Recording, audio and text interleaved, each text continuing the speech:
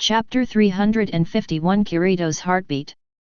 Hey, buddy, do you want to team up with us to challenge the boss room on the 13th floor? Dark went up and stretched out his arm to hook Kirito's neck. Although Kirito is set as a tall and strong man of 1.8 meters, the net height of Cynthia set by Dark in the game is also 1.8 meters, so it is easy for him to hook his arm around Kirito. This. How could a 13-year-old boy withstand such a challenge? Kirito hesitated and said, I need to ask my teammates. Although Kirito is also an old internet addict, he knows that the person in front of him may be a male playing a female character. But this game is different from other games. If it is this game, even if it is a boy, of course it's no problem. That's right, although your level is not high, your strength is really strong. With the 6 of us together, there is absolutely no problem in attacking the boss room today. Kirito's other 2 teammates didn't have any objections and agreed directly. Tobias glanced at the 2 people and didn't have any impression. They should not have appeared during the public beta. Or, during the public beta, they had changed their appearance and name, and did not appear in the original animation. Okay, let's go now. Dark let go of Kirito and turned to give Madara and Izuna a thumbs up, and then asked. Okay. 13th floor maze area. While Madara and Izuna were dealing with the monsters in front, they were also constantly improving their levels. Kirito and his 2 teammates were standing back and watching. Hey, what's going on? These 2 are too strong. Not only that, but they work so well together. It's like they're really fighting together on the battlefield. Cynthia, aren't you going up? Kirito noticed that Dark beside him had no intention of going up to fight, so he asked. After all, Dark is now the level is only LV.17, and these 2 levels are increased by the tiny experience shared by Madara and Izuna. Ah? Me? Forget it, I'm too strong. If I make a move, they won't have a chance to make a move at all. Dark shrugged his shoulders, pretending to be sophisticated and hesitant, and then added, you can see from my equipment that generally only the strongest person in the team will wear the best equipment, right? That's right. Kirito looked at the small broken shield in Dark's hand suspiciously, then retracted his gaze and looked at Izuna. Mr. Izuna, it's really too strong. This is the first time I've seen such a strong swordsmanship. Dark could hear a little respect in Kirito's voice.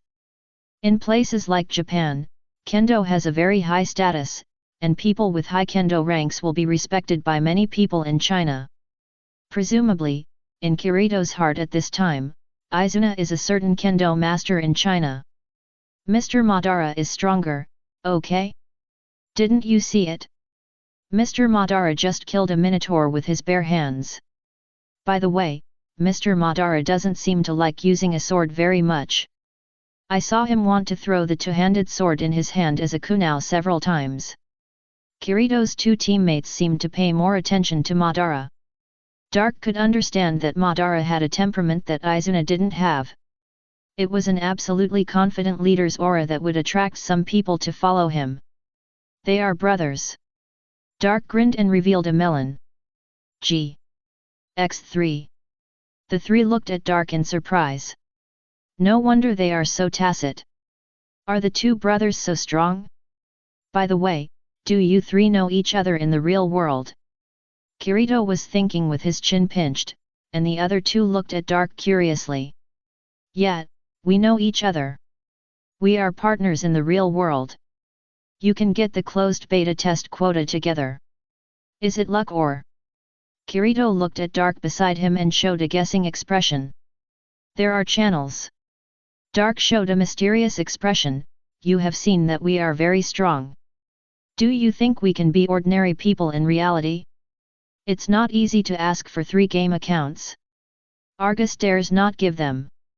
He couldn't say that the 3 of them were lying in Kayaba Akihako's laboratory at this moment. You should know that Kayaba Akihako will appear as the big boss during the public beta test. If Kirito and others knew that they and Kayaba Akihako were also partners, they might become public enemies during the public beta test. X3. Gudong. The three people swallowed their saliva secretly when they heard Dark's domineering answer, but they didn't dare to ask more. Boss Cynthia, add a game friend. One of them tried to send a friend request. Okay, I hope we can play together during the public beta. Dark didn't deliberately put on airs and directly agreed to the friend request, which made them feel relieved. Can I ask Mr. Izuna's kendo school? Kirito asked the question he was curious about at this time. In Neon, there are various schools of kendo, but most of them are schools with no reputation. They just appeared with a name and were not remembered by many people. In the final analysis, the swordsman who created this school was not strong enough and did not show a bright enough performance. There are only a few schools that are slightly famous, such as Kagami Shinkairyu, Hoku Shin Itaryu, Shinto Muninryu, and Katari Shintoryu. Kirito also knows about these well-known schools, but the swordsmanship used by Izuna is not the school he knows. Dark hesitated. I didn't mean to ask Mr. Izuna's real identity. Kirito mistakenly thought that Dark thought he was going to investigate Izuna's identity in the real world. After all, a swordsman as powerful as Izuna must be very famous in the real world. As long as you know the style, you can basically determine the target. Oh, no, I mean, that's his own sword technique, so I don't know what the style is called. What? Don't be so surprised. With Izuna's level, it's normal for him to create his own style. Dark smiled and patted Kirito on the shoulder. That's true. Kirito nodded in confusion, but he was a little excited in his heart. Although Kirito was forced by his grandfather to practice swordsmanship, his heart was inevitably left with some influence of kendo during these years of practice, and he instinctively admired these kendo masters who could create their own swordsmanship styles. How about it, Kirito, do you want to become Izuna's apprentice? No one has inherited his swordsmanship yet. You are the senior brother of his school. Dake stretched out his arm to put his arm around his shoulder again, and activated his increasingly proficient seduction skill. Since becoming the leader of the alliance, he has become more and more adept at using the art of language to seduce others, and when he returned to the ninja world, he brought this skill to its extreme. This. Become a master in the game. Kirito was a little embarrassed. Isn't this a bit too hasty? Well, these are all small things. Now that we have the skills, there is no need to conduct offline teaching. When you have learned something in the future, you can visit him in the real world. Dake waved his hand and said calmly one sentence.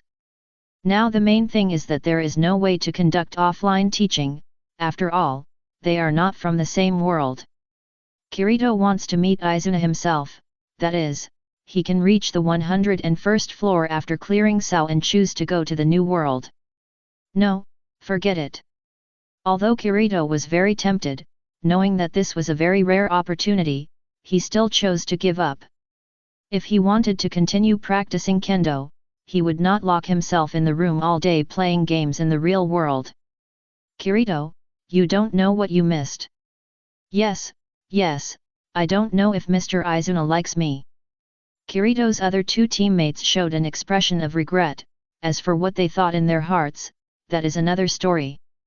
Oh, okay. Dark waved his hand indifferently. This is expected. Kirito is just a child now. What can he understand? Only after the original Sao public beta started, Kirito will grow up after experiencing various things, knowing to seize opportunities and not to escape blindly. Now, Dark was just laying the groundwork for what would happen after the public beta. The group soon arrived at the boss room. How about cooperating? No need. Ban was very disrespectful and walked inside with Izuna. This was obviously a sign that they were going to solve the problem by themselves. After killing all the monsters here, Madara and Izuna's levels had also risen to LV.25. The boss on the 13th floor was only LV.30 at most, which was just a monster with more HP and more complicated attack methods for the two powerful people. Gee! The man was a little confused. Ha ha ha, they are playing too much. Dark smiled and explained to the two people, then took out his shield, but there is really no need to cooperate, just find an opportunity to attack. Then, he walked forward with the shield, and with a small broken shield, he resisted a 7-hit combo from the boss, giving Madara and Izuna the opportunity to launch a violent attack. Go ahead, go ahead. If you don't go, the boss will be killed. I understand. They only teamed up with us because they haven't unlocked the map. Otherwise, they can easily beat it alone with their own strength. Kirito's two teammates immediately figured out the situation and rushed forward with their weapons to prepare a piece of experience, gold coins, etc. While fighting, Kirito was also paying attention to Izuna's every move, and even deliberately went to mimic to learn. Izuna naturally noticed this, but she didn't care about Kirito's peeping at all, so she let Kirito learn. The whole battle was over in less than 6 or 7 minutes. Chapter 352 Hidden Profession Trainer. Time quickly came to the 20th day of the closed beta test. The internal test players have already reached the 35th floor, and Dark and the other 3 have become the highest level players in the entire server, all at LV.43. However, most of the internal test players are still hovering around the 28th and 9th floors, and the above floors are basically all reached by Madara and Izuna. Since the two of them were killed instantly by the boss's earthquake skill on the 25th floor due to their carelessness, they began to take this game seriously and frantically started to play. Although they can dodge most of the attacks, they will be finished if they are hit by one. Whenever they challenge the boss, they must either pass the level without any damage or start over. Because even on the 35th floor, Madara and Izuna still only have one weapon on their bodies. The boss of this floor is a banshee who can release unavoidable sonic attacks. The damage is not high, but it is enough to kill Madara and Izuna without armor, and the remaining Dark cannot be played alone. Now, it is temporarily stuck on this floor, but it is also a good time to wait for other players. These days, in addition to playing in the game, Kirito will occasionally PK with Izuna, of course, mainly to learn Izuna's Uchiha-style swordsmanship. This is the name Izuna temporarily gave to his swordsmanship, which has been firmly remembered by Kirito. When Kirito first learned about this name, he was very surprised. Why couldn't he find any information about it in the real world? With such a strong swordsmanship level of Izuna, she should be famous all over the country. And Dark gave Kirito an answer, it's because Izuna is too low-key. She just wants to concentrate on practicing swordsmanship and doesn't intend to become famous with this. If you have learned something, you can carry it forward.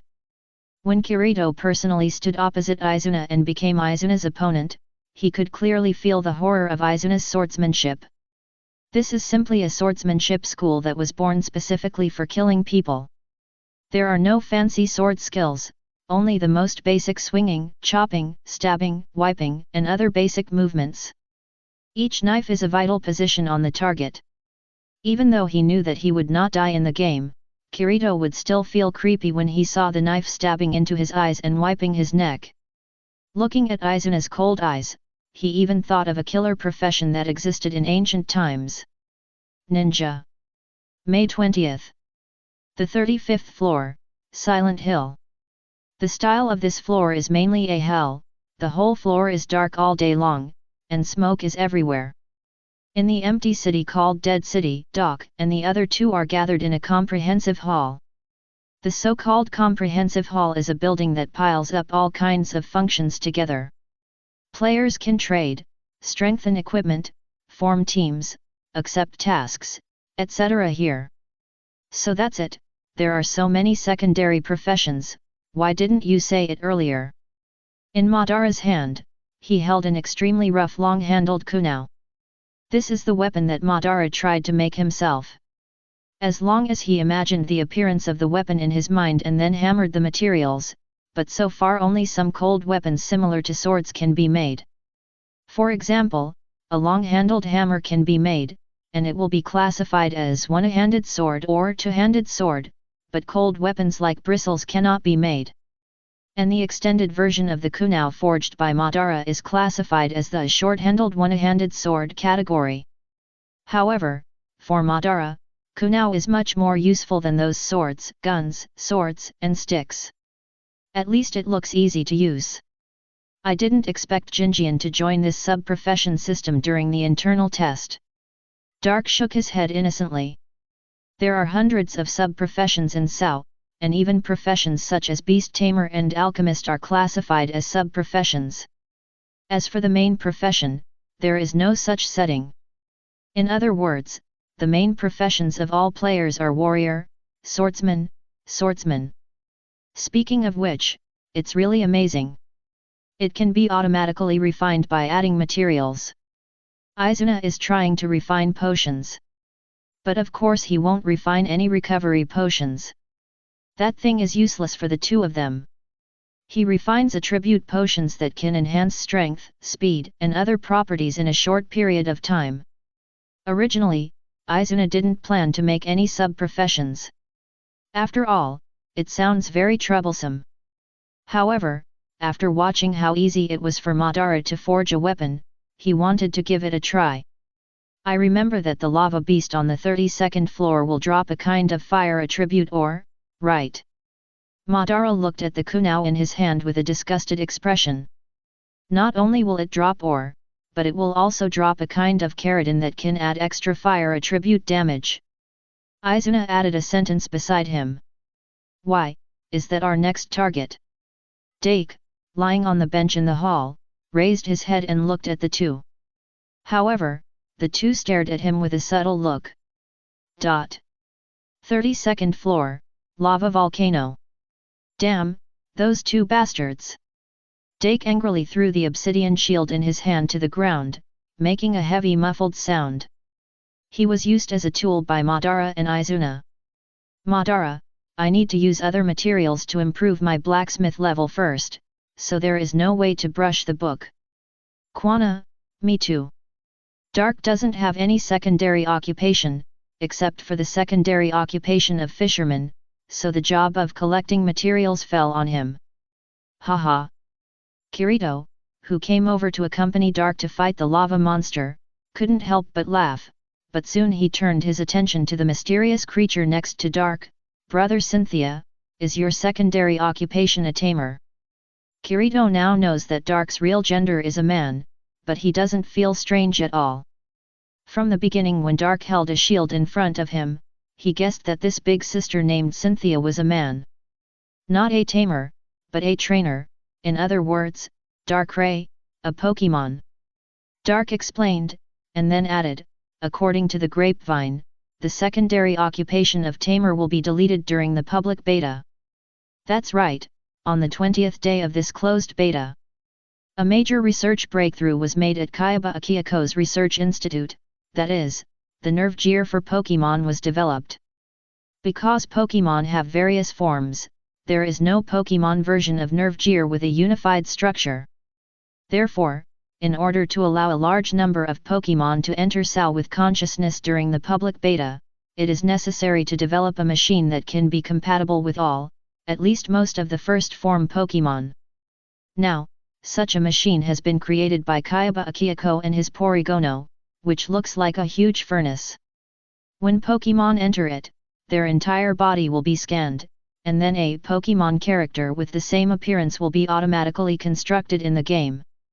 At this moment, Darkrai is no different from the original appearance of K. But in terms of strength, it is naturally impossible to compare with the real Darkrai. Darkrai. LV.40. Attribute, Evil. Ability: Skills, Disable, Quick Attack, Hypnosis, Sucker Punch, Nightshade. This is simply an epic nerf. Darkrai in the game can only play a supporting role. In order to prevent the addition of Pokemon from affecting the difficulty of players' SAO, the strength of Pokemon in SAO is very poor. Not only are the attributes only 20% of the same level players, but even the skill pool has been greatly reduced, and the skill effects have been weakened by at least half. The main task of Pokemon in SAO is to accompany, to become the spiritual dependence of players and the driving force for survival. Trainer. Is it a hidden profession? Kirito muttered in his heart, but did not ask more.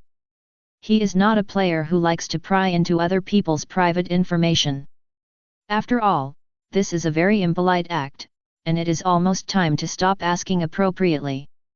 Kirito, thank you for helping me. Nothing. Kirito scratched his head embarrassedly. He had been following Darkrai and his team for at least 7 or 8 days in the past 20 days. He had picked up a lot of advantages by following the three of them. Even the Dark Pokemon Queen's sword in his hand was given to him by Izuna. It was reasonable for him to come and help Darkrai to collect materials. Okay, then I will attract hatred in the front and you will find opportunities to output. Darkrai will use skills to harass monsters in times of crisis. Okay. Kirito nodded. He knew that this was the way to play in this team. As for the reason, although Madara and Izuna didn't say it, Kirito saw it himself. Because Darkrai was probably the weakest one among the three. Although he was still very strong and could even suppress Kirito in a Oneonan duel, he seemed to be a famous fighter in the real world, but he was still far behind Madara and Izuna. It took him an hour and a half to brush it. Brother Cynthia, my family asked me to go to dinner. Kirito said a little embarrassedly. Oh, go ahead. These materials are enough for them to build. Let's play together next time, little Kirito. Dark waved to Kirito. Yeah. Okay. Kirito breathed a sigh of relief, moved to a safe area and clicked the logout button. Kirito in reality stood up from the bed and stretched. It's easier to get along with Brother Cynthia. The pressure from Brother Madara and Brother Izuna is too strong. In addition, he can easily get a closed beta number. He must be a person of high status in the real world. Kirito rubbed the back of his neck and muttered. Brother. It's time to eat. Sister Sugiha's voice sounded outside the door. Okay. Chapter 353 The Closed Beta ends. May 30th, the last day of the closed beta. All the closed beta players came to the central square of the 45th floor for a party. This is also the highest floor they have conquered so far. Of course, it was the Dark Trio who actually conquered this floor. The fastest of the other players had just defeated the boss of the 38th floor. Wow! That Pokemon is so cool. Yes, it's a mount.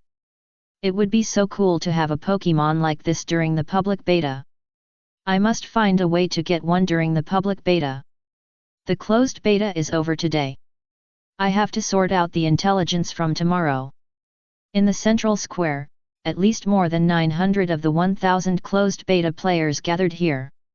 And the most eye-catching one is undoubtedly the trio standing in the center. The Pokemon that has come to SAO now is not only Darkrai, but also Madara and Izuna's Arcanine. Madara is called the Ceiling and is recognized as the strongest player during the closed beta. Izuna is called the Sword Saint and is recognized as the best swordsman during the closed beta test. His true identity has been speculated by countless players, and there are even rumors that Izuna is the master of a certain sword dojo in the real world. These two people are so powerful that they can win by letting the Pokemon take action without taking any action in a fight with others in the wild. The level of the two Arcanines is LV.57, which is equivalent to a player of LV.45 in the player's attribute panel. Except for Dark, the highest level among the players is only LV.48. How can they beat the Arcanine with rich combat experience? Arcanine itself is fast, not to mention that Pokemon are not the fixed monsters in SAO. Players even have difficulty avoiding Arcanine's attacks. As for Dark, nicknamed the King of Freeloaders, he is recognized as the best freeloader during the closed beta test. More than a dozen equipment slots on his body are all rare equipment, all of which were brushed out for him by Madara and Izuna. Although Dark is nicknamed the King of Freeloaders, no player dares to say he is weak. Because in the duel arena, Dark's win rate ranks third, second only to the first two. In the town's duel arena, there is no equipment advantage. The equipment, level, and attributes of the two sides will all be balanced, and only their skills will remain unchanged. Under such circumstances, Dark's win rate can still remain third, which is enough to prove his strength. And in the duel arena, trainers can bring Pokémon to the field together. The existence of Pokémon in battle is counted as a passive skill, but Dark never asked Darkrai for help unless he faced Madara and Izuna. This also made other players more convinced of Dark's strength. In addition, Dark has another nickname called Trainer. Yes, it is the name of the profession. He is not only the first trainer to appear in the player's field of vision, but also the one who knows the most about the trainer profession. He revealed a lot of information about this profession and Pokémon to other players, so players directly call him by the name of the profession. However, Dark just wanted to let players meet Pokémon earlier and pay attention to Pokémon, so he told some information. Brother Cynthia. Dark was chatting with Arcanine, who was holding Madara, and Kirito suddenly came over. "Hey, little Kirito, what's up? Can I add your Instagram?" Kirito smiled a little embarrassedly. He already regarded Dark as his friend, while Madara and Izuna were more like the kind of prestigious uncles. Instagram. Dark tilted his head and pondered for a while, then he remembered that this was a social software on the Blue Star in his previous life, and then patted Kirito's shoulder mysteriously. "Little Kirito, do you believe in fate?" "Fuck." Kirito was stunned. "See you during the public beta. If we are destined, we will meet again." Dark's words were equivalent to rejecting Kirito. This hit the latter hard. He thought he and Dark had become friends, but the other party didn't even add an Instagram, and he originally wanted to play together after the public beta. Okay. Kirito nodded frustratedly, and then planned to leave awkwardly. "Wait, you have been secretly learning Uchiha-style swordsmanship from Izuna for so long, why don't you go and say goodbye to him?" Dark pulled Kirito back and let go of Arcanine, who was bullied miserably. "Ah, yes, I'm going now." Kirito thought about it and realized that it was indeed the case. In the past 20 days, he did learn something from Izuna. 2 days ago, he practiced with Sugiha. Although he hadn't touched the bamboo sword for a month, he was still able to suppress Sugiha. The latter even said that his swordsmanship was better than before. "Also, don't mention adding them as friends. We will see each other again during the public beta. When we meet, you will definitely recognize them at a glance." Dark grinned and let Kirito go. For Kirito, Dark treated him as a junior. After all, although Kirito has not yet accepted Izuna as his master, in his opinion, this is a done deal. When the public beta is launched, Kirito will be his true junior. Yes. Although Kirito does not quite understand why Dark is so sure, he still trusts the big brother he knows in this game. After that, Kirito walked to Izuna's side. At this time, Izuna was holding a big bone for Arcanine to chew. Although the food in this game cannot really fill the stomach, it can also taste good, just treat it as a snack for Arcanine. "No need to say goodbye, we will meet again in a short time." Although Izuna did not look up, there were only 2 or 3 people who could come to see him. "I am still very grateful for your teachings these days. Can I study with you again during the public beta?" Kirito bowed to Izuna. "You should have learned swordsmanship there, right?" "Yes, but I gave it up because I think kendo is too hard and it's not something I like." "Then why are you willing to do it here?" Izuna looked up at Kirito. In his era, you can't stop learning swordsmanship just because you don't like it, because not learning will increase the possibility of being killed by the enemy. As for the era where Kirito lived, he also heard Dark talk about a relatively peaceful country ruled by law. Without having to face the threat of death all day, he can understand giving up learning. The reason why they create peace is to give the younger generations more freedom, so that they can not do something because they don't like it, and they don't have to worry too much about dying because of it. Because Kirito hesitated, and he didn't quite understand what kind of mentality he had. How can a 13-year-old boy know so many things? It doesn't matter if you can't figure it out for now. It shouldn't have any impact on you whether you learn it or not. However, if you want to learn swordsmanship from me again during the public beta, please give me a reason. Izuna had a cold face throughout the whole process, but her tone was still gentle. The cold face is because the faces of the Uchiha family are naturally handsome and arrogant, not because Izuna really gave Kirito a cold look. Okay, thank you again. Kirito felt a little complicated, but he still bowed to Izuna and said goodbye. The time soon came to midnight. June 1st, Children's Day is coming. On the square at the same time, a blue beam of light flashed, and all players were forced to log off at the same time. When he logged off, Kirito looked at Dark and the others, but because he was facing away, Kirito did not see the subtle expressions on the three people's faces. 12:01. The originally huge square was suddenly left with only the three of them and 3 Pokémon. The blue beams of light that flashed on them just now were just a trick, and they didn't actually have to log off. When does the public beta start? According to the original trajectory of this world, it will be November 6th, but now. Dark frowned and estimated a little. Next month, July 1st will be fine. The reason why the original world Linsao had to wait until 6 months before the public beta was because many bugs appeared during the closed beta that needed to be improved. The most important thing is that Kaiba Akihiko needs to do a lot to transform this game into a killing game. It is necessary to adjust the full nerve pulse intensity of Nerve Gear secretly, and set up a lot of difficulties and traps in the dungeon that are not available during the closed beta. So it took a lot of time. Now with the help of Porygono, although there are too many more contents to be added in the public beta than in the original work, it is still not a problem. That's pretty fast, let's do it again in a month. To be honest, I'm a little tired of playing this month. Ban stretched his body. Well, the difficulty is too low, and the attack modes of those monsters have basically been figured out. Izuna also stroked Arcanine out of boredom. Jinjian will add a less complicated AI in the public beta, so that each monster has 7 or 8 sets of attack methods.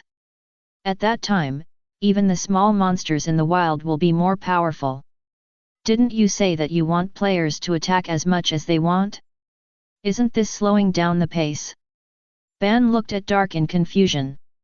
Please, during the public beta, 5,000 Pokémon's consciousness will be born in this world. That's 5,000. Even if the strength of the Pokémon is greatly reduced, it will still be a very terrifying force. Dark spread his hands helplessly. If the monsters and bosses in the wild are not strengthened, then players may not even need half a year to conquer Sao. What to do in the next month? You can go to the sailing world to play. If you want to explore that world, it will take at least 100 years. Dark gave the Uchiha brothers an idea. As for me, I want to help Jinjian fulfill his dream since he was a child. Chapter 354 Tower of Delusion in Krad. On June 1st, the second year of the League calendar, Pokemon Island. Madara and Izuna have followed Dark's advice and went to the sailing world. The two are interested in the power of the Demon Berry and plan to go to the New World to take a look. After all, the New World is home to the most Demon Berry ability users.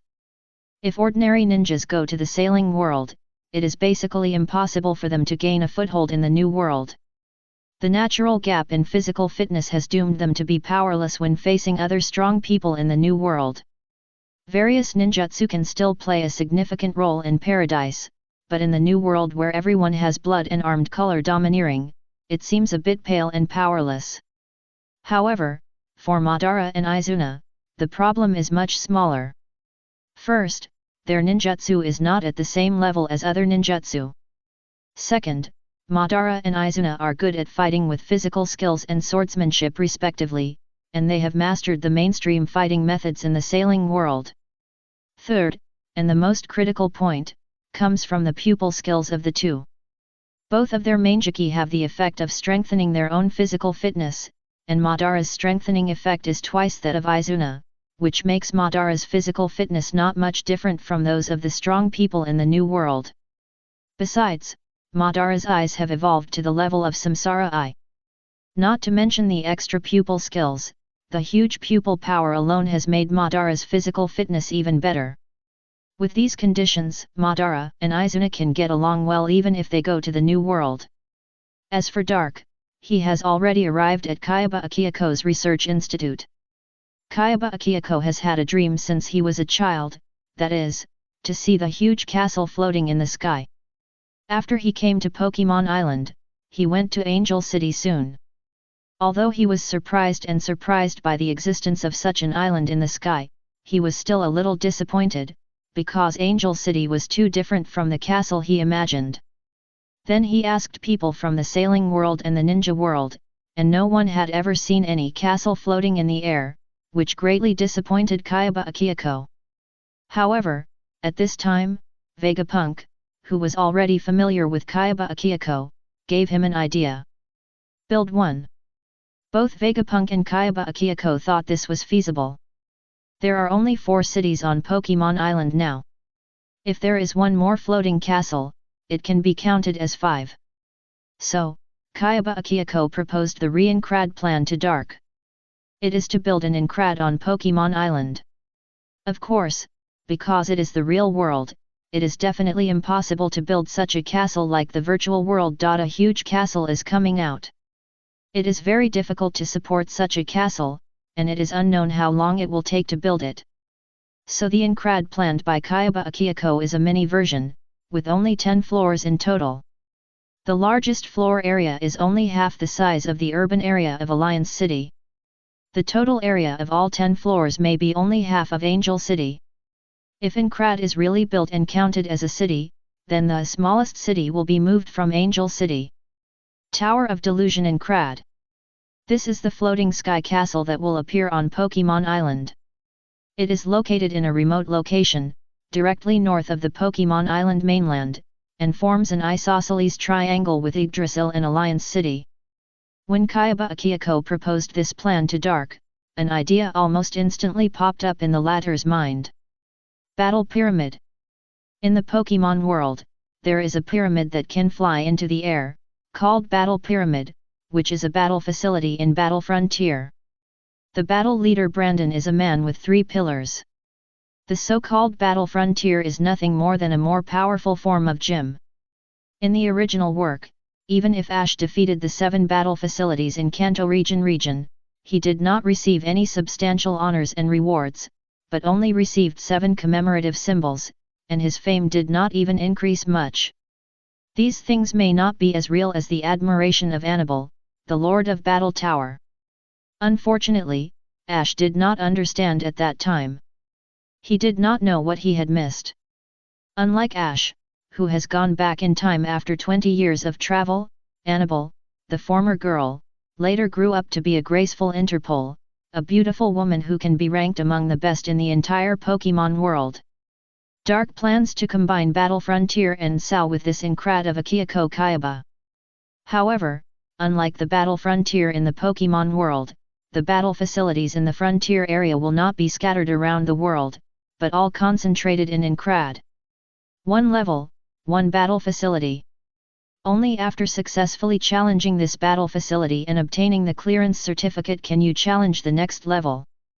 And the final boss is naturally Akihiko Kayaba, the mayor of Incrad. But whether this plan can be implemented depends on whether Akihiko Kayaba is willing to take on this responsibility. Akihiko, do you want to be a boss again? In the face of Akihiko Kayaba's puzzled expression, Dark told him about the plan. Me? But I don't know how to fight Pokemon now. Akihiko Kayaba was still quite tempted. Watching others play games is a boring thing, so Akihiko Kayaba in the original work transformed into Heathcliff and played in person. Becoming the final boss that others want to challenge is also a very interesting thing, so the final boss of the 100th floor in the original work is Akihiko Kayaba himself. Therefore, Kayaba Akihiko still wanted to become the top boss of the new Incrad. However, he was very clear about his current level as a trainer. This is not a virtual world. You can become extremely powerful by adjusting the data and become the nightmare of challengers. It will take a long time to build in CRAD. Even if the robots from the engineering department and the Vegapunk Research Institute are dispatched here, it will take at least half a year to build it. You can improve your ability as a trainer in this half year.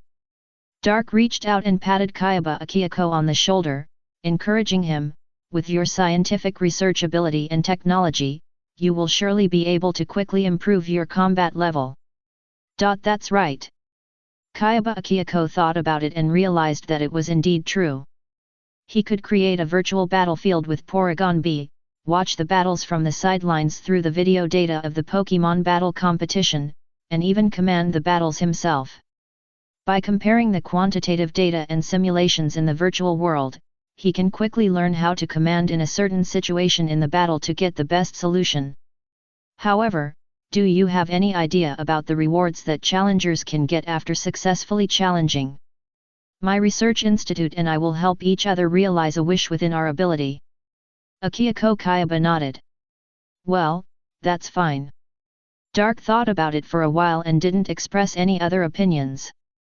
Although the current research related to Akihiko Kayaba's research institute is basically pointing to the data world, what will happen in half a year is another matter. He even feels that Akihiko Kayaba may create some artificial Pokémon in the future. Have you thought about the battle format? Do you need a referee to be assigned to you? No. Akihiko Kayaba shook his head and said he expressed his own ideas.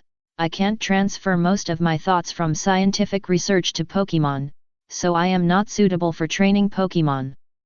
Therefore, when fighting, I will let the trainers who come to challenge me enter the virtual world with their Pokémon to challenge me. Do you mean to use some virtual data to respond to the challenges of those trainers? Dark opened his eyes in surprise. He really didn't expect Kayaba Akihiko to play such a trick. But this is indeed suitable for him. It is really difficult for Kayaba Akihiko, who has a cold temperament, to train Pokémon to be very powerful.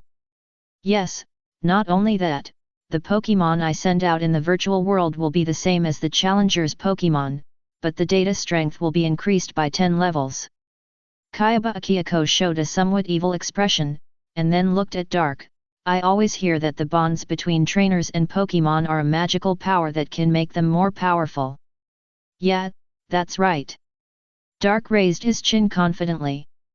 So, I want to see if these challengers can break the limits of the virtual world and use the power of their bonds to defeat me.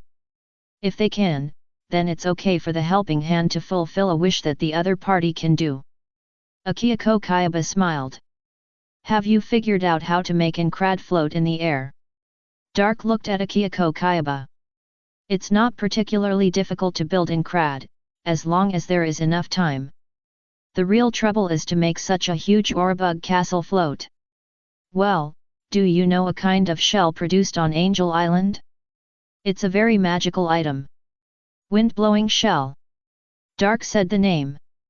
Yes, with those shells, and by building some large-scale electric-magnetic levitation devices, it will be no problem to make Incrad, which has only 10 floors, float.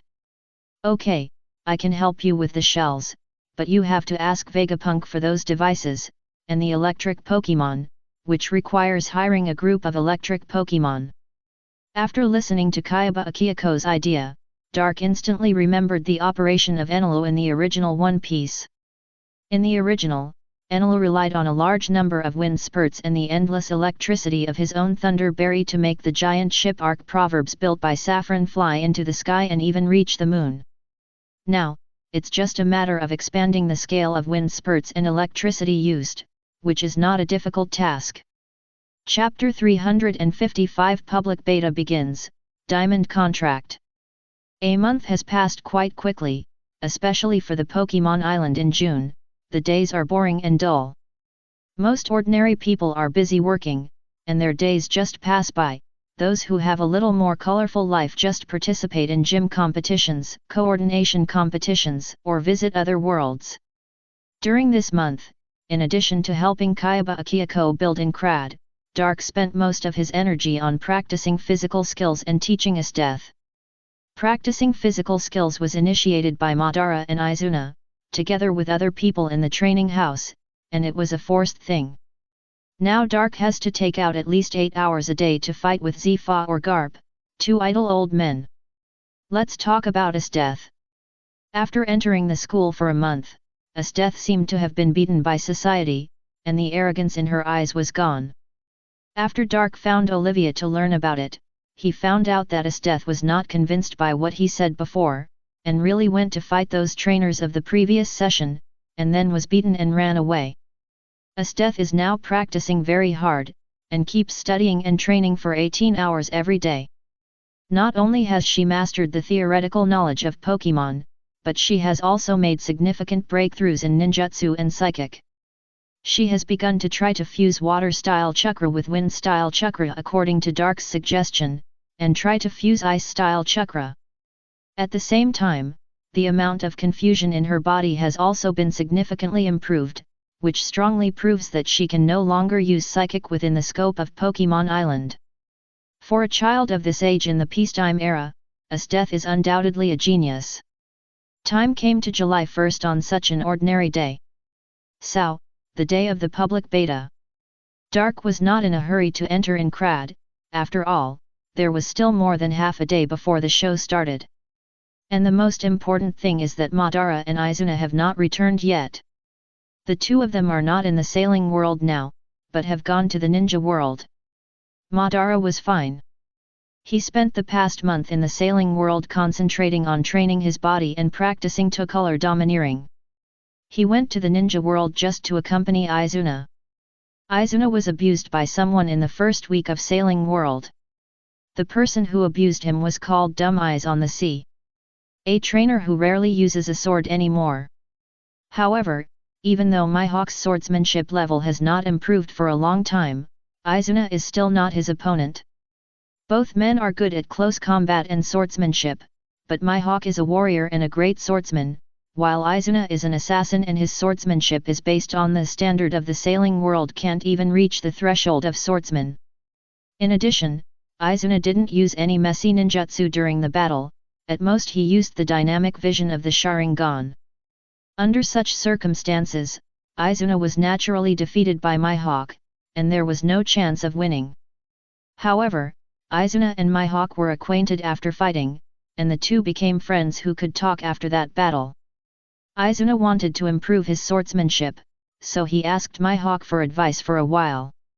And Mihawk also directly pointed out Izuna's biggest problem, that is, the habitual fighting style and weak body made it difficult for Izuna's swordsmanship to be improved. After learning about this, Izuna returned to the ninja world without any hesitation and let Orochimaru inject him with Zetsu cells. Zetsu cells cannot directly strengthen Izuna's physical strength, but they can give Izuna a recovery ability that can be called abnormal level. With such recovery ability, Izuna can withstand the Hell-style Devil Muscle Man training in the sailing world. It was evening. Dark estimated that Kayaba Akihiko had already started to declare a closed declaration in Sao. Fortunately, Madara and Izuna still came back on time. Izuna. Dark frowned and looked at the person next to Madara. Well, this cell consumed a lot of vitality. Izuna tilted her head indifferently. The Zetsu cells were successfully implanted. Izuna had no major changes and could even use the wood release. But half of his hair turned pale and dry, which was a manifestation of severe overdrawn vitality. In the original Naruto, Nagato's hair also turned grey when he used the power of the Samsara Eye excessively. Forget it, this is a small problem. Let's get into the game. You should be looking forward to it. Dark grinned, and a psychic took the two brothers to the Kayaba Akihiko Research Institute. The Kayaba Akihiko Research Institute is very different from the other professors' research institute. The simplest and crudest way to put it is the difference in scale. Akihiko Kayaba's research institute has 5 floors, each of which covers an area of more than 8,000 square meters, even larger than a standard football field. In order to save time and cost for construction, this research institute was purchased directly by Dark from the Magic Mall. Only a small part of the 5th floor is where Akihiko Kayaba actually does research. As for the rest of the place, all of them are equipped with Pokemon version of Nerve Gear. At this moment, standing on the 5th floor, Dark looked at the monitoring equipment in Akihiko Kayaba's office. There were 5,000 Pokemon version of Nerve Gear on the 1st, 2nd, 3rd, and 4th floors, and each of them had a sleeping Pokemon. They have all entered the game and are spread all over in Crad. And Akihiko Kayaba is also wearing a Nerve Gear on his head and lying quietly on the sofa in the office. He should have been the role of the God of Death in the role play in the game. As for Akihiko Kayaba on Blue Star, he is already dead, but I don't know if he has been discovered by the people there. Let's go into SAO 2. Your account should have been cancelled. You need to start over. When Dark said this, the brothers' fists hardened. Madara and Izuna couldn't describe this feeling. But they were a little depressed and sad that the characters they had carefully cultivated for a month were gone, especially the blacksmith and alchemist levels they had worked hard to train. Although the brothers' mentality was confused for a while, they were people who had lived for almost a century, and they quickly stabilized their mentality.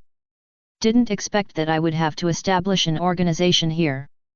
Madara muttered, thinking of the actor task that Dark gave him. Exert your leadership charisma, establish the strongest guild in the game, and lead players to the top. What is leadership charisma? Madara didn't know if he had that kind of thing, and he slowly closed his eyes while thinking in his heart. Speaking of which, he who was absolutely confident was a little bit unconfident this time. The establishment of Akatsuki was paved by Dark in the front, assisted by Izuna in the back, and even supported by Hanzo and Kakuzu, so he could show his hand. But this time, Dark will not enter as a player. This time he will role-play a rare NPC who sells Pokemon props. And Izuna's actor mission is to be a lone mentor and guide, mainly responsible for helping the boy named Kirito in Helping Hand to improve his strength and guide him to become the savior of Incrad. He has to deal with all the problems encountered in the game alone.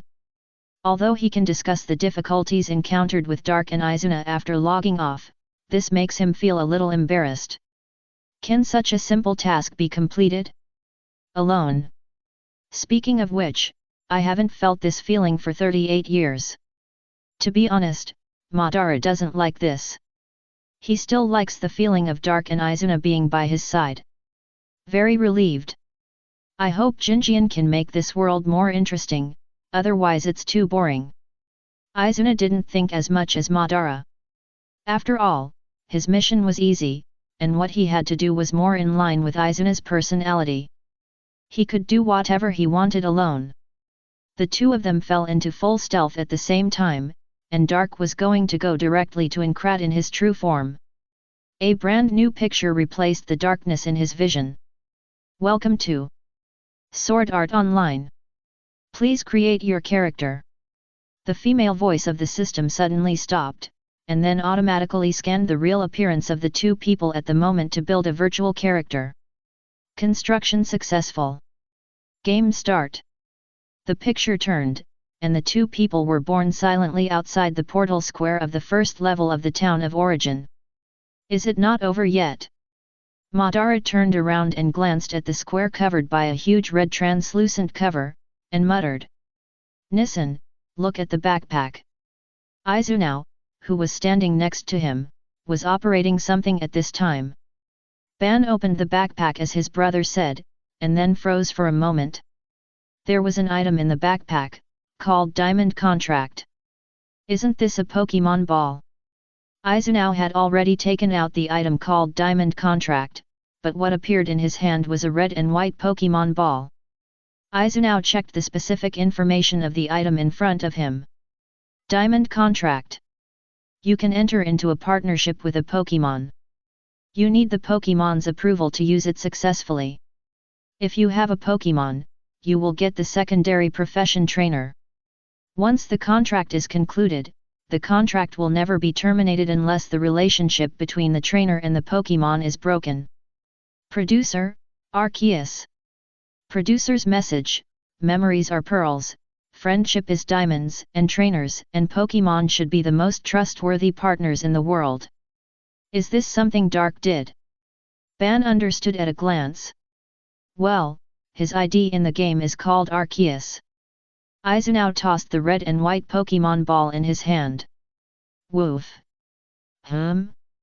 Nissan, did you hear anything? What? Madara frowned, not hearing any sound. It seems to be. Izunao lowered his eyes and placed them on the Pokemon ball in his hand, staring at it for a long time. Woof. Sure enough.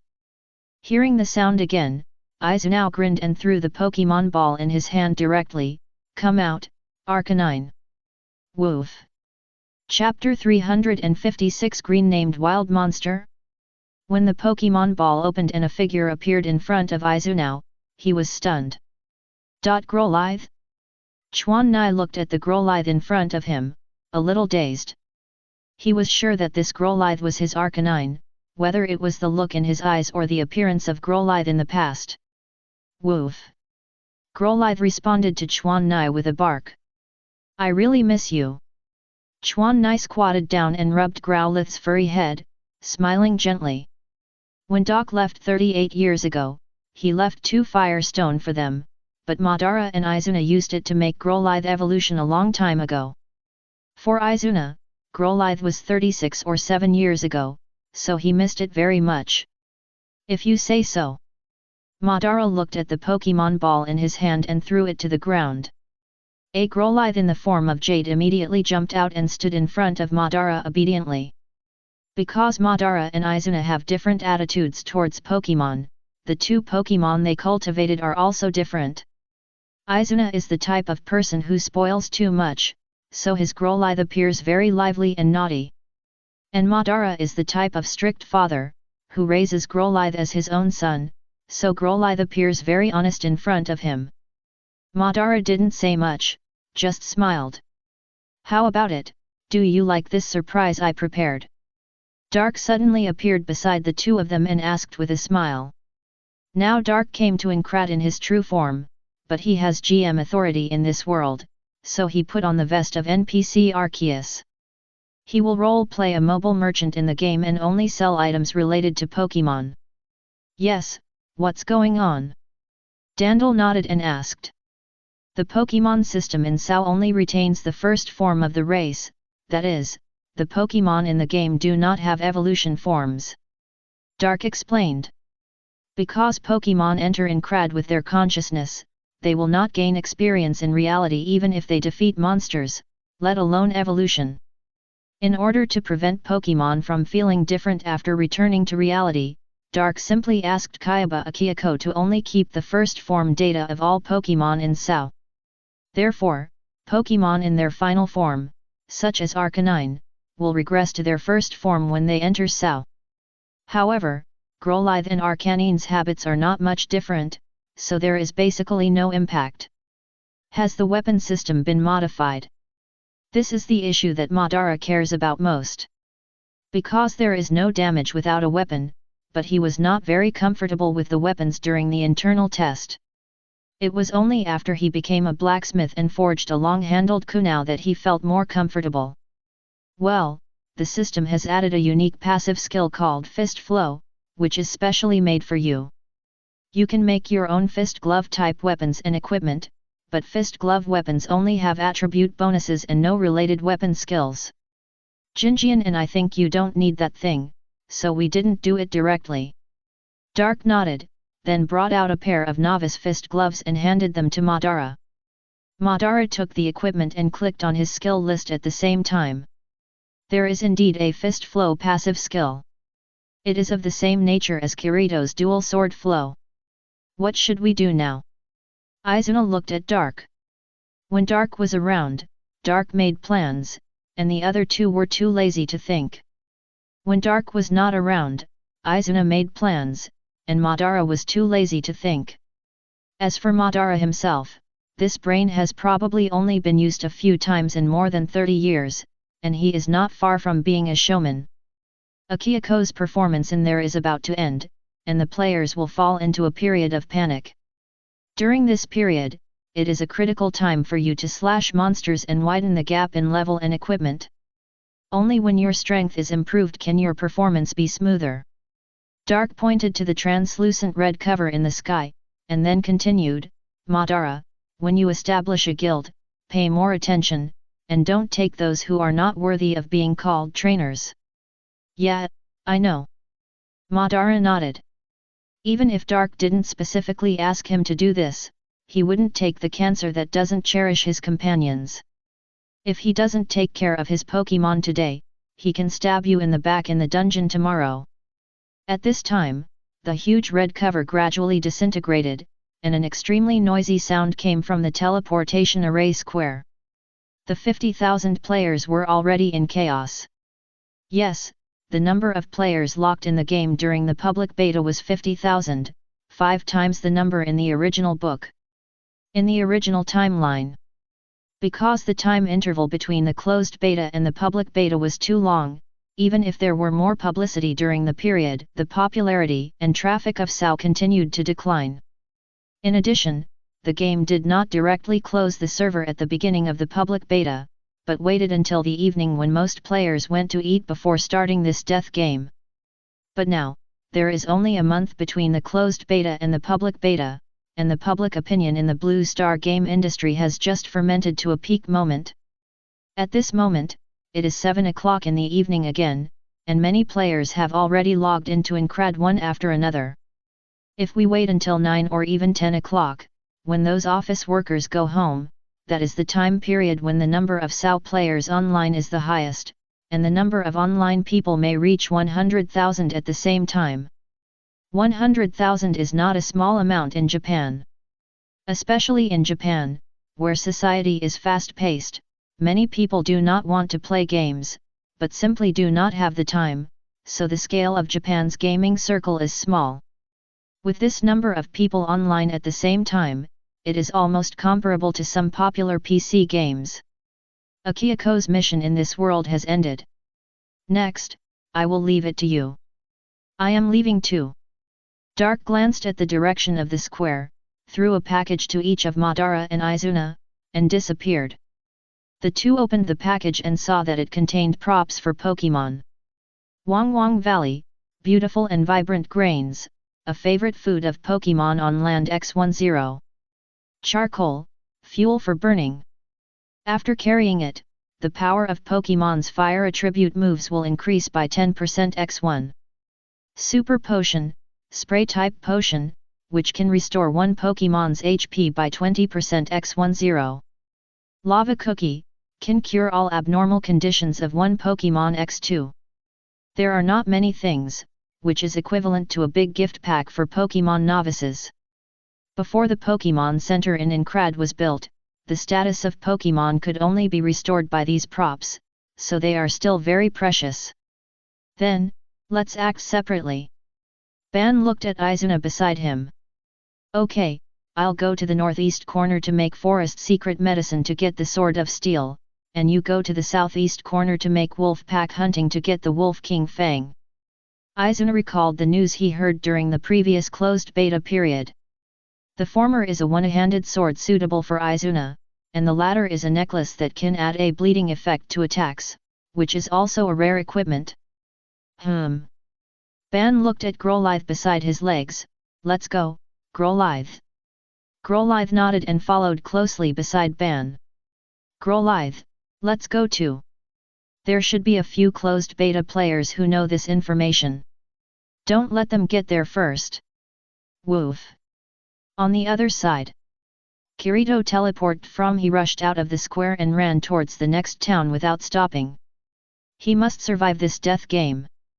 The wild monsters around here will soon be plundered by 50,000 players. He must take advantage of the intelligence advantage during the closed beta period to go to the next town to take up the tasks that can give good rewards. And this. While running, Kirito looked at the diamond contract in his backpack. Is it new content added in the public beta? He knew about trainers and Pokemon. More than a month ago, he played with Madara's Pokemon. It was a very strange creature, so strange that Kirito repeatedly suspected that they were not AI in the game, but a living intelligent race. However, Kirito was a person who believed in science, so this idea was dispelled by himself as soon as it came out. What is that? Suddenly, a strange scene appeared in Kirito's vision. He saw two wild monsters fighting on the grassland in front of him. If wild monsters attack each other, the progress of players' upgrade will be even slower. Kirito's eyes widened, and he immediately thought of such a problem. In the original work, there are a limited number of monsters in the wild, and if they are killed, so players have to compete for relatively safe resources in the wild.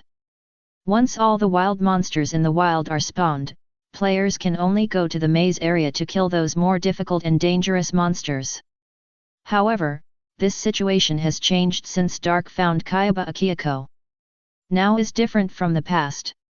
Dark expected that the number of players would increase during the public beta period, and with the Pokémon experience points, he asked Kayaba Akihiko to change this mechanism during the closed beta period. Wild monsters will refresh after being killed, but this refresh cycle is very long, taking a week. Wild monsters refresh slowly, and now wild monsters will attack each other. How can players play? Wait, that doesn't seem to be a wild monster. Kirito narrowed his eyes as he watched the two wild monsters fight. One is a fixed monster in the wild of the first level starting town, a wild boar, with a yellow name. Yellow monsters will not actively attack players. Players must actively attack them before the monster's name turns red. The other is a creature that looks like a purple mouse, with a green name, called Rattata. Green names usually only appear above NPCs' heads, and players can only see each other's names after forming a team. If a player attacks a green-named NPC, he will immediately become a red name and be hunted by the NPCs in the town, and even cannot trade with the NPCs in the town. But now a creature that looks like a monster also has a green name? Chapter 357 Hidden NPC Arceus. Could it be that it is a Pokémon? Kirito immediately guessed this possibility. He had seen the Pokémon of Madara and the others. If they were placed in the wild, they might be mistaken for monsters. But Cynthia said that Pokémon are friendly creatures and they are one of the best partners of players, so it is not surprising that it is a green name. The most important thing is... He asked Klein, and he also had a diamond contract in his backpack. This means that this thing may be the Earl Dervish item that every player has in their backpack. 50,000 players, 50,000 diamond contracts. Does this mean that every player has the possibility of becoming a trainer? But to become a trainer, you need to have a Pokémon. So, does this also mean that there are at least 50,000 Pokémon in the game? It is precisely because of these that Kirito can immediately judge that the Rattata he just saw is most likely a Pokémon. I must find a Pokémon in the future. Kirito has an impression of Darkrai and Arcanine. It can play a very powerful auxiliary role in battle, which is even 10,000 times stronger than some stupid teammates. According to the information revealed by Cynthia during the closed beta period, even Pokémon of the same race have strong individual differences, mainly in terms of personality. However, in terms of strength, all Pokémon are basically the same, at least they are balanced compared to the real world. Like players, all Pokémon have the same Earl Dervish value, and the same number of enhancement points can be used for each level up. Kirito has no time to spend on Pokémon in the wild now. His top priority now is to improve his strength in this death game. Pokémon, you can look for them later. I wonder if the three of them are also trapped in the game. Kirito muttered with some worry. He didn't see the three people in the teleportation area just now. Although very disappointed, it was also expected. After all, he is using his real appearance now, so the three of them should be the same. The appearance and name have changed, so how can they recognize each other? However, he thought that as long as the three people came in, Kirito would find them sooner or later. If the difficulty of this death game is in the game for most players for no level, then the difficulty for those three people is at most normal level. Others are struggling to survive in this world, while they can have fun in this world. Kirito knows very well how powerful those three people are, and they will definitely be noticed by other players and even flattered. By then, the three people will definitely be very famous, and he will always pay attention to news in this regard. While these people are heading to their respective target locations, Dark also successfully recovered in the town of origin. In the original work, it took the players 2 months to break through the first level, which is also the longest level.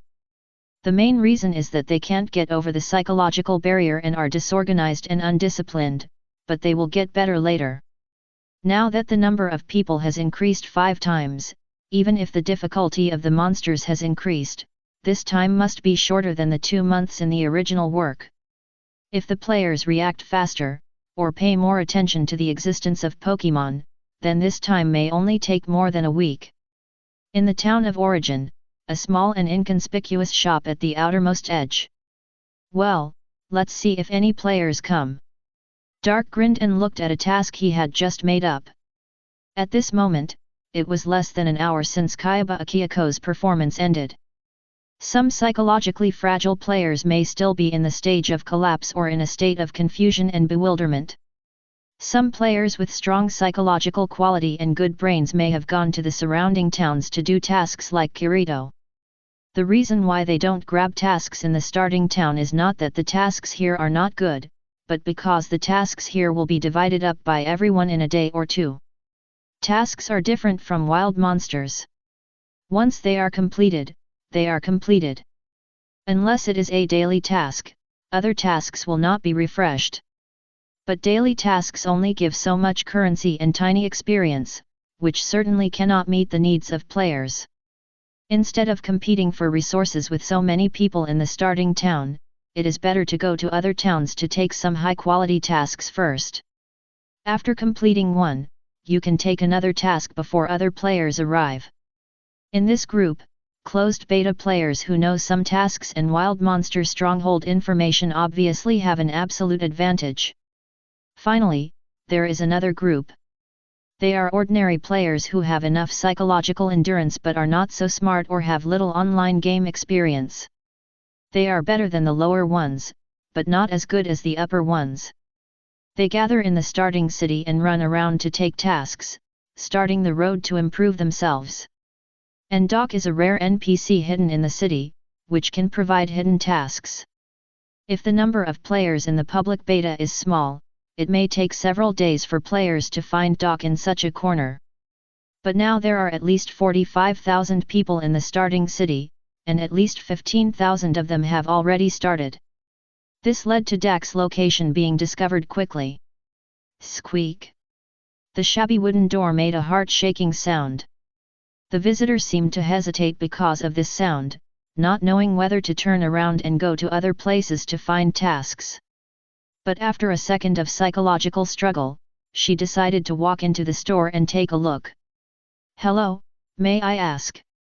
Silica walked into the store and could only see a long-haired NPC sitting behind the counter. From the back, she couldn't even tell whether it was a man or a woman. She quickly glanced at the layout of the store and felt that it was a wrong choice to enter here. Because there was nothing in this small, broken store, so what kind of decent reward could the NPC of this store give?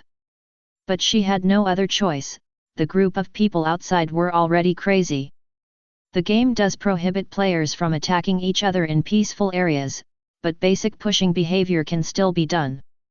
A large number of players push each other to compete for tasks.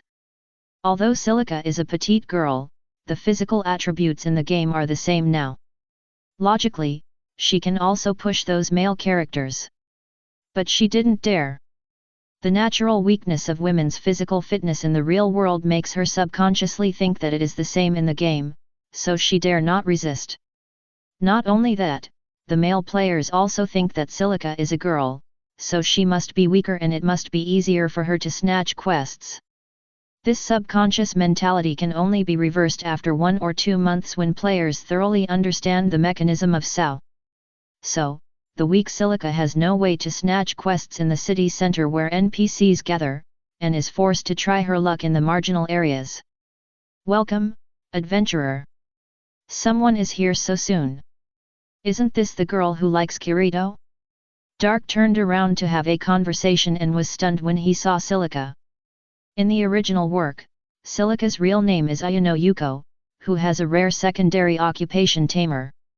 In the middle level area, players call her Dragon Envoy Silica. Silica is also accompanied by a blue dragon servant named Bina, the same name as Silica's cat in the real world. Bina's existence is very similar to Pokemon, or it is simply the Pokemon in Sword Art Online, but Bina is just a piece of data and has no self-awareness. Is there anything I can help with? Silica was also stunned when she saw Arceus. After all, the latter is extremely handsome. In the NPC group, the characters with high appearance are basically not ordinary, either the protagonist or the villain. Anyway, it is impossible to be a passerby character. If it were normal, Silica might have to communicate with this NPC to see how to improve the favorability, but now is not the time for her to be crazy.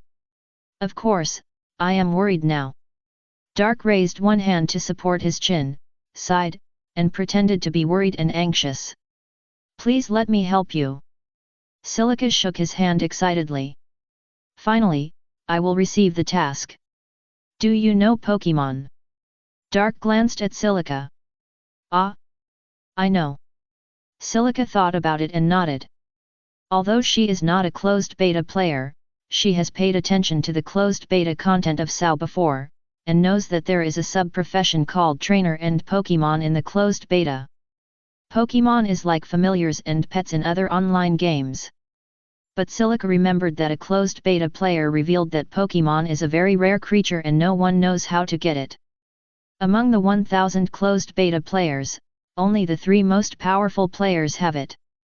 Did I encounter a rare Pokemon mission? Silica's mentality, which was originally on the verge of collapse, finally recovered a lot. I heard that Pokemon is a very powerful partner. If she can have a Pokemon, then her chances of surviving this game will be greatly increased. Great, then I don't need to explain it. Please look here. Duck took out a map of the first floor. Silica took a look and her eyes widened. In this map, even the maze area is clearly visible, but for players, the maze area is a place that needs to be explored by themselves, and it is pitch black on the player map. From this moment on, Silica realized that there was something wrong with the NPC in front of her. It's probably a hidden NPC. Thinking that the place she was in was so hidden at this moment, Silica was more determined in her inner thoughts. Chapter 358 The First Trainer. Look at this place. Dark pointed to the forest area on the map, and then continued, when I went out to look for herbs before, I met a Pokemon Skitty in a tree hole in this forest. That child helped me find the herbs I had never found. I am very grateful to her and wanted to give her some food, but she ran away soon. I hope you can help me find her and give this thing to her. After talking about the task content, Dark took out a celebration muffin and handed it to Silica. At the same time, a dialogue box appeared in front of Silica. Do you accept the Skitty in the Forest task? Skitty in the Forest. Content: Arceus gives the Jubilee Muffin to his Pokemon Skitty in the Forest. Reward: Experience 300, Currency 300, Skitty's Friendship, obtained with probability. Client: Arceus. Accept.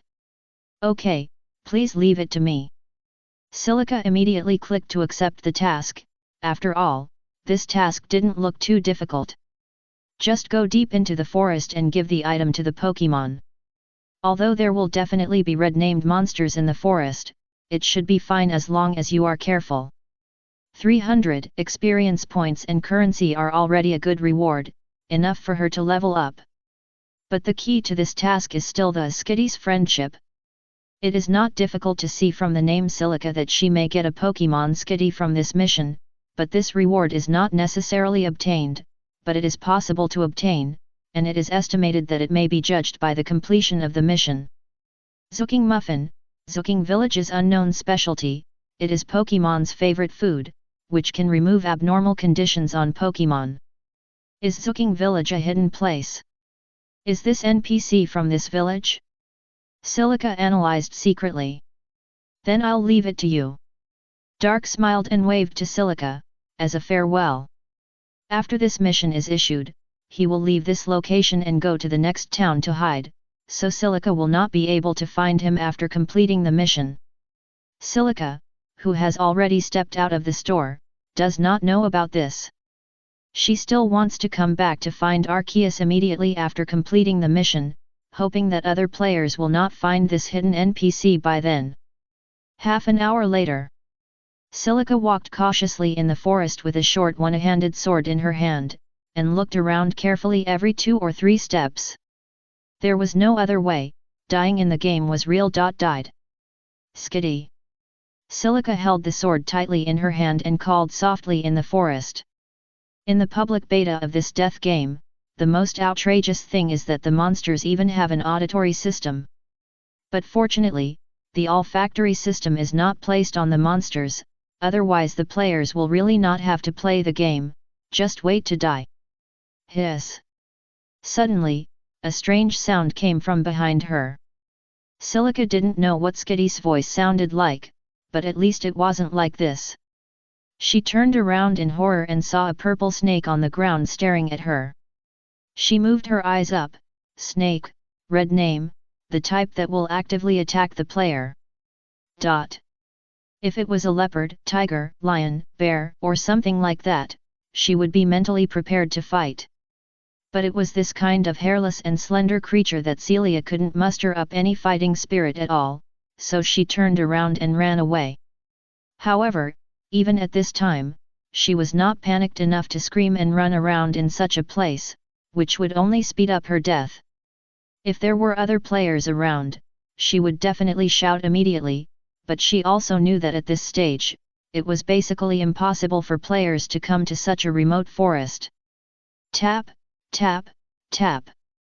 The fast steps stepped on the soft ground of the forest, making a continuous sound of footsteps. What should I do? Snap. Just when Celia was about to cry, she suddenly heard a crisp sound behind her. She subconsciously looked back and then gradually stopped. Gee. Celia opened her mouth and looked at the scene in front of her in a daze.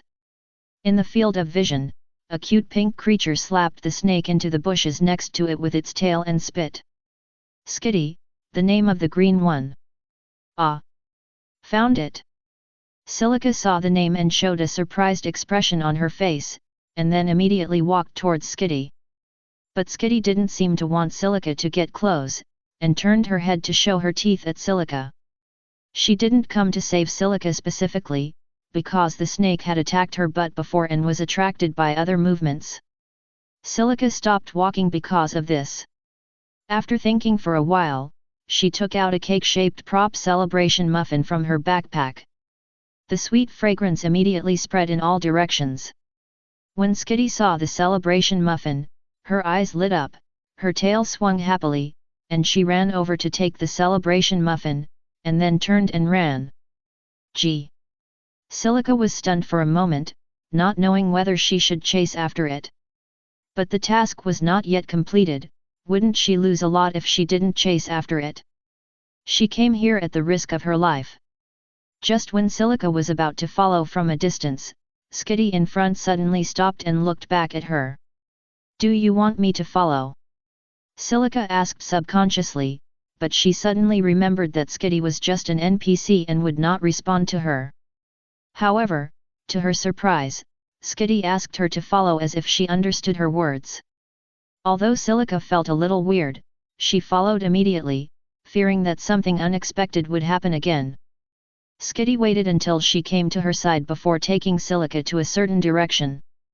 The latter had lost his way, so he followed Silica quietly. In less than 10 minutes, Skitty took Silica out of the forest where the red-named monsters gathered. Meow. After Skitty walked out of the forest, he rubbed Silica's calf. Then he lay on the ground and began to enjoy the delicious celebration muffin.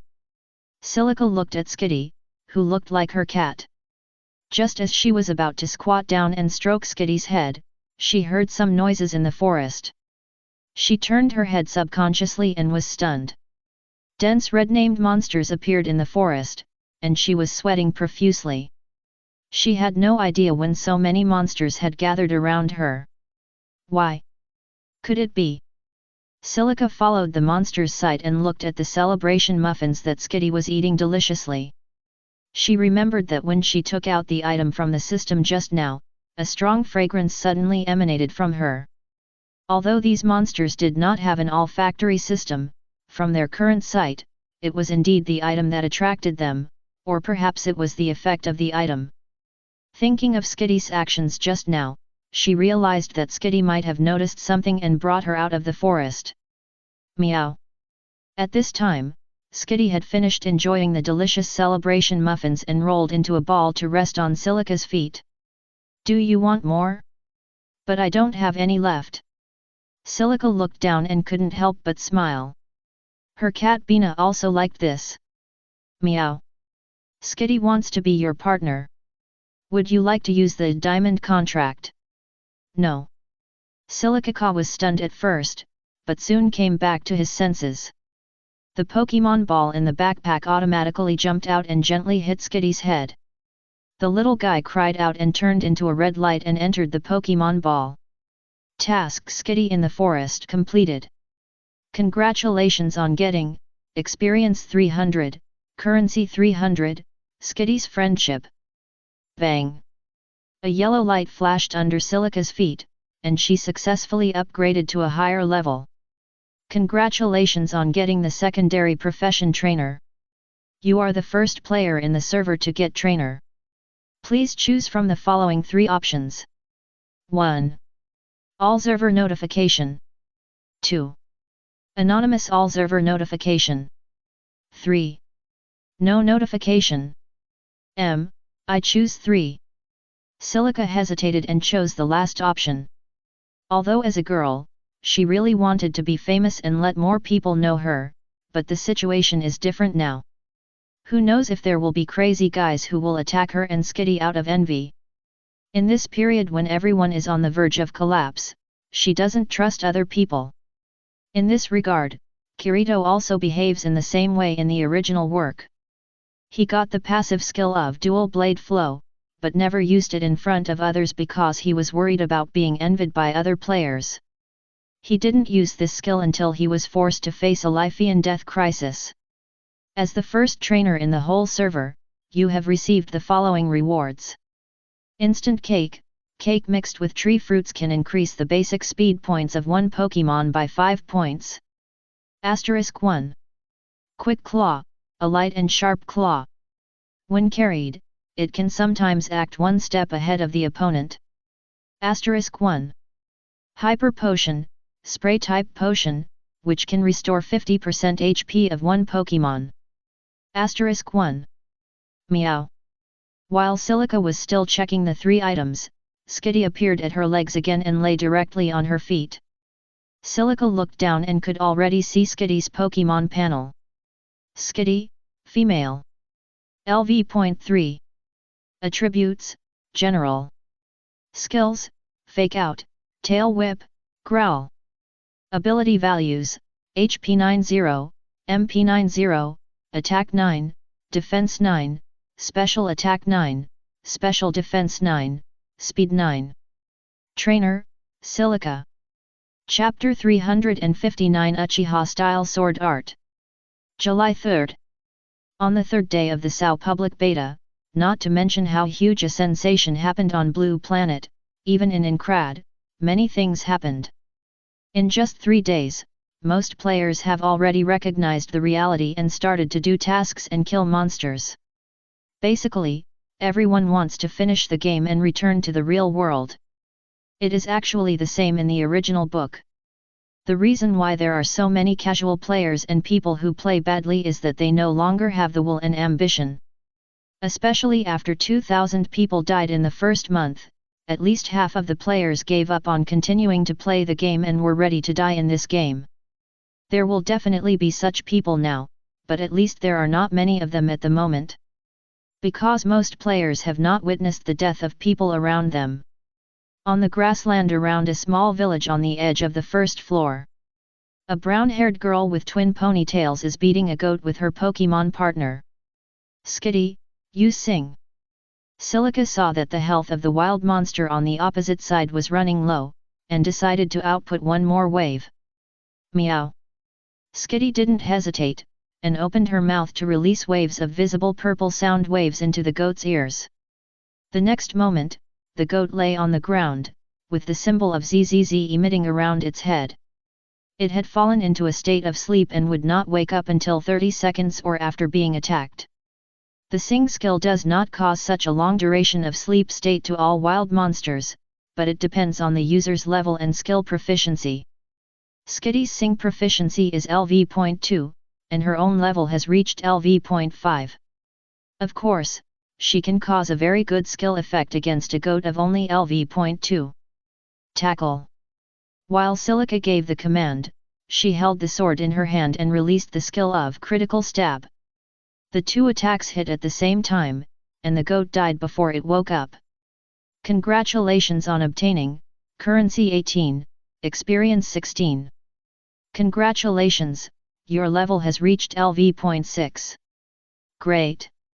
Skitty, I've leveled up again.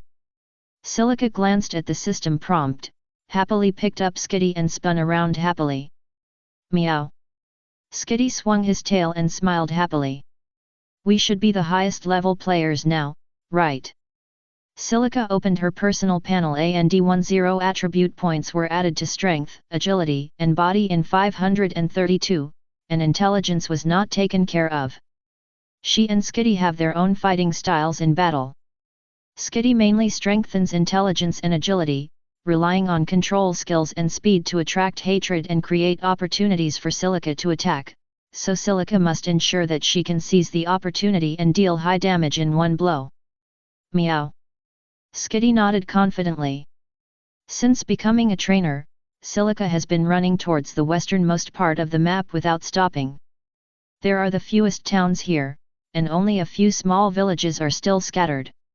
Players are definitely unwilling to come here.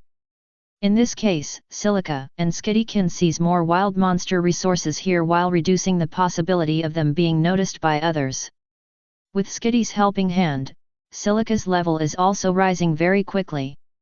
LV.6 is already the level that can participate in the first level boss strategy battle. At present, most players are still hovering around LV.3. On the other side, the small town in the northeast corner of the first floor. Sure enough. Kirito walked to a bench in the park, and then said with some distress, I should have thought of it earlier. You will definitely come to get the Sword of Steel. This is the most suitable weapon for you on the first floor. On the bench, Izuna was using the grindstone to repair the durability of the Sword of Steel. Growlithe was lying on the side to bask in the sun. In the past 3 days, he was a bit fierce in swiping monsters, and almost swiped the boss of the first floor alone. If he hadn't thought of Dark's instructions at the door of the boss room, let the players attack the boss themselves, he might have stood on the second floor now. Now Izuna's level has reached the upper limit of LV.8 on the first floor, and Growlithe is also at the same level, and is the well-deserved number 1 in the whole server. Even Madara is only LV.7 now, because he is still busy showing his holiness in front of other players to increase his popularity and prestige. You should have also looked for Nissan, right? Izuna didn't look at Kirito, but looked at him carefully with his sword. Yes, Mr. Madara's reputation is exaggerated. He is called a player who is too powerful to be human by the players, and he seems to have a rare passive skill that allows him to wear gloves. Kirito nodded. When he first heard this title, he guessed that this person must be one of the 3 people. As long as he found one, it would not be difficult to find the other one. So he found Madara, but Madara didn't know where Izuna was, so Kirito had to spend some time guessing it himself, and only found Izuna on the 3rd day. However, what Kirito didn't expect was that the real appearance of Madara and Izuna was almost the same as before the closed beta period, and even the ID had not changed. Well, Nissan plans to set up a guild to lead players to attack and clear this game. Don't you want to join? Izuna's calm look made Kirito even think that it was still the closed beta period. Kirito could only sigh in his heart, worthy of being a powerful and reclusive master, he could remain so calm even in such a situation. I got a skill, but it's not suitable to be exposed at this stage. Kirito frowned and hesitated for a moment, then opened his panel to show Izuna the only passive skill, Double Blade Flow. I think this should be similar to Mr. Madara's. He chose to trust Izuna. If it weren't for the friendship during the closed beta period, Kirito would never have exposed this matter. He is not Madara. Madara can fight 10 people alone, and even if he is blocked in the wild, it is mostly the wave of people who block the road. But Kirito is different, he is not that strong, so it is not a good thing to expose this skill and attract the jealousy of other players. No one dares to mess with you when you are with Nissan. With your strength, you can get a good position in his guild. Izuna glanced at it and retracted his gaze. He had heard about the skill of Double Blade Flow from Dark a long time ago. I still want to learn swordsmanship from you. Kirito saw that Izuna didn't care about his skills, and he breathed a sigh of relief and made up his mind, I want to become stronger, strong enough to survive in this world. I can survive by hiding in the city. Kirito was confused for a moment, then clenched his fists, I want to go back alive, I want to conquer Sao. Are you sure? Izuna shook the sword in his hand and looked at Kirito. It looked like he had been waiting for Kirito to say this. Yes. Kirito nodded solemnly, then opened the system. Soon, a dialogue box popped up in front of Izuna. Kirito requests to be your disciple, do you agree? Yes. Izuna didn't say any more nonsense, after all, his task in Sao was to guide the person in front of him to lead other players to conquer Sao. Even in the end, he had to defeat the final boss, which was his own Nissan. The player who is now called too powerful to be human. Congratulations on learning the passive skill Uchiha style sword technique. This yes. Kirito looked at the prompt that suddenly popped up in front of him, with a look of shock in his eyes. This is my only passive skill. It seems that it will be automatically passed on to you after you become my disciple. Izuna also saw the dialogue box. This was an unexpected situation for Izuna, and Dark did not tell him about it. But it was harmless, and he didn't care much. Yes, it is said that the master can pass on his high-level skills to the disciple to improve the proficiency of the disciple's same skills. Kirito nodded, remembering the introduction of the master-disciple system in the public beta preview. Uchiha Style Sword Art LV.1, increase critical hit rate by 3%. The highest level of the skill is LV.10. Each level increase can increase the critical hit rate by 3%. Does this mean that the critical hit rate can be increased by 30% after the skill reaches the maximum level? Too strong, this skill. Kirito studied this passive skill himself and found it to be really powerful.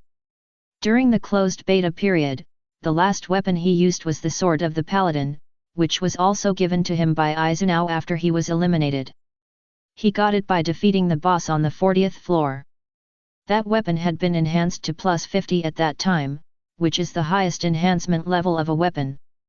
However, even such a weapon only adds 10% of the critical hit rate. What level are you now? Izuna ignored Kirito's shock and asked first. LV.5, the speed of leveling up alone will be slower. I still received some high-quality tasks to reach this level. Kirito scratched his head and explained. Well, let's go to the maze area. What? Don't you want to learn my swordsmanship? Then learn it well in the battle where you will die. Izuna looked at Kirito and smiled. Forget it, master. This smile made Kirito feel cold on his back. LV.5 is indeed enough to enter the maze area, but it is still very dangerous. If it is a Oneonon fight, there is no problem, but if there are more than 3 wild monsters, then if the LV.5 player does not have any powerful equipment, he will basically be stuck there. Uchiha-style swordsmanship can only be improved in life and death battles. Izuna's attitude is firm and cannot be refuted. Okay. Kirito drooped his head in disappointment and nodded. Although the maze area is very dangerous, it seems that it will be okay if Izuna is around. But Kirito will soon realize how outrageous his idea is. Chapter 360 Madara also accepts a disciple. Kirito thought that if he encountered a problem that he couldn't solve, Izuna would definitely come to save him. But he was wrong. When he was surrounded by 5 superior goblins, and Izuna was still sitting on the side watching the battle calmly, he knew that the life and death battle Izuna said was true. Either he killed these 5 superior goblins, or he would be killed. What should I do? Kirito seemed to have sweat on his forehead, and he clenched 2 standard one-handed swords in his hands. Ah! A superior goblin rushed towards Kirito while spitting saliva and holding a club. At this moment, Kirito subconsciously glanced at Izuna. While watching the battle, Izuna kept turning the sword of steel in her hand. Kirito suddenly had a flash of inspiration in his mind. He raised his left hand to block the attack, and turned his right wrist from top to bottom to insert it into the top of the superior goblin's head, causing a critical hit, which immediately knocked off a third of the superior goblin's health. He remembered. Most swordsmen hold the hilt of the sword with 1 or 2 hands, because they are afraid that they will lose their grip when the blade is facing the knife and the weapon will be knocked away. But Uchiharu's swordsmanship is different. Uchiharu's swordsmanship is more inclined to assassination, and is good at finding opportunities to kill with 1 blow in battle, which requires flexible swordsmanship. Therefore, Izuna taught Kirito to hold the sword lightly most of the time, ensuring that the blade can be turned around and pierced into the target from other angles at the fastest speed in battle. After a successful strike, Kirito also took this opportunity to jump out from the direction of the goblin and escape from the encirclement. Then Kirito ran and fought at the same time. Although he was a little embarrassed, he really killed the last 5 superior goblins. Even Kirito himself couldn't believe that he could do this. How do you feel? Izuna walked over and looked down at Kirito. I felt like I was going to die several times, but the level is already LV.6. Kirito looked at the prompt in front of him, and his face showed a look of relief and joy. Well, you are not used to life and death battles now, and your swordsmanship will become more and more fluent in the future. Master, where are we going next? Take you to find someone. Izuna glanced at the message in the upper right corner of the field of vision before speaking. Who? Kirito was a little confused. Shouldn't we take advantage of this time, victory pursuit, continue training to improve the level? A mobile NPC, he will issue tasks that allow you to quickly find Pokemon. You have to start to cultivate the ability and tacit understanding to fight with Pokemon. Pokemon? Good. Kirito nodded immediately after hearing that it was Pokemon. He knew the role that Pokemon could play in battle. If he had a Pokemon when facing 5 superior goblins just now, he would not have been so embarrassed. Let's go. The first floor, the town of origin. As Madara walked on the streets of the city, the surrounding players cast all kinds of eyes on him. Not to mention that Madara was LV.7 at this time, he was wearing rare equipment and followed by 4 followers. The 4 were all closed beta players, 2 of whom were teammates that Kirito often played with during the closed beta period. The 4 of them started to collect news about Madara early and followed him. But so far they are only members of a small team. The reason why Madara hasn't established a guild yet is because it requires a lot of things, mainly 2. One is the token for establishing a guild, which can be dropped by any monster, but Madara hasn't gotten it yet, but he asked Izuna to keep an eye out for it. The other is the guild's residence. If you want to establish a guild, you need to buy a piece of land or a house in a peaceful city first, and then hang the flag of your own guild. Only when these 2 factors are met at the same time can you establish a guild. Madara doesn't want to buy a rubbish place casually, but a good place requires a lot of currency, which is not enough for them to buy with their current assets. But he is not in a hurry. It won't be too late to buy the guild's residence after going up a few floors. Anyway, there are not many people now. Trade all your equipment to us. That's right, otherwise you don't have to think about leaving the town of origin. Of course, if you are willing to go to the hotel with us tonight and get a room, then we can talk. When Ban led 4 closed beta players through an alley, they suddenly heard several men's voices and a girl's sobbing. Hey! Ban frowned, stopped, and turned his head to look over. Many people have gone crazy, thinking that the laws outside don't apply here, and the players inside can't get out, so they start to do whatever they want. A yellow-haired man named Reno next to Madara said, and looked at the alley with disdain, these people can only talk, but they dare not do anything, because as long as they kill someone, they will become red-named players. As long as red-named players enter the city, they will be hunted down by the guards in the city. The average level of the guards in the starting town is LV.15. Several red-named players have been killed in the past few days. A green-haired man named Kaino on the other side added. Mr. Madara, do you want to smash those guys and drive them away? A black-skinned red-haired man who seemed to have a hot temper shouted a few words loudly. The sound directly reached the alley, scaring those people, and they walked out in anger. Is the alliance going to be smashed? I think you don't want to get involved anymore. Do you know who my father is? Could it be me? The last blue-haired man wearing glasses behind Madara asked back with a narrow-eyed smile, not taking the 6 or 7 people who came out into his eyes. Another thing that Madara's team is famous for is their hair color. Including Madara, the 5 colors of black, red, blue, green, and yellow can form a team. This is not to say that they have such a weird hair color in the real world, but that when they restored their true appearance in the public beta, they only restored their figures and faces, and did not restore their hair color. Several people couldn't see clearly in the alley just now, but now they sweated profusely after seeing who the group of people in front of them were. Especially Madara. Nowadays, many players want to join Madara's team to seek shelter, but unfortunately the latter has high standards and requirements, and it is basically impossible to get in without some strength or brains. However, if those lickers knew that they had provoked Madara, someone would definitely come to trouble them in order to attract Madara's attention and see if they could get a chance to join the team. Thinking of this, their faces suddenly turned bad, and they ran away with their faces covered, fearing that others would remember their appearance. Woof! Growlithe, who was still at Madara's leg, had entered the alley at some point and brought out a girl with pink hair and tearful eyes. Lisbeth, whose real name is Shinozaki Rika, is a 15-year-old girl. A famous forger in the original SAO, she was also one of the fans who liked Kirito. She created the White Sword Darkness Repulsor for Kirito.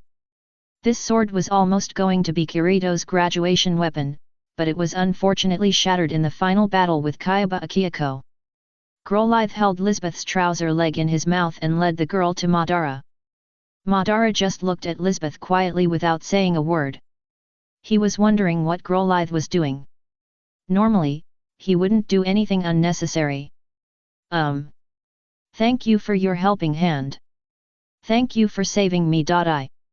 Lisbeth was under a lot of psychological pressure from being stared at. There was some dirty dust on her face, which was wiped off by those people who pushed her to the ground. It's okay. Ban waved his hand. He didn't do anything at all. It was just that group of people who were scared. Then, he planned to leave with his men. Woof! But at this time, Growlithe suddenly called out and bit Ban's trouser leg. Ban looked at Growlithe with a puzzled expression, and then looked at Lisbeth. There must be a tacit understanding over the years. Since Growlithe would do such a thing, there must be something unusual about this girl that Growlithe noticed. Based on Ban's understanding of Growlithe, it was probably because Lisbeth had some special smell that Growlithe smelled. Can I add a friend? I work at the blacksmith shop and have become a forger. I can help you forge or repair weapons in the future as a token of my gratitude. Lisbeth took a deep breath, then bowed nervously and gratefully. Ban put too much pressure on her, as if she was facing a very strict elder, so that she didn't dare to speak. Forger? Ban raised his eyebrows, recalling that his secondary occupation during the closed beta period was blacksmith. If you have the blacksmithing skills, you can indeed create a unique and handy weapon, and you can even give your weapon the desired enhancement effects and entries, as long as you collect the materials. In order to deal effective damage in the later levels, it is necessary to strengthen and enchant the weapon, but that requires a very high level of blacksmith. Even after the public beta, Ban still wants to become a blacksmith as a secondary occupation, but he obviously doesn't have so much time. He has to manage the guild, and even lead his men to fight for equipment, make money, and level up. Unlike the closed beta period, he can't use so much time and energy to focus on improving his blacksmith level. But the guild does need a dedicated high-level blacksmith, so that it can maintain the status and reputation of the first guild. Yes. Lisbeth nodded. Do you want to be my disciple? Ban looked at Lisbeth and asked. He thought that since Izuna had accepted an apprentice, it would be okay for him to accept one, right? This would also strengthen the guild, right? After all, he didn't have a female apprentice yet. Of course. Lisbeth's eyes lit up immediately, and she nodded quickly, fearing that she would miss this opportunity. Chapter 361 Kirito looking for Black Cat. On the grassland outside the town of origin, Madara was training his new apprentice Lisbeth, while his 4 subordinates teamed up to level up. Swish! Madara threw 2 shurikens, and Lisbeth was so scared that she screamed and ran away. Pa! The 2 shurikens pierced Lisbeth's buttocks accurately, and her health bar dropped by 1/10. If it weren't for the rough workmanship of these 2 shurikens, which could hardly cause much damage, Lisbeth's LV.1 health would probably return directly to Blue Star. Look directly at the upcoming attack. Ban looked at the embarrassed girl with a dark face. This is simply the worst disciple he has ever taught, no doubt about it. He could see that Lisbeth must have been a flower in a greenhouse before, a well-protected girl. So everything had to be taught from the beginning. Woo-woo master, I'm scared. Lisbeth pulled out the 2 shurikens on her body and handed them back to Ban. These 2 shurikens were forged by her herself. A LV.1 forger couldn't forge anything powerful, so he could only repair the weapons. You can't feel much pain, and you won't die directly after being hit a few times. What's there to be afraid of? How can you dodge attacks if you can't even look directly at them? Madara poked Lisbeth's forehead with a finger in frustration. This was the first time he had broken his defense in teaching a disciple. Among the 3 disciples before, Nagato was a genius, but the other 2, Nawaki and Kai, were idiots with low ninjutsu talent. Madara had taught him to be autistic when he first taught them, but he was not so angry. After all, Nawaki and Kai were very motivated and worked hard in their training. No matter how hard the training was, they would never complain. Later, Madara found another the former awakened would release, and the latter's recovery ability exploded. After using the cheat, Madara finally made it through. But Lisbeth really had no choice but to practice honestly. There was neither Orochimaru nor Hirako, nor those messy cheats here, only the panel values were looked at here.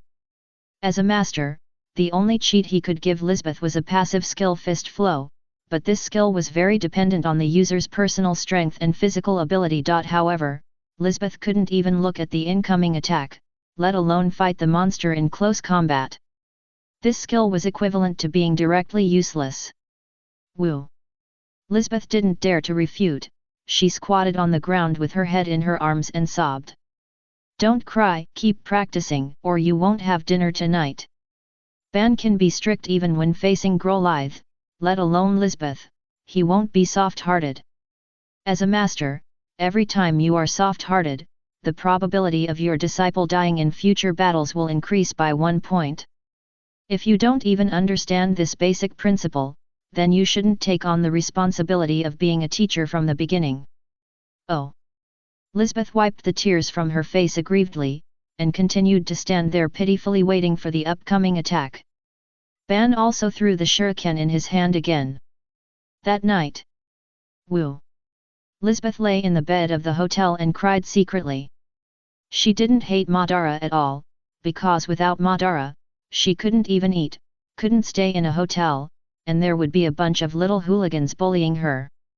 It was the master who protected her, and she was very grateful to Madara. Lisbeth was just a little stressed. A lonely girl always needs some time to muster up courage in such a death game. Outside the door, Madara stood there quietly for a while with his arms folded, then reached out and knocked on the door. Wait a minute. Lisbeth inside the door hurriedly wiped her eyes, lifted the quilt and ran to open the door. Woof! However, after opening the door, Lisbeth didn't see anyone, only a cute red puppy. Growlithe LV.7. You are Master's Pokemon. Lisbeth took a look and her eyes lit up. She stretched her head out to look around. After making sure that there was no one, she carried Growlithe in. Why did you come here alone? Oh, soft and warm. Lisbeth carried Growlithe back to the bed and buried her head in Growlithe's soft fur. She felt that her heart was healed. Slurp. Growlithe stretched out his tongue and licked the tears on Lisbeth's face. Are you comforting me? Thank you, Growlithe. Lisbeth hugged the cute puppy tightly and began to tell Growlithe stories in the real world. After a while, Lisbeth fell asleep. The next day, July 4th. Yoshi. I have to work hard today. It was the 4th day since Lisbeth entered the game. She finally had a good sleep and woke up in the morning full of energy. She walked out of the room and came to the lobby on the first floor of the hotel, where she saw Madara and Growlithe sitting in a certain position waiting. Master. Well, let's eat first. Madara nodded, raised his chin, and pointed to the pasta on the table. Yes. Lisbeth looked at the hot pasta on the table and felt hungry. She walked over and sat down to eat, but she looked at Madara strangely. Master, don't you want to eat? I've eaten. Oh. The northwest corner of the first floor. Izuna and Kirito rushed here for a day. There is a medium-sized town here. However, because this is one of the towns on the edge of the map, even though the town here is not small, there are not many players coming here. Master, that rare NPC is here? Is it only available in the public beta? Kirito followed Izuna and asked curiously. If he remembered correctly, this was just an ordinary town, and the most valuable task was just to give a high-quality shield. That NPC is a mobile NPC. Every time someone completes his task, he will move to another place. Quana explained to Kirito according to Dark's action purpose. There is such an NPC. Kirito was shocked. If it is such a strange NPC, then the tasks issued must be special. His name is Arceus. Quana walked to a church and stopped. Looking at the map, the address coordinates sent by Dark were indeed in this church. Arceus. Zeus sounds unusual. Kirito speculated on the meaning of this name. Arceus is the god who created most Pokemon. He will issue tasks about Pokemon to players. I see, there is such a setting. Kirito nodded. He didn't know this setting at all. He thought he didn't browse the official information carefully enough. The two walked into the church and saw Arceus standing in front of them.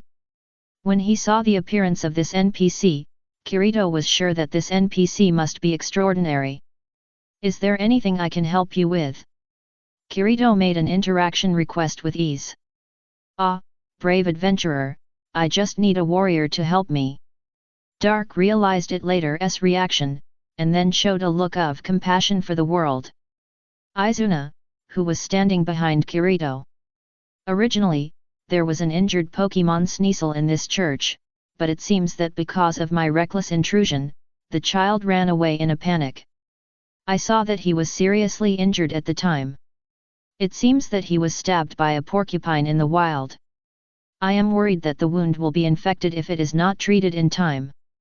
I want to use this bottle of potion to treat the child's wound, but I don't know where he ran to. I only know that he hid in a corner of this town. After all, only here is safe. Adventurer, please find him for me and use potion to heal his wound, okay? By the way, the child is a little shy, remember to be patient. Do you accept the injured Sneasel? Yes. Kirito took the props handed over by Arceus and accepted the task.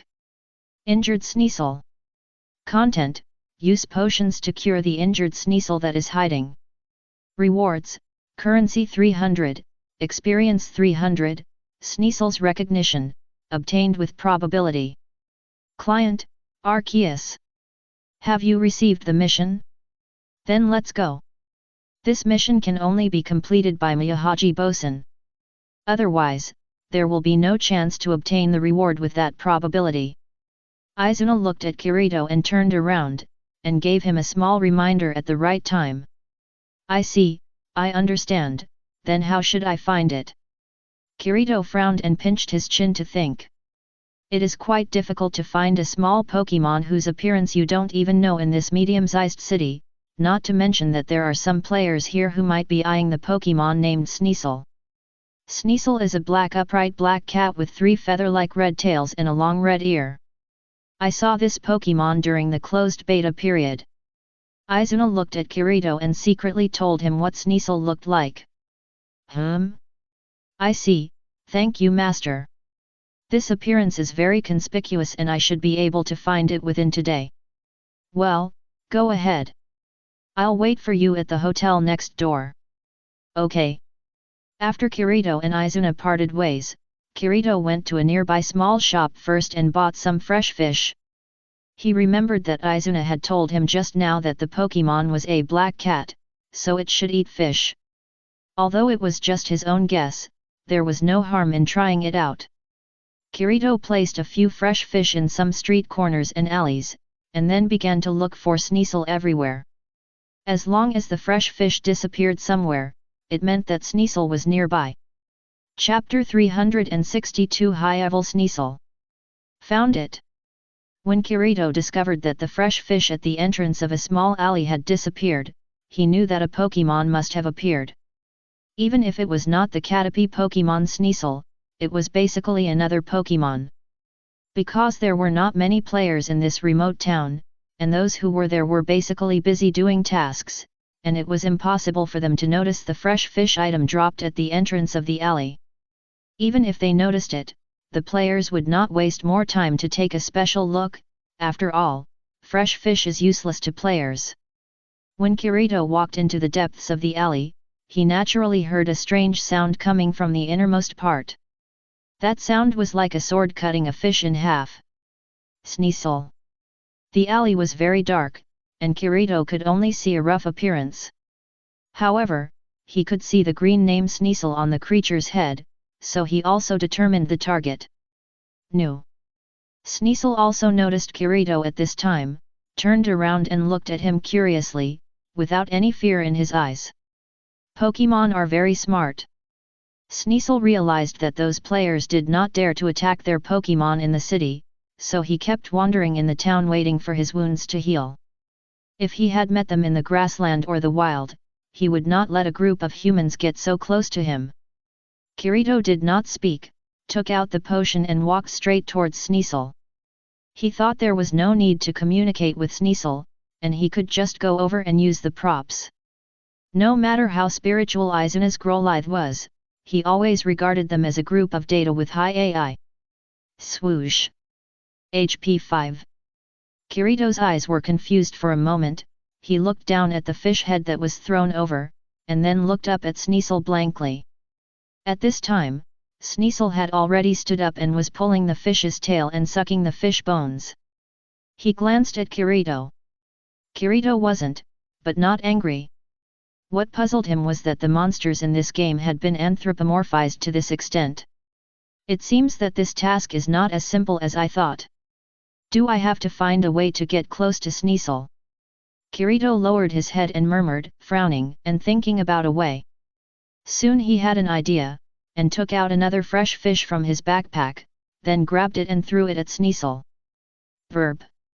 Sneasel glanced at Kirito with disdain, and then burped loudly.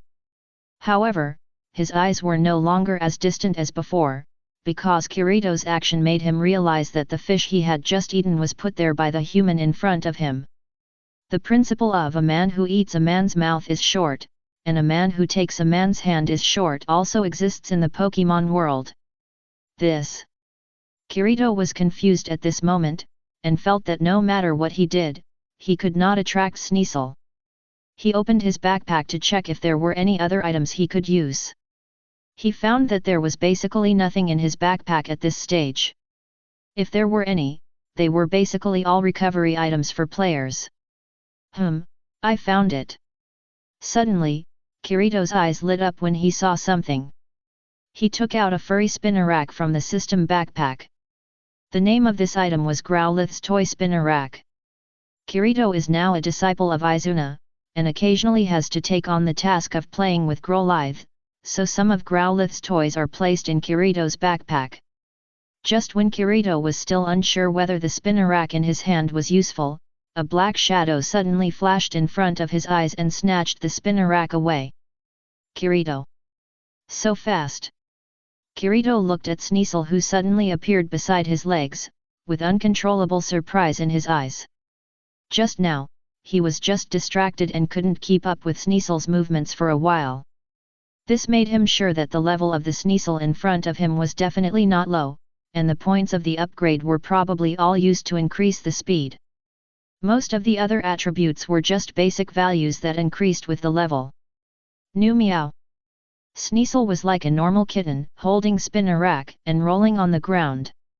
Kirito also took the opportunity to squat down and used potion on Sneasel.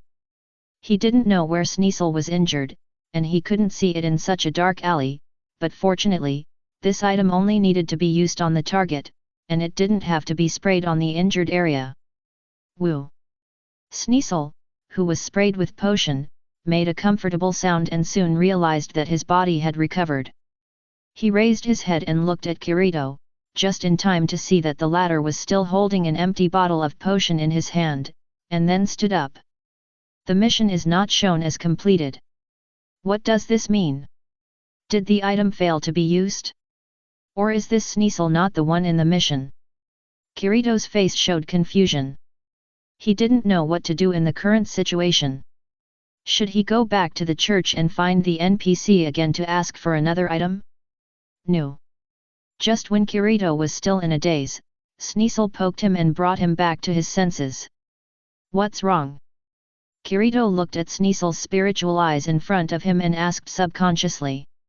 At this moment, he even forgot that Sneasel was data in this game. No.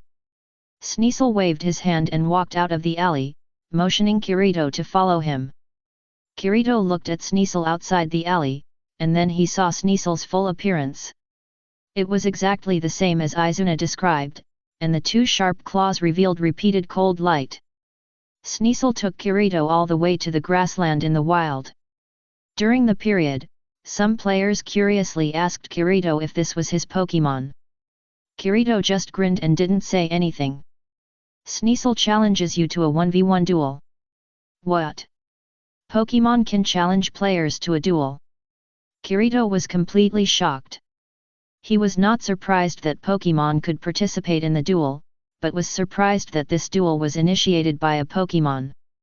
All players don't know that there is a panel similar to the player in the Pokemon's field of vision, or in other words, they themselves enter the game as players. Except, Kirito now has many doubts in his heart.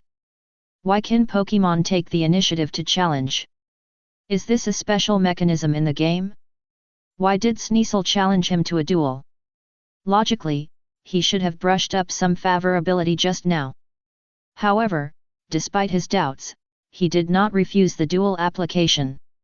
Because he knew that it meant the end of the interaction, which might cause the next plot to end here and not continue, and he might miss something because of it. No. Sneasel's careless face revealed a hint of cruelty. Their race is now naturally cunning and vicious.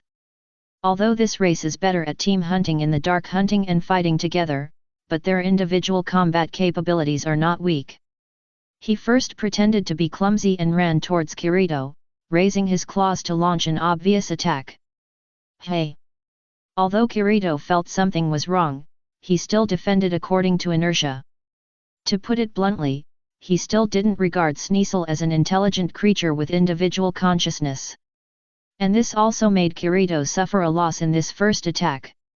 When Kirito raised his hand and raised his sword to block, Sneasel suddenly increased its speed, leaned in front of the latter, raised its two claws and made fury swipes towards Kirito's face. HP 12*5. Sneasel's attack damage is not high, but the attack speed is very fast, and Kirito's health is knocked off by 60 in one go. Kirito's total health is only 600 now, and he didn't spend more points on strengthening his physical strength. Kirito immediately became cautious after suffering a loss, and his expression is now extremely serious. If it was in the labyrinth area just now, then this attack would have been very fatal. After all, the attribute values of Pokémon are only 1/5 of those of players of the same level, but monsters are different. The ordinary monsters in the labyrinth area have the same attribute values as players of the same level. No. Sneasel glanced at Kirito's appearance, grinned, and then launched a swift attack again. This time he did not hold back. After all, Kirito had discovered his true level, and there was no need to continue pretending. Such a fast attack and so fierce. Kirito's double blade attack speed is already relatively fast, but it is still difficult to resist against Sneasel. Especially Sneasel's attack focuses on the lower 3 lanes, which makes Kirito feel numb countless times. But fortunately, Kirito finally won the battle with the huge advantages of attribute values and equipment. I am still too weak. Although Kirito won, he was not very happy, and his hands were tightly holding the double swords. Because he knew that he won because of other advantages. If it was a contest of hard power, he would not be as good as Sneasel.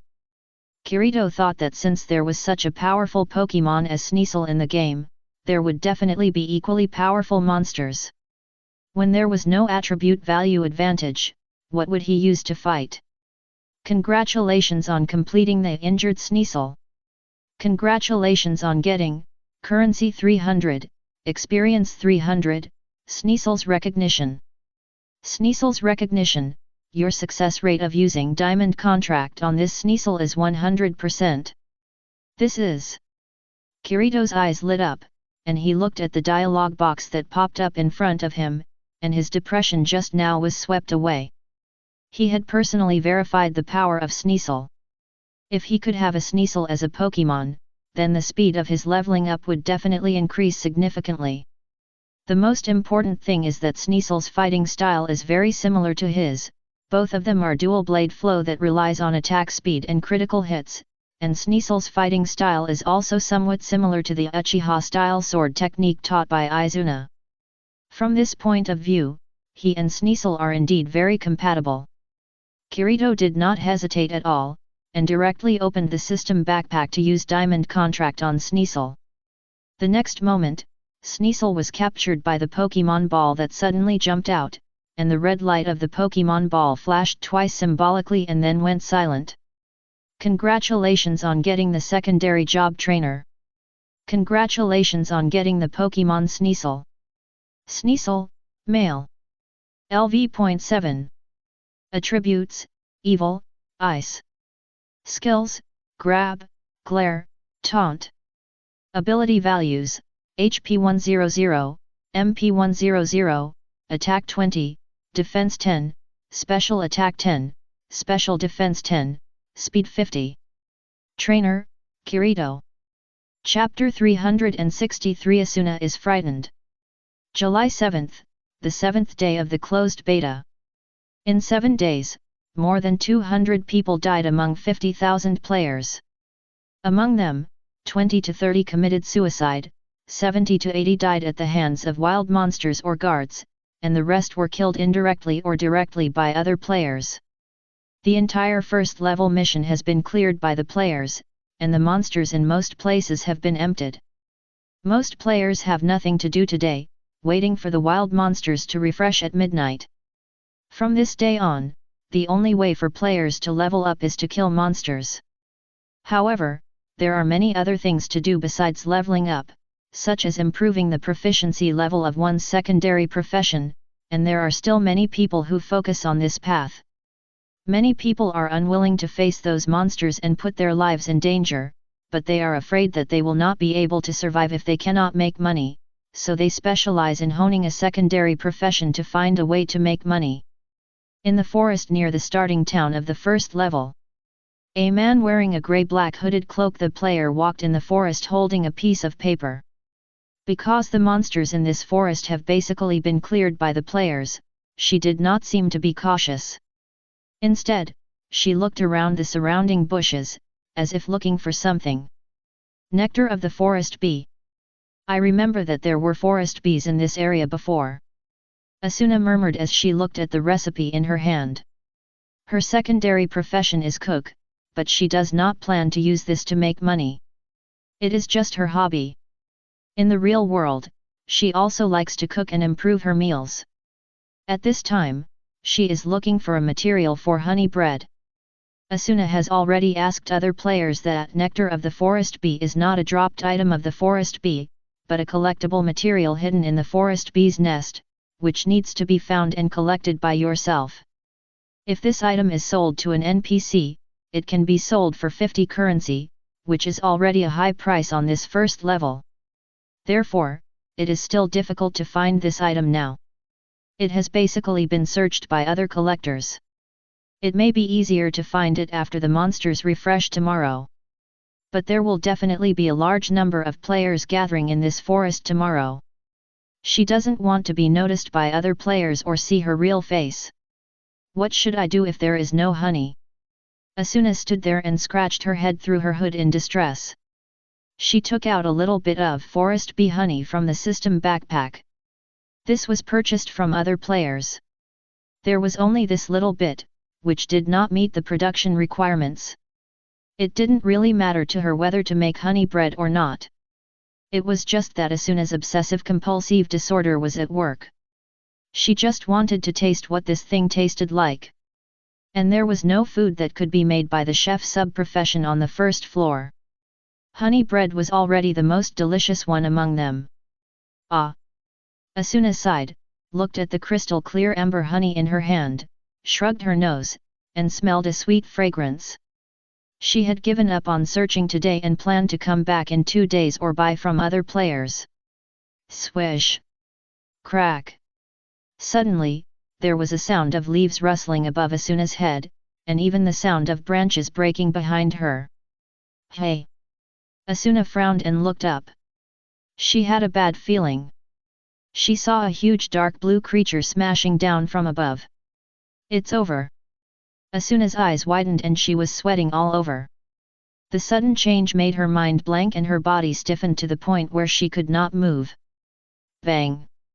Accompanied by a huge roar, Asuna felt her eyes go black and then she fell to the ground. HP 10. So little. Asuna lay on the ground and saw the blood volume in the upper left corner. She felt relieved. She thought she was attacked by some powerful superior wild monster, but now it seems that it is not that great. Hey? Just when Asuna breathed a sigh of relief and was about to stand up to fight, she felt her hand enter a sticky space, and her hand was being sucked hard. She jumped up in fear, slapped the thing that molested her hand to the side, and then drew out her rapier and pointed it at the other party's head. What? Pokemon! When Asuna saw the target clearly, she was stunned. At this moment, standing in front of her was a huge creature that looked like a rhinoceros beetle. The huge horns on its head emitted a cold light, and it was obviously a very powerful creature. Here across. Asuna saw the name of this creature. It was a green name. Recently, she heard that there were some groups of players with the secondary profession of trainer. They all had their own Pokemon helping hand to fight, and these people were faster than other players in killing monsters. However, she had not encountered any green-named wild monsters in the 7 days since she entered the game. It was said that the Pokémon on the first level had already signed a contract with the players. Asuna put away her rapier and re-examined the unreasonable Pokémon in front of her.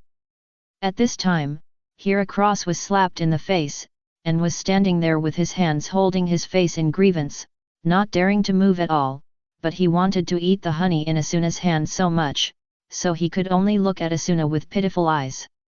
Asuna also noticed Heracross's sight, looked at her wet palms, and immediately understood what was going on. It turned out that the forest bee honey attracted this huge Pokémon. Under normal circumstances, this Pokémon might stay on the tree, so no player found him. You. Asuna opened her mouth to say something, but when she saw the Pokémon in front of her, her heart softened. Forget it. She also knew that the Pokémon in front of her was probably just a bunch of data without any emotions, at most it was a little more intelligent, so it would be useless to say more, and Clarkrose's cute appearance and expression made Asuna not intend to pursue anything more. Dark. Heracross thought Asuna agreed to eat honey, so he ran over and hugged her. He grabbed Asuna's hand and began to lick it. Asuna's face showed the expression of an old man on the subway. However, seeing Heracross's innocent look, she sighed and let the big bug eat her hand. Dark. Heracross finished eating in a short while and smiled at Asuna. Then he jumped on the spot, spread his wings behind him and flew to the treetop. This glutton. Asuna saw Heracross was ruthless like a scumbag, and she stomped her feet in anger. But soon she found out that she had wronged him. Heracross took a lot of fruits from the tree and put them in front of Asuna. These, for me. Asuna looked at the fruits on the ground, all kinds of them, which could be used to make some jam. Dark. Heracross nodded vigorously, took 2 steps forward, hugged Asuna, and rubbed his face against her chest. Do you want to be my Pokémon? Asuna raised her eyebrows, looked at the child who seemed to like her, and asked with a curved mouth. Dark. Heracross held Asuna tightly, which was his response. Hee. Asuna smiled happily. It has been 7 days since she came to this death game, and this is the first time she is so happy. Although this Heracross is just a piece of data in the game, it is a partner that can be absolutely trusted, and there is no need to worry about him betraying like those human players. The most important thing is that she is finally not alone. Asuna opened the backpack and used Diamond Contract. Congratulations on getting the secondary job trainer. Congratulations on getting the Pokémon Heracross. Heracross, male. LV.7. Attributes, Bug, Fighting. Skills, Tackle, Glare, Arm Thrust, Fury Attack. Ability values, HP 600, MP 100, Attack 10, Defense 40, Special Attack 5, Special Defense 30, Speed 10. Trainer, Asuna. Oh my god, the HP and defense points are so high. Is it a tank-type Pokémon? But judging from the skills, it seems to be good at attacking. Did I give myself a wrong talent? Asuna held Clarkross like a big child, and at the same time checked the Pokémon panel in front of her. LV.7, Asuna is also at the same level. Although the total value of Heracross's attributes may only be 1/5 of hers, Asuna is a swordsman who focuses on agility, and her other attributes are basically balanced and there is no special highlight. In terms of tank, she can't compare with Heracross at all. Dark. Heracross suddenly spoke at this time, stretched out his hands and rubbed his stomach. Greedy ghost. Asuna poked Heracross's forehead and led him to the direction of the starting town. Dark. But at this time, Heracross suddenly picked up Asuna. Heracross's speed points were not high, so the flying speed was not fast, and it took half an hour to reach the destination.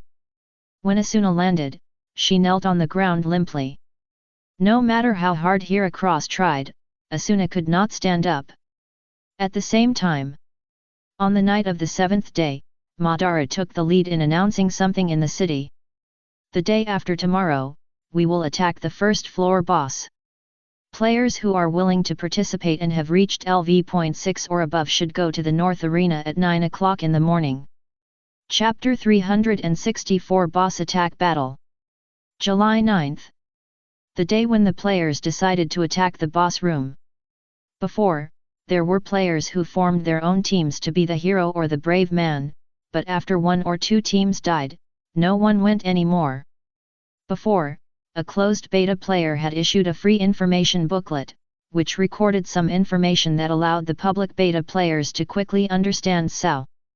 It clearly states that the first level boss, the Kobold Lord, requires at least 15 players above LV.6 to clear the level. Because the Kobold Lord will summon a guard, which are 3 LV.7 Kobold monsters, and each monster needs 1 or 2 players to hold it back. Those people either didn't read it or didn't take this information seriously. At 9 AM, the arena. Originally, a small-scale arena with a small circumference was already filled with nearly 200 people. There are quite a few people here. Mr. Madara's appeal is really strong. Kirito glanced at the surroundings and couldn't help but sigh. No. Sneasel also looked around and saw about 7 or 8 other Pokémon. He greeted them in a friendly manner, as if he knew them. Is it considered a lot for only 200 people to come out of 50,000? It's indeed a lot. In the original work, when the first level was cleared, it had been a month since the server was opened, and almost 90% of the players had reached LV.6 or above. Even if 2,000 people died at that time, there were still 8,000 people alive. However, only more than 20 people decided to participate in the strategy battle in the end.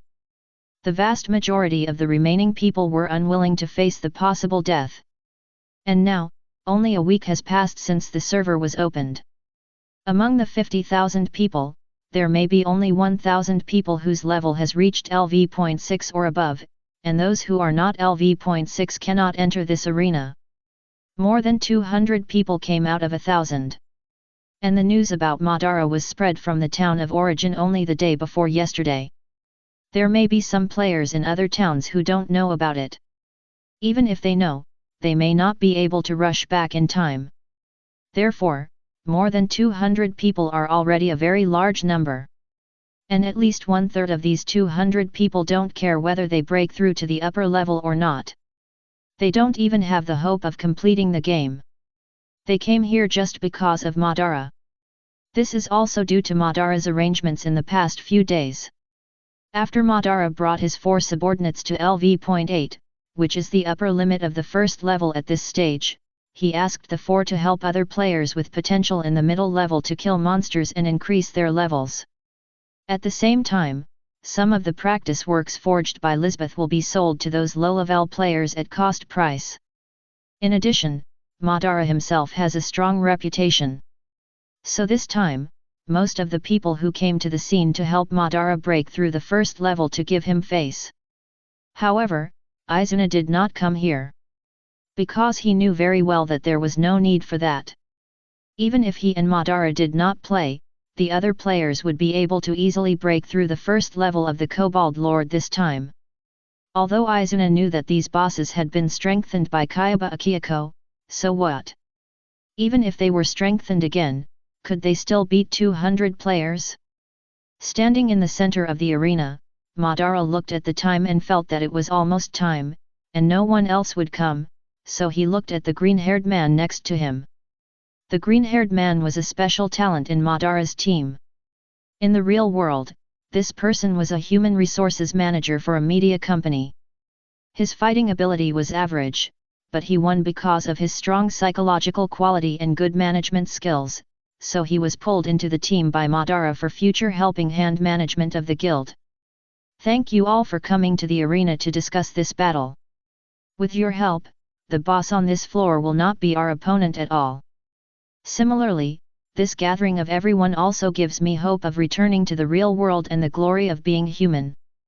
I know that many players think this place is better than the real world, so they don't want to go back, or they don't think we have the strength to conquer SAO. Then there is something I need to tell you first, and please tell other players who are not present." When he said this, the green-haired man pushed his glasses and slightly opened his squinting eyes. "I wonder if everyone present has considered your current state in the real world." The green-haired man with squinting eyes made everyone present silent. Everyone seemed to be thinking about something but didn't dare to speak. "Yes, if we are lucky, I think most of us are already lying down in a hospital near our home to receive nutrient solution. We should have all experienced a situation these days, where we suddenly disconnected. It was probably because the hospital was transferring our bodies and the Fulner pulse of the nerve gear was disordered, causing our consciousness to disconnect. In theory, we can rely on nutrient solution to maintain life, but that is only theory, because in real life, we almost always have various complications. Besides, have you ever thought about what your body in the real world will look like if we leave this hellhole and return to the real world 5 or 10 years later? What will your relatives and friends look like?" The green-haired man's words made many people present look ugly. It's not that he made them angry, but that made the vague ideas in their minds clear, and their depressed mentality became anxious. Appropriate anxiety is conducive to promoting players to conquer this game. Most humans will not move forward unless they are forced to do so. Especially among young people who play games, a trend of playing badly has formed. Therefore, the green-haired man feels that if he wants to make the journey of conquering Sao easier in the future, it is necessary to put pressure on these people now. I won't say more. Next, let me explain the information about the first level boss provided by the closed beta members. The green-haired man saw that it was almost done, and he stopped talking and took out a booklet to start explaining. After talking about a few points that needed attention, he closed the booklet and looked at everyone. In fact, in his opinion, there was no need to talk too much nonsense. Just march forward with the army. He believed that with their strength and so many players, it was not a problem to attack the boss. One person stabbed the boss with a sword and the boss died. Then, we can set off.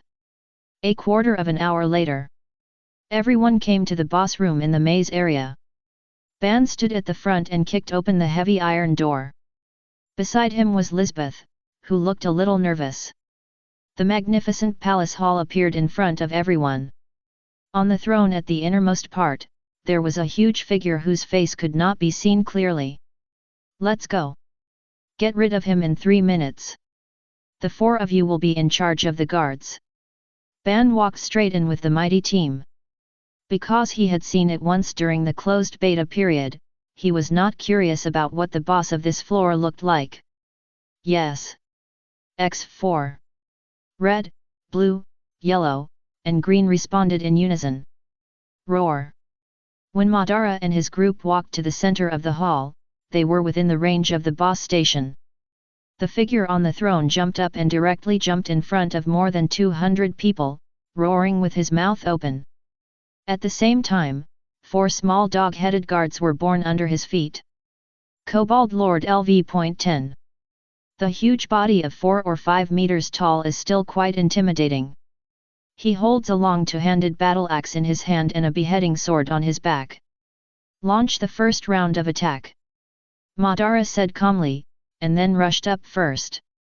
More than 200 people immediately followed, took out their weapons and prepared to launch skills.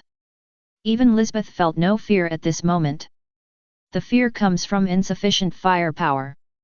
But now they have more than 200 high-level players above LV.6, and you, a small LV.10 lord, dare to act rashly?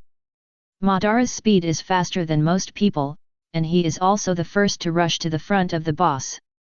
When Madara gains a level, the attribute points are very exaggerated, strength 7 and agility 3, and no other points are added, so that the attribute values can be improved as the level increases.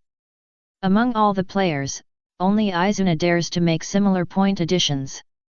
All the others have to add some physical strength, resistance, double defense and so on to improve their survival rate. Konoha Whirlwind. Everyone saw him roll in the air and kick the dog-headed lord in the face with a heavy kick, and the huge force kicked the dog-headed lord to stagger.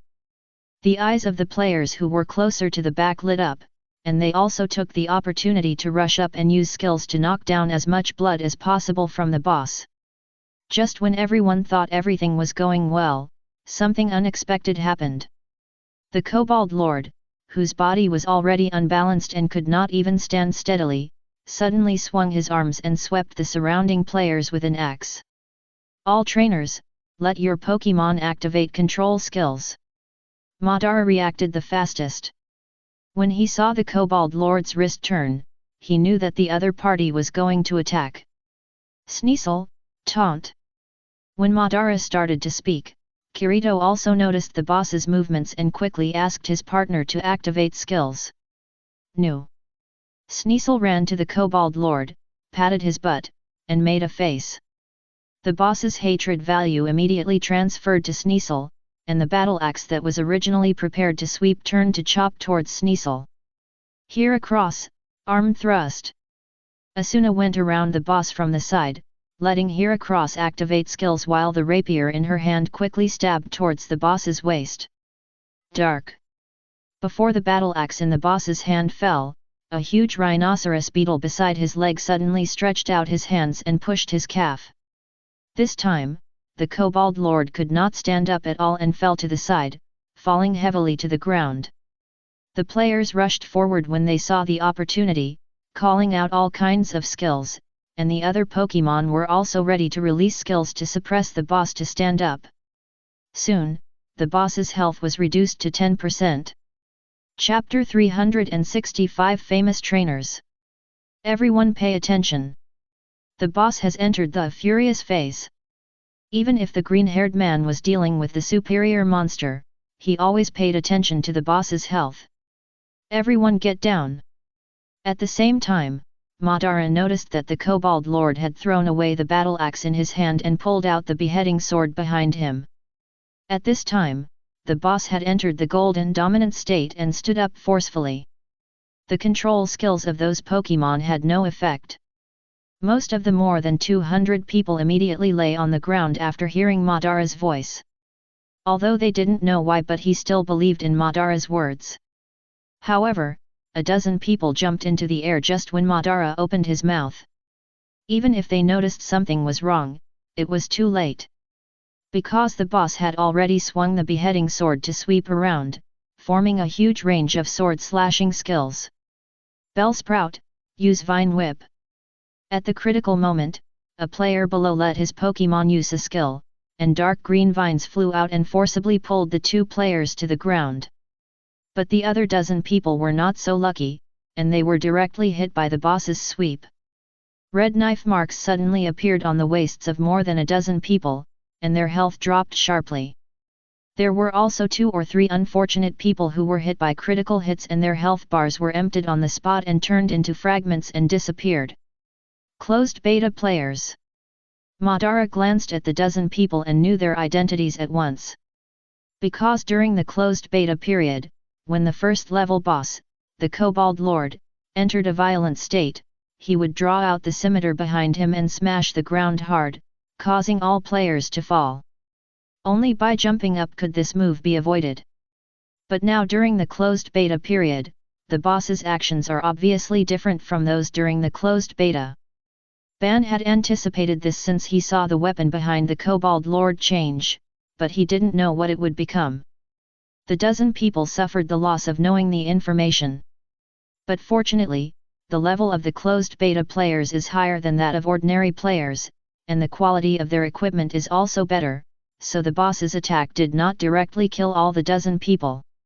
Only 2 or 3 unfortunate people who were hit by the critical hit died. Sneasel, catch! Kirito, who was closest to the boss, caught a glimpse of this scene, and his breathing became heavy. He grabbed the double swords and rushed up with Sneasel.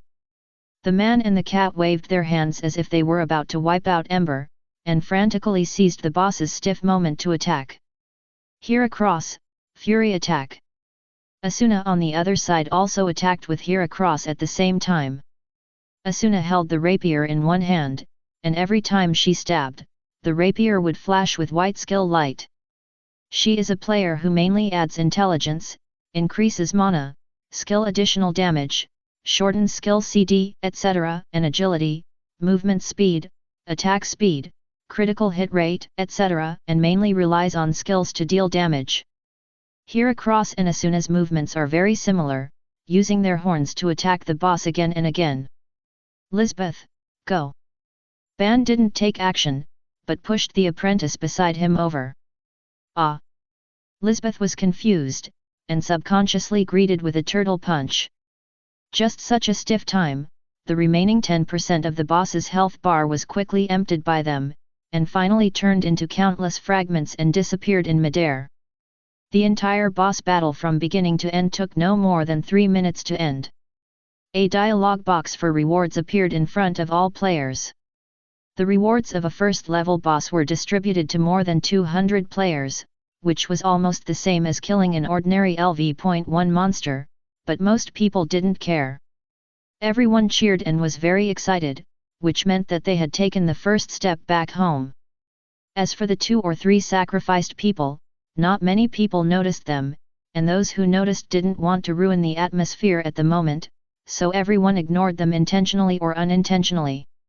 Congratulations on getting the Midnight Cloak. Kirito put on the kill reward he got, and then looked around. First, he looked at Asuna standing opposite, who happened to have settled the reward. Hello, you and your Pokemon are both very powerful. Kirito said politely. Although Asuna is very beautiful, for Kirito, the handsome Heracross can obviously attract his attention more. Thank you, you and your Pokemon too. Asuna smiled and responded, then touched Heracross beside her. I'm flattered. Dark. Heracross scratched his cheeks shyly, a little shy. Then, Kirito and Asuna noticed Lisbeth, who was still a little confused and scared. You are Mr. Madara's apprentice, right? Kirito glanced at the gloves on Lisbeth's hands and understood. As someone who also has a master, he knows that some of the master's skills can be passed on to his apprentice, even skills that originally have uniqueness can be passed on. And the passive skill fist style itself should be the only skill that Mr. Madara has.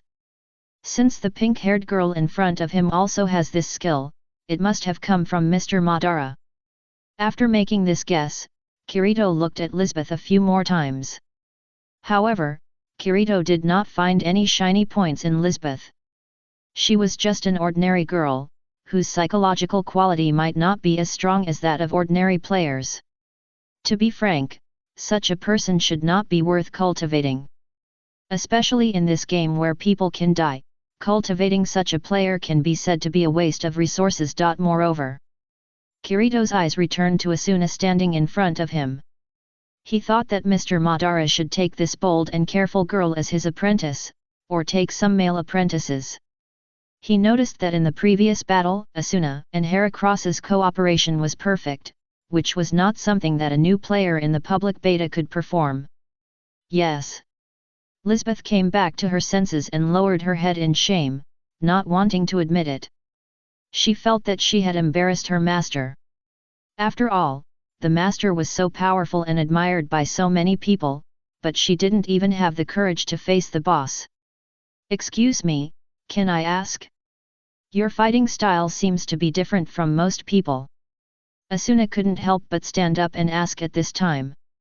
Ah, this is the passive skill 2's word flow, which is the same as Mr. Madara and this girl's skills. Kirito admitted it openly. In the original work, he didn't dare to expose it, because this skill is really unique, and once it is exposed, he will be targeted. But now it's different. Dual sword style is unique, but skills with similar properties are not, such as Madara and Lisbeth's fist style is obviously more conspicuous than Kirito's. With the other 2 people sharing the pressure, it doesn't matter even if he is targeted. Others will at most be envious and jealous, not to the extent of hate. And Kirito's biggest trump card now is Uchiha-style sword art. This skill that can hit critically with every sword in the later stage is what he doesn't want to expose. Fortunately, the external effect of Uchiha-style sword art is not obvious. As long as no one is paying attention to Kirito's critical hit rate, basically no one will find it. Well, my fist style was passed down to me by my master. Lisbeth, the girl who lacks miracle eye, said it directly, and many players around heard it. At the same time, these people's eyes suddenly lit up, and they looked at Madara, Kirito, and Lisbeth for a few more times. Kirito noticed the gazes of these people and said quickly, "Although this skill can be inherited, there is only one number of master-disciple relationships that can be established in the master-disciple system. I have already worshipped someone else as my master and cannot accept another disciple, so this skill cannot be taught to others." "What? Is there such a mechanism?" "I don't know." Lisbeth scratched her hair in confusion. She really didn't know about this. It seems that this is a rare skill that only a few lucky people can awaken. Asuna didn't have any other thoughts. After all, she felt that the fighting style of dual sword flow and fist flow, which relied on flat attacks to deal damage, was not suitable for her. More than 200 players stayed here for a while and then returned to the starting town. The news that the first level boss was captured spread, and the players of the entire SAO were excited. The town suddenly became lively, as if they were about to return to the real world. At midnight in the evening, the portal to the second floor will open. Many closed beta players are thinking of getting a good night's sleep and getting up in the middle of the night to grab the rare tasks on the second floor. However, the public beta players are not aware of this. They are even wondering why the portal has not opened yet. After asking others, they know that the portal will not be refreshed until the next day. So the players who have nothing to do began to discuss the performance during the boss battle. On the one hand, Madara's quick reaction and precise command in the battle made everyone more confident in the value of this strongest. Many players have decided that they will not participate in the strategy battle that Madara does not participate in the future. With Madara's participation, the probability of their death will be greatly reduced. On the other hand, the hot topic is the trainers. Among them, Kirito and Sneasel, Asuna, and Heracross are the two most watched pairs. Sneasel's attraction of hatred at the critical moment and Heracross's pushing down of the first form of the dog-headed lord are the keys to their easy defeat of the boss. Then, Sneasel and Heracross's fighting style, which was exactly the same as that of the trainer, also made other players feel that they were extremely handsome and in perfect harmony. For a time, Kirito and Asuna became famous. The former was called, the Trainer of Two Swords. The latter was called, the Trainer of Shiny. Chapter 366 Major Guilds of SAO. July 31st, the 31st day of the closed beta test, was also the day when players entered the 10th floor. So far, 2,500 players have been killed among the 50,000 players in SAO, and more than half of the deaths were related to other players. In the original work, 2,000 players died in a month out of 10,000 people, and only the first floor was conquered. The highest level among the players was Kirito LV.14. Compared to the original work, the current trend is much better. Whether it is the increase in the number of players or the emergence of Pokémon settings, the process of conquering this game has been greatly accelerated. Just 3 weeks ago, after Ban led the team to conquer the Noel Lord on the first floor, he immediately formed a strategy group with more than 200 people present. This concept was supposed to appear in the 4th month under the leadership of Kayaba Akihiko in the original work. The strategy group is equivalent to Lianhe, which is composed of many different guilds. They only gather together when they want to attack a boss on the first floor. Usually, they handle their own affairs. Now, among the more than 47,000 players, at least 10% are gathered on the 10th floor. This also means that the levels of these 4,700 or so players are in the first echelon and can become a member of the strategy group. At the same time, guilds of all sizes have been established within a month. There are 3 most well-known guilds. The most well-known guild must be Akatsuki, which was established by Madara and is also the first guild established in the game. There are not many people, only 70 or 80 people, but the personal strength of these 70 or 80 people is the top players in the entire game. Madara adheres to the standard of better to have nothing than to have something bad, and only accepts players with excellent combat ability and potential. The level and equipment can be helped by the guild. The second guild is the Army, a guild that appeared in the original work, the largest guild in Sao, with more than 500 members at present. The president is still Zinka, the manager of the largest online game comprehensive intelligence station Matuday in Japan. The original intention of Zinka to establish the army was to liberate Sao, lead all players back to the real world, and maintain order in Sao. But according to the direction of the original work, he will be deceived and framed by the vice president Yawang and trapped in the deep maze under the Black Iron Palace. Even before that, the actual manager of the army was Yawang, and after he was seriously injured in the battle to capture the 25th floor, he brought the army back to the town of origin and acted as the local landlord, which made the members quite dissatisfied. Until later, under pressure from the members in the guild, they had to send a team to the 74th floor for capture, which resulted in the death of the capture captain Kobaz and several other members. After this incident, Kaiba was severely impeached by the members. Under great pressure, he was forced to have a private meeting with Zinka and locked him in the underground maze of the Black Iron Palace using the gallery crystal. Later, he was rescued by Kirito and his wife and the Cotter Uriel. After this incident, Zinka disbanded and reorganized the army and expelled Kaiba's followers forever. However, at that time, everyone had already conquered the 74th floor, and on the 75th floor Kirito would duel with Kaiba Akihiko and liberate Sao, so Zinka's move was useless. But the contribution of army is also very huge. Without this guild, the middle and lower level players in Sao would have been in chaos long ago. Now the president of army is still Zinka, but the vice president is not Kaiba. After all, there are too many people who are more capable than Kaiba, so Zinka will not choose Kaiba to take the stage. At the same time, the army is also the largest component of the strategy team. Every time a boss is attacked, 100 people will be sent out, which is the backbone of the boss attack. The third guild, the Trainer Association. This is the most special guild, because only trainers can join this guild, and the current number of members is only more than 50. The president is the vice president of the Neon Animal Protection Association, a very caring middle-aged vegetarian woman.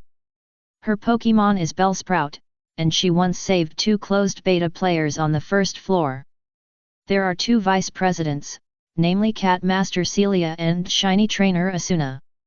In fact, the number of all trainers in Sao is at least more than 200.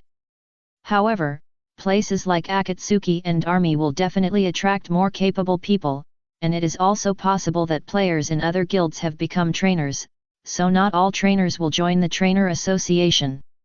There is one more point. The conditions for joining the Trainer Association are relatively harsh and require a series of reviews. For example, players who use Pokemon as tools cannot join the Trainer Association. Nowadays, those who can stay in the Trainer Association are those who think that Pokemon is not just a bunch of data, but a real existence with its own consciousness. However, it is precisely because of this that many players think that the players in the Trainer Association are a group of idiots. Because in addition to participating in the strategy battle, these people in the Trainer Association will do some strange things. For example, they buy all kinds of food in the store and then run to the wild to feed those wild Pokemon. Or they spend money to buy building materials and then build comfortable nests in some hidden places in the wild for wild Pokemon to live in. Things like this that have almost no benefits are incomprehensible to them. Wouldn't it be better to kill more monsters and increase the level if you have that time? However, those who think so are basically ordinary players, and those who have become trainers will not only not ridicule after hearing these things, but will secretly provide financial support. Only they themselves understand the reason, and they are too lazy to tell others. These 3 guilds are the largest, most well-known, and most powerful guilds in the entire Sao. They are also the core of the strategy group. All players will give face to the people of the 3 major guilds. In addition to the 3 major guilds, there are some small guilds that are well known. For example, The Holy Dragon Union specializes in tracking players and snatching other people's last kill rewards or dropped rare items and equipment. Originally, this was the second largest guild in the game, with more than 300 members. But after being blocked by Akatsuki and the army, 80% to 90% of the players in the guild withdrew, leaving only a group of fearless Ironhead kids. There is also a small guild wanderers composed entirely of lone rangers. The guild leader is Kirito, the dual sword trainer, and the vice president is a powerful swordsman who appears and disappears mysteriously and is rarely seen by anyone. This guild was established by Kirito with the encouragement of Izuna. After Kirito accidentally encountered an individual player who was attacking while playing monsters alone, he decided to establish a guild to protect individual players. Izuna supported his apprentice's idea. There are actually very few direct murders in the game, which is the bottom line in the hearts of most players. But that's because it's still a short time, and most players haven't lost the humanity they developed in the real world. But in the future, there will definitely be such guilds, such as the Hand of Titan that specializes in fishing in the original work and the Laughing Coffin that is even worse and enjoys killing. The 10th floor, the desert country. Almost the entire floor is covered with yellow sand. Even in the city, there is often wind and sand blowing on the faces of players. The living environment is very bad, so as soon as they arrive at this floor, players want to quickly succeed in the strategy to the next floor. The average level of players on the 10th floor is LV.16, and the upper limit level is LV.18. As the upper limit of the experience bar at each level increases, the speed at which players level up has also slowly slowed down. If you only rely on killing monsters, it will take about a week to reach the upper limit of this level. In a tavern on the edge of the central town. You should still remember the boss of the 10th floor. Izuna took a sip of beer called sherry, took a look and thought it was pretty good, then asked Kirito next to him. Samurai Lord. Kirito certainly remembered it, and he was very impressed by that lord. Because this was the boss that was most like a human during the entire closed beta, and it was also the boss that was most like him. The characteristic of this boss is double sword flow, using two samurai swords to fight. There are no particularly exaggerated skills, but the level of swordsmanship is so strong that it makes people's scalps numb. At that time, when Dark and the other two just entered the closed beta, it was called the boss with the strongest single-player ability. It is not difficult to attack this boss. Because the Samurai Lord does not have a group attack skill, even if its damage and critical hit rate are high, it can only be killed by one player at a time. So the closed beta players broke through the 10th floor without much effort. However, Kirito later challenged the boss alone and was beaten to a pulp. He was convinced that it was a boss that one person could never defeat alone.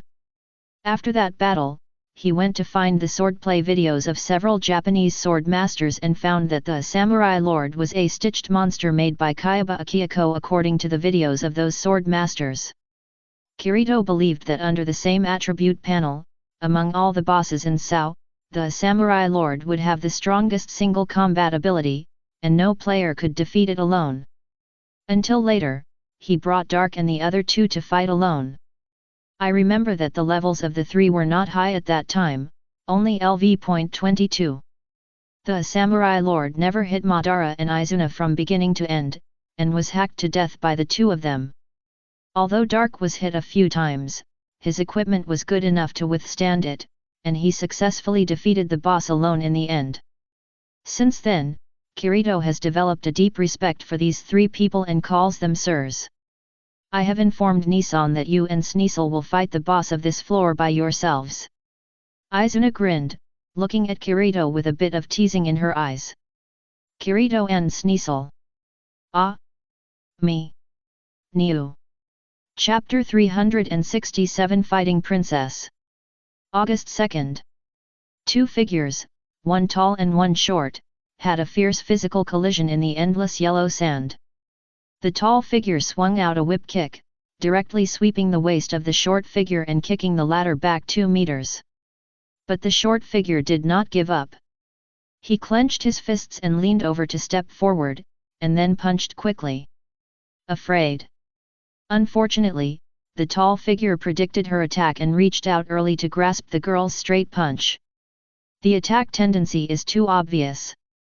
Ban looked directly into Lisbeth's eyes, grabbed the girl with his palm and threw her over his shoulder. Look at my eyes, not where you are going to attack. Bang! The girl was thrown heavily on the soft sand, without saying a word, and then stood up without changing her expression. Master, those monsters will not pay attention to my sight. Lisbeth sighed. After entering the game for a month and becoming Madara's apprentice for more than 20 days, Lisbeth can be considered it has transformed. From being chased around by wild boars outside the first level plains to being able to fight with Madara without changing her expression, this is a very obvious change. Your enemies are not only those monsters, but also other players. Madara reached out and hit the girl's head. He was actually very satisfied with Lisbeth. The fact that the girl could get used to and even bravely face this death game in such a short time was beyond his expectations. He thought that the cowardice and timidity in the girl's heart would take a lot of time to slowly transform. HP 5. No one dares to attack me. Lisbeth pouted and muttered. It's not that Lisbeth naively thought that there were no big villains in this game. How could she have such a thought after having experienced the first level? She was just stating a fact. Lisbeth is now called the Fighting Princess in Sao. It is very obvious where this name came from. Her attacking method gave rise to the word fighting, but the word princess came from her master Madara. She has a special status in the entire Sao, especially in Akatsuki. She has to be accompanied by at least 2 guard players when she travels. Even when Lisbeth goes to the wild to kill monsters, the players around her will make room for her when they see her, for fear of stealing her monsters. Those who don't know would think that Lisbeth is a princess in the real world. Who dares to attack her? But it is precisely because of the pressure brought by this identity and the mentality of not wanting to lose to her sister, shiny trainer Asuna, that she can quickly transform and become stronger. Don't be careless. Nothing is impossible in this world. Madara scolded Lisbeth. Not to mention how many things that he thought were impossible happened after he met Dark, before Senju Tobirama developed reincarnation. Who would have thought that he would be able to see the dead again? Yes, yes. Lisbeth responded honestly. Okay, I'm going to get some materials next. You and Makahita will complete the rest of the training by yourselves. Makahita, who had been watching quietly, raised his hand and responded. Makahita, male. LV.17. Attributes, fighting. Skills, tackle, focus energy, sand attack, arm thrust, fake out, force palm, whirlwind. Ability value, HP 1000, MP 500, attack 45, defense 50, special attack 17, special defense 50, speed 30. Trainer, Lisbeth. Let's go, Makahita. Lisbeth breathed a sigh of relief as Madara left, and then called her friends. Let's go find Asuna and Hira Cross to play. June. Makahita's face changed, and he pointed in the direction Madara left. He meant that the training task assigned by the master has not been completed. It doesn't matter, just do it when you come back tonight, and we can go and complete the training task with Asuna and the others. Makahita nodded when he heard it. That's what happened. The effect of his sparring with Hira Cross was indeed stronger than that with Lisbeth. So, the two of them ran towards the teleportation area hand in hand happily. The guild station of the Trainer Association is currently on the 7th floor.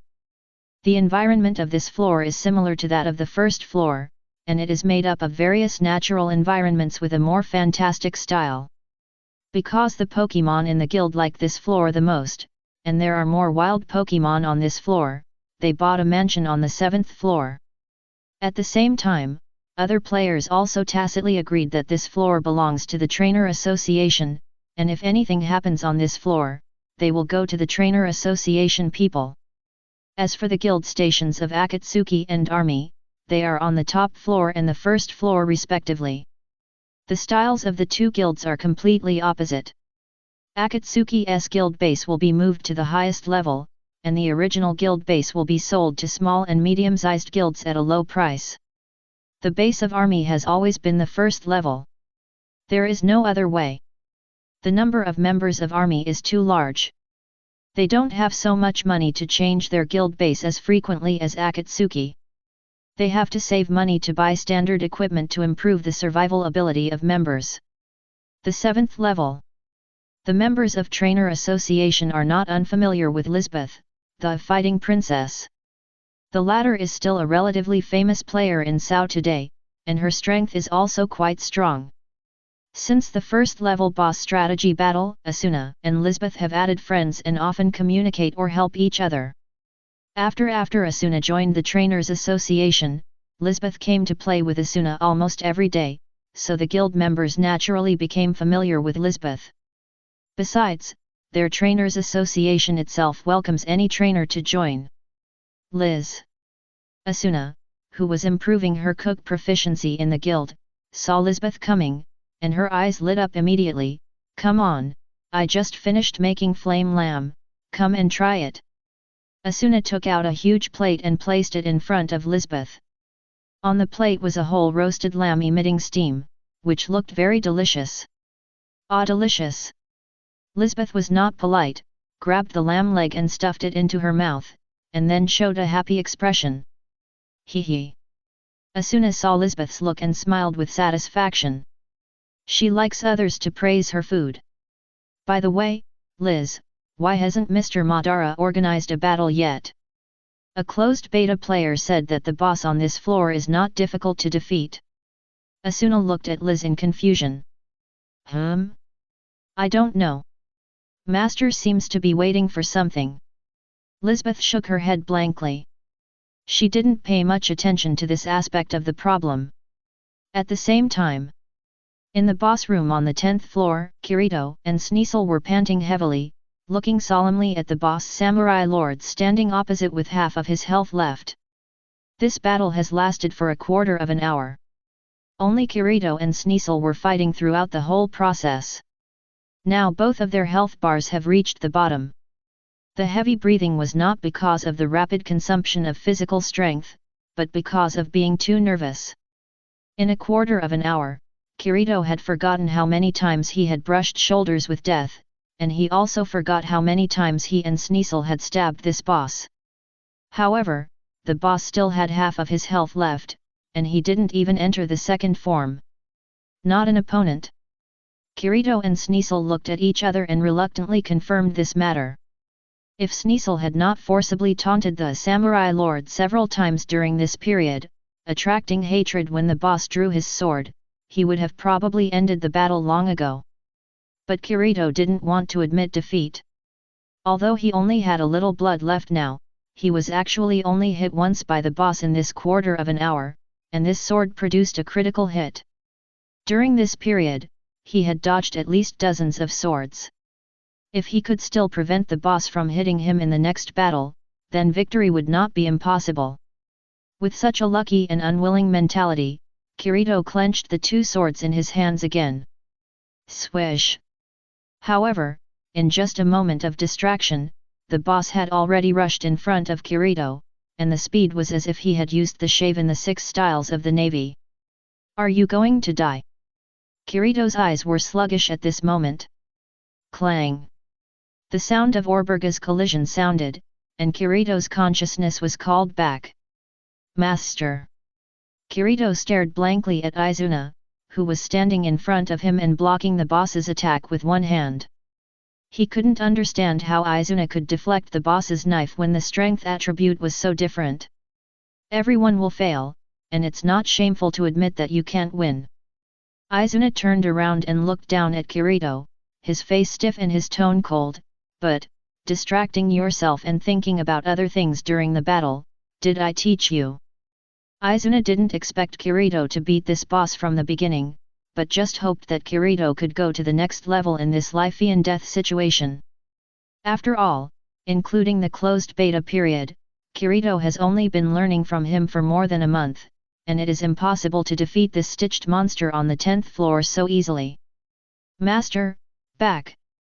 Kirito wanted to lower his head in shame, but suddenly he saw the samurai lord stabbed Izuna's back with a sword. Clang!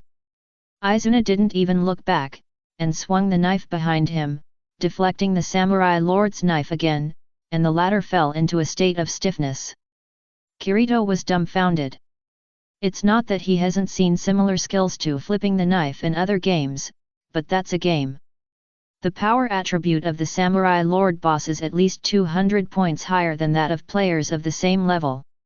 In this data world, can a player who can use flipping the knife against such a boss really be a human?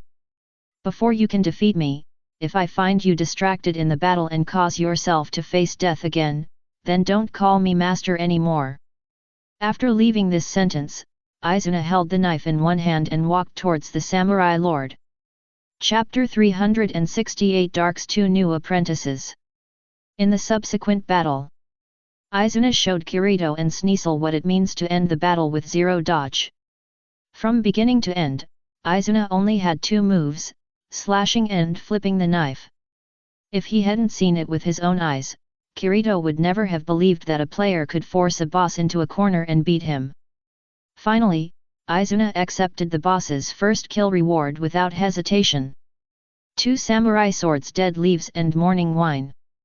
However, the blades of the 2 samurai swords were too long, and Izuna was not comfortable using them, so she put them in her backpack first. Gray, he will collect materials for his own equipment and then let Lisbeth make it. When you 2 encore at LV.20, when you defeat this boss alone, I will give you the 2 samurai swords. Izuna saw Kirito's envious look and left such a sentence. Yes. New. Pokemon Island. August is the height of summer in Pokemon Island, and it is also the second half of the students' vacation. In addition to entering SAO every day to release Pokemon-related tasks to players, Dark's time is basically spent outside. During this period, there are 2 main things that Dark has to do. One is town construction. There are only 4 human settlements on Pokemon Island now, 3 large cities and 1 medium-sized city, each of which has its own characteristics and will definitely be a well-known tourist city on Pokemon Island in the future. What is lacking now is small and medium-sized counties, towns, and villages. Just like the various regions in the Pokemon world, the map is basically composed of 1 or 2 large-scale cities, 3 or 4 medium-sized towns, and 3 or 4 small-scale villages. There will always be people who don't like crowded, lively, and fast-paced big cities and yearn for those leisurely small places. Dark has been planning the construction of counties and towns this month. Basically, the first batch of towns and villages to be built are located around the Alliance City, which is convenient for city residents and village residents to go shopping in big cities. Angel City and Fishman City are not places where normal humans can go frequently, and there is not much commercial development in Yggdrasil, and the main feature there is a sense of loneliness. Only the fully developed Alliance City is barely suitable for construction around it. The reason why the adjective barely is used is that the Alliance City is usually or most of the time not open to the public. Currently, these projects have begun, and plans to build 3 towns and 5 villages. One of the villages has been completed, and the villagers are composed of a down-and-out village in the ninja world. This used to be a large ninja village, with about 700 to 800 households and nearly 100 ninjas, all of whom lived by taking on some scattered tasks. Since the advent of the era of peace, the profession of ninja has gradually retired and been gradually abandoned by the ninja world. Pokemon can basically do what ninjas can do, and do it better, so tasks are only given to trainers instead of ninjas. As a result, this ninja village gradually fell into decline because it could not keep up with the times.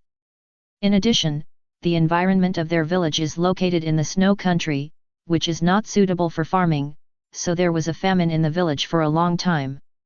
38 years have passed and there are only 500 households left, and the number of ninjas is only 20 to 30. Now bringing this village to Pokemon Island can be regarded as a poverty alleviation measure. The village is named Canaan Village, the same name as the original village. As for the other thing, it is to train apprentices. It can also be said that it is training the next candidate for the leader of the alliance. In mid-July, on the day when the results of the second semester final exam came out, Garp and Zephyr each brought a child and said that they wanted Dark to accept them as apprentices. These two people were the last in the theoretical scores of the second class of Pokemon Academy.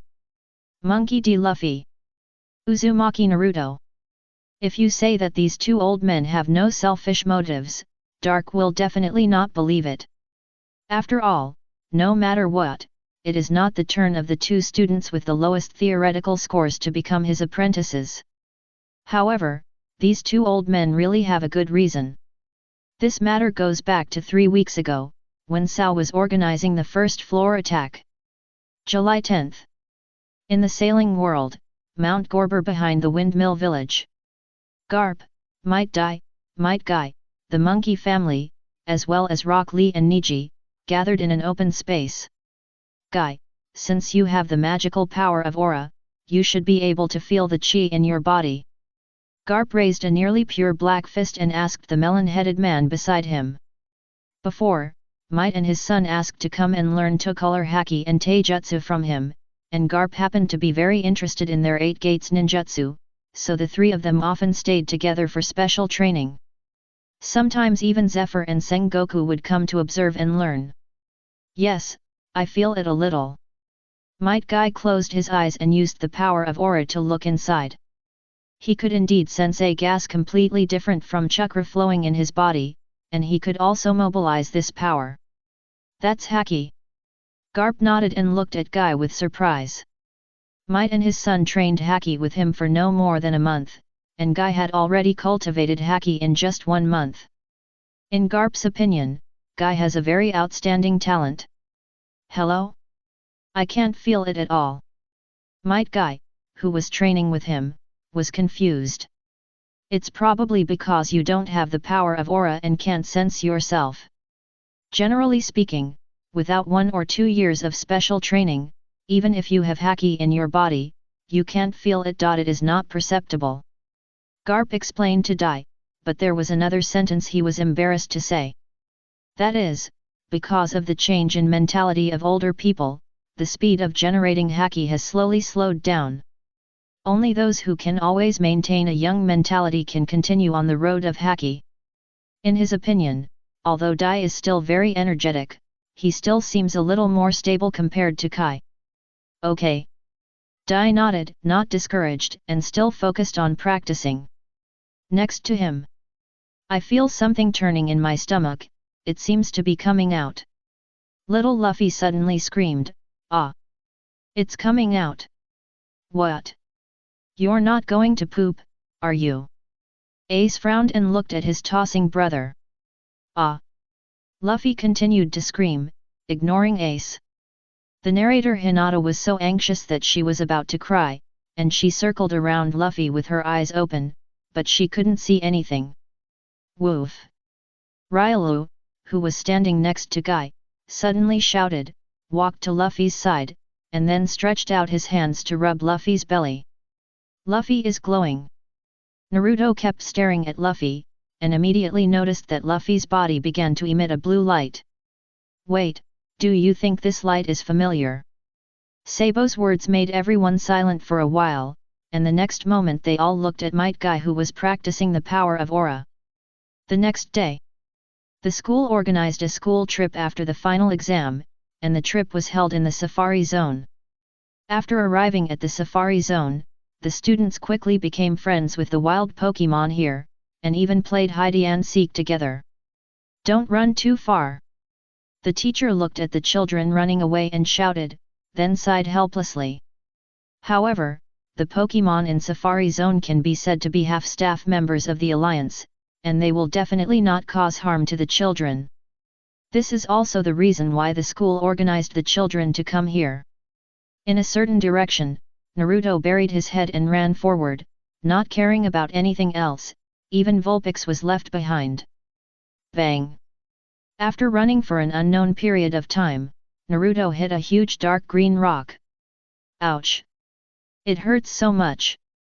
Little Naruto hit his head and got a big bump, then he fell on the ground with a buttock. Boom! Naruto was rubbing his head, and suddenly he felt the dark green stone in front of him move. Then, he faced a ferocious face. Tyranitar, who had just woken up and was still a little confused, scratched his butt. It seemed that something had pricked him just now. He turned over to see what the ignorant little thing was. It turned out to be a yellow-haired kid. Damn, didn't these humans tell this kid that this is the great sandstorm god Tyranitar? Tyranitar's territory, dare to trespass here without permission, really don't know how to live or die. Look, I'll eat you little thing in one bite. Rua! Tyranitar opened his mouth and roared at Naruto. He's old, just woke up, and wanted to mess with the child. Naruto looked at the more than 10-meter tall Tyranitar with his mouth open, like a big monster. Naruto, who was originally slumped on the ground, couldn't stand up because of his weak legs, and his face was pale. Pa! Suddenly, a yellowish-brown light burst out from Naruto's body, and at the same time, the ground slowly lifted up to form a small mound of earth that surrounded Naruto. Tyranitar was shocked. Seeing that the little guy was buried alive, he quickly dug the dirt with his claws and dug the little thing out. At this moment, Naruto was still in a daze. Time goes back to the present. After learning about these situations, Dark also roughly knew what happened to the two little guys. Everyone can basically see Luffy's situation, that is, he awakened the same aura power as Kai. As for Naruto, everyone speculated that he was stimulated by the sandstorm god to have some special ability related to the ground attribute. But Dark knew very well that the special ability was earth power. It was related to the ground attribute, but it probably had nothing to do with Tyranitar. Tyranitar at most just stimulated the earth power that already existed in Naruto's body. Chapter 369 As Death is Frustration. Earth Power. This is actually the name of a skill, and there is no such special ability at all. If you insist, it is just that Giovanni in the special episode wrote a book called The Secret of the Earth, which records Giovanni's own combat experience. It's just that there is a fan fiction that compiled a special setting called Earth Power based on this book. And now the Earth Power manifested in Naruto has only two simple effects. One is it can control a small amount of soil, and the effect will be much stronger after leaving Pokemon Island. Secondly, as long as Naruto's body is in contact with the ground, he can continuously restore his physical strength and chakra. This is like Naruto becoming the Earth Jinchuriki, and in the future he may be able to develop abilities such as the Earth Cloth. As for why Luffy and Naruto awakened special abilities, Dark suspected that it might be related to the fact that these two people were the original protagonists of the two worlds. Pokemon Island has a link with the two worlds, so the luck of these two people in their own world may have been transmitted to Pokemon Island through the link. In addition to this statement, it is difficult for him to associate other reasons. After all, there are many people who are more suitable for aura power and earth power than these two people, especially aura power. There are too many people who are more qualified than Luffy. Especially in Dark's view. Luffy's future is basically certain that he will not be able to become an aura warrior. He can only be regarded as a person who has awakened the power of aura. Because the aura hero has his own clear and firm justice, but Luffy. It's not that every action of Luffy has nothing to do with justice. After all, there are many things that Luffy has upheld justice. For example, driving away Arlong, defeating Crocodile, saving Caesar's experimental children, liberating Dressrosa and Wano country. At least these things are just in the eyes of local people. It's just that Luffy is too casual and too reckless, such as the classic Impor Down jailbreak. Also, the D family is absolutely inseparable from the word freedom, but the aura hero's life is not free. From this point of view, Luffy has no chance to be the aura hero. Anyway, it is indeed legitimate for Garp and Zephyr to bring these two boys who have awakened special abilities here. After Dark associated Luffy and Naruto with the sons of the world, he also had the idea of taking these two children as his apprentices.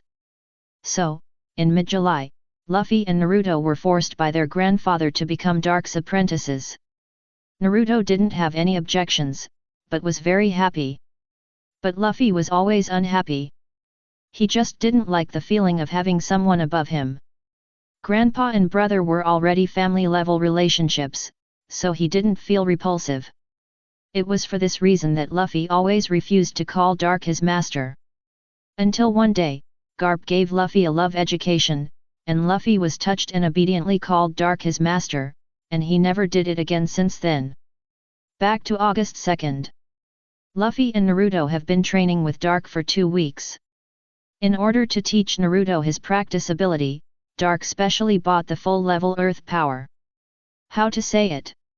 After these special abilities reach the maximum level, each one will produce an extremely incredible effect, incredible enough to be compared with the existence of legendary Pokémon, and it is also in line with its price equal to that of legendary Pokémon. The difference between Earth Power and Aura Power and Psychic is that Earth Power's direct combat ability is not strong. The most lethal of the 3 abilities that Dark currently possesses is undoubtedly Psychic, which is the ability to kill the target without anyone noticing, and can even tamper with a person's mental consciousness.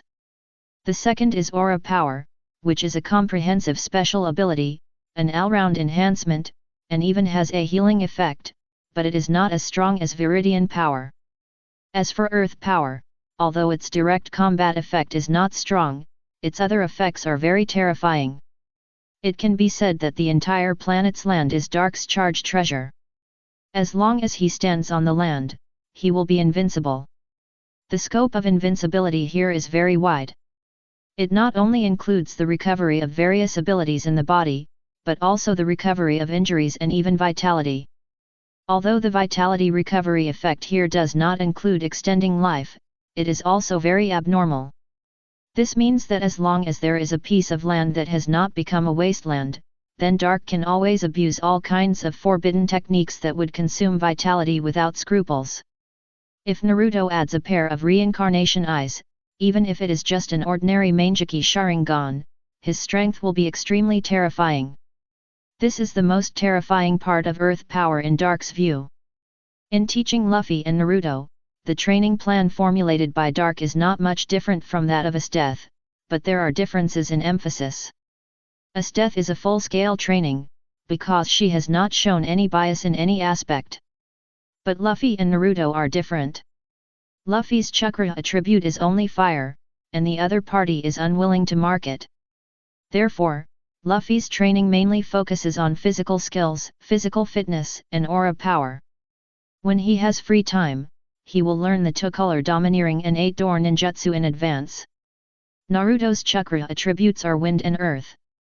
The earth is probably produced by earth power. In addition, the characteristics of Naruto's earth power are very suitable for practicing various forbidden techniques. So Naruto's training mainly focuses on wind and earth ninjutsu, earth power, and forbidden techniques. When he has free time, he will study the magnetic ninjutsu combined with wind and earth, and improve his physical fitness. Esdeath returned to Dark yesterday, and it was also yesterday that she found out that she suddenly had 2 more junior brothers. Esdeath has some conflicting feelings about these 2 junior brothers. She really doesn't like these 2 runny-nosed junior brothers who seem to have some brain stems missing, but what makes her unwilling is that her strength seems to be inferior to the 2 junior brothers. Originally, Esdeath thought that it was just because Luffy and Naruto had a good foundation that they were stronger than her. If they started training at the same time, then Esdeath would not be worse than these 2 junior brothers. However, after Esdeath observed for a day, she found out that she was so wrong. Luffy and Naruto can freely control the power of aura and earth power in just one day, but Esdeath took a week to barely produce a trace of confusion in her body. This made Esdeath feel a strong sense of frustration. She even doubted that she was not the genius that her master said. Her talent was completely incomparable to that of her 2 junior brothers. Luffy and Naruto were children of the world. They had a little luck transmitted from other worlds. They were special abilities that were awakened directly, so they could quickly use them on the first day. But Esteth had no special abilities at all. She relied on her own talent to practice it in just 1 week. At least in Dark's opinion, Esteth was more talented than the first two. Because the first two were not geniuses, they were just hanging on the wall. Dark noticed Esteth's frustration, but did not explain it. Esteth's biggest drawback was overconfidence and arrogance. If Esteth was not put under pressure from time to time, this child would always be arrogant. Time soon came to a week later. August 9th, year 2 of the Alliance calendar. When Dark entered Sao again, the players had already reached the 12th floor, which was quite fast. Players were getting more and more adept at surviving in this death game, and now they could remain calm even when they heard that they were going to attack the boss next. This time, Dark entered Sao because he felt that it was time to add 2 new buildings for the players: Pokémon Center and Friendly Shop. Currently, the most effective way for players to recover after Pokémon is injured in battle is to use props, but the explosion rate of props that can be used by Pokémon is very low. Therefore, most players let Pokémon rest well and recover over time. However, this greatly slowed down the upgrade speed of many trainers. Especially as the number of floors increases, the values of wild monsters become stronger and stronger, and the damage to Pokémon increases.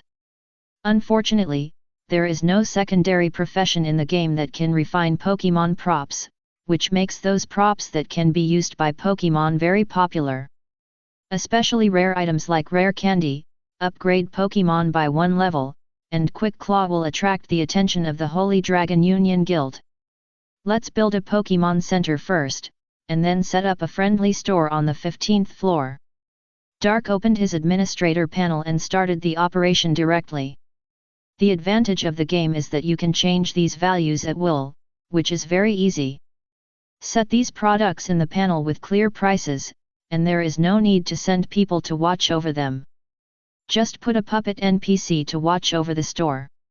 If Dark had this ability when he unified the sailing world, then those Pokémon centers and breeding house branches would have been opened all over the sea. Dark has also set up an automatic construction program for the existence of Pokémon centers and friendly stores. Every time a player conquers a layer, a Pokémon center will be automatically copied on the new layer.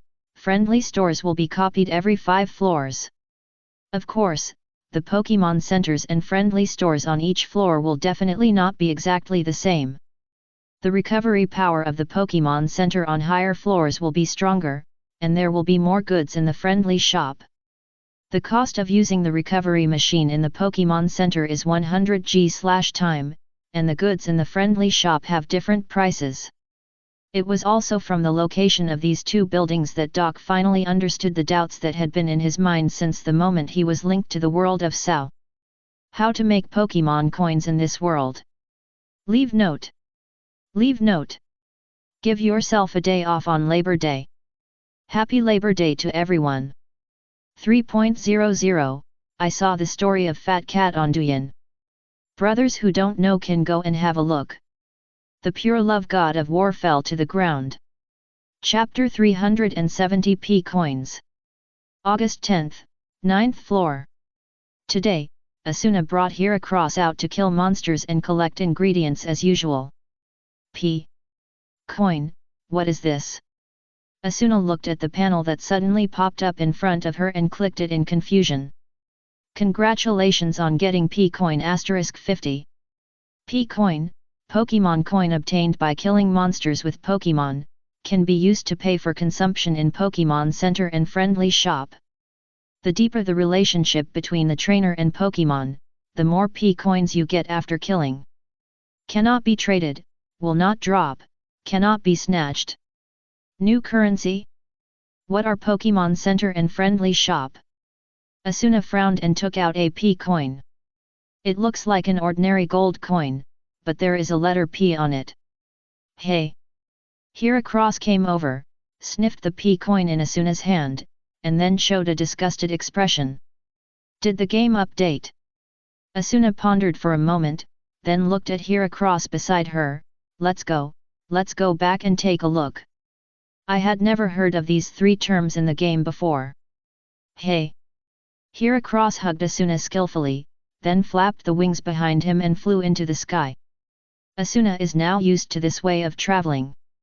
10 minutes later, Asuna returned to the teleportation area and came directly to the 12th floor, which is also the highest floor she has conquered. Today, several major guilds held a pre-war analysis on this floor and will launch a strategy battle against the boss of the 12th floor tomorrow. Asuna wanted to know about P-coins, so it was right to come to this floor to ask.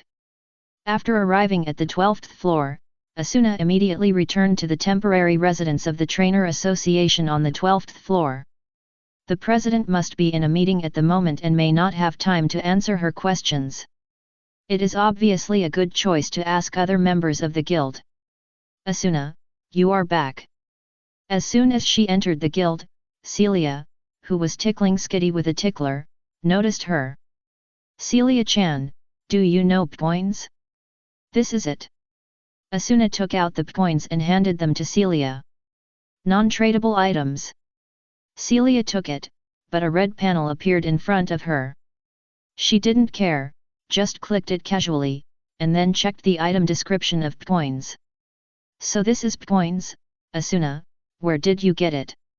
Celia's eyes lit up after reading the introduction and asked. I got it from killing monsters on the 9th floor, just an ordinary monster. Is that so?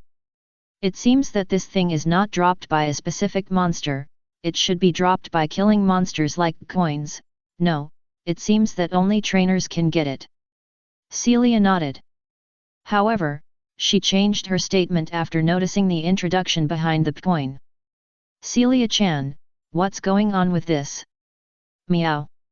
Skitty suddenly jumped up, opened her mouth and grabbed the coin in Celia's hand, and put it on the ground to play with it. You also saw the Pokemon Center and friendly shop in the back, right? Celia leaned over and touched Skitty's head. The little guy shook his ears and slapped Celia's hand away with his tail like a dog tail grass. Yeah. Asuna nodded. Those are the 2 buildings that were just updated today, but they have nothing to do with most players. They seem to be all Pokemon-related services, but I just heard about them and haven't seen them with my own eyes. Celia told Asuna what she knew, and pointed to the P-coins that Skitty was playing with. I heard that in those 2 buildings, only this kind of P-coins can be used as a means of payment. Duck was also very confused at the time about what Celia said. He clearly set the Pokemon Center and the friendly shop to use G-coins, gold coins, for payment, which is the currency dropped by players when they kill monsters. However, after the setting was completed, the G-coin was automatically changed to P-coin. P-coin was not a setting added by Dark, but it automatically appeared in SAO after the Pokemon Center and the friendly shop were established. After Dark discovered this problem, he immediately found Kayaba Akihiko to study it together, but the latter was helpless. Even with the highest administrator authority, Kayaba Akihiko had no way to change or delete the setting of P-coin. Just when Kayaba Akihiko was about to ask Porygon B to operate it, Dark stopped the other party from doing so. He tentatively asked the system first, and after confirming that it was the system that made the move, he completely stopped Kayaba Akihiko from asking Porygon B to die. Afterwards, Dark re-entered SAO and found that from his perspective, P-coin was another introduction. P-coin, the digital product of the positive emotions between the trainer and Pokemon. The amount produced depends on the depth of the emotions between the two.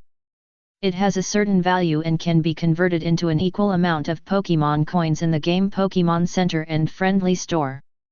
After reading the introduction of this version, Dark knew that P-coin was the source of Pokemon coins in SAO. However, although P-coin is the virtual currency in SAO, it is not something that Dark, the administrator, can manipulate. He has no way to directly through the backend.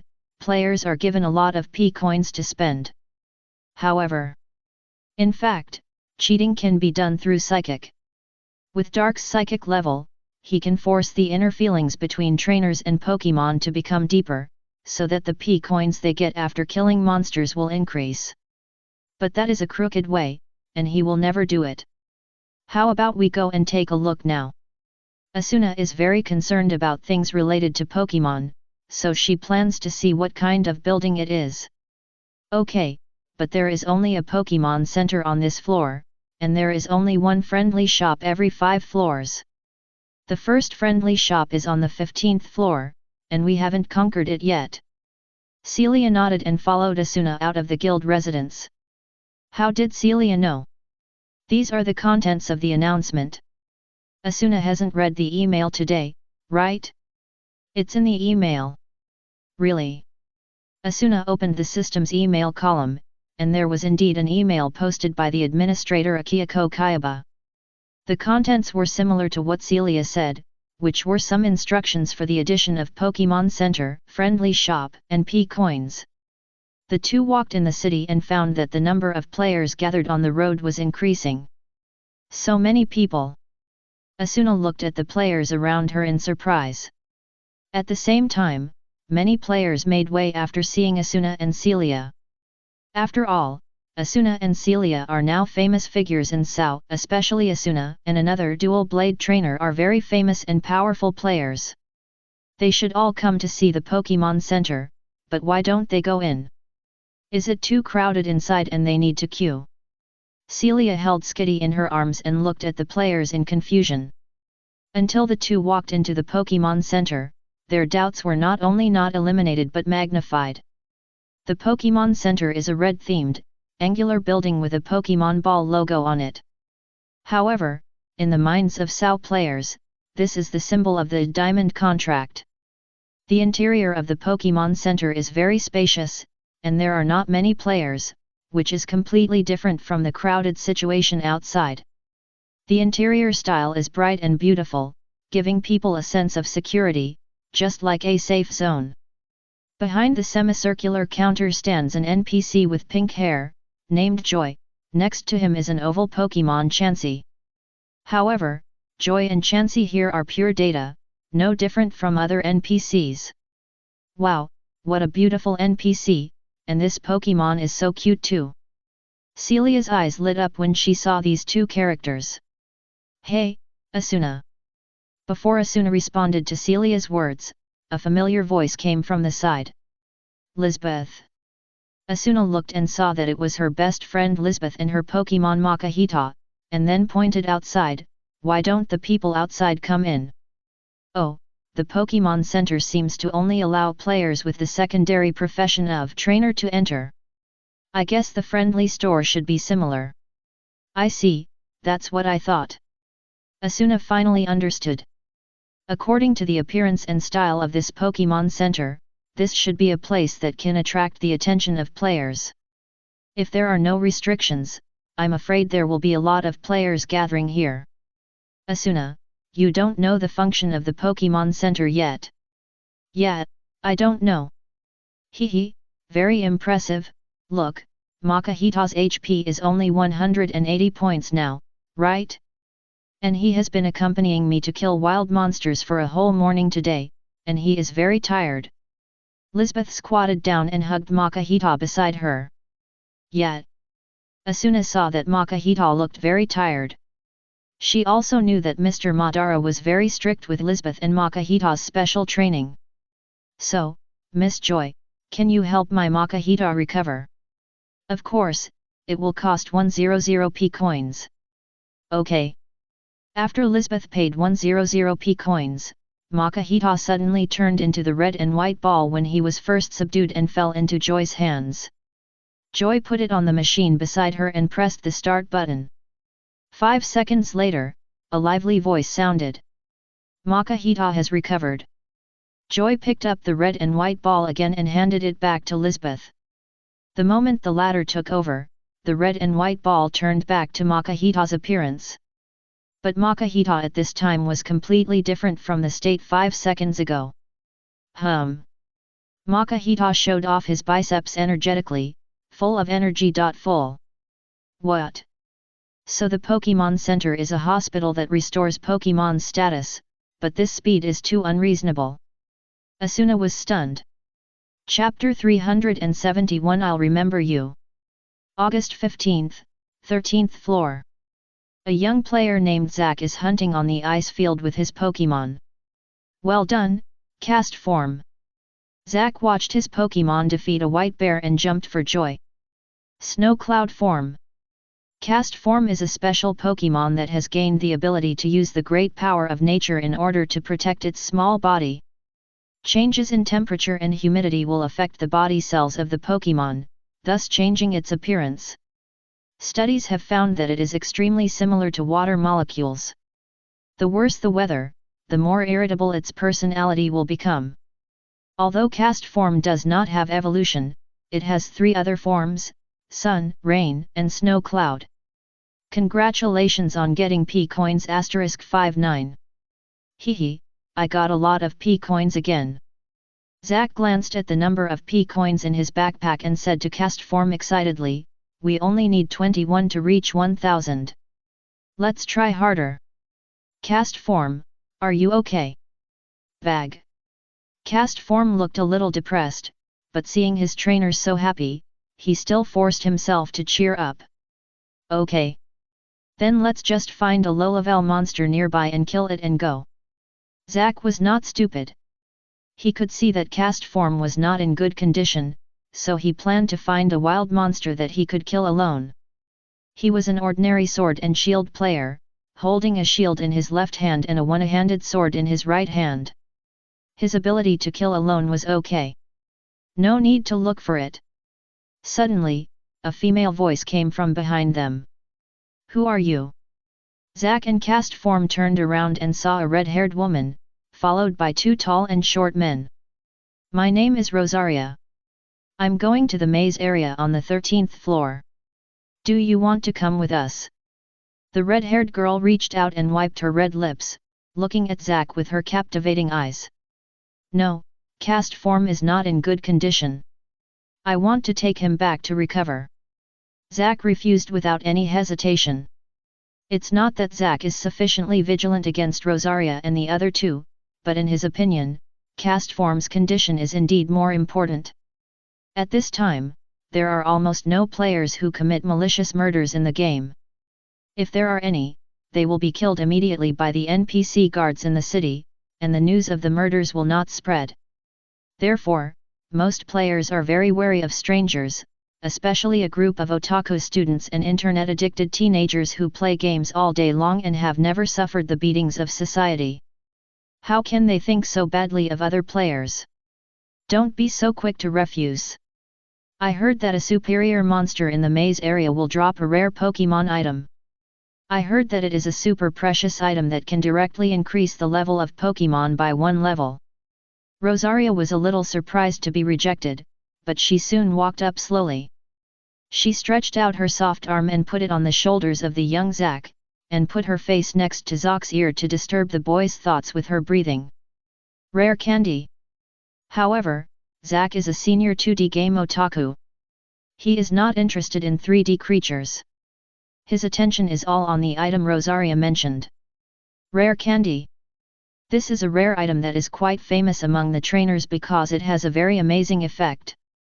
Rare candy, raise Pokémon by 1 level. The effect is very simple, but also very powerful. Because this rare candy has no restrictions on use, it means that it can even be used at LV.99. Like players, the difficulty of upgrading Pokémon will increase with each level up, and the experience gained from killing monsters will be averaged to players and Pokémon, causing them to upgrade more and more slowly. Therefore, items like rare candy that can upgrade 1 level without thinking are extremely captivating for any trainer. The later they are put, the higher their gold content and use value. You should have heard of that thing.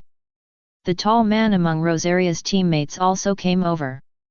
Look, there is no trainer among the 3 of us. So, if that item drops, it will be given to you, and if other rare items drop, it will be given to us. How about it? The short man also came over and showed a kind smile. In that case. Okay, let's go together. Zack hesitated for a few seconds, but still agreed. In his opinion, although it was quite dangerous for 4 people to enter the maze area on the 13th floor, it was not bad. As long as the return crystal was used well, the danger was very low. Besides, he is a trainer, so the threat of the maze area to them will be reduced to a lower level. Great, let's go. Rosaria clapped her hands together and happily directed the team to move forward. However, when Zack and Cast Form walked past her, her sunny smile instantly turned sinister and cunning. She even showed a little morbid hatred in her eyes as she looked at Zack's back. Damn thing! You are not fascinated by my charm at all. I have to teach you a lesson. Half an hour later, in the maze area. Where is the superior monster that you said? Zack and Cast Form were not in a good condition at this time. They had consumed a lot of energy and physical strength in the wild, and now they were fighting various high-level monsters in a high-intensity place like the maze area, so their condition was naturally very bad. And he also realized that there was something wrong with the three people around him. Because he and Cast Form were basically the ones who worked hard during the battle, and these three people were just fishing in troubled waters. It's right in front, the red name, see it? The short man noticed the dissatisfaction in Zack's tone, and he pointed at a monster at random. Is that a superior monster? Zack asked suspiciously after taking a look. In his opinion, the monster the short man pointed out was basically the same as the monster he had just fought. How could it be a superior monster? Ah, sorry, I made a mistake. What? Zack turned around with a frown, but saw three swords slashing at his hand. They want to cut off my hand so that I can't use the city return crystal. Zack understood the three people's thoughts in an instant. The player's body will not be really cut off. At most, the limbs will be cut off for a moment, and they will recover soon, but the severe pain and short-term disconnection of the body will make most normal people unable to continue using their bodies immediately, and it will take a certain amount of time to recover. If Zack's palm is cut off, then at least for dozens of seconds, he will basically not be able to take out the city return crystal to use. During these tens of seconds, these three people can move Zack's hands to operate for him, so that he can discard or trade all the valuable things in his backpack to others. I should have held the return crystal in my hand when I came in. Zack felt a little regretful and ashamed. He trusted others too easily. But he was not particularly worried. Because he noticed that these three people were green names, which meant that these three people had never killed anyone, and they should not dare to kill him. At most, they would just steal things from him. However, something Zack did not expect happened. Swish! X3. Cast Form. Zack watched Cast Form suddenly block in front of him. 3 full-strength slashes made Cast Form, who was already in a bad state, drop to the bottom of the health bar. Zack could not understand why Cast Form would do this. He never regarded Cast Form as an AI, but always regarded it as an intelligent creature with its own consciousness. Therefore, Zack thought that Cast Form should be able to judge that these three people had no intention of killing him, and there was no need to risk his life to block the attacks of these three people.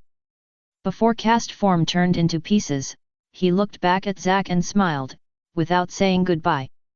Just as Cast Form didn't know what Zack was thinking. Zack didn't understand Cast Form's thoughts well enough. In fact, Cast Form didn't see whether Rosaria and the other two had the intention to kill him at all. He didn't think as much as Zack thought. He only knew that these three people attacked his trainer, and he had to stop them. What if the damage of these three people was too high and caused Zack's death?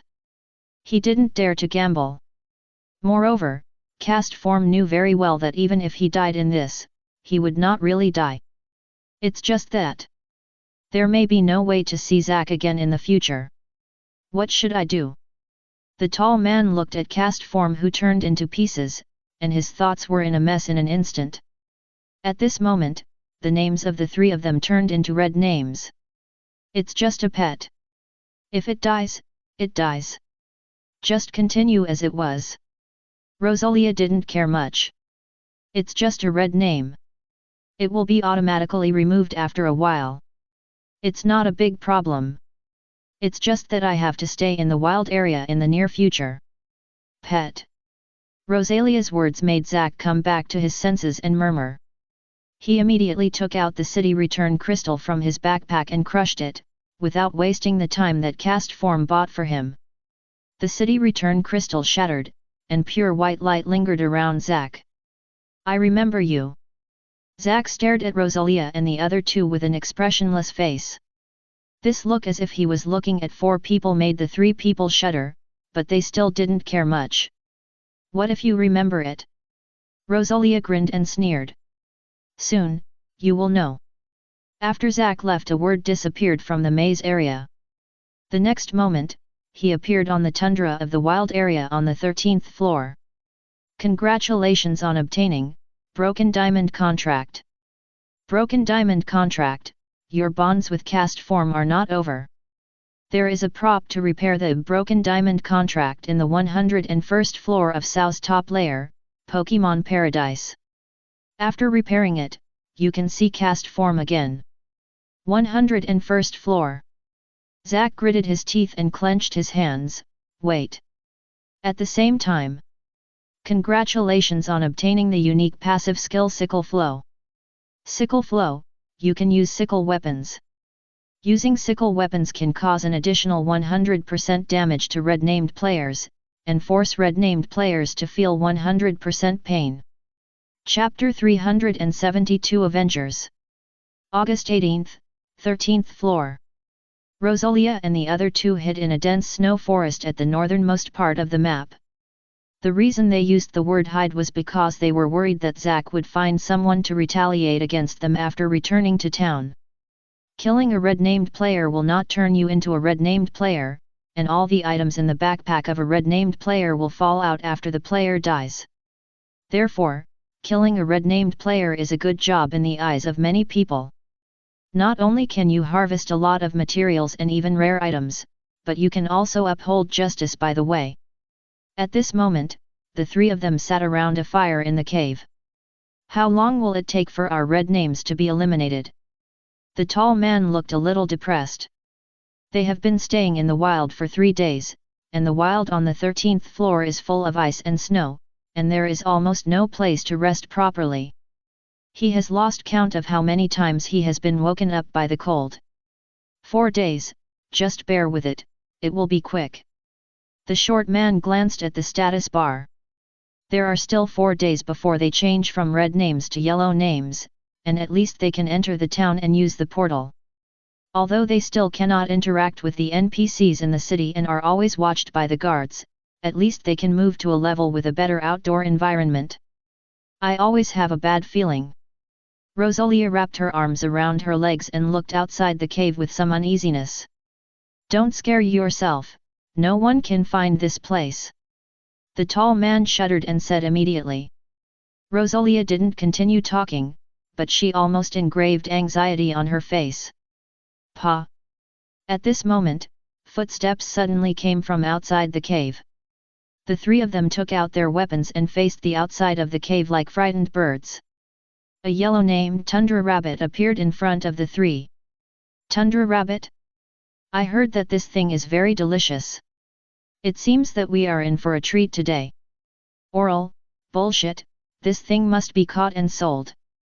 There must be someone willing to pay a high price for it. The tall man and the short man immediately relaxed their vigilance after seeing the rabbit, and even discussed it. Then, they walked out of the cave at the same time, ready to catch the Tundra Rabbit. Hey, why don't you just forget it? Rosalia looked at the two people walking outside and said something. It's okay. You just wait here. The two waved their hands nonchalantly and rushed towards the Tundra Rabbit together. But the Tundra Rabbit is a very agile and vigilant creature. It basically won't let players get within 5 meters of it, so after the two entered this range, the Tundra Rabbit immediately ran away. The two men pounced on the dog eating shit, feeling very embarrassed, and immediately their self-esteem broke out and chased after it, and soon disappeared from Rosalia's sight. Two idiots, not only look bad, but also have bad brains. Rosalia spitted disdainfully at the backs of the two people leaving, and continued to sit by the fire and look outside the cave. What are they doing? Why don't they come back? As time passed, Rosalia's sense of uneasiness became stronger and stronger. They won't come back. Click. Suddenly, a sound of footsteps and a man's voice suddenly appeared at the entrance of the cave. Who are you? Rosalia immediately drew her weapon and jumped up, looking at the faceless man in front of her vigilantly. Standing in front of her was a man with bandages all over his body and wearing a dark red hooded cloak, but what surprised Rosalia the most was that the man was carrying a huge black sickle on his shoulder. Rosalia looked at the man in front of her carefully, and only felt that the voice and appearance were somewhat familiar, but the strange equipment made her unable to remember where she had seen this man. Such obvious outfit and weapons, if she had seen them, she would definitely not forget them. It's only been 3 days and you've forgotten me. I've been thinking about you for 3 days without rest. Zach's face showed a playful smile, and his eyes were full of madness. Are you the trainer from before? When Rosalia heard what Zach said, she remembered it instantly, but she also let down her guard a little. So it's you actually came to me alone to seek death. Ahaha. Zach grinned and chuckled twice, without saying much, just carrying the sickle and walked towards Rosalia. You come closer. Rosalia raised the sword in her hand and was about to threaten, but she saw a flash of cold light and her arm was cut off. Although her arm returned to its original state in an instant, the severe pain made her sit on the ground and tremble constantly. Does it feel good? Zach stepped on Rosalia's face, making her come into close contact with the cold ground. Rosalia was still howling in pain. She couldn't understand why it was so painful. Her pain synchronization should be only 5%, but she felt as if her arm was really cut off. So noisy. Zach moved his footsteps and stepped on Rosalia's mouth, and then he felt that the world was a little quieter. Your 2 companions are much tougher than you, and they didn't scream from beginning to end. Rosalia's eyes moved to Zach's face, and her breathing became rapid. After all, they were too fragile. A knife cut on the head killed them directly, and they didn't even have time to open their mouths. Zach spread his hands, then squatted down, looking down at Rosalia's eyes. Is it cool? Rosalia couldn't speak at all because her mouth was stepped on, and at this moment she didn't care about anything else but just wanted to survive. Don't worry. There are still 4 days left, let's play slowly. Zach pursed his lips at Rosalia's appearance and clicked from his backpack. The next moment, nearly 200 bottles of recovery potions fell beside the two. I sold all my original equipment just to buy more recovery potions, for fear of damaging the level. Zach first took out a bottle of potion and poured it into Rosalia's eyes, helping her to restore her health. Just now, he estimated that he had caused Rosalia to lose at least 1/3 of her health. During these 3 days, Zach really didn't sleep for a second.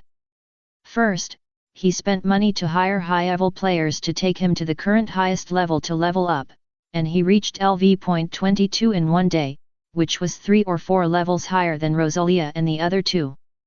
Then he sold all his original equipment and props, and went to a forger to forge a huge sickle of extremely high quality and an extremely low quality white mini sickle. Finally, with the remaining money, I bought some discarded junk armor and a lot of recovery potions, and started the tracking journey. Okay, let's start our game. Zach took out the mini sickle, which was only the size of an ordinary dagger, from his backpack and scraped it towards Rosalia's face. Don't worry, the damage of this sickle is minimal. You won't be killed by me accidentally before I want you to die. No, don't do that. By the way, you can have sex in the hotel in this game. Don't you know? You should still be a virgin, right? Otherwise, forget it, I'm not interested in old women. Inside the cave, a bloody game lasting 4 days began. 10 days later. August 28th, 19th floor. A special guild was established with great fanfare, fearing that others would not know that their guild had been established. Avengers. The guild claims to exist exclusively for hunting down red-named players. It accepts all red name hunting commissions for free, but the items dropped by red-named players also belong to the Avengers. There are currently only 5 people in the guild. The guild leader, the ghost of strategy Zack, is a man with a great reputation in the strategy group. He has the same special weapon skills as the strongest Madara, the fighting princess Lisbeth, and the trainer of 2 swords Kirito, and uses a sickle that is almost as big as a person. But few people would talk to Zack. Because Zack is like a madman. Not only does he look crazy, but he also fights like he's desperate when attacking bosses. The other 4 people are 3 men and 1 woman, and they all look like gloomy players. One of the men and 1 woman were former trainers, and the woman was even a member of the Trainer Association. As for the remaining 2 people, they joined the Avengers simply because they wanted to kill red-named players. Although the guild was established not long ago and the number of members is only in the single digit, it is still well known among the player community because of its special nature. The emergence of Avengers can be regarded as a purification of the game environment. Many players who originally had some dangerous thoughts became obedient and regained their rationality after learning about the existence of this guild. However, within a few days, the Avengers Guild established a close relationship with the Wanderers Guild. Because a lone player among the Wanderers was killed, and the several red-named players who killed the lone player were killed by Zack and his men. Later, Kirito personally came to thank him and hoped to establish a relationship of mutual assistance with Avengers. This time, the murder of a guild member Kirito felt the rage and realized that they, the individuals, were the easiest group to bully in this game. If there was no such a Wanderers Guild that was still connecting the individual players, then the individual players would be killed and no one would know and no one would seek justice for them. For this reason, Kirito decided to make Wanderers a bait intelligence organization for Avengers. They, the individual players, were the most likely group to be targeted by the red names, but they could also use this identity as the helping hand Avengers to collect information about the red name players. Chapter 373 Don't Want to be Strategized in SAO. August 31st, second year of the Alliance calendar. Today, the flow of people in Alliance City is relatively large. After all, it is the day for the registration of the Pokémon Academy. There are also parents who come to Alliance City to play for 2 or 3 days in the name of sending their children. When the flow of people is large, it is easy for all kinds of things to happen. Although there are relatively few incidents such as stealing, molestation, and robbery, they do happen. Therefore, the security team of Alliance City will be busy during this period. Dark did not enter SAO on this day. It has been 2 months since the public beta of SAO, and the living conditions of players have almost been completely determined. 10% of players are committed to the upward strategy and work hard for it. 35% want to conquer SAO and return to the real world, but they are unwilling to risk their lives to fight monsters and level up. 25% of players don't care whether to go back or not. In this group, players generally have a mediocre life in reality, so they think it's okay to go back to reality, but it's also good to stay here. 25% are not willing to go back. They are generally not satisfied with their lives in reality and have encountered various problems. They want to use SAO to escape reasonably or even want to die in the game without pain.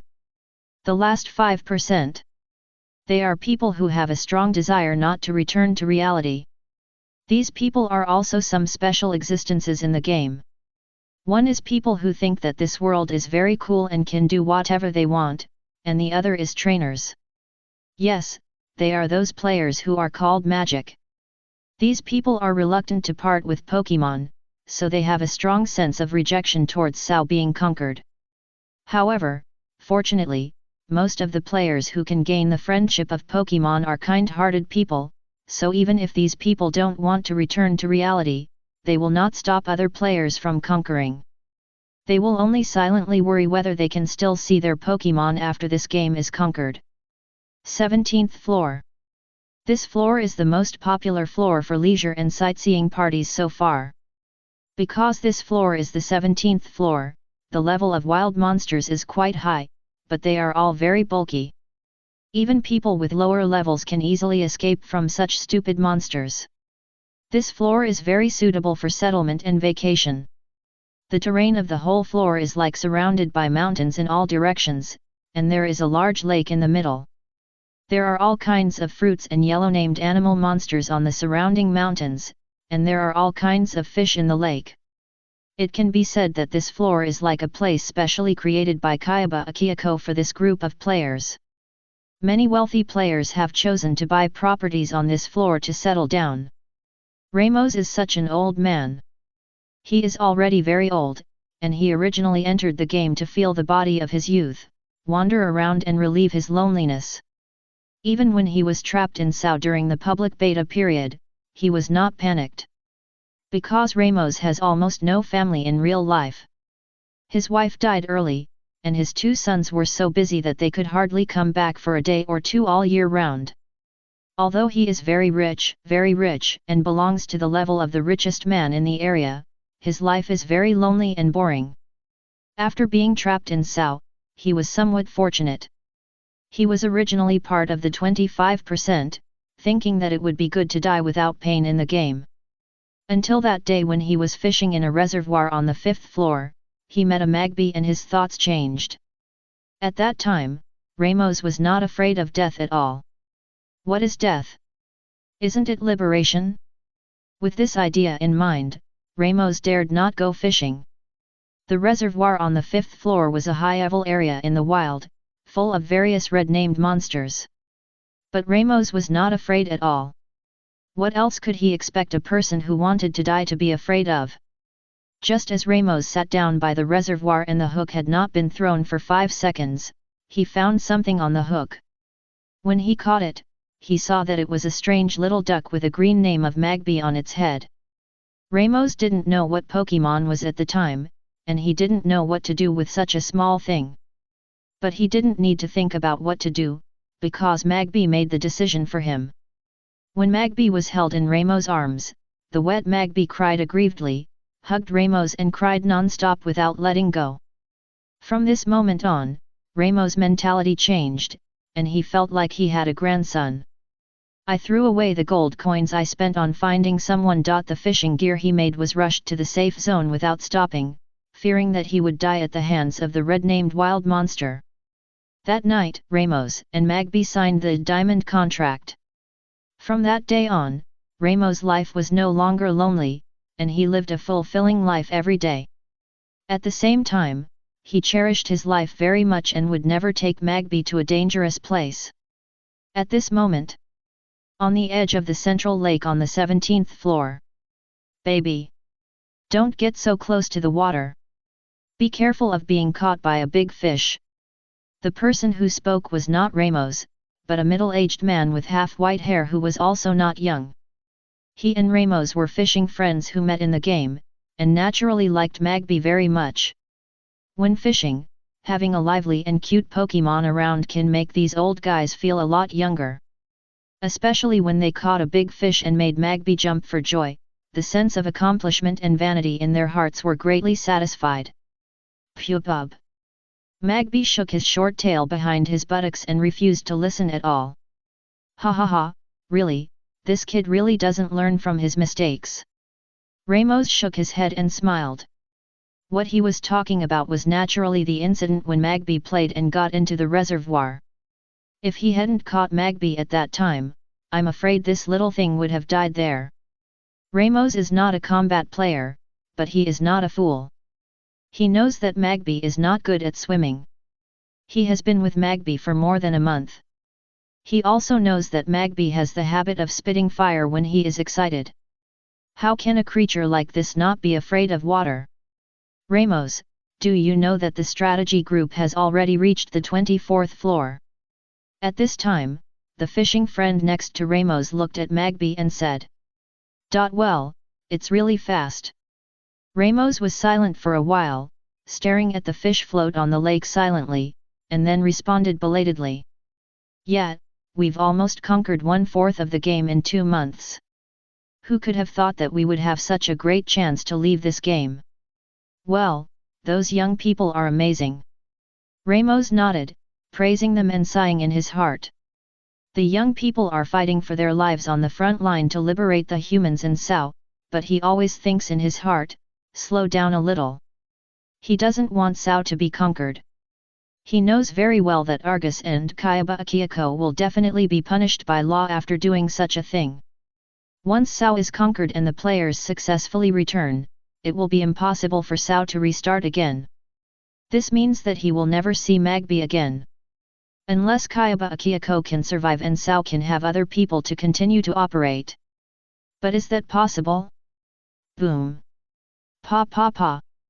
Magby playfully slapped the lake surface, splashing water and scaring away the fish that were hovering around. You little thing. Ramos's fishing friend pretended to be angry and slapped Magby's butt. Ramos held the fishing rod tightly in his hand, staring at the float, but his vision seemed to be looking at a farther place. Snap! Ramos's fishing friend seemed to know what Ramos was thinking, and just patted Ramos' knee silently without saying much. Everyone says Magby is just an AI. The silent Ramos suddenly spoke, and the wrinkles on his face could not hide his sadness at the moment. I don't know what AI is, and I don't know much about what young people play, but Magby is my family. Don't I know whether he loves me or not? Ramos asked doubtfully, seemingly asking a fishing friend, but in fact he didn't know who he was talking to. Does AI also understand love? At this time, Magby fished out a big fat fish from the water. The big fat fish in his arms kept struggling, but Magby always held it and refused to let go, and approached Ramos like a little penguin. Puh! Magby walked to Ramos, handed the big fat fish in his arms to Ramos, and laughed for credit. I have to think of a way. Ramos reached out and touched Magby's head. What?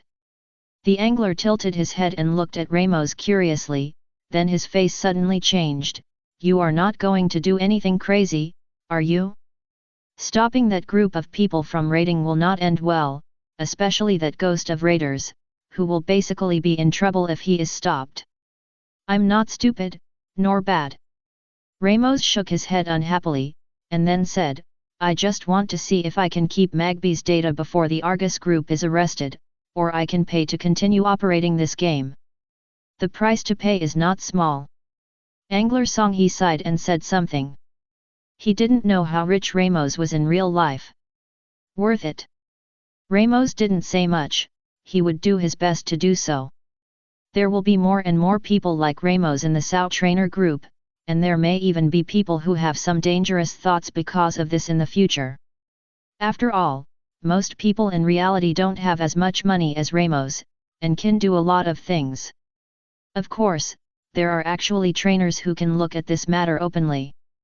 Many people in the Trainer Association want to conquer Sao. Chapter 374. At least don't forget him. September 30th. Unlike the previous 2 months, the speed of conquering the entire Sao slowed down in September. In July and August, players conquered 23 floors in one fell swoop and reached the 24th floor. However, in September, it took a whole month to conquer 6 floors, barely reaching the 30th floor. It can be said that the attack speed is half as slow as that of the previous 2 months.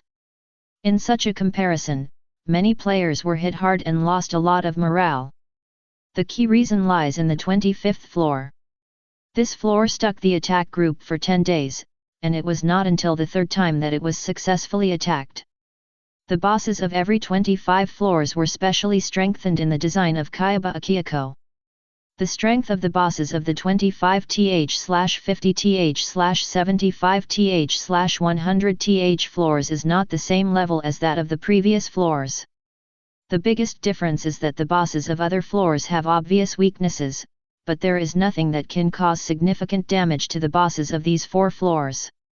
The army in the original work was severely damaged and almost wiped out when attacking the 25th floor, so the captain of the team at that time, Ye Wang, became afraid and was unwilling to continue to attack upwards.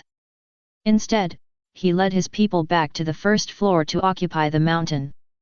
The boss of the 25th floor, the attacking goblin leader. P.S. The boss that appeared in the movie Ordinal Scale, not sure which floor it is, I moved it here.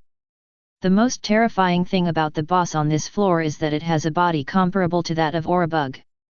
Even Madara and Kirito, who uses Uchiha-style swordsmanship, can only scrape it, and Pokemon and weak players can only cause mandatory HP 1. Another point is that the boss's killing method is extremely disgusting, that is, eating players alive, and after eating a player, it will restore 10% of the health bar. The latter point not only caused serious psychological trauma to the players' hearts, but also the visual effect of the 10% increase in health in a snap also made the players feel desperate.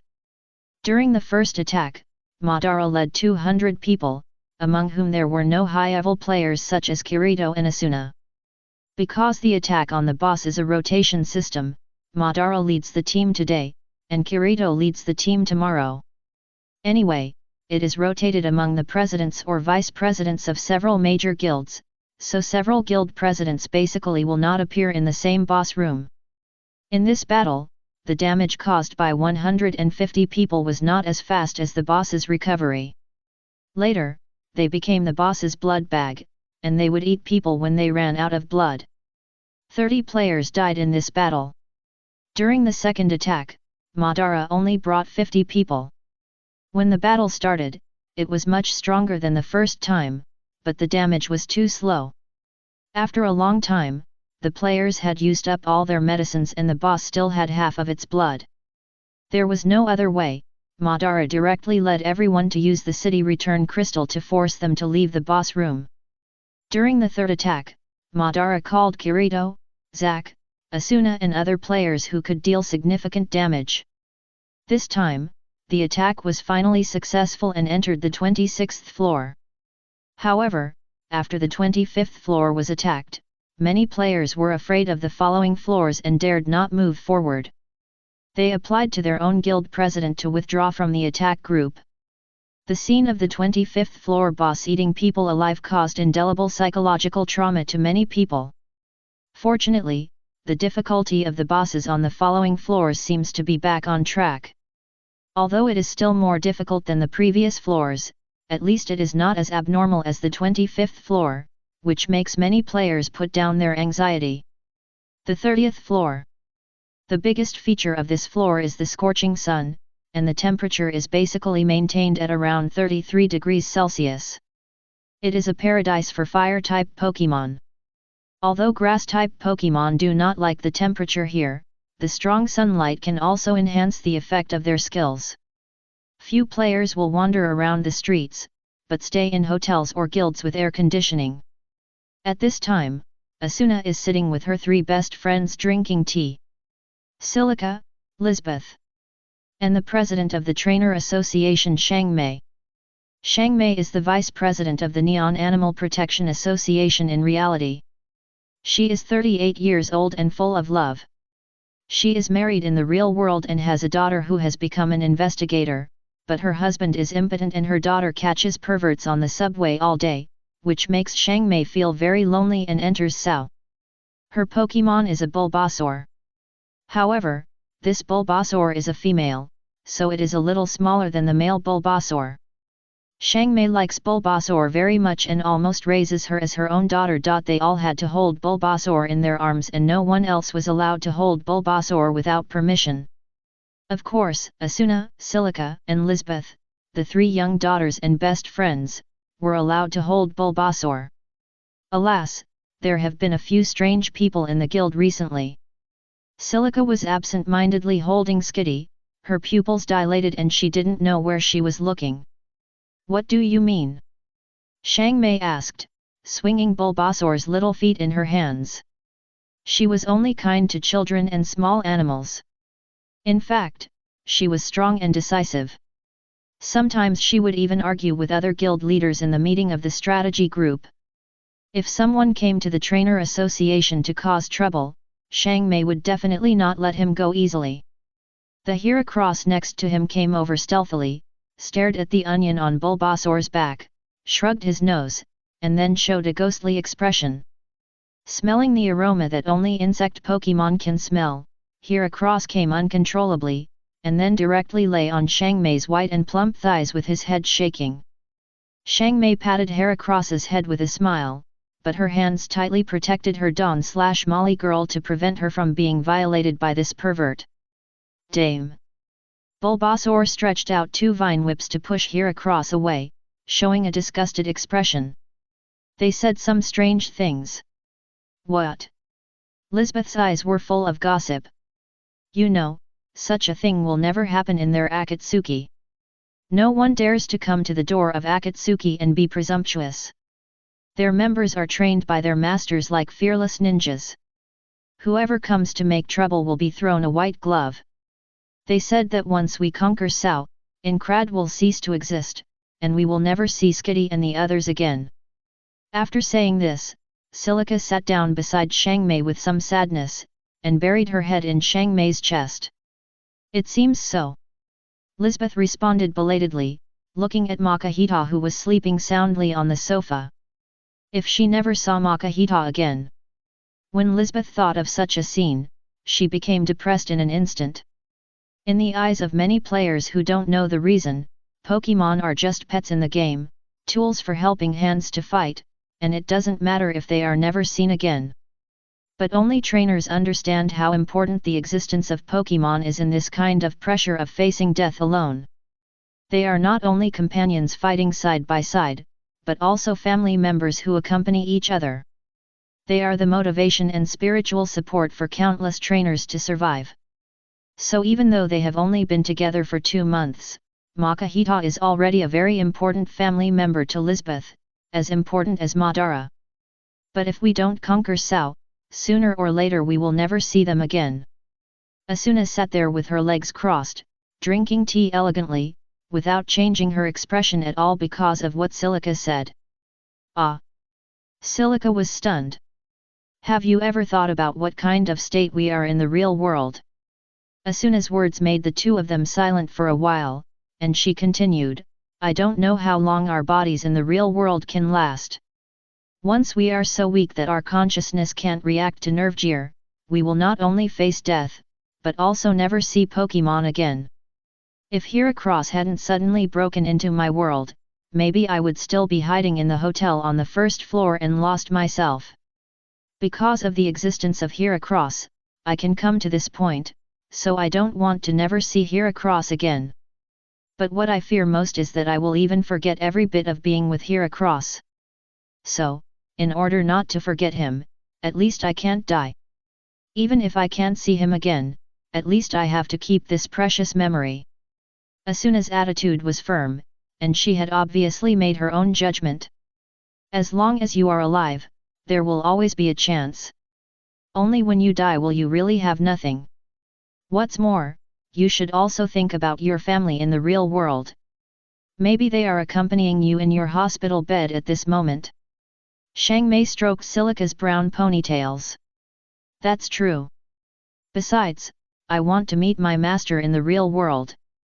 Lisbeth was comforted and immediately cheered up. She even thought about meeting Madara in the real world. Mr. Madara, it seems that he will ask you to exercise in the real world. Xiangmei pinched her chin and pondered Madara for a while, then said with some certainty. Gee? No. Lisbeth immediately shook her head and resisted very much. I don't want a body of muscles. Is that what you care about? Asuna sighed. She thought Lisbeth was afraid of hard work. Speaking of which, Asuna, didn't you find a boyfriend in the game? Players in Sao can absolutely most of them are men. There is also a marriage function in this game. Xiangmei opened the panel and found the button called marriage. She felt a little nostalgic. Then she thought of her husband in the real world. The nostalgic look faded like a tide, and her eyes became cold. There is no one I like for marriage. Lisbeth pursed her lips, then sighed and shook her head. If I want to find someone, I will definitely find a strong and powerful mature man like Master.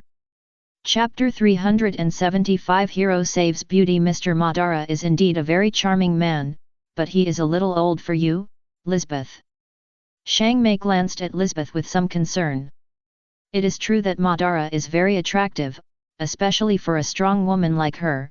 She would be more moved when she meets a stronger and more leadership-oriented man. But Lisbeth is still so young, only 16 years old, and she has already started to like an uncle like Madara? Could it be that there is some kind of electric complex? I think the Avengers Guild president is pretty cool, and that kind of crazy feeling is very good.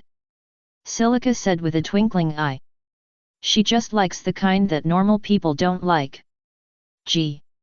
Shang Mei was stunned, and she didn't expect Silica's idea to be even more bizarre.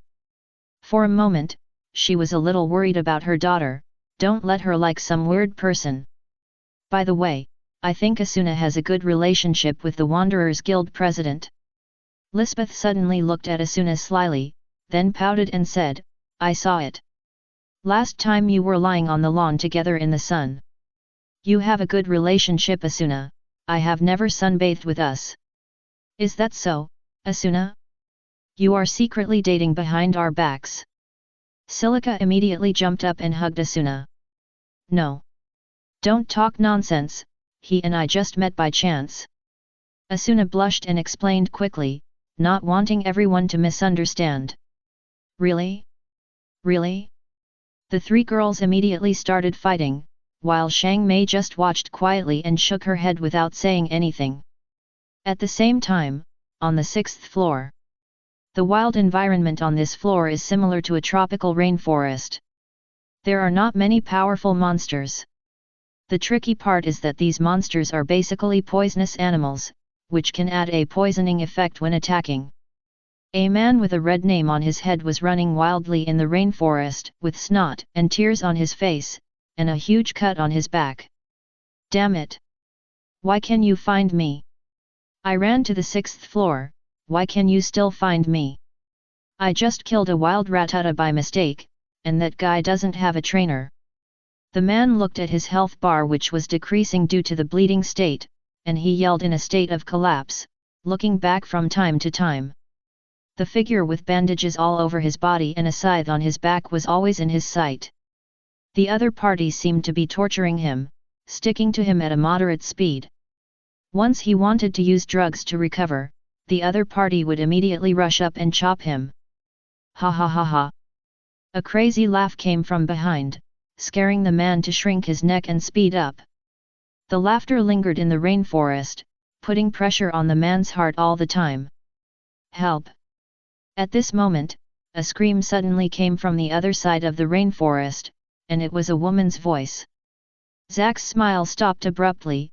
He looked in that direction, and then at the man in front of him, and immediately made up his mind. Ha ha ha, go save that woman, you can come back to kill me later, right? I'm right here. Puff. The man's eyes suddenly widened. He lowered his head, and his chest had been pierced by a huge sickle blade, and his health was rapidly decreasing, and soon reached the bottom. I can kill you first and then save her, it's a bargain for you. Zack looked at the fragments in the air and retracted the sickle. Originally, he wanted to slowly torture this red name to death, but saving people was more important. Putting the items that fell on the ground into his backpack casually, Zack immediately waved the sickle and rushed towards the direction of the sound. The sickle in his hand was like a lawn-mower, cutting off all the branches and vines of the block in front. Soon Zack saw a female player surrounded by 3 big mantises. Lie down. Zack shook his head and swung the huge sickle behind him without saying anything. The sickle spun quickly in the air and emitted a dark red blood light. Most players can learn a skill called spinning throw, which allows them to throw their weapons to cause damage and then fly back to their hands. Basically 90% of players will learn this skill because it is one of the few long-range attack methods in the game. However, this skill will basically not appear when fighting against other players. Because the weapon can be snatched during this process, this snatch is temporary, which does not mean that the weapon directly belongs to the opponent. It just means that the weapon of snatch cannot be put into the backpack before the end of this battle. And those wild monsters are basically not set with such ability, so players will only use this skill when spawning monsters. The female player saw a big sickle flying towards her head, and she was so scared that she squatted on the ground and trembled with her head in her hands. It's so noisy. The real masters have their own way of fighting, and they will never wait quietly for the weapon to fly back. Zack is like this. He follows the spinning sickle closely, which can also save some time to retract the sickle. But it is precisely because of this that Zack is already standing next to the female player at this time. Ka! The sickle slashed across the body of a mantis, cutting it in half and clearing its health bar. Shua!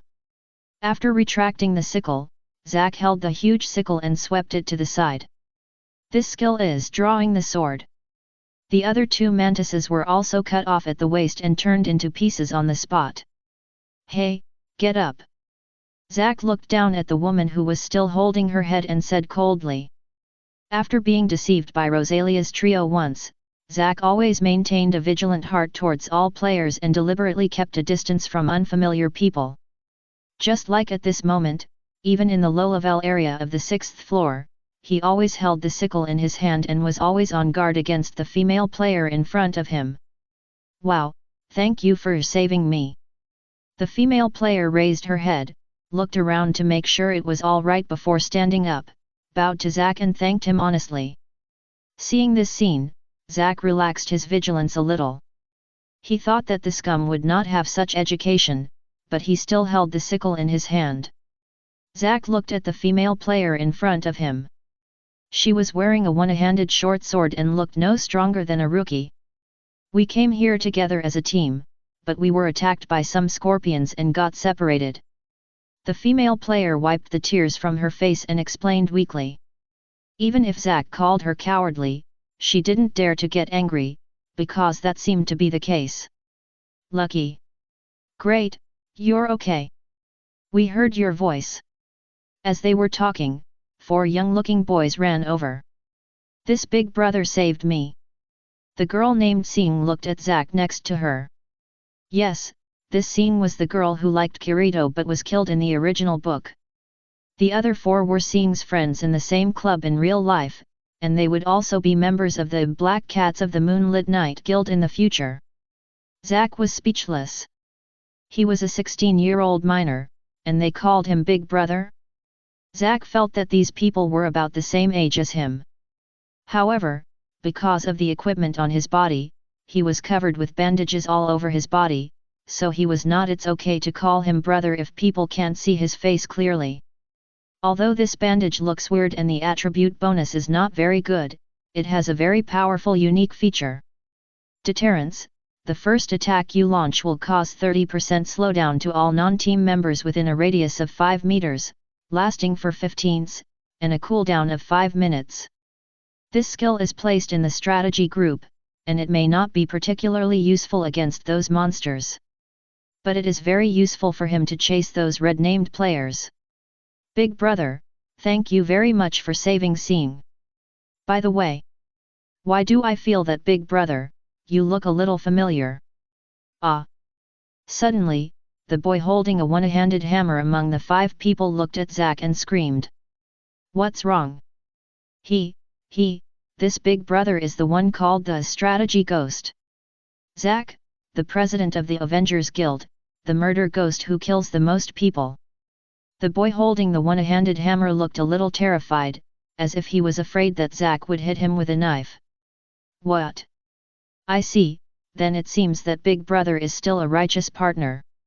The leader, who seemed to be more trustworthy among the few people, patted the boy and winked at the others with his back to Zack. Yes, yes, yes. Those red-named players should be killed. The name of the killer is too cool. Zack glanced at the group of people, carrying the sickle and turning around to leave. He could see that this was a group of optimistic rookies who had just adapted to the game. To be frank, Zack had nothing to do with this group of people, and he didn't want to waste time anymore. Brother Zack. When Zack turned around, seeing Shang-Qian took 2 steps, his face slightly red. Thank you for saving me. The hero saving the beauty left a deep impression on the girl, especially in a place like Neon, where heroes saving the beauty is the fantasy of all boys and girls during puberty. The 4 boys around seeing noticed her expression, showed an ambiguous look, and nudged each other with their shoulders. "You have already thanked her just now." Zock's response was rather cold, and he seemed to refuse to continue the conversation. But the other 4 boys surrounded her. "Don't say that, Brother Zack. Yes, this is a life-saving grace. Please let us treat you to a good meal, otherwise we will feel guilty. It won't take up much of your time, come on." Chapter 376 Alliance Festival. October 1st, 2. This is a day that only Dark understands. This day has no special meaning in Pokemon Island, but Dark still set it as a big holiday like May Day, named Alliance Festival, with a 7-day holiday. Whenever it is a holiday, the most popular place must be the World Center Alliance City in Pokemon Island. Because this is the first place where people from other worlds have to rush in, and the number of people rushing in from the Ninja World and the Sea World combined is in the hundreds of thousands. The second is to go to the other 3 major cities.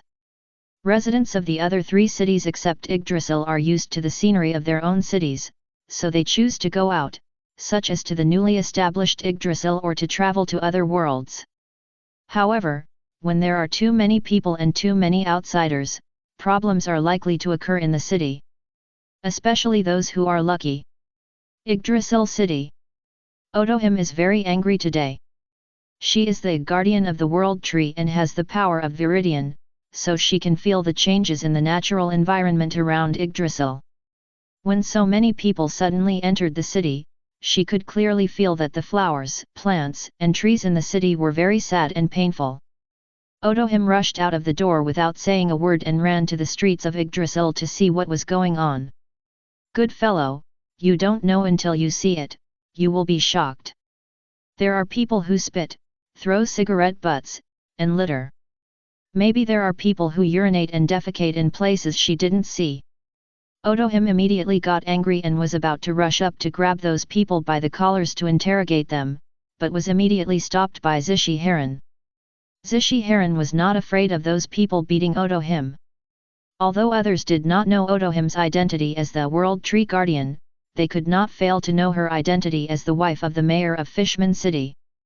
Nowadays, the popularity of the identity of wife of the mayor of Fishman City is comparable to that of the pirates with a bounty of hundreds of millions on the sea, and is only slightly worse than the 7 warlords of the sea. Therefore, Zishi Heron was not afraid of Otohime being beaten, not to mention that she was there. How could she let Otohime be beaten? She was worried that Otohime would beat others, and then she would not only go to jail but also hurt herself. "I know."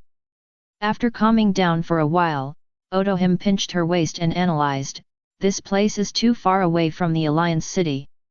These people think that the mountains are high and the Emperor is far away, and the Alliance is more lax in controlling this place, so they start to mess around. No one dares to litter in the Alliance City. Because they would be fined, and there are many people in the Alliance City, and being fined in public is a very embarrassing thing. But the situation in Yggdrasil City is quite different. Yggdrasil City has a special structure, which is high in the middle and gradually decreases outwards. There are no particularly wide roads under the uneven terrain, and it is a situation where vehicles and horses cannot run. Therefore, people basically walk on foot in the city. In addition, the vegetation is dense and the city is huge, so people are very scattered, and basically they can only meet a few people after walking dozens of steps. Without anyone watching, people will have such a mentality in their hearts, thinking that no one will find it if they litter, and it will not cause any obvious impact. Especially, such situations were common in Dak's previous life. What's more, in the current situation where there is no universal education in the 3 worlds, it is even more so. Malu. Zishi Heron made a suggestion. She was really afraid that Yuji would suddenly fall ill. Yeah, right. I should tell the leader about this. Otohime nodded, and immediately went back to her room to find the Pokédex and dialed Dark's video call. Ding ding ding. At this time, Dark was sitting in the office processing applications during the National Day. It was nothing more than the request of each city to add more guards, and all were approved. The number of people in the security department ranked second among the major departments, only less than the number of inspection departments. On weekdays, everyone was almost idle, and they must be made to work hard during holidays. The Pokédex next to him suddenly rang, and Dark answered the call without looking at the caller. The screen of the Pokédex center lit up, and Otohim and Dark appeared on each other's screen. Otohim, this is the first time you have sent me a direct communication. It seems that there is something important. Dark glanced at Otohim on the screen and couldn't help laughing. Because Otohim's hair was a little frizzy, and she looked like she had just lost her temper, and the sea lion next to her had a helpless expression on her face. That's right. Lord, the world tree is crying. Hey! Dake opened his eyes wide. Otohim's statement was really scary. No way. Okay, no. Otohim blushed, but couldn't help but tell the truth. That's right, in Yggdrasil the vegetation on the ground is crying. Her viridian power had just awakened, and she was not strong enough to feel the emotions of such a big tree. But the flowers and plants around her were indeed asking her for help. Tell me about it. National Day is here, and many people have come to Yggdrasil. Otohim told what she saw in her guesses. Oh, so, it's expected. I will let the environmental department deal with it, this is their job scope. Dake's face relaxed after hearing this. I thought something big had happened, but it turned out to be just random dumping of garbage. He was used to this kind of thing. As long as there are humans living, there will be all kinds of garbage. Just let humans recycle the garbage they produce. It is difficult to completely remove all the garbage on Blue Star, but it is easy on Pokemon Island. After hanging up the phone, Doc immediately sent a text message to the Minister of the Environment Department, Xiong. Xiong also replied received within 1 second. Because the members of the Environment Department have to plant vegetation continuously, it can be said that they are present in every city and even village. Xiong does not need to rush to Unitla Hill. You can also assign department members there to work remotely. In addition, Dark also asked Sucrose to arrange some members of the security department to cooperate with the environmental department. If there are unreasonable passengers who don't listen to advice, they should be educated. Soon, the Alliance members of Yggdrasil were mobilized. Various directional and guiding signs such as take care of flowers, plants, and trees, do not litter, smoking area, public toilets began to spread all over the town. When the security department and the environmental department appeared in the streets in groups, the effect was immediate. When the security department assisted the environmental department in maintaining the city's environmental sanitation, it also caught a few presumptuous people. These people wanted to use their flying Pokemon. Mang flew to the World Tree to pick fruits to eat, but was intercepted by Braviary and Mandibuzz in midair and brought to the guards. If you just want to eat the fruits of the World Tree, you can buy them at the fruit store in Yggdrasil. You can basically find World Tree berry in any fruit store. The fruits of the World Tree can at most promote the growth of young Pokemon. It may be useful for human babies, but it has no special effect on adult Pokemon and humans. It's just that people like to imagine all kinds of special effects. However, this is also one of the special foods of this city. Braviary and Mandibuzz, the two tribes of Dibuzz, often pick some fresh fruits and exchange them with the residents living in this city for some items they think can help them survive. Of course, some people just go to the World Tree to take a look under the pretext of wanting to pick fruits.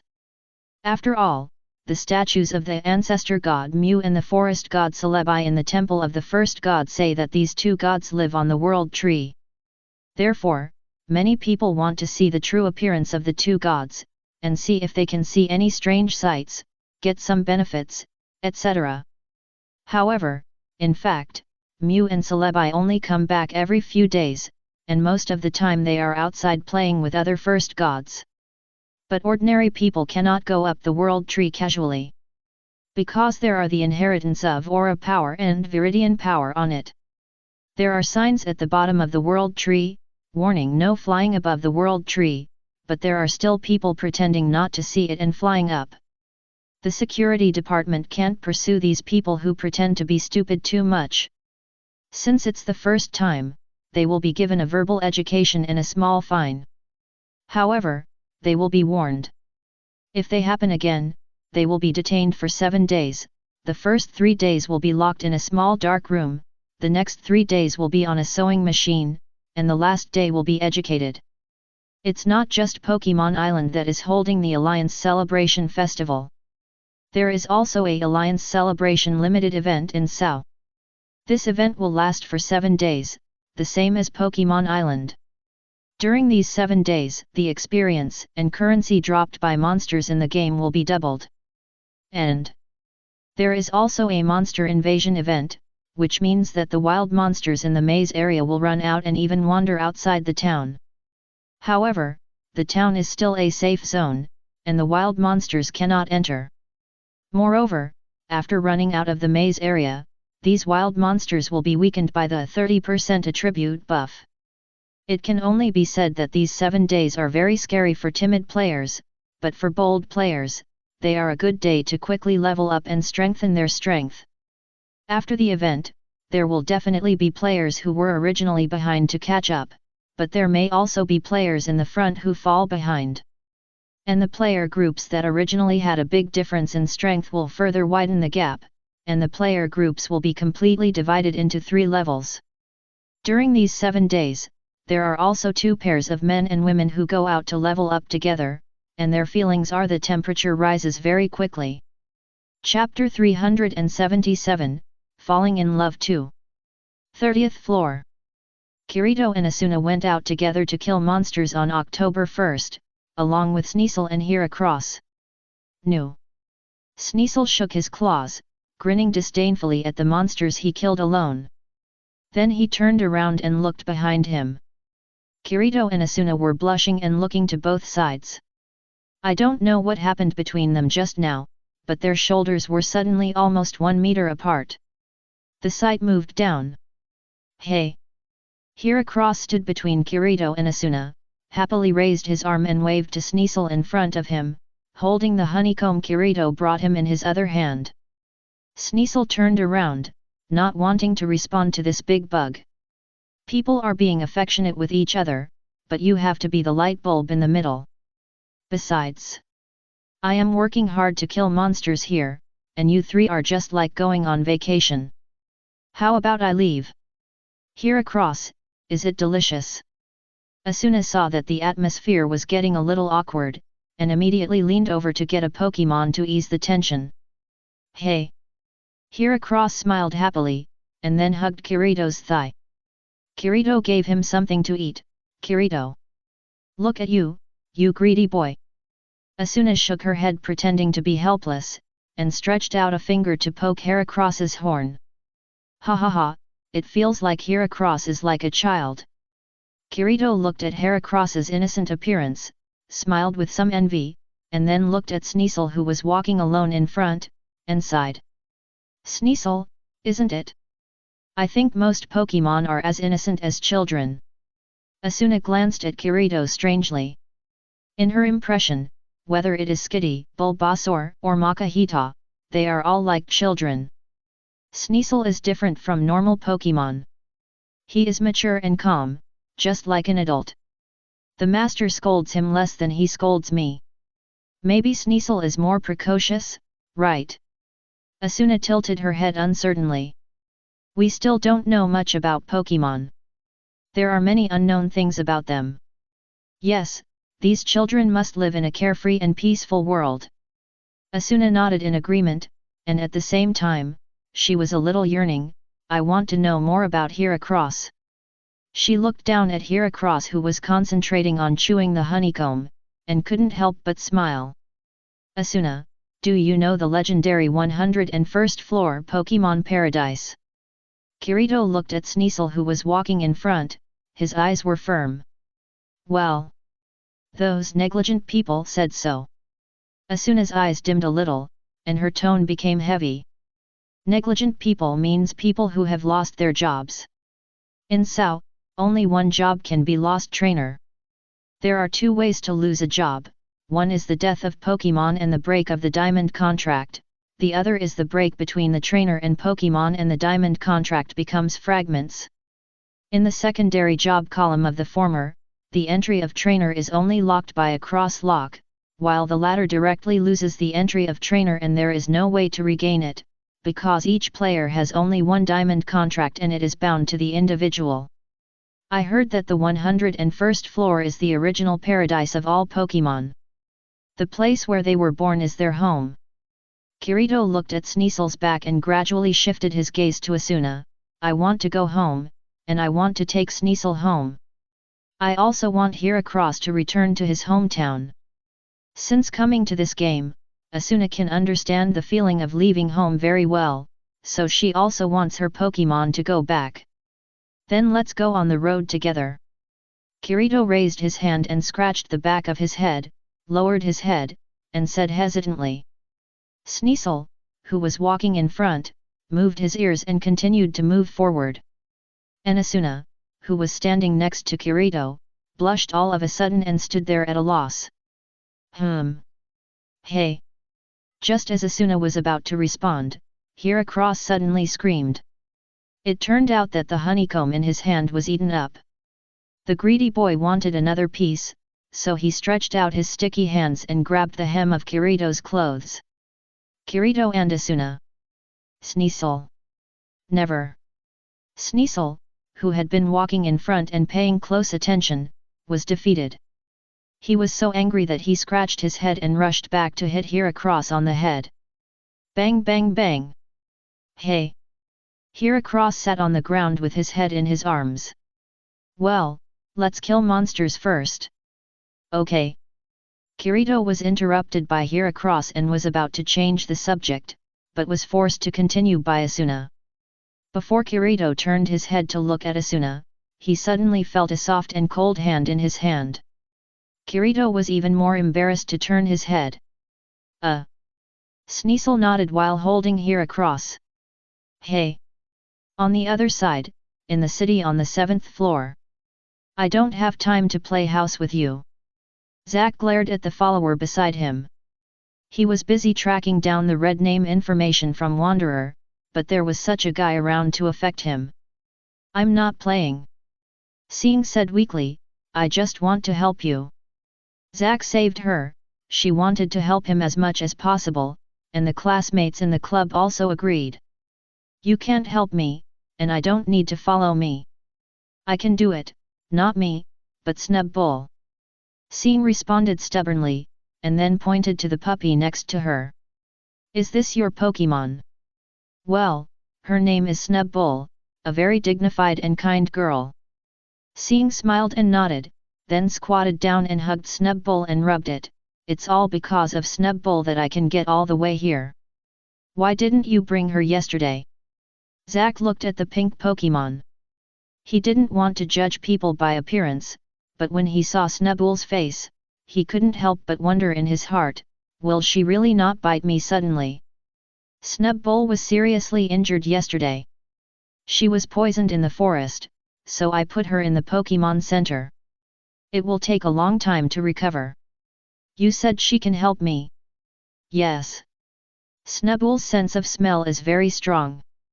We found many mission targets by relying on Snubbull's nose. Seeing nodded, very proud of his Pokemon. The wild monsters in the game do not have a sense of smell, but players and Pokemon do.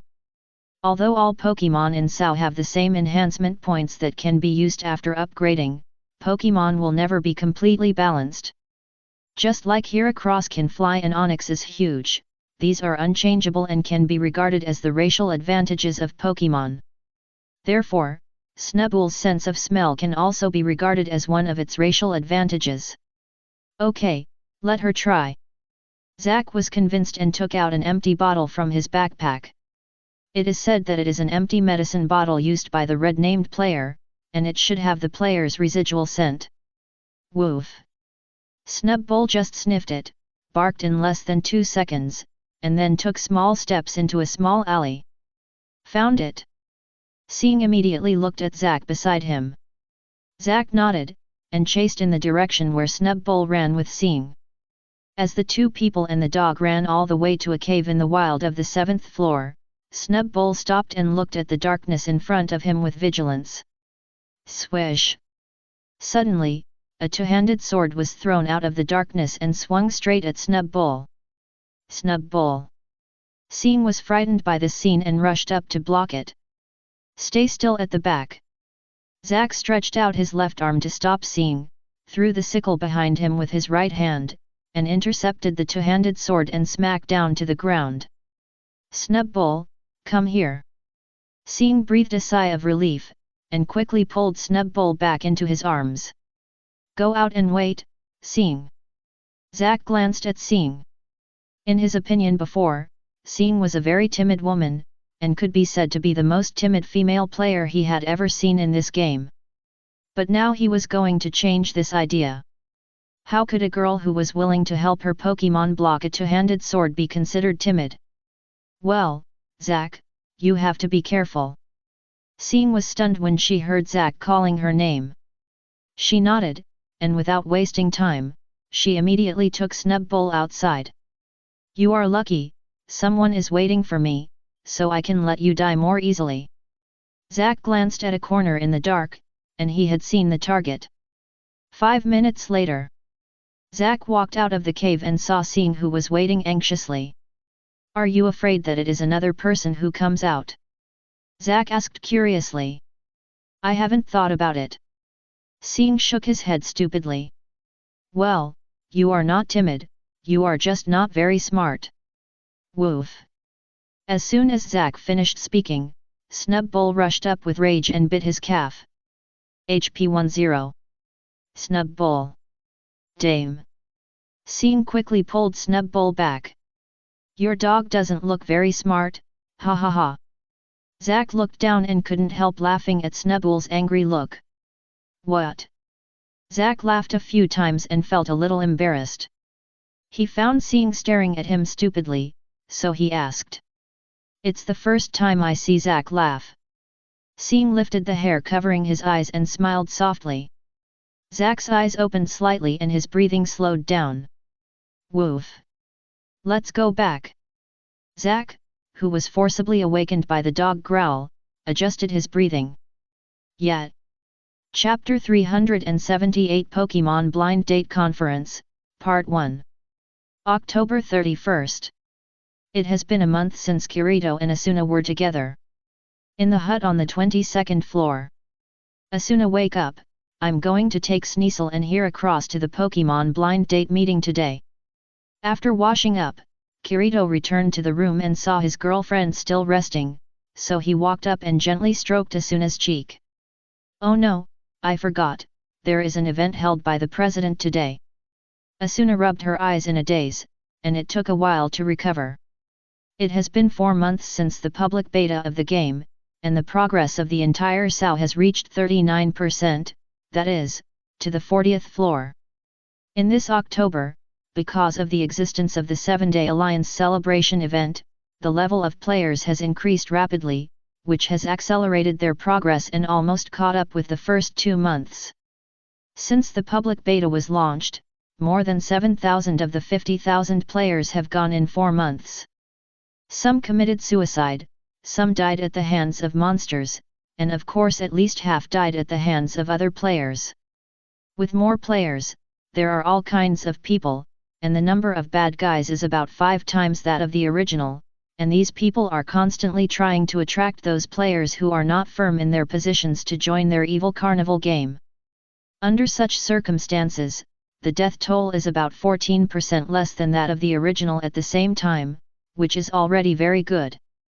Among them, at least 500 red-named players died at the hands of the 2 guilds Avengers and Wanderers, and more than 2,000 yellow-named players survived by luck, but they also lived under surveillance. The 2 guilds can achieve this level naturally because they have enough people, covering 3 levels of high, medium and low. The Wanderers Guild established by Kirito has become the second most populous guild in SAO, second only to the army, with a number of up to 3,000 people.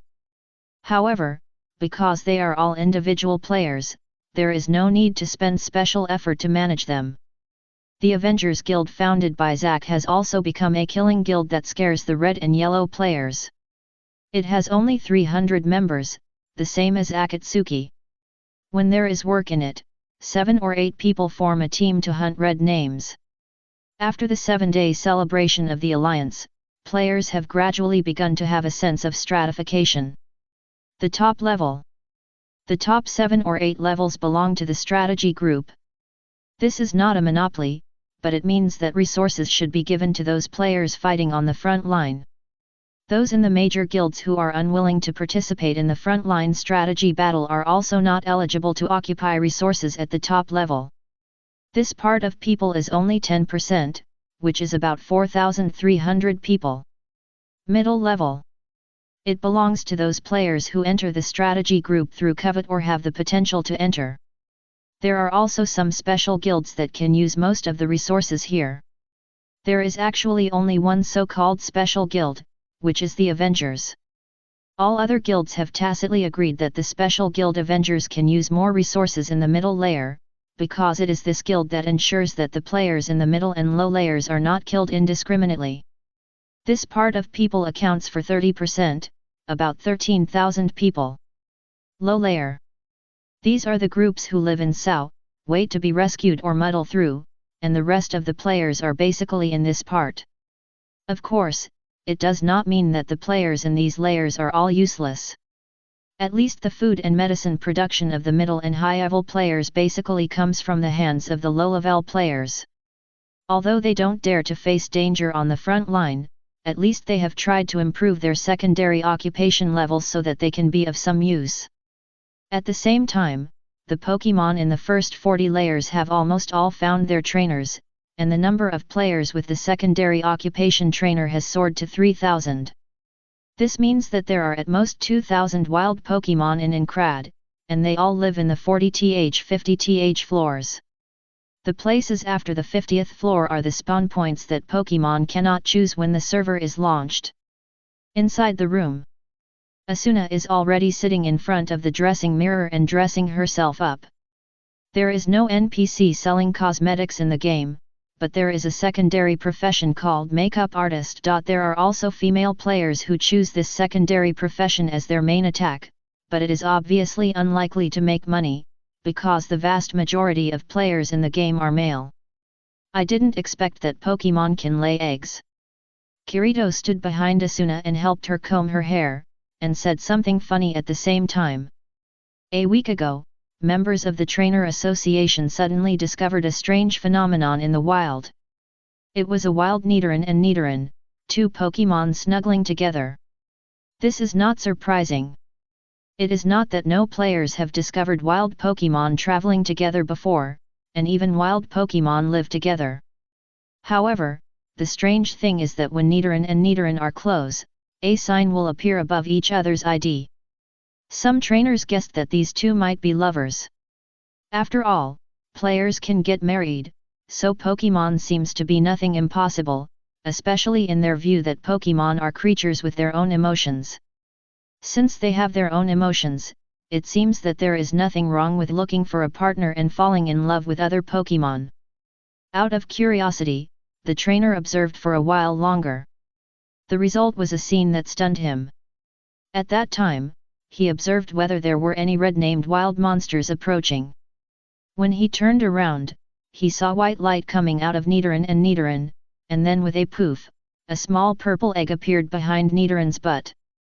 He took a screenshot of this scene and immediately returned to the guild headquarters to show it to the president Shang Mei. The latter also rushed to the scene without stopping. Unfortunately, Nidoran and Nidoran had disappeared at that time, as if they were hiding. Soon, the news that Pokémon could marry and lay eggs was released, and the trainer group was boiling all of a sudden. This Sao is too boring. Any random thing can make people talk for a long time, let alone such a big thing as Pokémon laying eggs. Shang Mei was also very excited. After 3 seconds of careful consideration, she decided to launch a Pokémon dating conference event led by the Trainer Association. Now the number of members of the Trainer Association is 2,000, far more than half of the total number of trainers. No other trainer would feel dissatisfied with them launching this event. Well, I'm so curious about what Pokemon eggs and newborn Pokemon babies look like. Asuna's motherly love overflowed as soon as she heard about the baby, and she hugged her face and began to imagine. She is a woman who likes children. In her imagination, she held a small Heracross in her left arm and a small Sneasel in her right arm. He. Thinking about it, Asuna began to drool. Kirito looked at Asuna's perverted appearance in the mirror and shrugged helplessly. According to his understanding of Sneasel and Heracross, it was hard for these two kids to find a partner. But he didn't want to interrupt Asuna's beautiful fantasy, so he didn't say anything. Half an hour later. Asuna, are you done? Kirito had been standing at the door in the sun for 10 minutes. He thought it was almost done, stretched his body, and looked back into the house. Wait. It's almost done. Asuna's voice came from the inner room. But she was not dressing herself up, but dressing up Heracross and Sneasel. Una. Dame. You have to bring it with you even if you are not used to it. Maybe other little female cats will fall in love with you at first sight. Asuna held down the struggling Sneasel and hung a small blue bell around his neck. In addition, there was a beautiful wreath on the big ears on Sneasel's head. Una. Sneasel lay on the floor with no hope in life.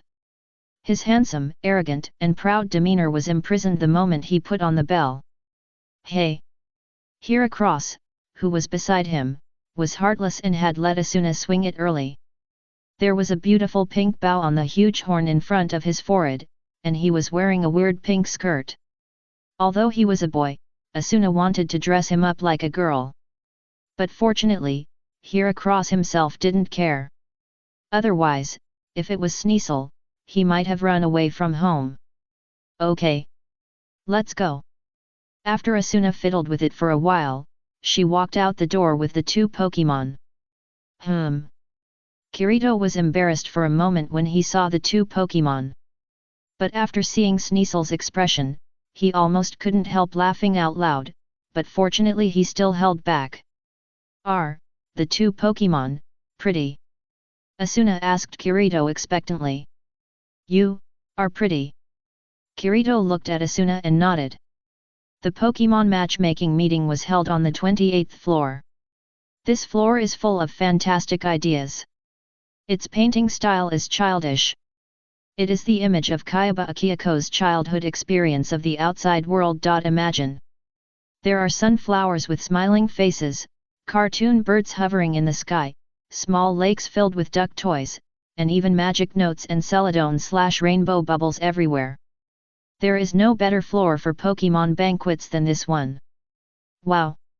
So many Pokemon! This is the first time I've seen so many. Yes, it's so shocking. I didn't expect there are so many Pokemon I've never seen before. How many Pokemon are there in Incrad that we haven't seen yet? When Kirito and Asuna arrived at the event, they were stunned by the scene in front of them. Various Pokemon and trainers filled the entire town. Cute, simple, and full of vitality are the painting styles of the 28th floor at this moment. This is simply a paradise that only exists in my imagination. Asuna looked at the scene in front of her with sparkling eyes and murmured, "It would be great if Pokemon were everywhere in the world." Chapter 379 Pokemon Dating Conference, Part 2. Eek! Totodile sprayed water while running in front of Kirito and Asuna, and the trainers behind him wished they could grow four hands to catch him. Eek x4. There were also 3 or 4 Eevees fighting together, forming a big group, and the trainers around them just smiled and watched. Moo! You can even see toros and afro wrestling, and a large circle of people are cheering and even betting on the opening. The entire town's teleportation square is very lively, and Kirito and Asuna even saw many familiar faces. It seems to have already started. Kirito saw that there were already trainers around with their Pokemon chatting with each other, so he knew that the event had begun. Yes, this event will last for a whole day, you can come and go at any time, there is no opening and closing. Asuna nodded, already excited. Her eyes were bright, scanning the whole venue to find a suitable Pokemon. That look was like a mother-in-law choosing a daughter-in-law. Sneasel, look, how about that Meowth? No, it's flirting, it's not a good cat at first glance, it might cheat on you. Heracross, look, Pinsir over there is winking at you, go and see if you like it. Asuna. As Asuna was picking hard, another female voice came from the side. Shang Mei. Asuna turned her head and saw that it was her best friend and guild president. Asuna was shocked by this sight. Shang Mei was holding Bulbasaur in her arms, and several grass or poison attribute Pokemon were surrounding her legs. There were Fungus, Turtwig, Kodama, Snover, Oddish, Shroomish, and Cacnea. Behind Shang Mei were a group of trainers with somewhat embarrassed faces. They were the trainers of these grass attribute Pokemon. Ah, our little Bulbasaur is so popular. Asuna understood what was going on and reached out to tease Bulbasaur. DNA. Bulbasaur was quite happy to see Asuna, and waved its two front paws, but ignored the ones on the ground. Haha. Kirito couldn't help but laugh when he saw this scene. Anyone with a discerning eye could see that Bulbasaur was not interested in these Pokemon. Well, I wanted this kid to interact with everyone more, but Bulbasaur refused to come down. Shang Mei shook her head helplessly. At first, Bulbasaur stayed on the ground, running here to smell the flowers and running there to stroke the grass. Shang Mei took dozens of photos of its cute appearance. However, after more followers followed it, Bulbasaur refused to stay on the ground. Pokemons also have their own aesthetics. Asuna nodded as if she felt the same way. She had just selected Pokemon for Sneasel and Heracross, but they were not interested at all. Hey, Heracross saw Bulbasaur and immediately opened his arms to hug her. You greedy boy! Shang Mei knew what Heracross was thinking, so she stretched out her hand and flicked his horns. Heracross doesn't just rush up to suck the grass-type Pokemon he sees. For example, he has no interest in the circle around the beautiful legs at this time. Because these grass-type Pokemon don't have nectar, while the buds on Bulbasaur's back have nectar. Asuna. Oh, Seen, you're here too. Asuna turned her head and saw that it was her new friend Seen. Seen was walking over with her boyfriend Zack, and Zack looked a little embarrassed, obviously because it was only 2 days after confirming the relationship with Yuki. Since Kirito and Zack often cooperated and exchanged information, Asuna and Yuki also met frequently. Plus, there were relatively few trainers and girls in this game, so the two soon became good friends who slept in the same bed. However, Kirito and Zack became closer because of the good relationship between the two girls. Just finished. Kirito walked over and joined Zack. He was already familiar with the next process. When Asuna was with these girlfriends, there was nothing for the men to do. Well, the crawler on the 21st floor was just killed by me. Before he died, he used his Pokemon as a hostage. Hehe, there are all kinds of people. Kirito was not surprised when he heard it, but just laughed sarcastically. Since they Wanderers started helping Hand Avengers to collect information about red names everywhere, he had already seen all kinds of scumbag behaviors. At first, he felt unbelievable and unacceptable, but later he felt normal. The Pokemon was very sad after being killed, so it hid in the forest on the 21st floor and became a wild Pokemon. Well, the Trainer Association will deal with it.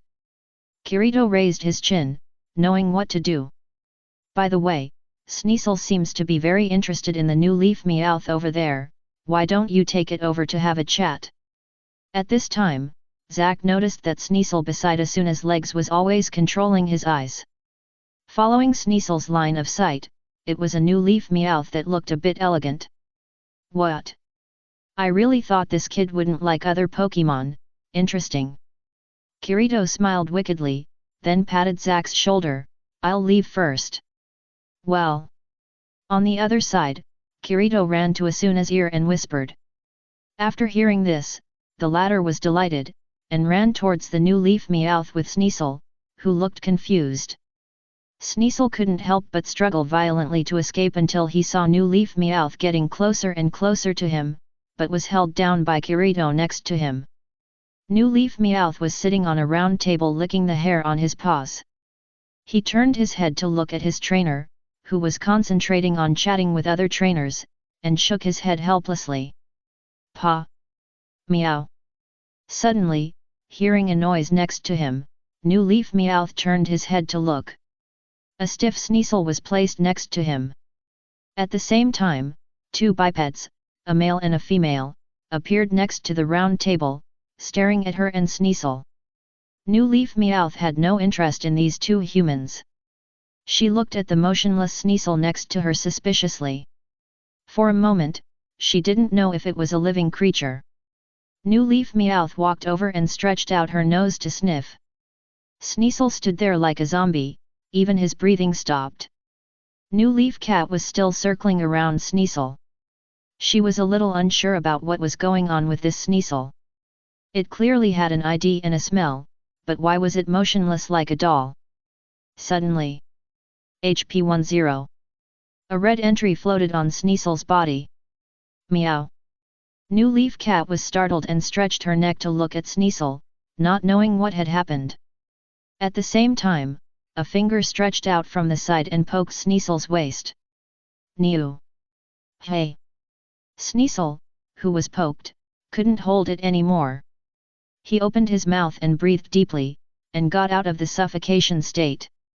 New leaf cat finally understood what was going on. He was so happy for a while. At the same time, he roughly understood what Sneasel was thinking. He took the initiative to walk forward and hooked Sneasel's cheek with his tail. Generally speaking, new leaf cats are lively and cute, but there are always some unique individuals in a race, such as this new leaf cat, which is more elegant and charming. Sneasel, new leaf cat is so bold, if you let her down, you may never have another chance. Asuna squatted on the side, holding the round table with both hands, peeking out half of her head. Kirito showed a relaxed expression on the surface, but he was actually a little nervous inside, and kept paying attention to the development on the table. New. Sneasel stretched out his arms tremblingly under encouragement, hugged new leaf cat and kissed her head forcefully. The kiss was on the cheek. But it was enough. When Sneasel's kiss was imprinted on her face, new leaf cat's eyes, which were originally full of captivation, suddenly enlarged defense curl, and was kissed back to the innocent appearance of most new leaf cats. Meow. New leaf's face flushed red, and it lay on the table with its front paws holding its head, not daring to show its head. After this, Sneasel was too nervous to stand steadily and lay on the table, and because his body was too stiff, he couldn't stand up for a while. Ah! Asuna, a bystander, was also shocked by her own Pokémon's feet first stood up and fell backwards. Fortunately, Kirito reacted quickly and hugged Asuna in time, preventing her from falling to the ground. Ah! The trainer of New Leaf Meowth noticed the situation here belatedly. The trainer of New Leaf Meowth was just an ordinary middle-level male player. Asuna and Kirito had never seen him before, and Asuna didn't even know that he was a member of their guild. And the other party also fully supported the situation of Sneasel and New Leaf Meowth. After all, this event is a one-time event. The trainers who come here must have the idea of finding a partner for their Pokémon, and the trainer of New Leaf Meowth is no exception. The fact that the other party was attracted to Sneasel had nothing to do with the two big celebrities, Asuna and Kirito. It was purely because this trainer was a cat slave and loved all kitten Pokémon. Sneasel, a bad little cat like a bad guy, also touched the tip of his heart. So, with the witness of the trainers from both sides, Sneasel and New Leaf Meowth became a couple. The feelings between Pokémon are pure, especially in the case of love at first sight. There is no need to spend more time to cultivate feelings like humans. Besides, there are many humans who become lovers in one day. The two little ones snuggled together, and with the trainers from both sides and here across, they stood together and took a photo as a souvenir. After the event, New Leaf Meowth and its trainers came to Kirito and Asuna's house for a banquet. Asuna cooked in person, and the cooking skills made New Leaf Meowth and the trainers praise it. Chapter 380 Egg Laying. Later, after Asuna's understanding, there were actually not many Pokemon that developed into a couple relationship in that event. There may be only about 10 pairs at most. And in order to keep Sneasel and New Leaf Meowth together, Kirito and Asuna also reached a harmonious daily relationship with each other's trainers. Today Sneasel and New Leaf Meowth followed each other, and tomorrow the two little ones will follow Kirito and Asuna. Although the daily life has become more colorful, the overall progress of SAO has not slowed down. Another month has passed, and it is the last month, December 1st. The number of SAO personnel has been reduced by another 3,000, and the number of players is less than 40,000. Compared with the previous few months, the number of player deaths in this month has obviously increased significantly. However, this time it really has nothing to do with the red-named players, and the source of the Big Head's death is not the frontline strategy team. The casualties this month mainly occurred in the group of middle-level players, which has something to do with Pokemon. The reason for this is that a trainer learned from Pokemon that there are no wild Pokemon after the 50th floor and announced it. For a while, those middle and upper level players who wanted to become trainers but had not yet become trainers began to worry. The upper level players are fine, it's nothing more than going to the wild more frequently, and wild monsters are not fatal to them. The more rational middle-level players will choose to work hard to improve their levels and move to the upper levels to increase the safety factor of survival. The irrational ones will directly go to the 40th floor with their original levels and then go to the wild to look for wild Pokemon. When they come to the upper level with their middle-level levels, they can't beat wild monsters at all. Lucky players can run away when they meet a single wild monster, but unlucky players will die on the spot if they meet a group of wild monsters and don't have a teleport crystal. This is also the reason why a large number of middle-level players died. However, there are also lucky middle-level players who become trainers after coming to the upper level, and there are quite a few of them, about 700 to 800. In addition to the efforts of high-level players, the number of trainers added this month has reached 1,200. Adding 1,200 trainers in a month is the fastest speed since the SAO public beta. The number of remaining wild Pokemon is less than 800, and it is obvious that the competition will be more intense in the next month. Because of this incident, many powerful players in the frontline strategy group applied to temporarily leave the team to find Pokemon, so the speed of the strategy also slowed down. From the end of October to the beginning of December, it has only been from the 40th floor to the 44th floor. However, this has almost no impact on the couple Kirito and Asuna, and their family lives happily. It is still the forest hut on the 22nd floor. Strange, why don't these two children hatch babies yet?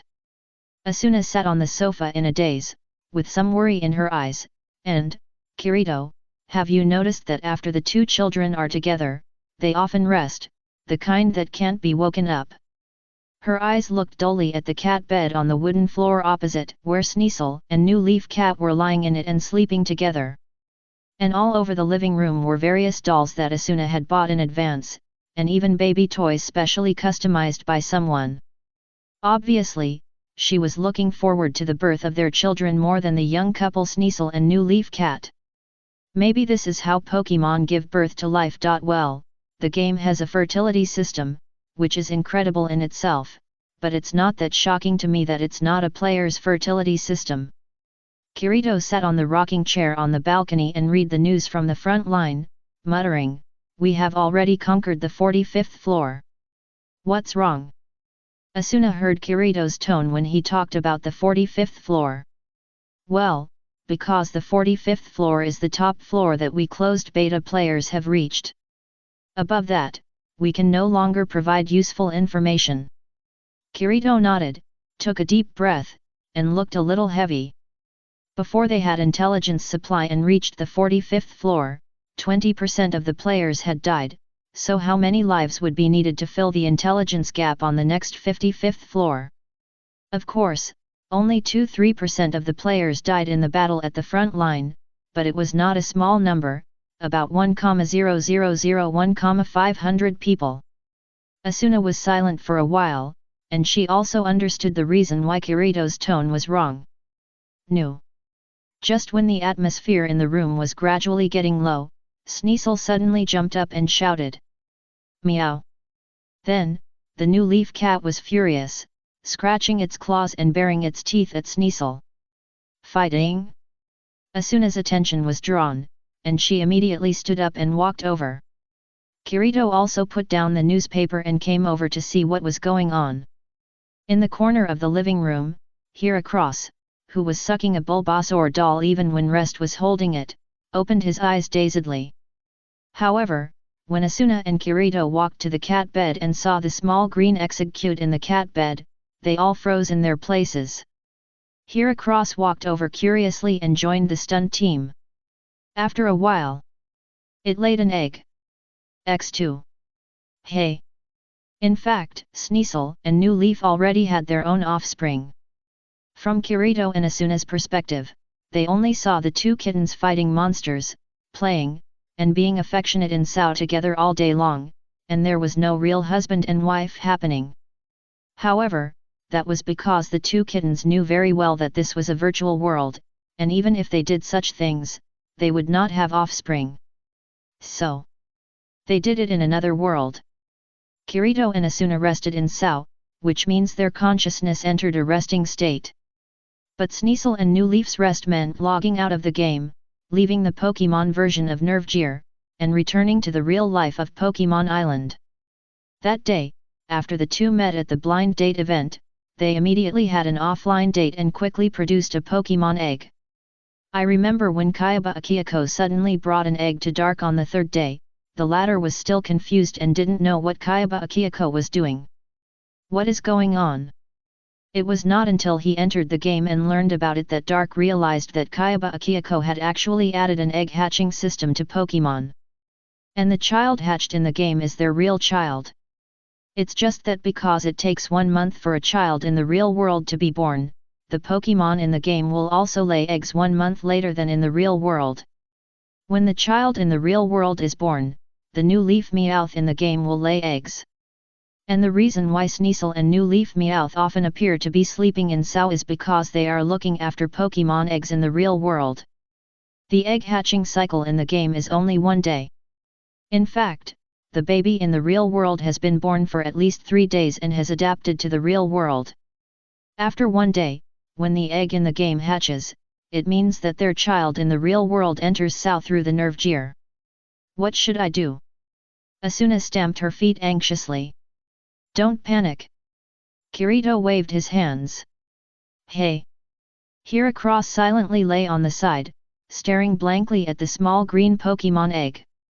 X2. Seeing Hiracross so calm, Asuna and Kirito smiled at each other and became calm. As for New Leaf Meowth, it glanced at the Pokémon egg that suddenly appeared in its arms, sniffed it, and kicked it out of the cat's nest.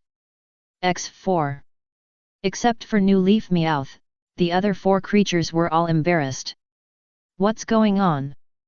Asuna didn't understand, so she didn't dare to say more, so she asked quietly. I don't know. Kirito shook his head. Usually. Sneasel knew what was going on. It was because there was no life in this Pokémon egg. It was just a data product like a decoration. So even if it smelled like New Leaf Meowth, she would not waste her feelings on such a thing. After all, they were a couple who had already had children and knew what a real Pokémon egg looked like. Only stupid singles like Hiracross could not understand and mistakenly thought that New Leaf Meowth really laid an egg. Poor baby! Asuna squatted down, held the green egg kicked out of the cat's nest in his arms and warmed it. Kirito, what do you think this child will look like? It should be similar to New Leaf Meow, after all, it's a green egg. Kirito stared at it and analyzed it. Maybe it's Sneasel in the color of New Leaf Meow.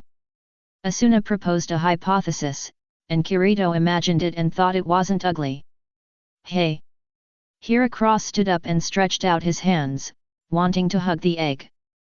Asuna didn't hesitate to hand the egg over. Hey! Hiracross looked at the egg in his hand with sparkling eyes, and rubbed it gently with his face, obviously very fond of it. Obviously. Seeing how happy they were, Sneasel didn't say much, and returned to the cat's nest to reunite with his wife. Speaking of which, their child in the real world should be resting now, and he will probably enter the game when he wakes up. After that, Asuna began to contact friends and relatives to come to her home to see the Pokemon eggs.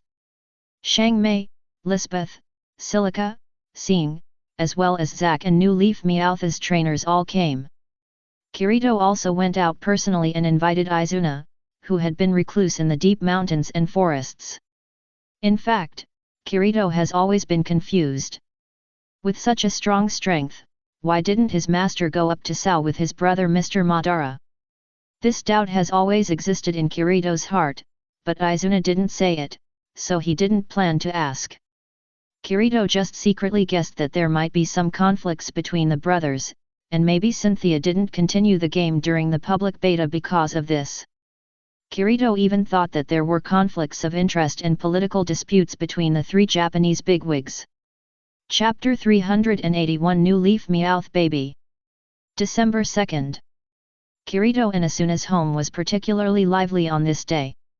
Because last night Sneasel revealed that it would only take 1 day for the eggs to hatch, everyone moved in here spontaneously. Fortunately, there weren't too many people, so there was enough space. Everyone even took a leisurely nap together. At noon, Asuna had just fallen asleep for a quarter of an hour when she felt her cheek itchy. She subconsciously thought it was Lisbeth's hair, who slept in the same bed with her, so she reached out and scratched it. Meow. However, when she scratched it, Asuna felt like she had caught something, and it felt like New Leaf's tail. Just a little small? New Leaf, stop it. Listening to the soft and sticky growl beside her ear, she still couldn't open her eyes and responded in a daze. However, New Leaf seemed not to hear it and continued to use its tail to tickle Asuna's cheek. Ouch! New Leaf meow, are you a size smaller? Asuna opened her eyes and took a look, then sat up and hugged New Leaf meow in front of her and rubbed it. No matter how she looked at it, she felt something was wrong. Although New Leaf Meow was not her Pokemon, they had lived together for half a month, and now she was her daughter-in-law. How could she not see the difference? Oh, it's really a size smaller. Asuna flipped New Leaf Meow again and found that it was indeed minimized 2 or 3 times, so small that it was only slightly larger than her palm. She subconsciously thought that the game had updated something, or that New Leaf Meow had eaten some strange props.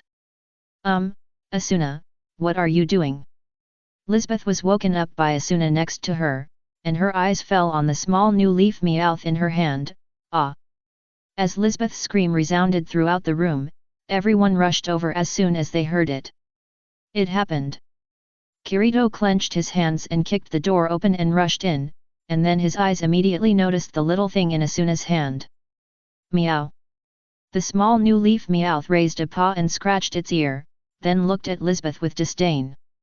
She was scared by this woman just now. Wow! It's a baby New Leaf Meowth.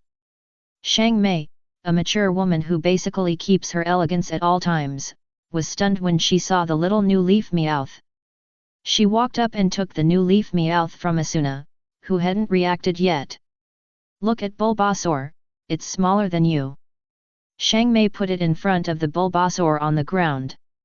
Shang Mei's Bulbasaur was already smaller than the average female Bulbasaur, but fortunately it is now at least larger than the New Leaf baby. Shang Mei had seen other Bulbasaur before, and she thought her Bulbasaur was not healthy. It was not until her Bulbasaur defeated the male Bulbasaur in a single fight that she felt relieved and thought her small one was better, much cuter, and not less powerful. Taka. Perhaps because they are both grass attribute Pokemon Dream, so Bulbasaur still has a good impression of New Leaf Meowth, and takes the initiative to approach New Leaf Meowth to cuddle with her. At this time, Sneasel and New Leaf Meowth walked in. When the baby New Leaf Meowth saw her parents, she immediately wagged her tail and approached them. New Leaf Meowth also stretched out her tongue to lick the hair on her daughter's forehead, while Sneasel pretended to be a cold and strict father. Chuan Na looked at the little thing, smiled with a kind look. He took out a piece of cake-like thing from his backpack, and the Pokémon present were drooling at the fragrance. The baby New Leaf Meowth ran up and pulled at Chuan Na's trouser legs without caring about what it meant to be reserved. Chuan Na was not stingy, and took out a few more for the Pokémon present. For data food like this, he could ask Dark or Kaiba Akihiko for it at will. Meow. New Leaf Meowth pounced forward like a hungry tiger and took a big bite, covering his face with cream, then showed a happy expression, looking at Izuna with eyes full of admiration. Compared to the excitement of others, Zack seemed a little lonely. Because he thought of his Pokémon cast form. If cast form was still alive, maybe he would find his favorite Pokémon and give birth to a child. If the child was born, Zack might have half of his time every day to take care of cast form's child. If. Unfortunately, there is no if. Zack glanced at the broken contract in the backpack and clenched his fist secretly. Can children born by Pokémon have this nature? Kirito checked the panel of New Leaf Meowth and found something special. Compared to the girls surrounding New Leaf Meowth and the cat slave trainer of New Leaf Meowth, the other three men present were obviously calmer about the birth of the child. It's true that New Leaf Meowth babies are very cute, and they also want to hold one, but they don't dare to compete with girls for babies. What's wrong? Izuna came over. Like Dark, he was unfamiliar with the fact that Pokémon could lay eggs in the game, so he didn't know much about this system developed by Kaiba Akihiko. New Leaf Meowth, baby. Level, LV.0, unchanged. Ability, none. This should mean that Pokémon children cannot be cultivated as combat power. Zack, who had cheered up, came over and, like Kirito and Izuna, saw the meaning behind this panel at a glance. It's probably to prevent some trainers from forcing Pokémon to mate, or using the way to increase combat power to make Pokémon give birth to babies. Because Izuna and Kaiba Akihiko are both partners in the breeding house, he can probably guess the other party's thinking when designing the system. If you want to say that the person in the entire Pokémon Island who least wants Sao's difficulty to decrease, Kaiba Akihiko is the first and perhaps the only one. Kaiba Akihiko would immediately implement Dark's measures to increase the difficulty of Sao, but he would have to bargain for a long time to reduce the difficulty. After all, Sao was the hard work of Kaiba Akihiko in the first half of his life. Even though he now has more research that he values and expects more, he still hopes that Sao can last longer and leave a deep impression in the hearts of more people. Isn't this good? We don't want such a young child to fight. Asuna was squeezed out by her girlfriends, so she noticed the conversation of the three people. I guess Sneasel and New Leaf Meowth don't want New Leaf Meowth baby to fight. X2. Sneasel and New Leaf Meowth were silent for a while. Of course they hope that their daughter will go to the wild to kill monsters, fight, and accumulate combat experience. After all, for them, this is just a virtual world, and they won't really die anyway, so of course they have to let their daughter fight well and win at the starting line in the future. But they didn't dare to say it, and became the trainer's joke. Just like if mom and dad let their daughter fight with other kids in kindergarten, grandparents will definitely teach them a lesson with sticks. Such a warm day passed quickly. After all, those present were basically important members of the strategy team, including 3 guild presidents and 3 vice presidents.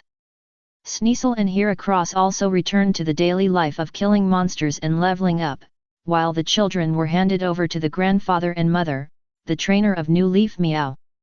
The other party is a senior cat owner and has sufficient experience in how to raise kittens.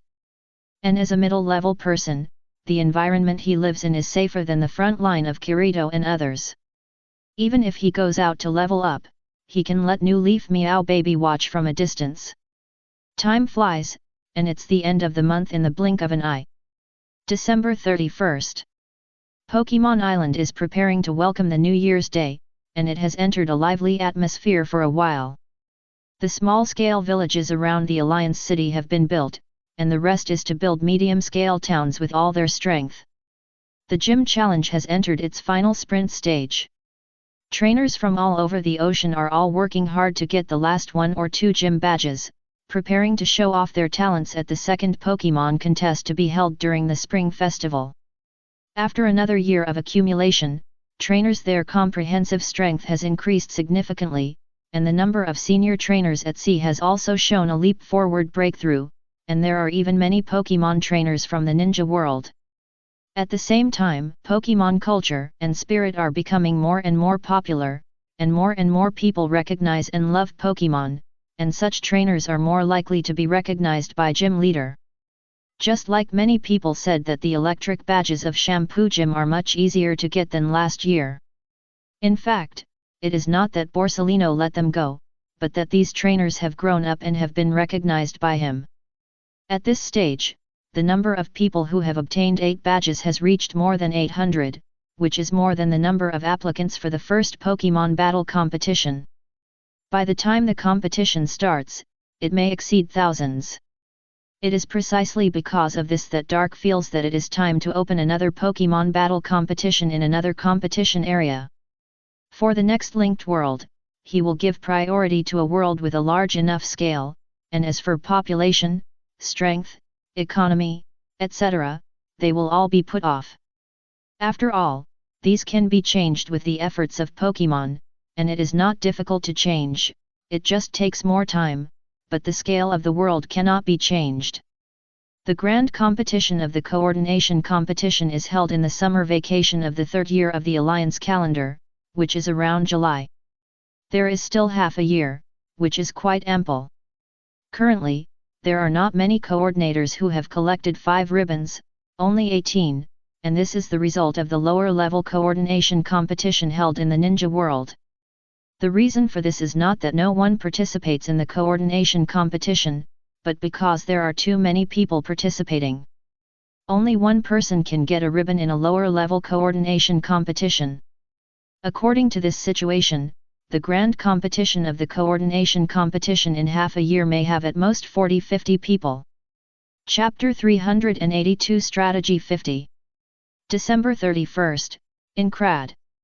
There are 39,000 SAO survivors and 4,700 trainers. The strategy has reached the 50th floor. There are only 300 wild Pokemon left, some of which are either solitary or hidden and have not been found, but most of them are the former. In theory, people in SAO also have the habit of welcoming the new year at the end of the year. But in fact, only the lower and some middle-level people are celebrating the arrival of the new year, and the others are either killing monsters normally or continuing to make progress. In the eyes of many people, this is meaningless, and they would rather return to the real world and spend time with their families. The people in the strategy group even decided to launch a general attack on the 50th floor boss today. Like the previous 25th floor boss, the difficulty of the 50th floor boss has suddenly increased by several levels. This time the increase in difficulty is mainly reflected in the environment, and the strength of the boss itself is no different from before. The boss is called Deep Sea Hunter, which consists of 2 parts. One part is the Shark Dragon as a mount, which is also the main combat power of this boss. The other part is the hunter riding on the boss, a mermaid with average combat power. The room is located in a special deep sea area. In such an environment, players can maintain normal breathing within 10 minutes, but they cannot do so after this time, which means they have to defeat the boss within 10 minutes. Water pressure will greatly limit and hinder the players' actions, slowing down their attack rhythm, and Pokemon will also be subject to the same restrictions in this environment, and Pokemon like Growlithe will not be needed at all. The only good news is that the combat effectiveness of water attribute Pokemon in this environment will be greatly enhanced. They can also hold players in the water to move quickly and assist in attacking. In front of the boss room, Madara, Kirito, Zack, Shang Mei, Asuna. It can be said that the strongest players of the entire SAO strategy group are all present, and everyone stands in front of the boss room as if facing a great enemy. Strategy as planned. They are all old companions who have been strategizing together, so Madara didn't say much nonsense, just reminded them and pushed open the door. Inside the door was a deep sea that seemed to be isolated by an air wall. No life could be seen in the dark sea water. Many players even swallowed their saliva when they saw this scene. Ban took a step in first and then floated in the sea water. The people and Pokémon behind followed one after another. When everyone entered, the door closed automatically. A pair of red eyes lit up in the dark seabed, and the entire deep sea seemed to light up, allowing the players to regain their vision. With the rolling of the sea water, the players' formation was immediately broken up. However, they did not lose their composure. Being washed away was what they expected. Everything was going as originally expected. The water-type Pokémon held a rope in their hands or mouths. They kept swimming in the sea water and used the rope to form a large net, while Ban stood under the net and stared at the seabed. The rope is a special tool made by the forgers to deal with the 50th floor boss. It will not be torn easily and can trap the boss for a while so that other players can attack with confidence. About 2 seconds passed. The boss rushed out from the bottom of the sea and bit directly at Madara. With no one to attract hatred in the case of a boss, the boss will attack the captain of a team by default, and Madara is the captain of the entire strategy team. Madara calmly looked at the giant mouth that was attacking at a high speed, and when the distance was about the same, he kicked his feet and kicked the hunter on the back of the shark dragon. Bang! The heavy muffled sound spread slower in the sea water. But the players could clearly see that Madara kicked the hunter off the back of the shark dragon, and the shark dragon below also crashed into the rope-woven net and couldn't get out for a while. For a while, the morale was greatly boosted. Although the members of the strategy team wanted to cheer, there were obviously more important things now. A small number of players helping hand water-type Pokémon pulled the rope and tried their best to control the shark dragon for a while. And most people attacked the lone hunter. The persimmon is only picked on the weak. The main function of the hunter is to act as the head of the shark dragon. As long as the hunter dies, the shark dragon will be a beast without any wisdom and will be much easier to deal with. Nowadays, not only players but also Pokémon have reached higher levels. When Pokémon level up, not only the attributes are improved, but also their skill pool is expanded. Confusion. The psychic Pokémon all use their skills together. A dozen confusions will temporarily imprison the hunter in place and make him unable to move. Other players and Pokémon all throw skills at the hunter. The hunter is a fragile skin. How can he withstand such a beating? After being beaten for 3 seconds, the hunter flashed with golden light, and the invincibility broke through the control of confusion. He waved the long sword in his hand to control the sea water to attack this group of evil obstacles who didn't know whether to live or die. The next moment, countless vines tied him up like a dough stick. Vine Whip. The second wave of control from the grass Pokémon. At the same time, the players also launched a second wave of circle kicks. The boss's health bar dropped rapidly and soon reached about 80%. The shark dragon's health accounted for 80%, which also meant that the hunter was about to be killed by the players. On the other side, the shark dragon kept biting the rope and had already bitten a huge gap. He suddenly drilled through the gap and finally slipped out of the large net formed by the rope. Psy Beam. More than a dozen ice blue rays shot towards the shark dragon's lower body from all directions. Crack, crack, crack. The shark dragon's tail was frozen by ice at a speed visible to the naked eye, and it could not be shaken, and gradually fell to the bottom of the sea. This was the second wave of control of the shark dragon from the Ice-type Pokémon. The control time was very short. In just 2 seconds, the shark dragon's tail broke the ice and resumed its action. However, these 2 seconds were enough for hundreds of players on the other side to kill the hunter. By the time the shark dragon arrived, the hunter had already turned into pieces and disappeared from the deep sea, and the health bar of the deep sea hunter was only 79%. All the players turned their attention to the shark dragon. Then they just had to focus on dealing with this evil beast. 10 minutes later, the members of the strategy team squeezed out of the boss room one by one with red faces.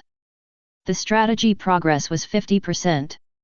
There were 22 casualties in this battle, most of which were because they did not summon their energy well when they broke through the 10-minute limit and failed to avoid the shark dragon's dying blow. But this expectation was much better than they thought.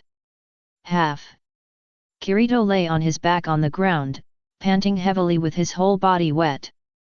Well, half a year, 50%. Asuna looked at the ceiling in the maze tiredly. There was one thing she didn't say. Even the first 50 floors sacrificed so many people to get to this point, so how many people will die in the next 50 floors? Although there are still many middle-level players trying to squeeze into the strategy group, how many of them can stick to it when they see the cruelty of the front line? Pokemon Island. After learning the art of substitute, Dark basically has a relatively leisurely life. At least the main body is like this. Every day, he strolls here and there, just as if it is an inspection work. Occasionally, he will draw a magical big wheel to play. At this moment, Dark is walking in the safari zone with Darkrai. Occasionally coming out to feel the breath of the wild is also a very good life experience. Every time at this time, he can't help but try to draw 10 times in a row to try his luck. Congratulations on obtaining Dread Plate *1. Dark glanced at the pure black rectangle that suddenly appeared in his hand, raised his eyebrows, and his expression did not show much fluctuation. Darkrai next to him was more violent when he saw this thing, dancing with joy but unable to say a word. Here you go. Doc casually threw the slate in his hand to Darkrai next to him. The latter hurriedly caught the slate and calmed down. Dread Plate, a stone plate with evil attributes. After carrying it, you will learn all evil attribute moves, and the power of evil attribute moves will be enhanced, and you will be immune to other evil attribute attacks. How useful is this thing? In fact, it is not very useful. If it was in the early days, then Darkrai might be so excited that he couldn't sleep all night. But now, it's just like that, and it can't change the current situation. Darkrai. After getting the Dread Plate, Darkrai told Darkrai that he would sleep for a while. What's wrong? Darkrai.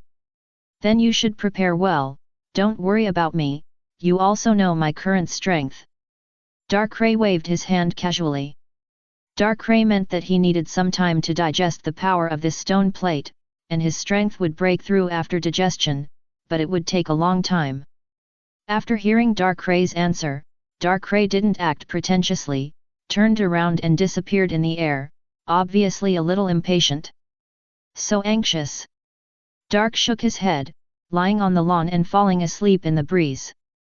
The lively atmosphere of the nearby Alliance City did not seem to affect his comfort. When he opened his eyes again, it was already early morning. Well, I overslept. Dark sat up from the ground and looked around. He didn't know when several wild Pokémon had gathered around him. He was not surprised. After all, he was not only popular among humans, but also among Pokémon. Took out the Pokédex and looked at the time. Alliance calendar. January 1st, 3 years. It's about time for this world to have a normal ecosystem. Dark stood up carefully and stretched. There is no ozone layer in the sky. There are no creatures in the ocean. Even the earth is dead. How can that be possible? Chapter 383 The Three Gods of Sea, Land, and Air. In the world of Pokémon, Sinnoh region is recognized as the oldest region. The reason for this is that there are enough legendary Pokémon left over from history in Sinnoh region. The most important thing is that there are legendary Pokémon with the highest authority and the longest survival history. For example, the legend of Arceus was first discovered and spread in this region, and then the history of ancient gods such as the three gods of time and space and the holy pillar king Regigigas was discovered one after another. After Sinnoh region, it is really hard to judge which region is the second oldest and the second most powerful. However, if you want to say which region has the least number of legendary Pokémon and the lowest level, then it must be the separate Kanto region. Because it is the first region to appear, it has the least number of legendary Pokémon. There are only 3 birds and 2 dreams. It goes without saying that the 3 birds are very poor. Mewtwo is also a mythical beast created by later generations. Even Ho-Oh, which appeared at the beginning, was later classified into Johto region. Fortunately, Kanto region and Johto region were combined in later versions and called Kanto region. The number of legendary Pokémon has increased and can be compared with other regions. Except for these 2 special places, other regions are similar. Some of the characteristics of some places are also the bonus of later. When it comes to legendary Pokémon, the 3 gods of Hone must be ranked at the top among the gods. Whether in terms of strength, authority, or fame, the 3 gods of Hone can be counted. Even the fame of some gods has become abnormally high through evil ways. That's it, Lapras, stop here. On the endless sea of Pokémon Island, Dark lay on Lapras's back and looked down at the dead sea below. Dark called this sea Endless Sea, which means endless. After all, the ocean of Pokémon Island is different from the ocean of other worlds. Because there is nothing but ocean outside the continent, there is no such thing as another continent on the other side of the ocean. The other side of the ocean is just the other side of the continent. Relying on the power of humans and Pokémon, it can be said that taking the sea route to circle the world is an endless road. Therefore, this sea area is called the Endless Sea. Lapras, do you know the 3 gods in the Hone region? Dark raised his head and looked at Lapras, who stretched his neck in front of him. Lapras did not speak, but just thought about it in her mind. Because she knew that even if she did not speak, Dark, who possessed the power of aura and psychic, could hear her voice. Yes, these 3. Dark sensed the picture in Lapras's mind, but was also shocked by it. The 3 gods of Hone that appeared in this picture are all in their strongest form, and they seem to be fighting. Considering that Lapras is only a few hundred years old, then this battle is likely to be the one that happened not long ago in the Pokémon world. Although Dark didn't see it with his own eyes, he had played the game after all and knew that there was such a plot. Team Magma and Team Aqua of Hone region tried to control Groudon and Kyogre, who entered the original return form to achieve the purpose of expanding the land and expanding the ocean, but who would have thought that they could not control it at all and turned over. The 2 gods who entered the original form met and fought each other. The 2 former champions Steven and Wallace of Hone region had to go to Sky Pillar to ask Rayquaza to stop the battle from continuing, saving Hone region from danger. Dark just didn't expect that Lapras was actually near that sea area at that time and even witnessed this scene with his own eyes. From Lapras's perspective, it was really a terrifying scene, and it was definitely not as peaceful as shown in the game and animation. Lapras, can you feel the state of the sky, land, and ocean in this world? Woo! Yes, it is hollow, like a shell without a core, with only the appearance. Such an ecosystem cannot allow life to continue to grow. Dark nodded. He used Psychic to pick up a ball of water, and then reached out to touch it. It was cool, it was indeed water. But it was really just water. It did not contain substances that allowed various aquatic organisms and underwater plants to survive, and it was completely different from the inland sea. Water-type Pokémon can survive here for a while, but they cannot survive for too long. This sea is too different from the normal sea. The situation on the land of Pokémon Island is much better, and plants can survive, but the nutrition is too single, which is not conducive to the future development of plant diversity. As for the sky, that is not a big problem. After all, there is no universe outside the Pokémon Island. When you reach a certain height, you will encounter a barrier of the void. On the surface, there seems to be a higher sky, but in fact, you can't go forward. This is what I heard from Ho-Oh. I tried to fly higher. Do you think the three gods can change this? Dark asked. Lapras nodded, but didn't say why. But Dark believed in Lapras. Not to mention that the latter's strength is already strong enough to compete with the normal form of Kyogre. Just because Lapras has lived in the ocean of the Pokemon world for so long and has seen the three original gods, he believes that Lapras' nod is definitely not without reason. What's more, in the mythology of the Pokemon world, it was Groudon and Kyogre who created the earth and the ocean from the ancient chaotic period.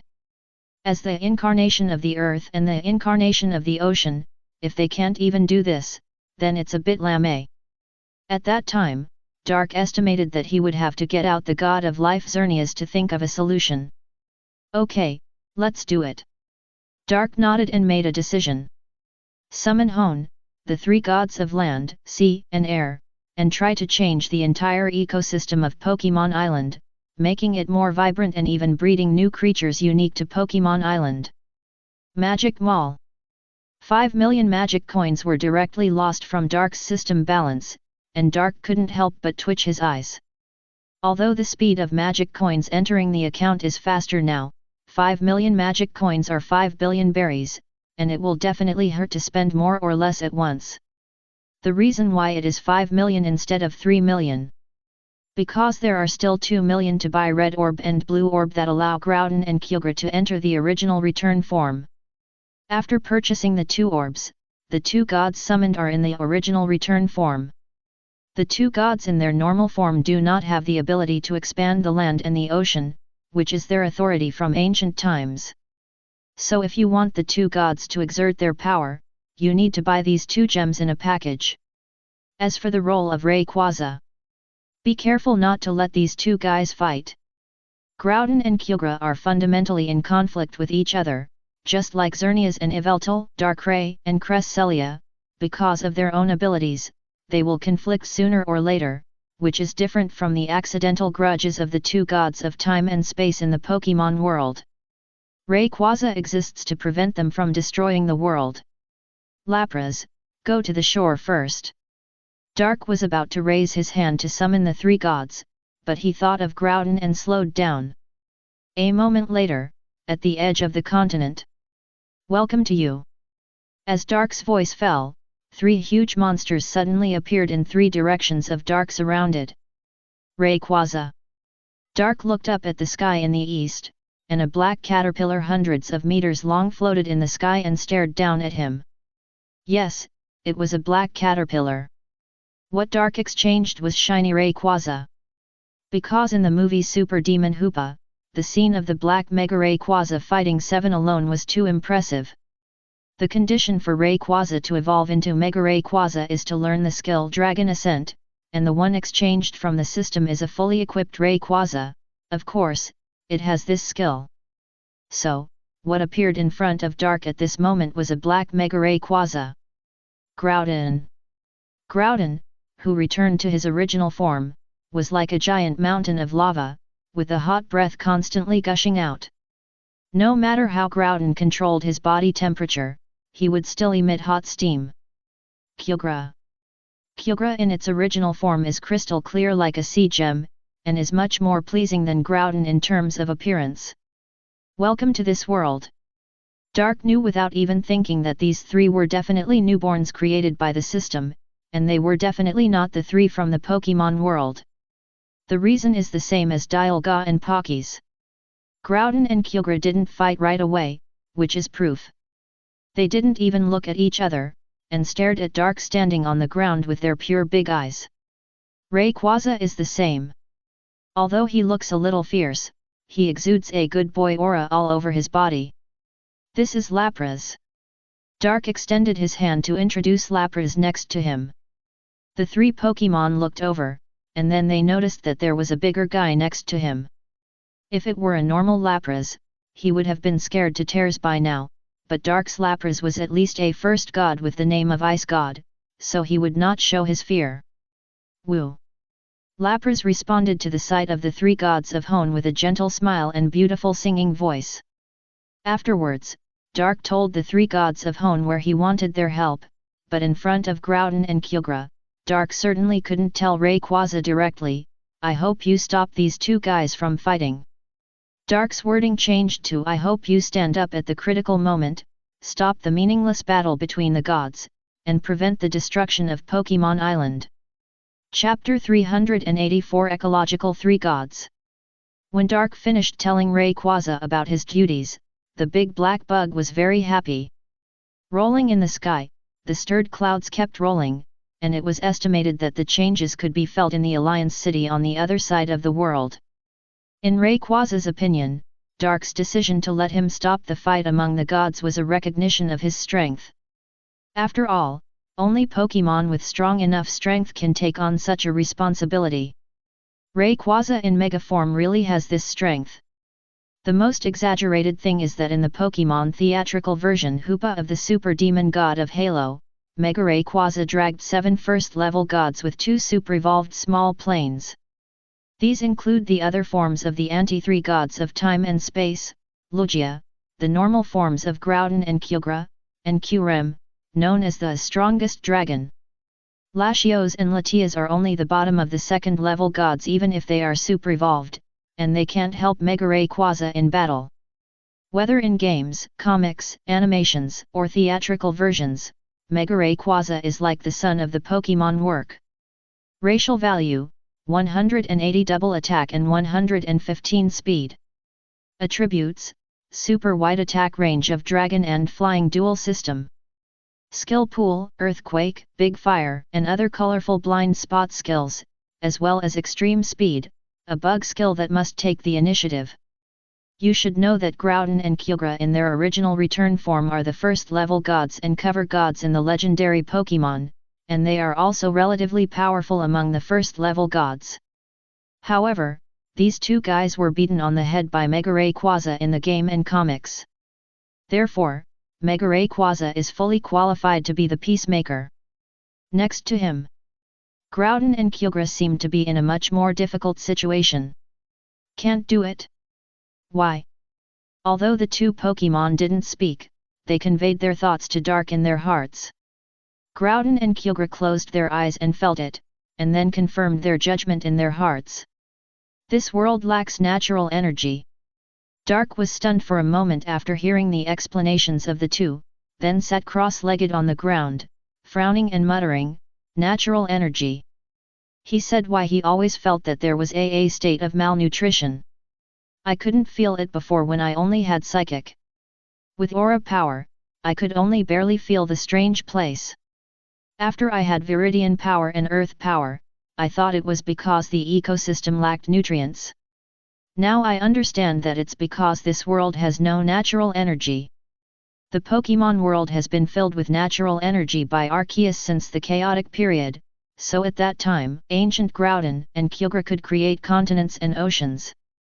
But how to get natural energy?" Dark crossed his arms and pondered, thinking of Xerneas that can release endless life energy.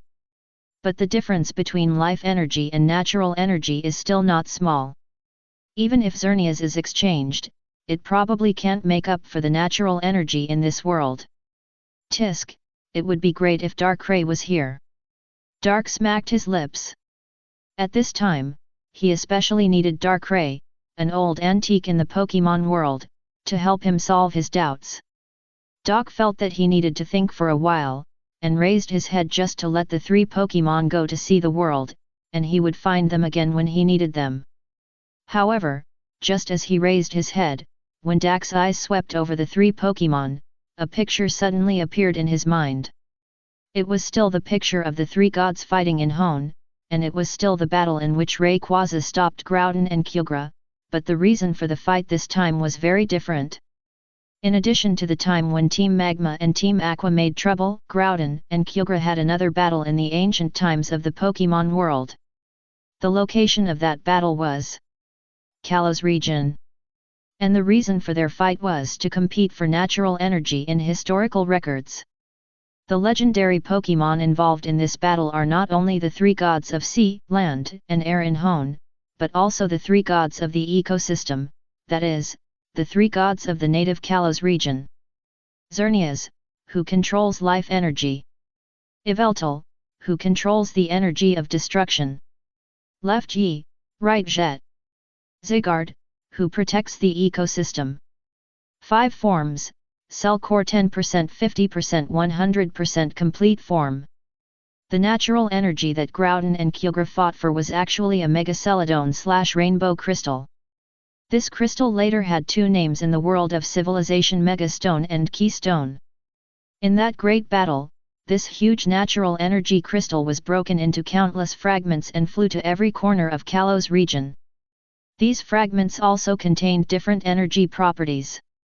Some became Megastones that could only be used by certain Pokémon, and some became Keystones that could resonate with Megastones. The reason why the 3 gods of ecology were involved in this battle. It was because this natural energy crystal was the product of the battle between Xerneas and Yveltal. The combination of life energy and destructive energy formed a huge meteorite that fell from the sky and hit the ground, forming a supergiant natural energy crystal. Because the battle between the 2 gods caused too much damage to the Pokémon ecosystem of Kalos region, Zygarde stopped the battle in his perfect form and crushed the 2 gods. As for the crystal, Zygarde didn't care about it at all. Zygarde is the guardian of the ecosystem, and can even be said to be the guardian of the world. Together with Rayquaza, he bears the responsibility of protecting the world. Rayquaza stays in the ozone layer and drives away all foreign creatures that intend to enter the Earth. Focusing on the outside, Zygarde protects the ecosystem of the Earth, which is equivalent to T cells that remove viruses, focusing on the inside. But for Zygarde, if the balance of the ecosystem is threatened, let alone other gods, he will destroy Arceus and all mankind. But as long as it is not a threat to the balance of the ecosystem, he will turn a blind eye. This natural crystal was ignored by Zygarde at the time for this reason. Zygarde didn't expect that not dealing with this thing at the time would attract Hone, the fool, later. Fortunately, Rayquaza arrived in time to take care of the housework, otherwise Zygarde would have to come and beat Groudon and Kyogre. Natural energy requires Xerneas and Yveltal. Doc stood up again. He had figured out how to fill the world with natural energy. But what bothered him now was, should he exchange Zygarde? If there is no Zygarde, perhaps Xerneas and Yveltal will use energy recklessly in the future, causing the collapse of the world's ecosystem. Rayquaza doesn't care about this, and KS authority cannot detect the changes in the ecosystem in the first time. But if Zygarde is exchanged, will K destroy all humans who pollute this world at some point in the future?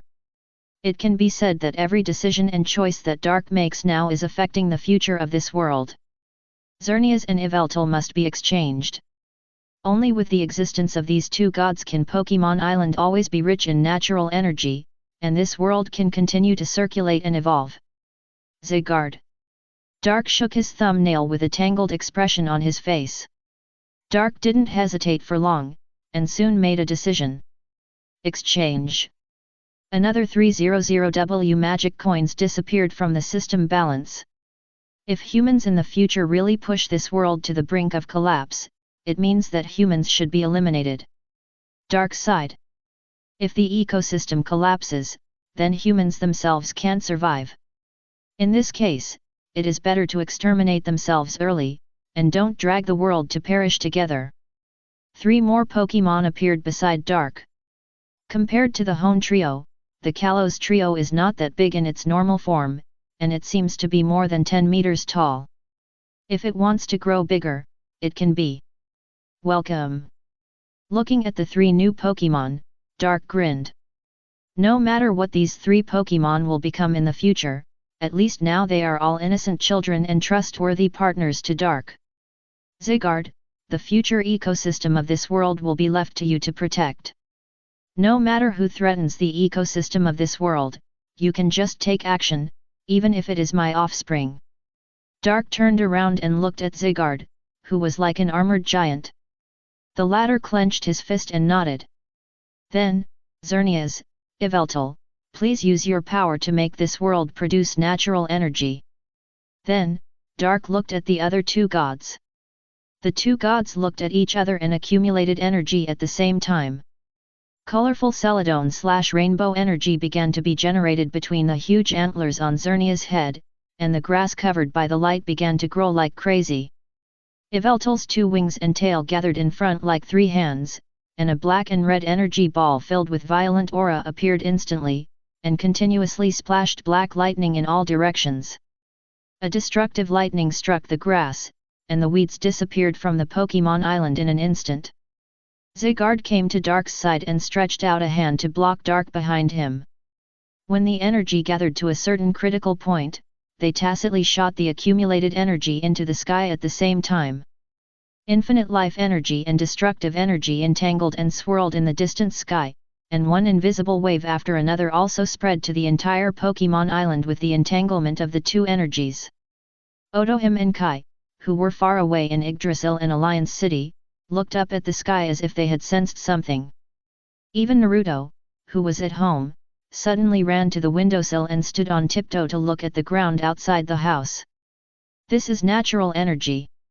Dark opened his mouth and looked at the world of refresh in front of him. He used his special ability to perceive this world, and it was always grey. Now, this world has restored its original color. Whatever color the eyes see, it is what color is perceived. It's just that the perceived color is lighter. Chapter 385 Groudon, are you still not leaving? The natural energy of a world cannot be replenished all at once. After watching the process of Xerneas and Yveltal creating natural energy, Dark came to such a conclusion. The natural energy just now was a lot, but if it was spread to the entire Pokemon Island world, it would seem a little thin. Similarly, Groudon and Kyugra's ocean and land transformation activities cannot be completed in a short time. Although for these legendary Pokemon, this time may not take long, at most half a month to complete the transformation of the entire Pokemon Island. Therefore, Dark decided to let them complete this task slowly, without rushing, even if it takes half a year or a year to complete it, it is completely fine. After all, most of this ocean and continent may not be used for a long time in the future. Let Monet study this thing. Dark took a look at the natural crystal intercepted from the air by Rayquaza. This crystal stone, which is as crystal clear as a gem and emits colorful light, was produced in the previous attack. It can be regarded as the raw material of Megastone and Ki. If Monet's research progresses smoothly, perhaps soon the Pokemon Island will also have a means of Mega Evolution to temporarily enhance the strength of Pokemon. Everyone, find a place you like to nest. If you need my help, come to me directly. By the way, if that place is if you already have Pokemon settled here, you should ask for their opinions and don't fight. Dark looked at the 6 first-level gods around him and spoke. These children are Pokemon that have just been created by the system.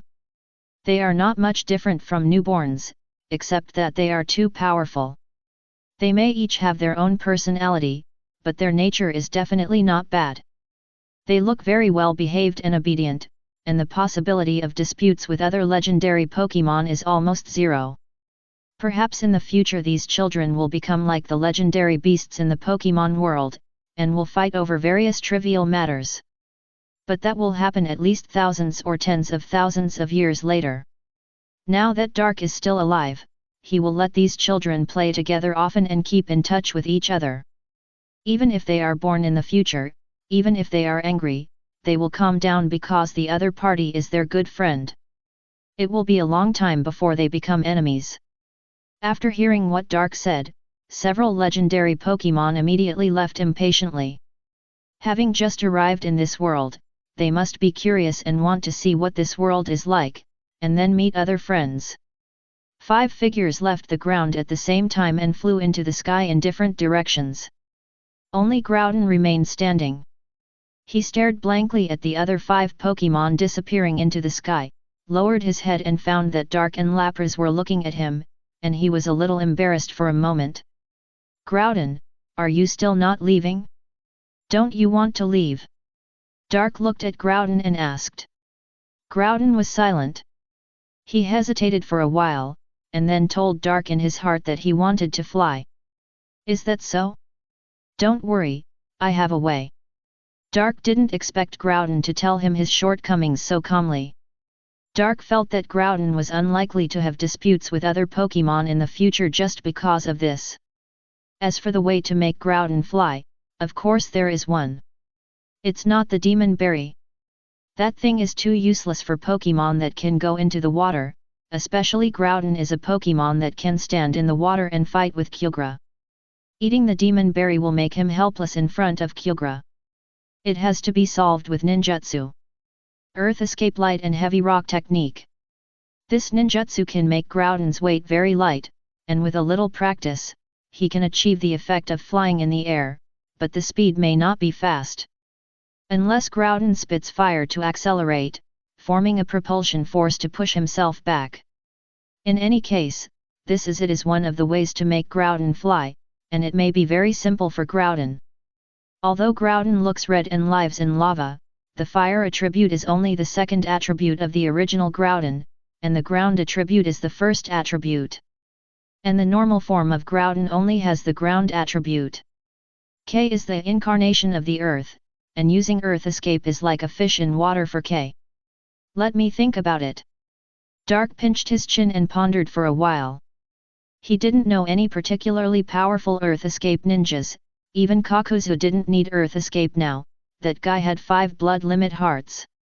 The people in the Hidden Rock Village must be very good at Earth Escape ninjutsu, but he didn't know half of the people in the Hidden Rock Village. Madara and Izuna should still be in Sao, Hanzo, and Kakuzu went to the sailing world. By the way, can I ask Kaiwu? Dake's eyes suddenly lit up. He had forgotten that Madara had a 28-year-old daughter. Uchiha Kaiwu had lived in the ninja world for 28 years. He had been in Akatsuki and the Hidden Rain Village for so many years. He had also traveled around the ninja world. He must have known some ninjas who were good at Earth Escape ninjutsu. Groudon, wait for me here.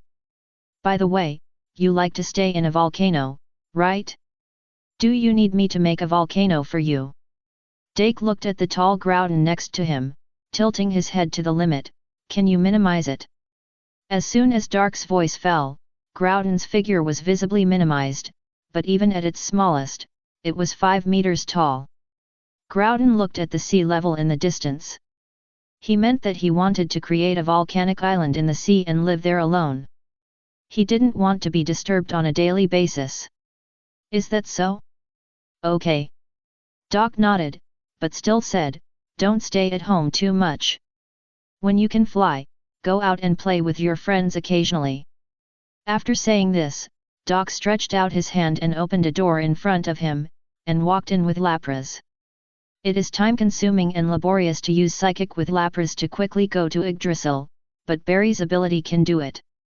On the other side, Kaiwu is practicing yoga in the yard, and the tights she is wearing show her hot body.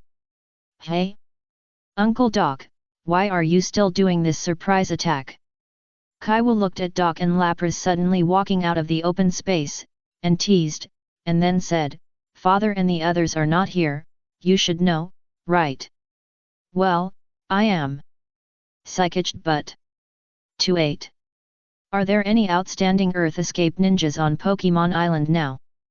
Earth Escape ninjas. Kaiwu frowned and tilted his head, thinking for a few seconds. I don't know about the recent vacation to Pokemon Island, but there seems to be one who has been staying in this world before. Oh? Who? Jiraiya, one of the 3 ninjas of Konoha village, often goes in and out of the house of your yellow-haired apprentice. The person Kaiwu mentioned surprised Dark a little. He forgot that Jiraiya could also Earth Escape, mainly because Jiraiya rarely used Earth Escape ninjutsu in the original Naruto. Got it, thank you Kaiwu. Dark thanked him and left again with Lapras, heading for Alliance City. Hey! Kaiwu saw that Dark left so quickly, shook his head boredly, and continued to practice yoga. After arriving in Alliance City, Dark did not go to find Jiraiya immediately. He first sent Lapras back to the tribe in the Inland Sea, and then found Iceberg. In the office. 6. Yes, 6. Dake nodded confidently. Iceberg was confused for a moment when he heard the number. It was not because the workload was too heavy, but it was really scary that there were suddenly 6 more first gods in this world. Let someone prepare the materials first. I will take you to see their appearance tomorrow and the day after tomorrow. You can discuss the introduction of the 6 of us today. Dake then told Iceberg about the powers, characteristics, and names of the 6 gods. Rayquaza, the sky god who controls the sky and atmosphere. Groudon, the earth god who controls the earth and lava. Kyogre, the sea god who controls the ocean and rainstorms. Xerneas, the life god who controls life and creation. Yveltal, the destruction god who controls destruction and death. Zygarde, the god of order who controls order and ecology. The detailed introduction will be discussed by the members of the engineering department. Each of them sounds like a very amazing god. Iceberg sighed after just listening to the general idea. Any of them has the power to destroy the world. He didn't know why Dark brought these creatures to Pokemon Island, but he believed that Dark would definitely not harm this world. After all, he knew that this world was Dark's hard work. He just didn't know Dark's purpose. But it didn't matter. Judging from the behavior of those gods in the past, these 6 new first gods were probably elusive and would soon become gods that only existed in legends. Watching Iceberg leave the office, Dark fell into silence. Now there are 19 gods on Pokemon Island. Excluding Sceptile, Tyranitar, and Lapras, there are 16 legendary Pokemon. He had a hunch that the other legendary Pokemon would come sooner or later. Arceus created these legendary Pokemon that hold authority because that world needs such Pokemon. This means that Pokemon Island will need those Pokemon sooner or later. Chapter 386 Great Environment. When Jiraiya heard that he was going to teach a first god to use Earth Escape, he was a little excited.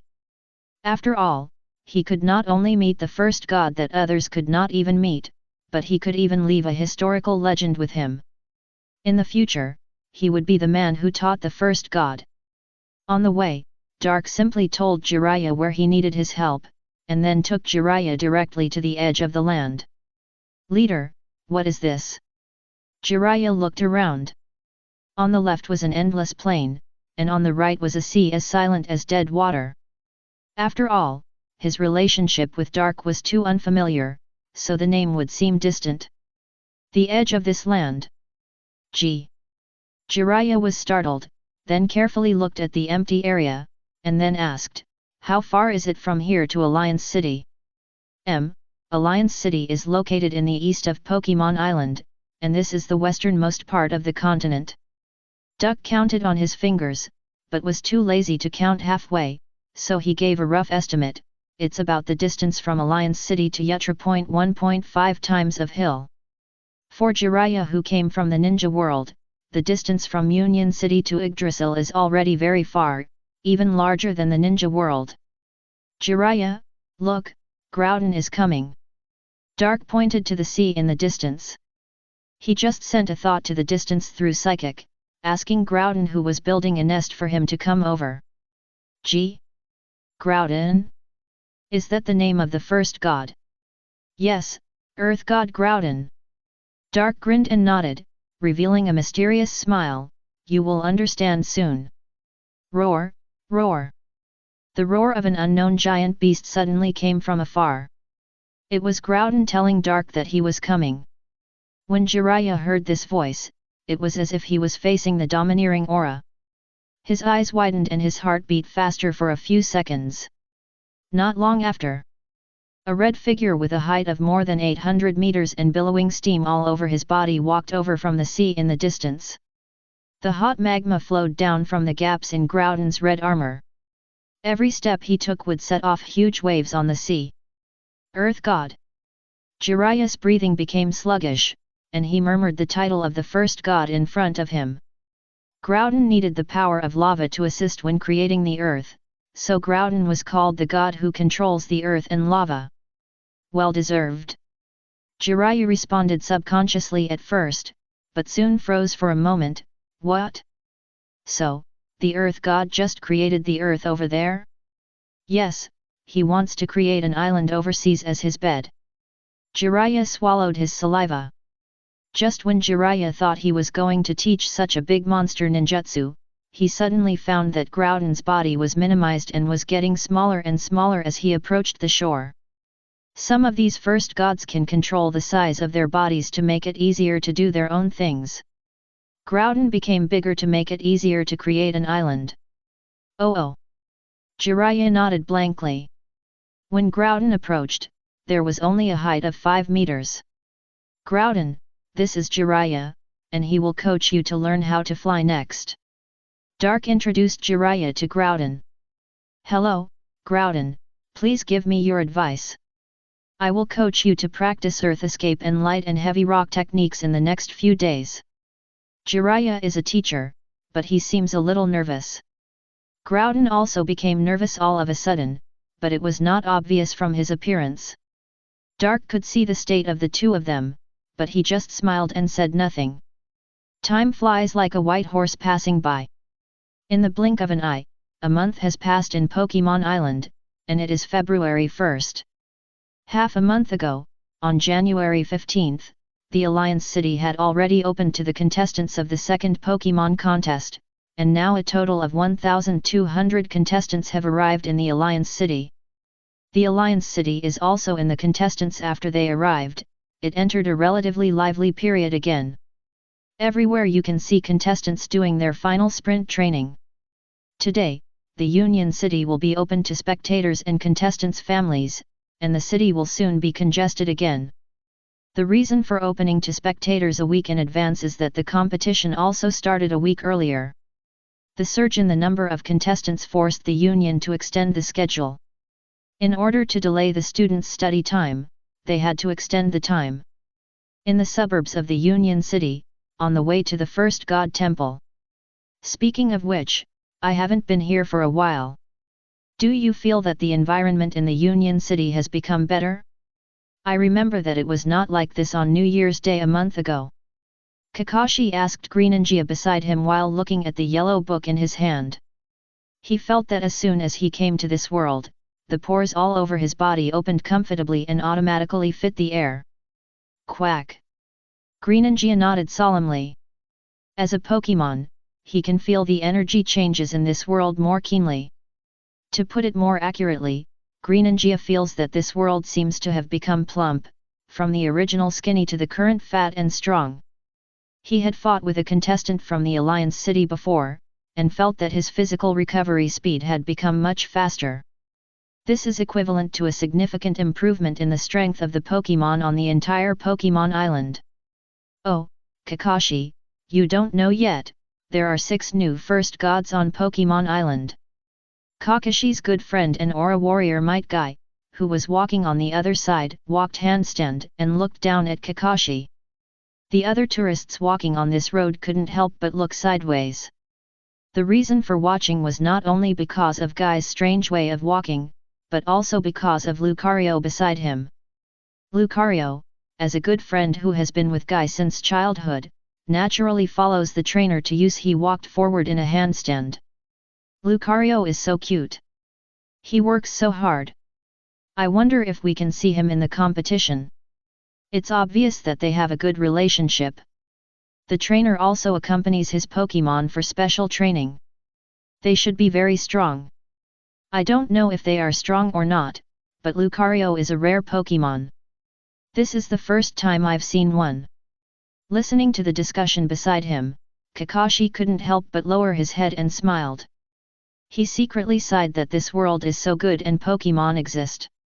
You know, in the former Konoha, when Kai was a child, he was ridiculed by many people because of all kinds of crazy training in the village. Some people think that Kai is sensationalizing, and some people think that he is wasting his efforts.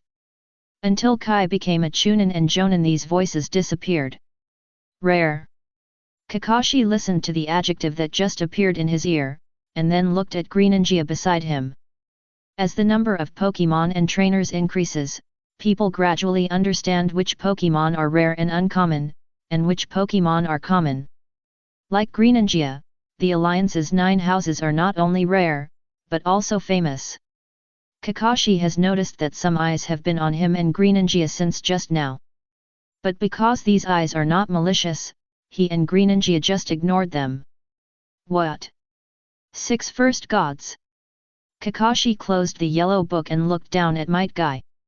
Passionate stares. Yes. 6 statues suddenly appeared in the first god temple half a month ago, which means that 6 powerful gods have appeared on Pokemon Island. Is this why you want to take me to the first god temple? Kakashi finally knew why Might Guy took him to the first god temple when he just arrived in Alliance City. I just wanted to go over and take a look. Woof. Lucario's tail swung on his back, making Kakashi unable to help but move his eyes over. You used to be an atheist. That was before. It's different now. The gods in the temple of the first god really exist. I've seen them with my own eyes. Kai turned over and stood on the ground, clenching his fists excitedly. Lucario next to him did the same thing. I know, I heard that it was Mew, the first god, right? Yes, Lord Mew really has great power, and can even transform into other gods and use other gods' skills. After saying this, Kai looked at the other people on this road, then leaned over to Kakashi's ear and whispered, in my opinion, Lord Mew is the most powerful first god, because he can use all the skills of gods. Kakashi didn't reply. He didn't want to speak carelessly about something involving faith. He knew that the people on Pokemon Island were divided into many factions. So, what does the improvement of the environment in Alliance City have to do with the 6 first gods you mentioned? No, it's not just the environment in Alliance City that has improved, it's the environment of the entire Pokemon Island that has improved. You will feel that the environment is very good when you go to any town. Guy first stretched out a finger and waved it, correcting Kakashi's statement, and then said, according to Senior Jiraiya, the reason why the world's environment has improved now is inseparable from the 6 newly appeared gods. Guy's words immediately aroused Kakashi's curiosity. When he arrived at the temple of the first god, Kakashi first memorized the appearance of the 6 first gods, and then looked at their names. I see. Just by seeing the title of the first god, you can guess what this god is related to. Sky, ocean, earth, life. These are all components of the ecological environment. It must be because of them that the environment of this world will become better. Chapter 387 Are You Just Smiling Coffins? In Crad. February 1st, the progress of the strategy is 64%, the 65th floor. The environment of the 65th floor is like a resort island, just like the Alola region in the Pokemon world. Master, why didn't you join the strategy battle earlier? With you and Mr. Madara, won't you be able to go out soon? Kirito was lying on a beach in his swimming trunks, basking in the sun and drinking a sip of soda. For some unknown reason, Izuna, who had never participated in the strategy battle, suddenly joined the front line to participate in the strategy, which made the entire strategy group feel relieved. Now the players in the strategy group are particularly relaxed.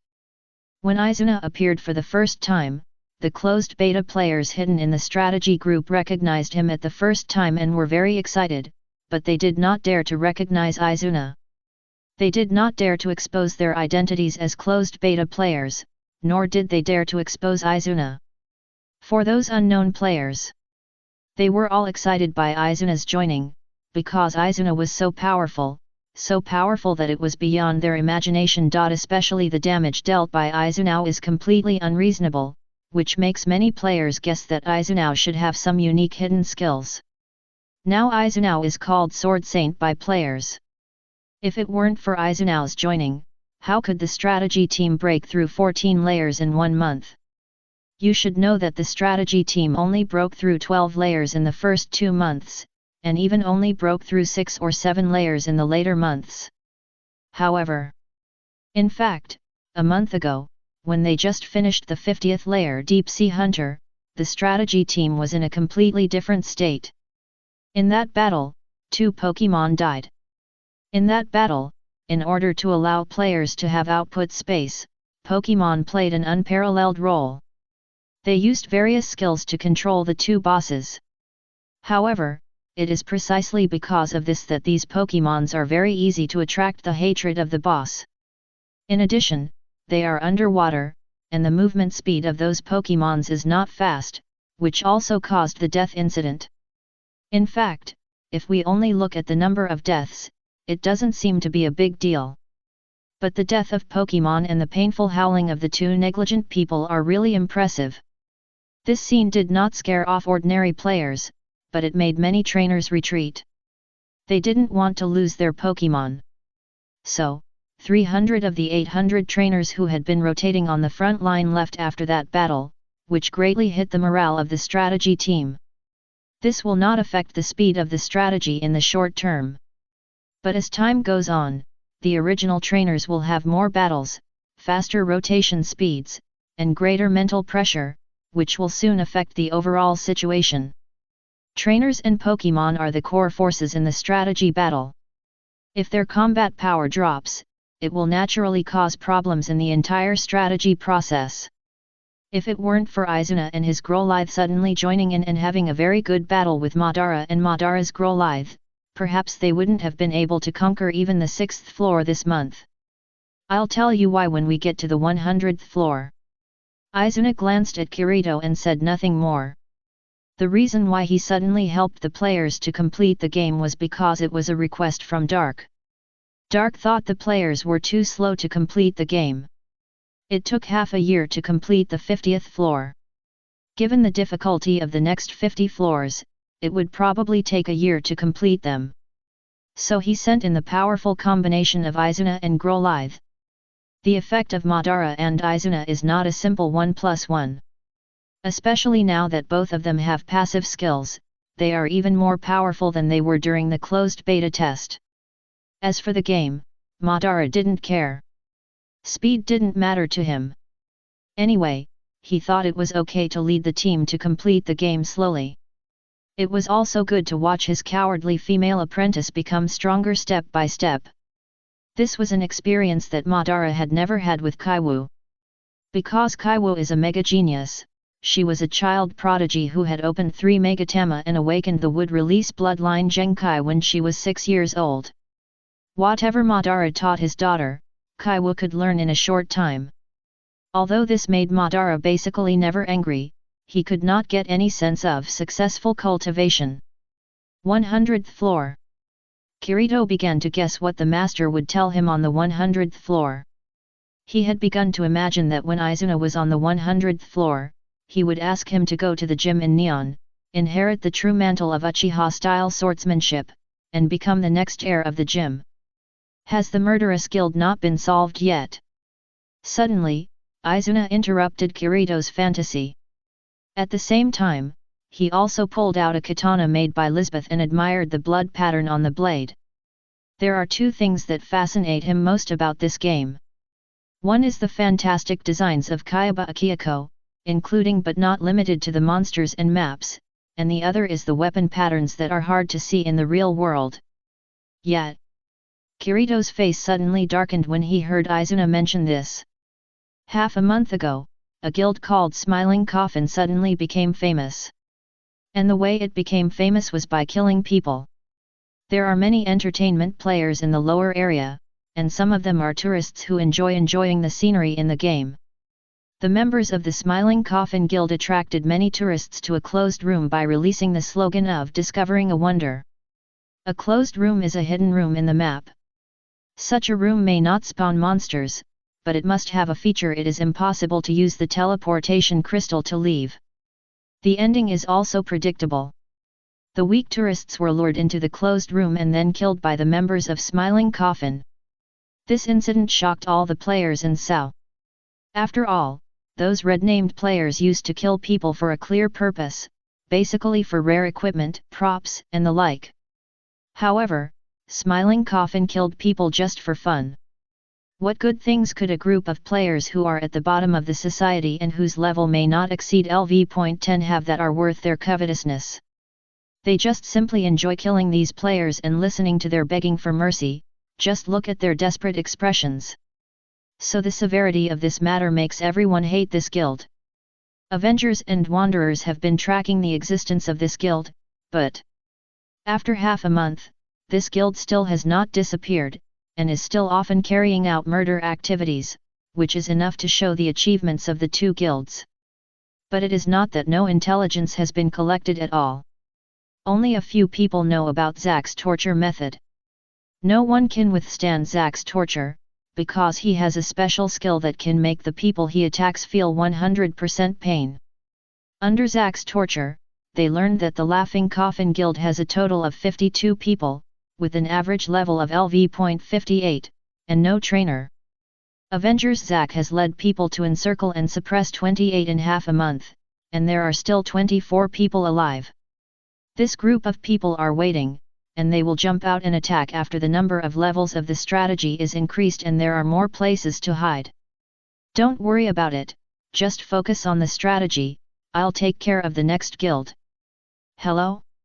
Master, do you know where they are? Kirito was stunned, and when he looked to the side, Izuna and Growlithe had disappeared, leaving only one sentence. Growlithe can be found. Woof. On the 20th floor, there is an underground maze that no one has ever discovered. A group of players with red IDs on their heads sat around here, sitting expressionlessly in this dark corner. Although the death of several guild members was not a pity for these murderers, they were not happy either. The lips and teeth are cold, and they might be the next to be killed. The death of their accomplices constantly put pressure on their hearts. Seeing that there were fewer and fewer people around them, no one knew whether it would be their turn next. Many of them have already begun to regret because they joined this murderous guild on impulse. They even thought about hiding for a while, and returning to the life of ordinary people when they turned back to yellow names. However, for now, no red name can live safely until the period of turning yellow names. Bang! Suddenly, something fell to the ground.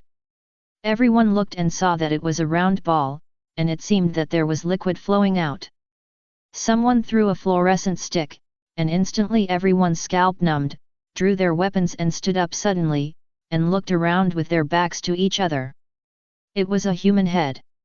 When they saw the human head, the mouth on the face was still opening and closing, as if the person didn't realize that his head had fallen off. Who is it? Damn, how did you get discovered? Could there be a traitor who defected to the enemy? Some people began to doubt their companions. The tense atmosphere made them on the verge of collapse. They looked around with ferocious faces, and no one was willing to believe it. Are you just smiling coffins?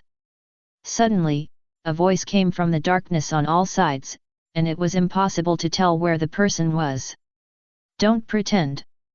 A red name started to curse, and halfway through his words, a kunai shot directly into his throat. It didn't kill him, but it frightened the red name so much that he collapsed on the ground, slumped on the ground and dared not move, holding his neck with both hands and arguing painfully on the ground. Look at you bears, die. The person who came was naturally Izuna. Izuna was able to find the location of the smiling coffin so quickly not because of Growlithe, but because he went offline to find Kaiba Akiyako to investigate the coordinates of this group of people. This group of people seriously slowed down the pace of the SAO players' strategy, but Kirito and Zack couldn't get rid of this group of people in a short time, so Izuna had to take action. Chapter 388 Mega Evolution. February 7th, the third year of the League calendar. The first day of the Pokémon Battle Competition. The opening ceremony of the battle competition was completed yesterday according to the procedure. As usual, 8 firebenders began to pass the sacred fire of Ho-Oh from the suburbs of the Alliance City to the center. Among the 8 firebenders, only one person participated in the last firebender. Trafalgar D. Law. This year, Law, who is 17 years old, came to this arena again. He and his companions are even stronger. In a year, he not only found a master of two-color domineering for the Pokémon, but also a master of ninjutsu for them. This time, the Dragon King returns, and he wants to take back everything that belongs to him. There are many familiar faces in the second Pokemon battle competition. For example, X-Drake, a Dragon-type trainer. Leo, a Tontata family. Morty, a Fairy-type trainer. Pedro, the captain of the Fur-type musketeer team. Charlie, a mermaid. Whitebeard Adventure Group, Newgate, Marco, Vista, Jaws. However, there are also many players who did not participate in the second battle competition, such as Sabo, Soro, Mihawk, and the 4 players who have now become the 4 elites. In addition, there are also some other faces. The girl from Kakosia village, Nami. She is best at using rainy weather to fight, forming a rainy team with Pikachu and Swampert as the main output. Carter Fram, the younger brother of the director of the engineering department, Iceberg. The various muscle Pokemon in the team like to make strange poses and shout under the attention of the public. 19-year-old Snub Bull, the beautiful prince of the kingdom of Joa, Cavendish. This is a special trainer, and the Pokemon he chooses will burst out with powerful combat power after entering the sleep state. Deputy leader of the Red Hair Adventure Group, Ben Beckman. A typical trainer who fights with his brain. Pokemon consists of grass, poison, water, and ghost, and often uses some dirty routines that make opponents vomit blood. There are not many players from the Navy and the Grey Army participating in the Pokemon battle competition, probably because it is busy this year and everyone has no time to challenge the gym. Of course, it is also possible that they put their energy into the Pokemon coordination competition. Compared to the first Pokemon battle competition, the battle format of the competition has basically not changed, and the biggest change is the rewards. To be precise, the quality of the rewards for the top 4 has declined. Because when the first Pokemon battle competition was held, there was no mention of the lower-ranking champion and the 4 elites in the sailing world, so the rewards were directly these positions. But this time it already exists, so the status of the 4 elites will no longer be given. However, this only affects the top 4 players, and the rewards for the subsequent players will not change. The rewards directly given to the 4 elites will be replaced by Opportunity to Challenge Victory Road and Opportunity to Challenge Elite. The former is the reward for the winner, and the latter is the reward for the other 3 players in the top 4. Opportunity to Challenge Victory Road. Challenge the 4 elites separately. If the challenge is successful, you can choose to replace them, or continue to challenge. Until all 4 elites are defeated, you can challenge the champion. If you succeed again, you will become the new champion. However, there is no champion at this stage, so just complete the previous steps. And Opportunity to Challenge Elites is just as the name suggests. Although it is more difficult for players to gain status, this still cannot stop their enthusiasm for participating in the competition. After all, if you don't fight for it, there are others who will fight for it, and others will not wait for you to give up. The hot Pokemon battle competition can't attract Monet's attention. She will only watch such competitions when she is free. Now Monet is a genuine Pokemon professor. His research institute has developed fossil Pokemon resurrection technology, communication evolution, Pokemon Ball transmission device and other technologies. And Monet has been responsible for the renewal of Pokédex. In the Pure and Serious Monet Research Institute, Monet was lying on a laboratory table fiddling with a cut natural energy crystal, and the big thunder on his chest was squeezed into a pancake shape on the laboratory table. What a magical stone, Gardevoir, can you feel it? Monet was holding a thunderstone in her hand. Dark had told her that this energy crystal could allow Pokemon to evolve to the next stage briefly, called Mega Evolution, also called Mega Evolution. So, Monet guessed that perhaps this energy crystal would be related to the attribute Evolutionary Stone/Ite that could allow some Pokemon to evolve. After her test, she found that when these evolutionary stones/ites were placed next to natural energy crystals, the attribute energy contained in the evolutionary stone/ite would continue to increase. but the corresponding part of the energy in the energy crystal would decrease. The obvious change was the color intensity. The color of the fire stone would become more and more red, and the temperature would continue to rise, while the red part of the energy crystal would dim. This proved that her guess was not completely unreasonable.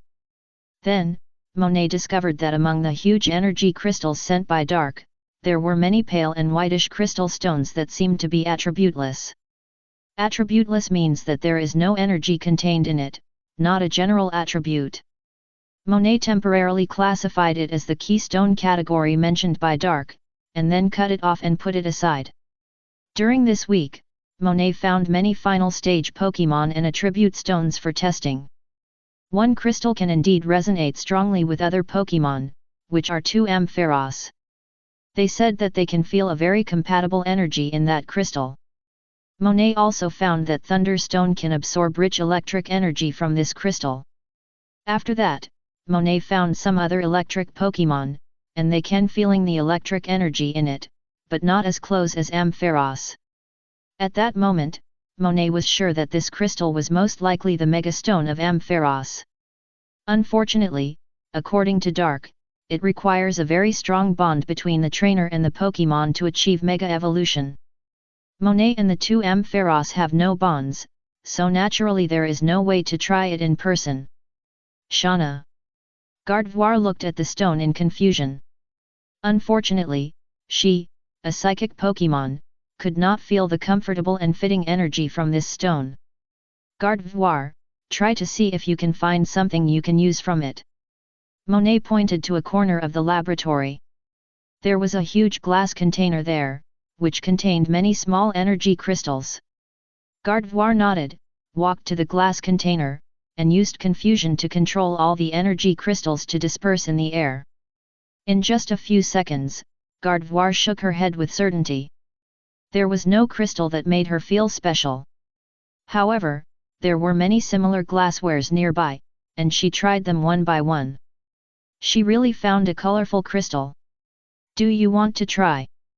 Monet held the crystal that Gardevoir brought over and looked at Gardevoir excitedly. She felt that with her relationship with Gardevoir, if this was really the Gardevoir Megastone, then she could definitely use this stone successfully. Shauna. Gardevoir smiled and nodded. She didn't look forward to Mega Evolution. After all, she didn't need to fight, and she didn't like fighting. Super Evolution was useless to her. But since Monet was so looking forward to it, it didn't matter if she accompanied him to try it. The manager said that only when the trainer and the Pokémon have the same will can the evolution be successful, so this requires a deep bond between the two. Monet looked at the Celadon/Rainbow Stone in his hand, then looked up at Gardevoir. You know what I'm thinking, right? Shauna. Gardevoir responded with certainty. Psychic Pokémon are naturally easier to evolve than other Pokémon, because they can more easily feel the thoughts of their trainers. At this moment, Gardevoir knew very well that Monet simply hoped that Gardevoir would succeed in super evolution. Then, Gardevoir would also have such expectations, so that he and Monet could try to the same frequency. Next, Monet returned the crystal to Gardevoir, and then found a keystone and held it in his hand. They raised their other hands, palms pressed together, bringing their hearts closer to each other. Super evolution, Gardevoir. Shauna. Pure white light suddenly lit up on Gardevoir's body, and Monet's expression on the other side suddenly became serious. She could clearly perceive that. She was gradually and clearly feeling Gardevoir's thoughts. It was not some psychic telepathy, nor was it the result of the usual tacit understanding, but the effect of this super evolution. A moment later, Gardevoir standing in front of Monet had a different look. Shauna. Gardevoir was very surprised when he opened his eyes again, and his neck stretched out. Gardevoir. You can see yourself, right? Monet was also very excited when Gardevoir opened his eyes. Because she could see Gardevoir's perspective, see herself in Gardevoir's eyes, and also feel Gardevoir's inner thoughts, knowing that Gardevoir was looking at her new body through her eyes. Shauna. Gardevoir nodded quickly. She, who had not paid much attention to super evolution, found it very interesting at this moment. She even reached out and poked Monet's chest. Shauna. However, before Monet responded, Gardevoir looked down at her chest in surprise. She just felt her left chest being poked. For a while, Monet and Gardevoir had a lot of fun, constantly trying various magical reactions produced by super evolution and recording them. After Monet finished her research, she would publish a report on super evolution. From now on, super evolution will also begin to appear on Pokemon Island. Chapter 389 Skeleton Hunter. March 1st, 3rd year of the League calendar. 37,000 SAO survivors, 4,600 trainers, and the 75th floor has been conquered. Compared to the speed of last month, this month is much slower even with the addition of Izuna. But it has already conquered the later stages, so it is understandable. Now that it has reached the 3/4 node, all players are a little nervous. The main force of this battle is the players, and the role that the Pokemon can play in this battle will be very limited. The players have failed to conquer once. Failure to conquer does not mean that the whole army is annihilated. It is because the players are not well prepared due to poor intelligence, and the remaining props cannot support the next battle, so they can only use Corridor Crystal to force them to leave the boss room. However, after the first challenge, they have mastered a lot of information about this boss. The boss on the 75th floor is called Skeleton Hunter, a skeleton monster that is more than 10 meters tall and dozens of meters long. This boss is comprehensively enhanced, whether it is HP, attack, defense, or even combat skills, it has been severely strengthened. Even Izuna can hardly deal particularly significant damage. What makes this boss stand on the 75th floor as the boss is not only because of these, but the key is that it has 3 characteristics. The first characteristic: when its HP drops to 10% for the first time, it will not immediately enter the rampage state, but return to the ceiling of the room to form a huge cocoon. The boss will continue to recover HP in this cocoon until the HP is fully restored or the cocoon is broken after 5 minutes, and then it will come again. However, the ceiling of the room is 50 or 60 meters high, and it is difficult for players to attack the cocoon stuck on the ceiling. However, fortunately, Pokemon with flying ability can carry a few players with high damage.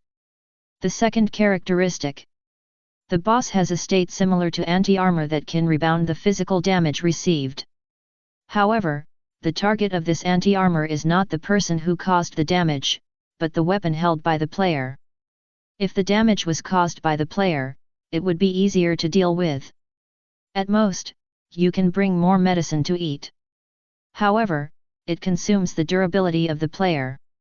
It is okay if the weapon suddenly has no damage during the fight. Players cannot repair weapons in the maze. This is also the key reason why the first strategy had to be teleported back to the city. The third characteristic: super armor. The boss is in super armor throughout the whole process and cannot be controlled from beginning to end. This is why the Pokemon cannot play a huge role in this battle like the 50th floor. Their control skills will no longer be effective. At the same time, such a boss will not fall into stiffness after being deflected by the knife. It can immediately launch the next attack. This caused Izuna to feel a little helpless when facing this boss. Facing such a boss, players can only use the most traditional RPG gameplay. The tanks attract the boss's hatred in front and resist the damage steadily, while others output to the boss from the flank. In the boss room, Heracross, Pinsir, Tauros, Ursaring, Kangaskhan. Everyone retreat, let's switch to the next group.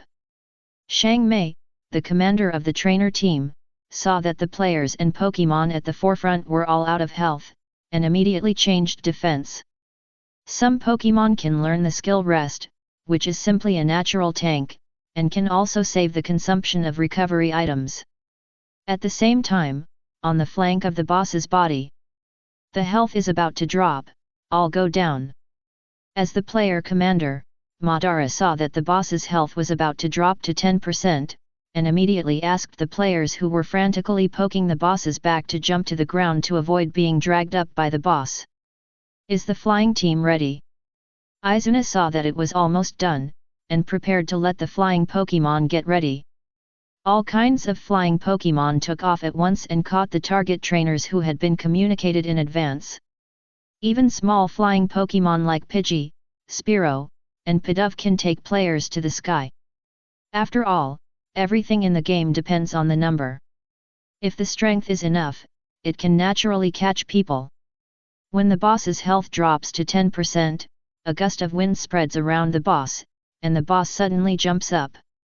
The players standing on the ground were well prepared and kept their bodies steady, so they were not hit too far. The flying team also took those players with high damage to fly to the ceiling with the boss, and started to fly to the cocoon and attack when the boss just formed a cocoon. Everything went on in an orderly manner. SAO is a programmed game after all, and the probability of variables cannot be compared with the real world, so planned things are not easy to have accidents, and even if there are accidents, they are basically caused by the players. When the boss came, the health was restored to 45%. This strategy battle can be said to be won steadily.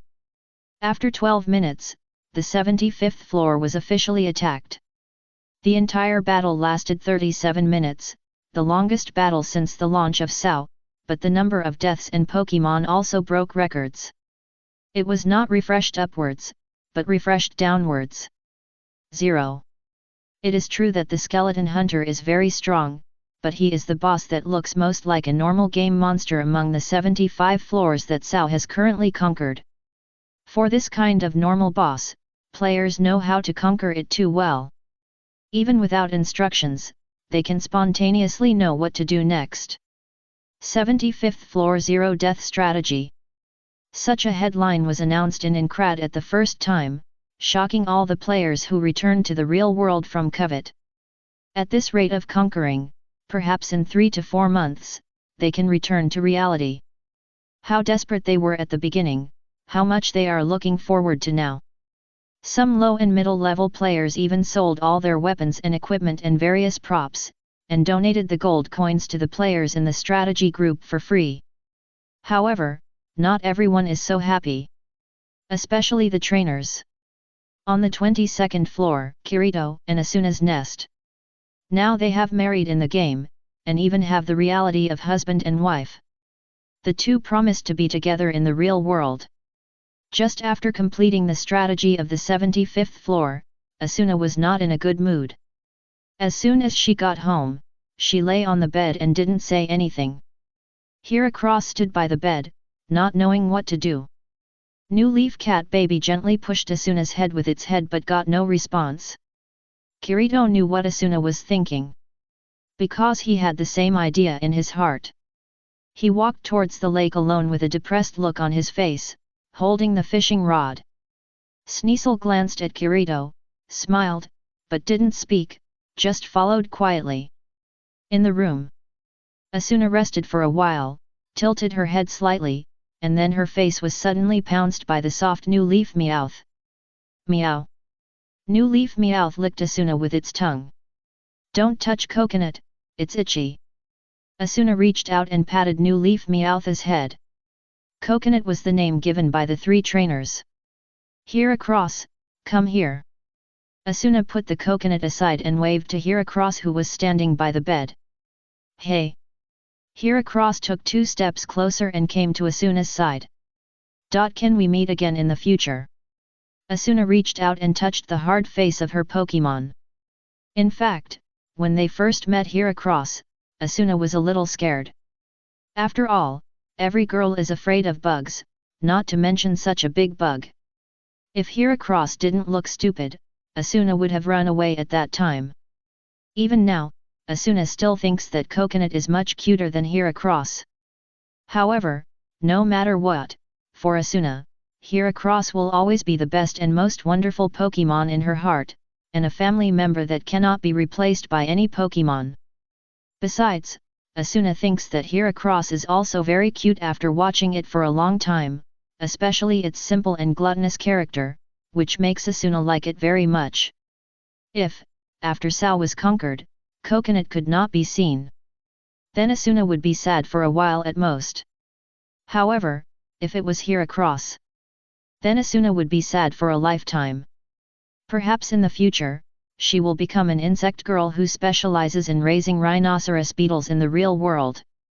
Whenever she sees the rhinoceros beetles she raises, she will recall the past when she fought with Heracross in Incrad. Hey! Heracross reached out and hugged Asuna, smiling happily. He told her firmly, "I will." Asuna smiled, but her expression did not improve. Because she felt that Heracross might not have understood what she meant. After all, Asuna always felt that her Pokémon was a little stupid. Maybe what he was thinking in his head was, "Can we meet again tomorrow?" Now Asuna did not know what the answer of Heracross meant. Pokémon were different from players.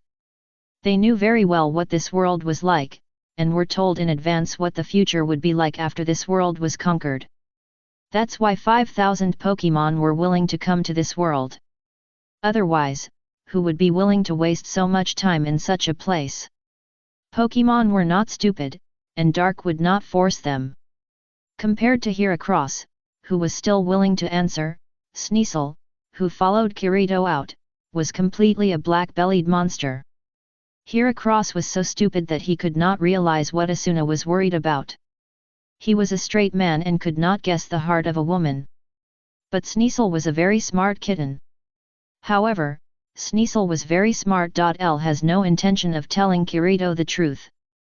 First, he thinks it is more interesting to develop this way. Second, all Pokémon have agreed with Dark before entering this world that this is a confidential matter and cannot be told to others, otherwise they will be banned immediately. No matter what worries Asuna and Kirito have, they will continue to attack upward. Even if they don't want to return to the real world, they will fight hard just for the derelicts of Helping Hand to become trainers again. Chapter 390 The Top 4 of the Second Battle Competition. March 12. The top 4 players who will have the opportunity to challenge Elite have appeared, and the competitions today and tomorrow will be the top 4 showdowns. The 4 players are Dragon Master X Drake. When participating in the competition last year, not all the Dragon Pokémon of Drake's team reached the strongest stage. After all, it has become a common understanding among trainers today that Dragon Pokémon are late bloomers. Among the top 4 players, Drake's team is recognized as the strongest, that is, from the surface, both the level and the combat power are very strong. Surgeon Trafalgar D. Law.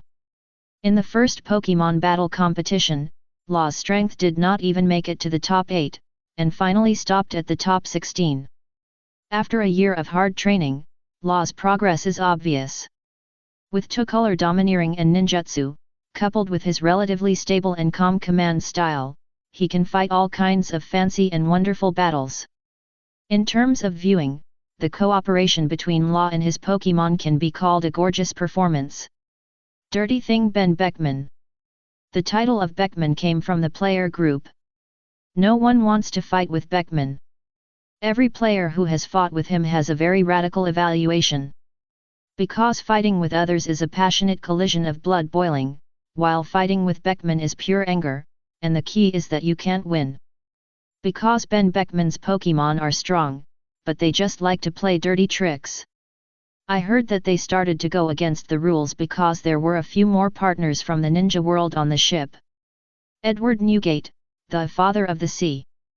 Because he likes to let unfamiliar trainers and Pokémon call him Daddy, at the beginning of each battle, he has to ask the opponent whether they want to call him Daddy. It should be said that although Newgate has been a bit idle since entering the Pokémon era, after the lessons of the first battle competition, he has also conducted special training for his Pokémon in this year. In the battle, Newgate howled from time to time, and the Pokémon could also burst into a small universe. Seeing this, Dark thought they were going to shock the world with a set of Bond's evolution. Today's battle players are RO vs Beckman. 2 players who like to use their brains to fight Pokémon. If there is no obvious terrain or attribute advantage, then their battle will be very tense. Before the match, both of them had studied each other's fighting tactics. First, let's look at Law's lineup. Gligar King, Mimikyu, Persian, Magnezone, Darmanitan, Metagross. A standard 5E Zone Quasi-God Champion template. At the time of the first Pokémon Battle Tournament, Law's Gligar King and Metagross were still Gligar and Metang, and their combat power had not yet reached the highest stage. After these two Pokémon evolved, their combat power soared, especially Metagross, which swept all the way in the second Pokémon Battle Tournament and was almost unmatched. On the other side, Beckman's lineup. Rosalia, Golem, Venusaur, Pidgeot, Phrases, Sand-Eater. Among them, Rosalia needs Shiny Stone to evolve to Roserade, and Shiny Stone is an item rarer than Devil Berry at sea, and it is very difficult to get, so Beckman may have reached a high enough level but just doesn't have the evolution item.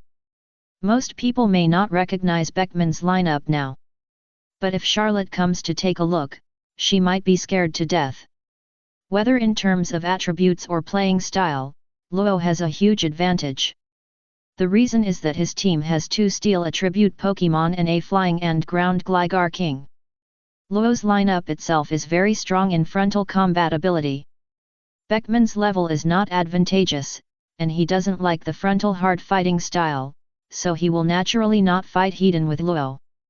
The core of Beckman's playing style lies in Poison, Grass, and Fire Blast. Before, facing most opponents, Beckman's playing style was basically the same, because this set was enough. First, Rosalia cast Toxic Spikes, then Golem uses Stealth Rock. These two skills can cause damage to the replaced Pokémon, and the former can also make the Pokémon enter the poisoned state. Toxic Spikes only work on Pokémon on the ground, while Golem's the purpose of Stealth Rock is to control the actions of the replaced air Pokémon, and then smack it down to the ground while it is stiff. The following battle is very torturous. Rosalia uses Paralysis Powder, Leech Seed, and Toxic to restore her own stamina while increasing the damage caused by the poison state. Bulbasaur uses Sleep Powder, Leech Seed, Poison Powder, and Synthesis to continuously restore health and torture the opponent, causing the opponent to lose health while sleeping. If the opponent replaces with a fire Pokémon that can kill Rosalia and Bulbasaur instantly, Beckman will let Phrases and Pidgeot play. Phrases' explosion is basically a trick of mutual destruction. As long as the target is not a steel Pokémon, it is not a problem to replace it. At worst, Pidgeot is a backup to maintain stability. The move Whirlwind can force the target Pokémon off the field and randomly replace it with another Pokémon. Finally, Beckman's Golem has the characteristic of Rock Head, which will not be damaged by the reaction of its own skills, allowing Golem to release general-type moves such as Double Edge that hurt the enemy 1000 and hurt itself 800. And Golem also has moves such as Explosion and Break Together that can kill both sides. As for Sand-Eater, it is a big blood cow when facing water-type Pokémon. Its characteristics can greatly improve the defense of Sand-Eater when it is attacked by water attributes. Not only that, it also has various skills to strengthen double defense, which can withstand countless waves of damage and let the enemy be exhausted to death in the state of poison. This set of play can be said to be quite disgusting. The fact that Beckman can reach the top 4 is enough to show that other trainers are helpless against this play. However, Luo is different. The 2 Steel-type Pokémon will not be affected by any Poison-type damage at all, and Gligar King in the sky will not be hit by Toxic Spikes when flying, and the ground attribute can reduce the damage of Stealth Rock. This made Beckman's play unable to start from the beginning. What made Beckman even more helpless was that neither Fire Blast of Physius nor Fire Blast of Golem could force the 2 Steel-type Pokémon to be replaced. That's why it is said that Luo has a significant attribute advantage against Beckman in this duel. The battle has been going on for half an hour at this time, and the battle between the two sides is still going on. At the beginning, Luo let Magnezone carry away the Sand-Eater, and then he was replaced by Explosion of Physius. Beckman had no way to deal with this. Magnazone's electric and steel attribute configuration meant that only one Sand Eater in Beckman's team could cause significant damage to it, and Beckman had no choice. He didn't even dare to let Pidgeot use Takeoff. If Darmanitan or Metagross was substituted, it would be even worse. After losing a Steel-type Pokémon, it was obviously impossible for Law to send Metagross to the field. Once Metagross was replaced by Golem, Beckman's playstyle would be activated, and Law would be passive. Luo chose to send King Gligar, who was also not harmed by spikes.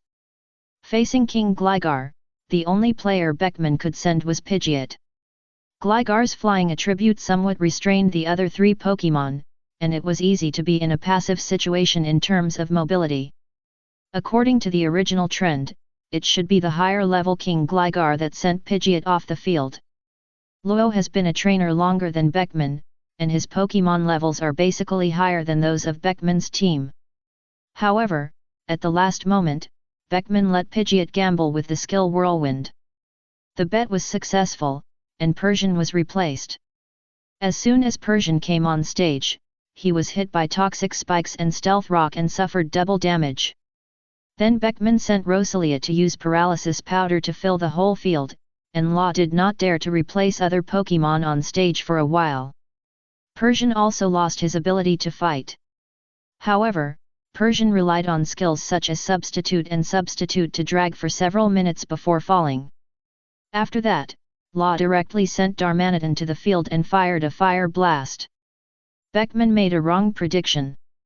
He did not expect Law to let Darmanitan appear under the triple coverage of Toxic Spikes, Stealth Rock, and Paralysis Powder, so he sent Pidgeot to prepare for Gligar King or Metagross. As a result, Pidgeot was hit by a Fire Blast, fell to the ground on the spot. But even at this point, Beckman still had a calm expression and was commanding calmly. He had no choice but to send out Golem at this moment. And Law was also very clear about this, so he replaced Darmanitan, who was not in good condition, with Gligar King. The battle continued, and Golem could not face the round-robin battle between Gligar King and Mimikyu no matter how hard he tried. When Golem lost his ability to fight, the outcome of this battle was almost decided. On Law's side, there were Metagross with full health, Darmanitan with a negative state, and Mimikyu with half health. On Beckman's side, there were Rosalia with full health and Venusaur with full health. The two poison and grass Pokémon will definitely be killed by Metagross alone. The Steel and Psychic Metagross has the same resistance to attacks as Magnezone. While being immune to poison damage, grass damage is also halved. Beckman felt that it was enough to come this far. He didn't have much covet for champion or anything like that. He just came here with his friends to join in the fun, so he decisively admitted defeat. I came here on a whim this time. The time to cultivate Pokémon is relatively short and the number is small. Next time, I won't use a fixed style and team. You won't meet me next time. If you have the ability, win the third championship and challenge Victory Road. Law grinned, very confident. What he meant was that he would become the winner of the second championship and defeat 4 elites to become the new champion. Chapter 391 Ask the 4 Elite Seniors. The winner of the first semi-final appeared. Trafalgar de Law. When the dirty thing left the stadium, countless trainers in the audience burst into Uchiha laughter. In response, Beckman just turned around and smiled, and left in style. The strength of Luo's lineup shocked all the audience, especially when Magnezone and Metagross were on Luo's left and right. The visual effect was very oppressive. Tonight, there will probably be many young people who dream of becoming a champion and can't sleep because of excitement.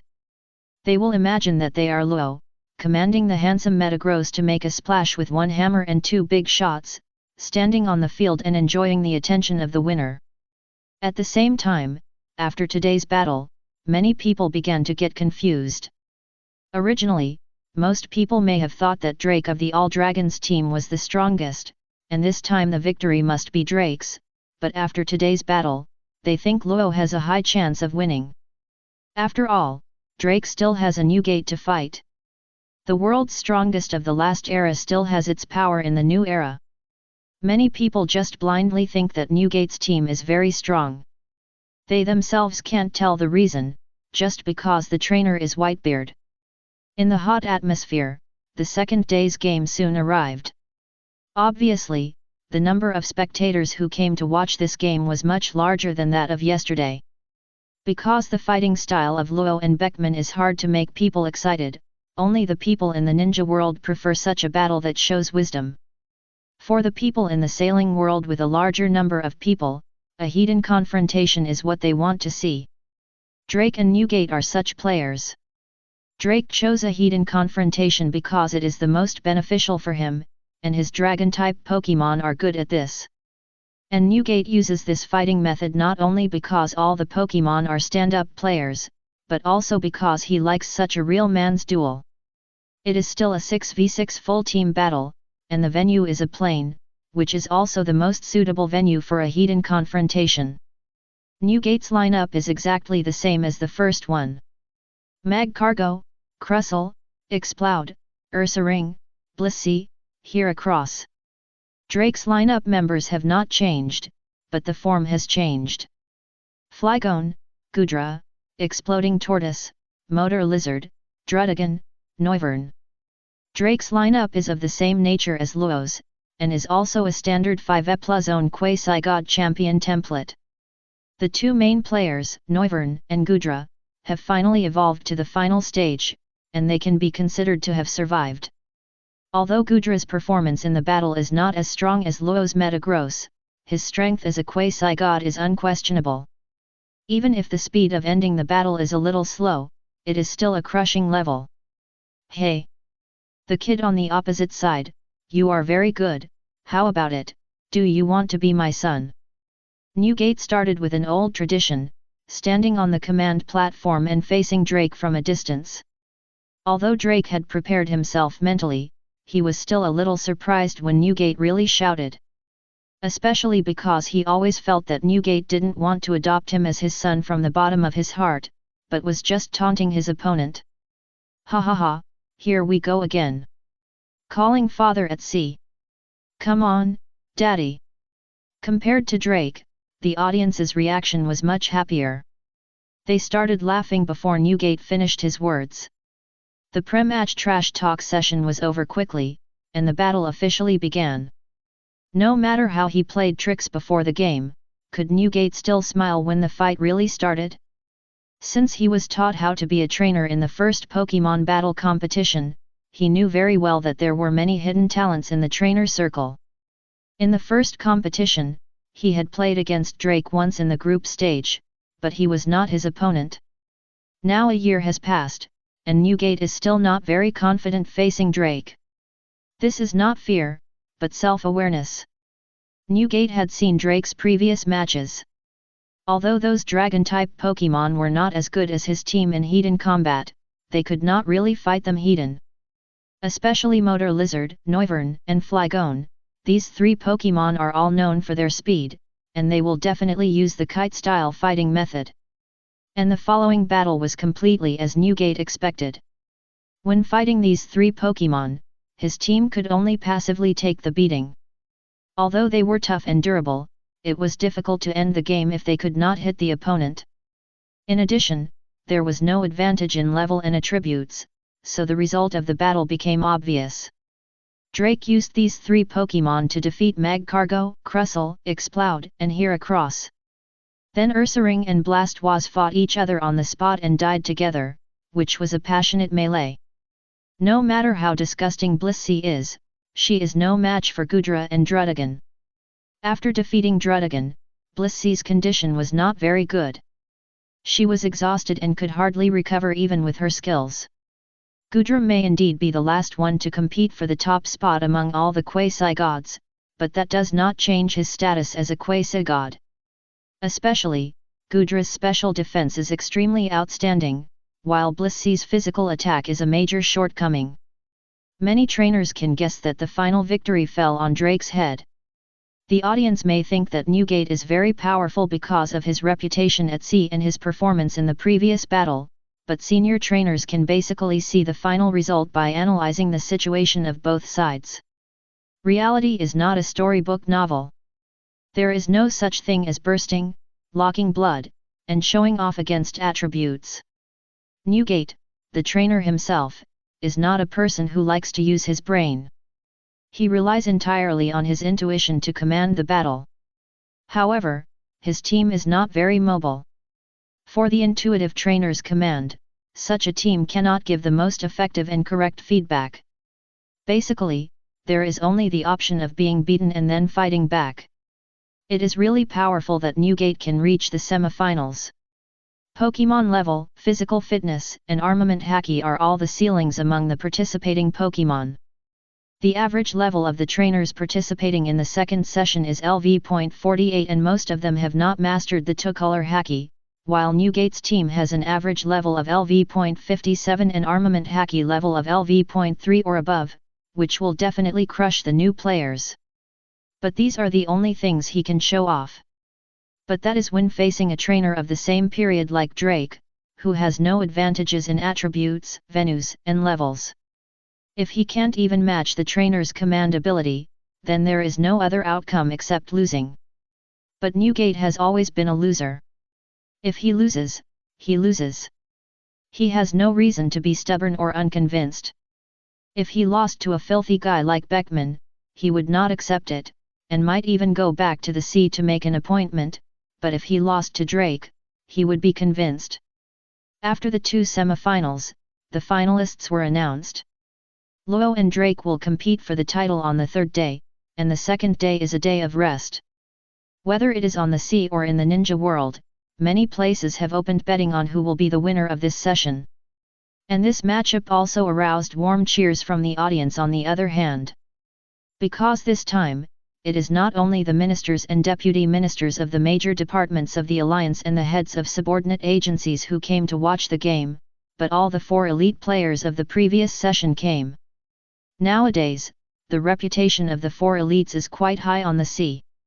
Although it has only been a year, the popularity is comparable to the 4 emperors of the previous era, and the latter has a bad reputation among civilians, but the former has a good reputation.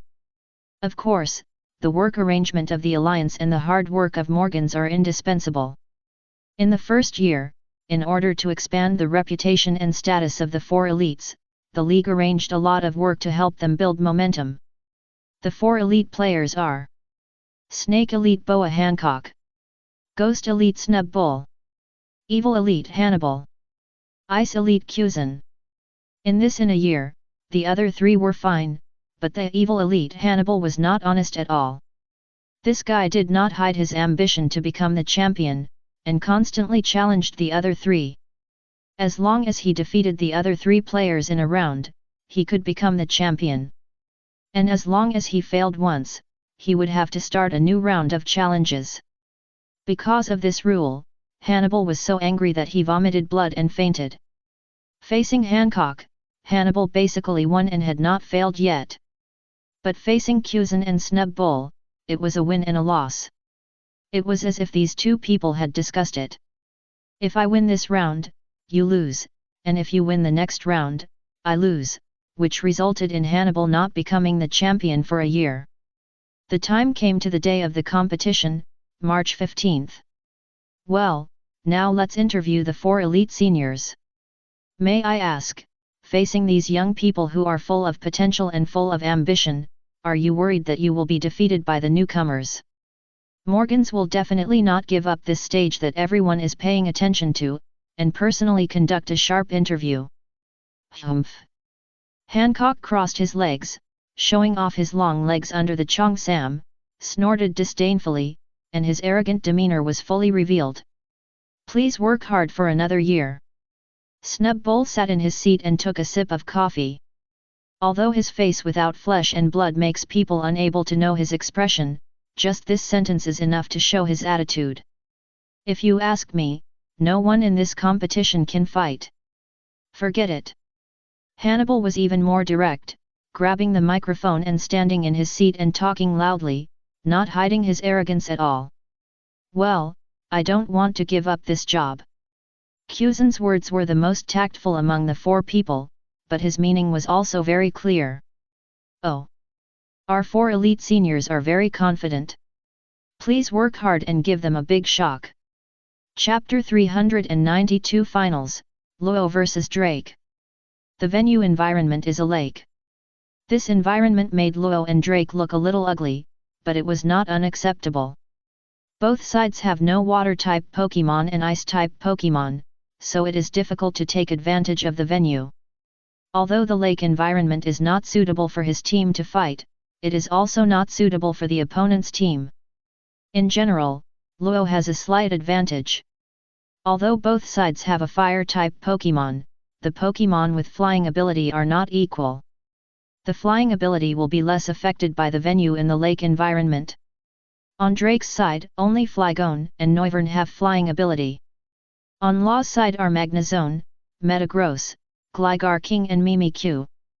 The first two can use magnetism to make themselves reach the state of flying, but it is more accurate to say floating. In terms of attributes, both teams have their own advantages and disadvantages, but the advantage of Law is overwhelming. Drake's advantages are: Dragon-type Pokemon have double resistance to water, fire, grass and electric. It will be more difficult for Magnezone's electric skills and Darmanitan to deal damage. Other skills except Dragon Ice Fairy can only deal normal damage. Magnezone and Metagross are the two main forces of Law. When facing the fire skills of Blastoise, they have to bear double damage. When facing the ground skills of Flygon, they have to bear 4 times and double damage respectively. The advantages of Law are: although Magnezone and Metagross are relatively weak against Blastoise and Flygon, they have dominant resistance to attacks against the other 4 Pokemon. The Steel attribute can have all the damage they take from Dragon skills, and the damage from Motor Lizard's normal and Noivern's flying skills will also be halved. On the other side, Mimicry is a Ghost and Fairy type Pokemon. One Mimicry can restrain Drake's entire team, because Fairy-type Pokemon are immune to Dragon skill damage. In addition, Ghost-type can be immune to normal and Fighting-type damage, which means that Mimicry can directly ignore skills of 3 attributes. Coincidentally, Motor Lizard is a normal and Dragon-type Pokemon, and Mimicry is immune to 2 of the 3 attributes. When facing Mimicry, Motor Lizard can be said to be almost useless. When facing other attributes, Mimicry can only cause normal damage except for Ghost and Steel types, and the other types can only cause 1/4 of the damage. Drake's team doesn't have any Steel or Ghost Pokemon, and at most has a few Steel skills. Then the key to the battle between the two is obvious. Derek has to find a way to deal with Mimicry, and if possible, he could keep Blastoise and Flygon to deal with Luo's 2 Steel-type main forces. As long as Luo's Mimikyu loses a point, his chance of winning this game will increase by at least 30%. On the contrary, Luo tried his best to make good use of Mimikyu as a killer to avoid being replaced by the opponent's Pokemon, and at the same time, he tried his best to find opportunities to use other Pokemon to eliminate Blastoise and Flygon. Even if he had to sacrifice Mimikyu, he had to get rid of these 2 Pokemon. With Mimikyu in hand, Luo naturally had a 20% winning rate, and other Pokemon were counted separately. Please send out the first Pokemon. As the referee's voice sounded, the first game officially began. Both sides could only guess and gamble when the other side didn't know what Pokemon would be sent out. The operation is left to you, King Gligar. 8 out of 10 games of Luo's starting Pokemon will be King Gligar. Because the flying and ground-type Gligar King is enough to deal with most Pokemon, the only ones that can restrain him are Double Water and Quadruple Ice, but Drake's team obviously does not have such Pokemon. Every trainer has his own focus, which is related to the command and play style they are good at. Like Ash in the Pokemon world, he likes to cultivate the individual abilities of Pokemon, especially focusing on the speed, completely ignoring the advantages and disadvantages of attributes and the bonus of characteristics, because he likes close combat, and close combat has very high requirements for speed. Ash's Pokemon basically has strong melee ability, which can complete Ash's kite tactics and Facetofus tactics. And his final opponent in Kalos region, Elaine, is a trainer who pays more attention to characteristics. He is good at water spray and sand attack Tyranitar. RO is very concerned about the configuration of attributes, and the characteristics and personal abilities of Pokemon are secondary. In Luo's team, except for Darmanitan with only fire attribute and Persian with only general attribute, all the other 4 Pokemon have a lot of resistance. This resistance can make his team last longer, allowing him to carefully think about the next action and guess the opponent's thinking. Therefore, he thinks those trainers who specialize in a certain attribute are strange, but he dare not ignore them. After all, 3 of the 4 elites now are powerful trainers who specialize in a certain attribute. Druddigon, leave it to you. Drake is also very safe. The Key Flygon and Tortoise dare not even show their heads, and the highly mobile Noivern and the Motor Lizard that has no ability to resist Mimic Hill are also hidden tightly. Only Druddigon and Gudra can play, and the latter must not be played easily, as a hand card to tactfully turn the situation. The first round, Gligar King vs Druddigon. One of them is in the sky and the other is on the ground, looking at each other from a distance. In terms of attributes, the two have no intersection, but this is a weakening for trainers like Law who rely on attributes to gain an advantage. After all, a trainer like Drake who specializes in a certain attribute and has a brain will definitely not spend his energy on attributes, so his Pokemon's characteristics or personal abilities must be excellent in one aspect. Gligar King, Poison Jab. Of course Law also knew this, but he would have to try it to know the specific situation. Especially for a pure physical attacker and close combat warrior like Gligar King, there is no other way to test except Hedon. Metal Claw. Druddigon looked at the 2 claws swooping down from the sky without fear, and his 2 hands lit up with a metallic light and grabbed forward. Crack! Gligar King's attack did not put Druddigon into the poison state, but he suffered a lot of injuries. He quickly pulled back the claws and flew into the sky. When he looked again, there were already many scratches on the claws. Druddigon and Drake on the other side smiled triumphantly at the same time. Rough Skin. When Law saw all this, he knew that Druddigon was a Pokemon that depended on its characteristics. Rough Skin, when the opponent is attacked by a contact move, the opponent will lose some of its physical strength. This skill is simply the nightmare of all melee Pokemon. Then Persian and Darmanitan on Law's side are not suitable for dealing with Druddigon. Come back, King Gligar, I'll leave Mimikyu to you. The switch on Law's side was very decisive. He couldn't let King Gligar fight Druddigon Hedon, otherwise he would definitely lose. Iron Head. Drake on the other side guessed that Law was going to change Pokemon, so he let Druddigon attack the Pokemon that was about to be replaced. He guessed that Persian and Darmanitan would not play, but he was not sure that Rashi would not be willing to release Mimic Hill. He did not dare to gamble, so he did not let Druddigon use the dragon skills that he was more proficient in. Instead, he chose the steel skills that he rarely used. Skills. Bang! When Mimic was summoned, it was frozen for 1 or 2 seconds, and was thus attacked by Druddigon's Iron Head tackle.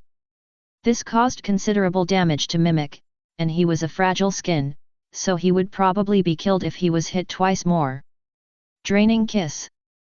Luo risked bringing Mimic out, not to let him get beaten. Since he dared to let Mimic stand out, he naturally had a way to make him persist in the fight. Draining Kiss is the Fairy-type Mega Drain, which can use half of the damage caused to the target to restore its own physical strength. And the Fairy-type skills will cause double damage to the Dragon-type Druddigon, so the physical strength restored will naturally become double. Protect. In order to better play the characteristics of Rough Skin, Protect is obviously a very good skill.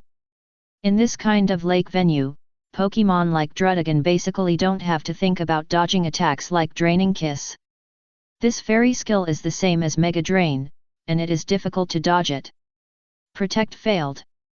The probability of failing to protect for the first time is no less than winning the lottery.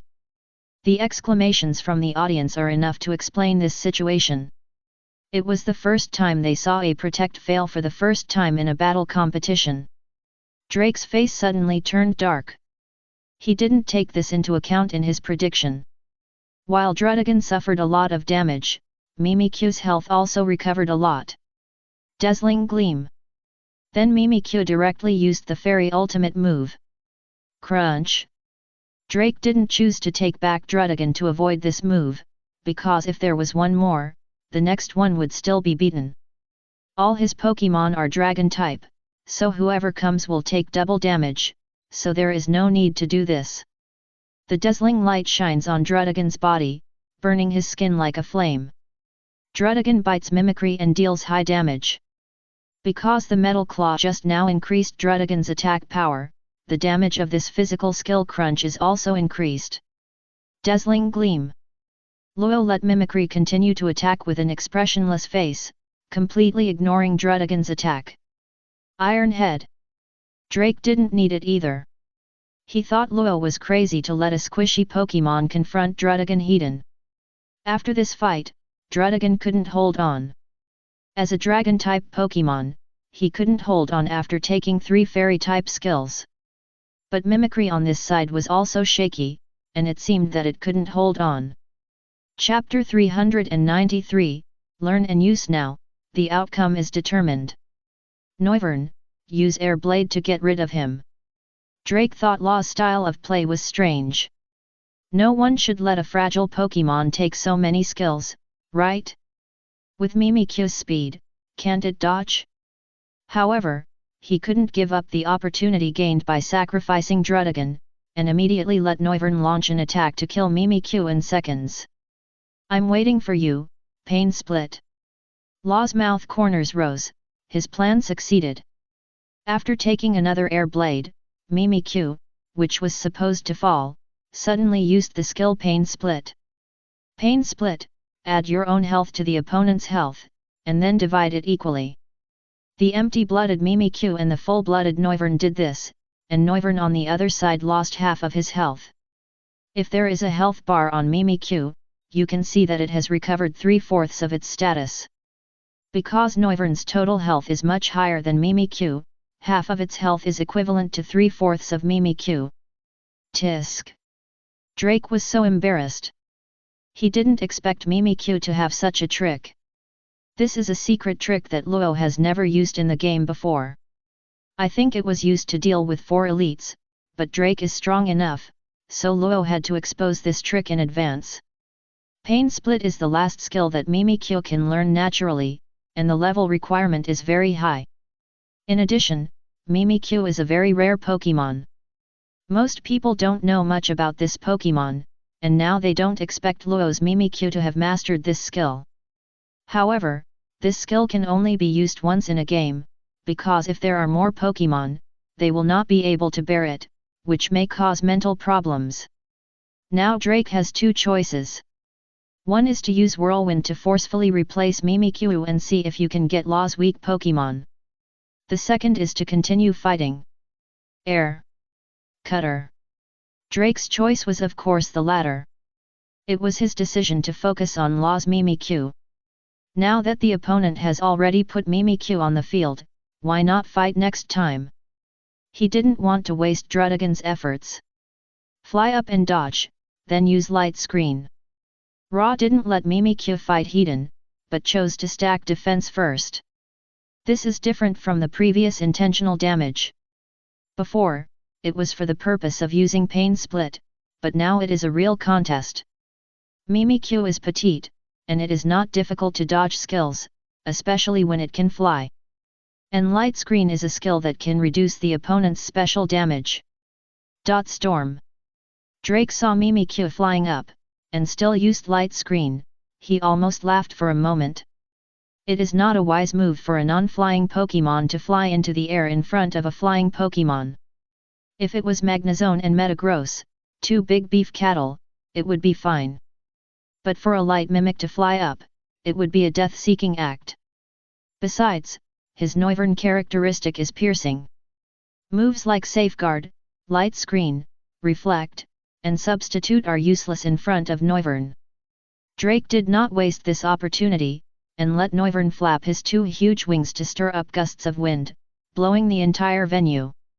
The mimic in the air was hit by the flying big move and was like a broken bag, floating in the wind and completely losing balance. Luo's face changed, but he quickly stabilized his mentality and temporarily changed his next battle plan. Pursue the victory, Aerial Ace. The damage of Aerial Ace is not high, but its advantage is that it will definitely hit. Drake is sure that this move can make Mimic end.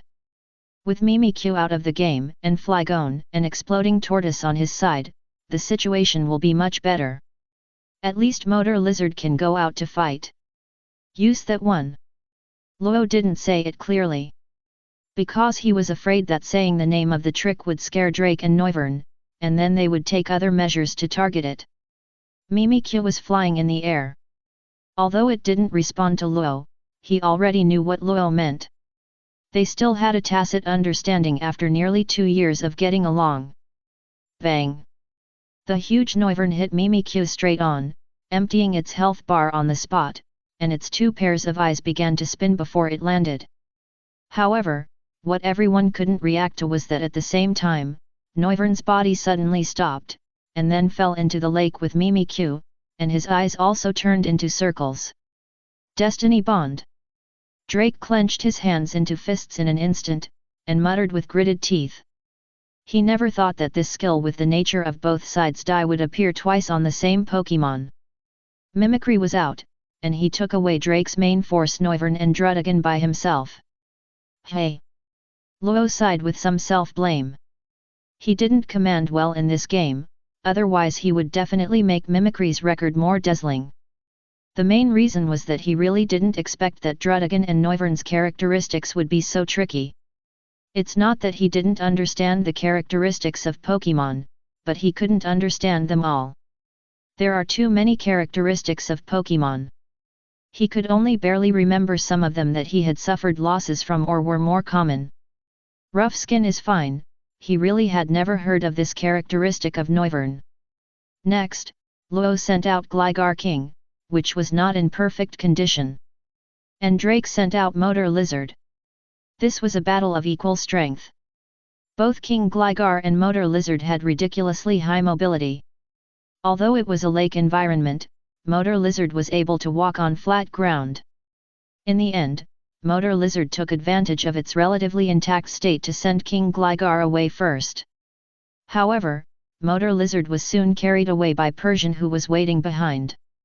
Persian was not much worse than Motor Lizard in terms of speed, and cats were obviously much faster than Motor Lizard in terms of reaction. At this time, Drake had 3 Pokémon left, and Law had 4 left. But this did not mean that Law had the upper hand, because Drake had always hidden the 2 Pokémon Flygon and Tortoise well. As long as these 2 Pokémon were still there, Magnezone and Metagross, the 2 main forces of Law, would not dare to act recklessly. Flygon, go ahead. After some consideration, Drake chose to send Flygon first. Indeed, Flygon can. It is true that it can cause 4 times the damage of ground-type skills, but it is difficult for a flying Pokémon to hit ground-type skills. Goodra, a special defense player, is obviously not suitable for dealing with 3 physical attackers, Metagross, Darmanitan, and Persian, but it is not impossible to use it against Magnezone. As for Blastoise, Drake has made up his mind to let this fire-type Pokémon with super high physical resistance deal with Metagross. Blastoise fire-type can not only cause double damage to Metagross, but its physical resistance of up to 135 racial stats has a high ability to withstand attacks against Metagross with the same physical attack racial stat of 135. Moreover, Blastoise is a special attacker, and Metagross's special defense is not outstanding. In a 1vs1 situation, as long as the level difference is not large, Blastoise is basically impossible to lose to Metagross. However, if this arrangement is made, Flygon or Goodra will be under greater pressure. But Flygon did not disappoint Drake. He is Drake's Earl Dervish Pokémon, with the highest level in the team. Not only did he kill Persian alone, he also fought with Darmanitan. Flygon has already exerted his best efforts to consume Darmanitan, but it is too difficult to exchange 2 for 1 at the same level, not to mention that he does not have much level advantage. Finally, Darmanitan sent Flygon away and then faced Gudra. Drake had expected that Law's next one would be Darmanitan. After all, Flygon is not done yet.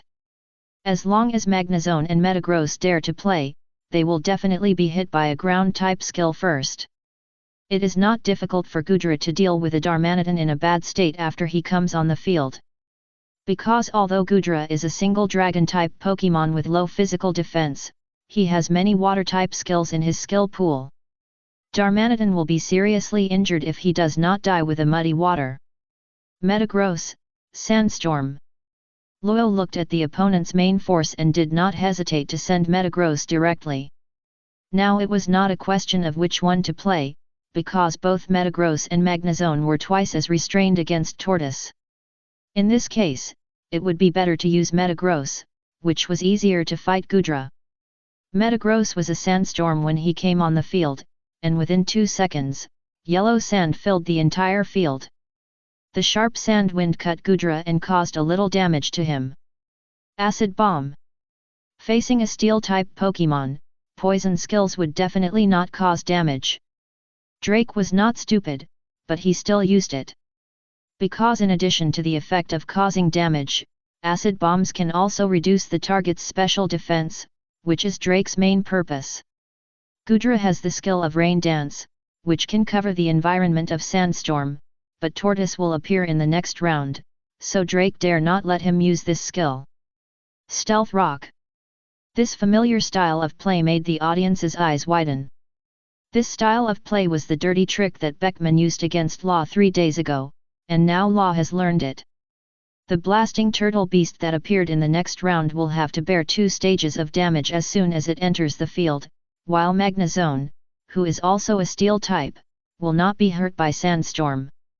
Both Law and Drake were preparing for blasting turtle beast to attack in the next round. Then Metagross took some effort to send Gudra away, and only had half of his physical strength left when facing Blasting Turtle Beast. Originally, Drake thought that Blasting Turtle Beast would not have a big problem fighting 2 with its attribute advantage. After all, Metagross was not in good condition, but when Metagross finally sacrificed an explosion, he was dumbfounded. Blasting Turtle Beast was not directly taken away by Metagross because his physical resistance was relatively high, but he did not lose his combat ability on the spot and did not have much health left. Even if the low health Blastoise has a huge attribute advantage, it will not be a match for Magnezone. At this point, the winner is determined. The second winner is the Surgeon Trafalgar D-Row. Drake later learned that this Metagross only remembered this move after seeing Beckman's Phyllis and Golem's 2 explosions 3 days ago. Some Pokémon are like this. The race itself has a move, but you need to recall it, that is, watch other Pokémon use it before you have a chance to understand it. Metagross's explosion is like this. Add to that the disgusting fighting style of Stealth Rock and Sandstorm, and Drake hated Beckman for a while. Chapter 394 Soft Persimmon Snake Elite. For Law, his goal is just the prize for winning the Pokémon Battle Tournament. As for the position of the 4 elites and champion, he doesn't care much. At the beginning, he participated in this competition just to revive Corazon, but in the process, he learned how to become a qualified trainer and found more important things on this road. Now he will still choose to revive his benefactor Corazon as the prize for winning. But he will no longer live just for this goal. He wants to go higher and farther with his Pokémon, so that the whole sea and even other worlds can hear their names. They want to live freely and do what they want. When everyone heard Law say that he wanted to revive someone at the final award ceremony, the whole audience was boiling.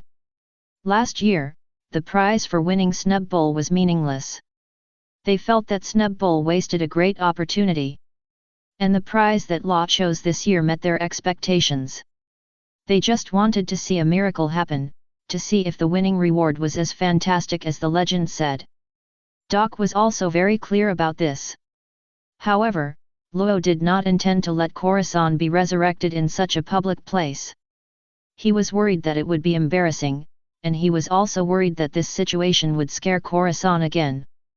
The alliance must respect the opinions of the players. After informing the audience and receiving a lot of boos, they opened the next item. Those who want to know whether Luo's wish has been fulfilled will naturally find Luo to ask later. Their alliance can't force the players to resurrect. As for the so-called next item, it is actually to see if the top 4 players want to continue the challenge. What to challenge? Of course, the 4 elites. Then, it's our turn for the top 4 players to make a choice. Please invite X Drake, Ben Beckman, and Edward Newgate to come on stage to choose the target you want to challenge.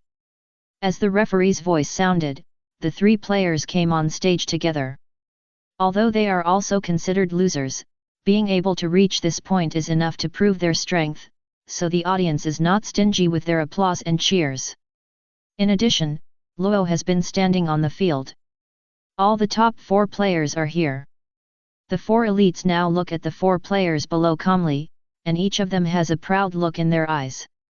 Whoever can reach this point is willing to admit that he is not as good as others. Besides, the many benefits brought by the position of the 4 elites are really known by anyone who sits in it. All kinds of top-level Pokémon props are supplied every month, the latest technologies of the Alliance are also given the right to use at the first time, and even various merits can be used to exchange for various unexpected benefits in the employee store of the Alliance. Moreover, these are all on the surface, and many things can also be done secretly by using the identity of the 4 elites. For example, among the newly built villages around the Alliance City, there is a village called Nine Snakes Village.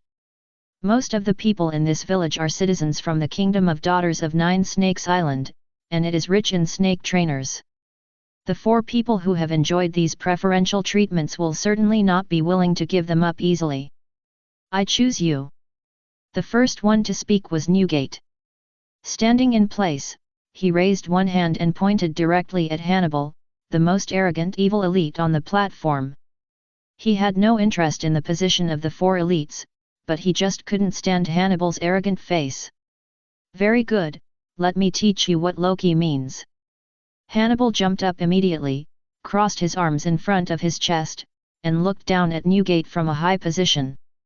He himself didn't like these former pirates, and Newgate dared to challenge him, which of course he wanted. He would use this opportunity to teach this strongest pirate of the previous era a good lesson. Oh. Too exciting. No, father calling at sea can't be a match for evil elite. That's right, that's the 4th elite. The fiery atmosphere between the 2 people caused a burst of howling from the audience, and many people even danced with excitement. I'm not interested. Beckerman next to him was more Buddhist. He came to participate in this Pokémon battle competition to join in the fun, and to try out the tricks in the minds of his ninja companions on his ship.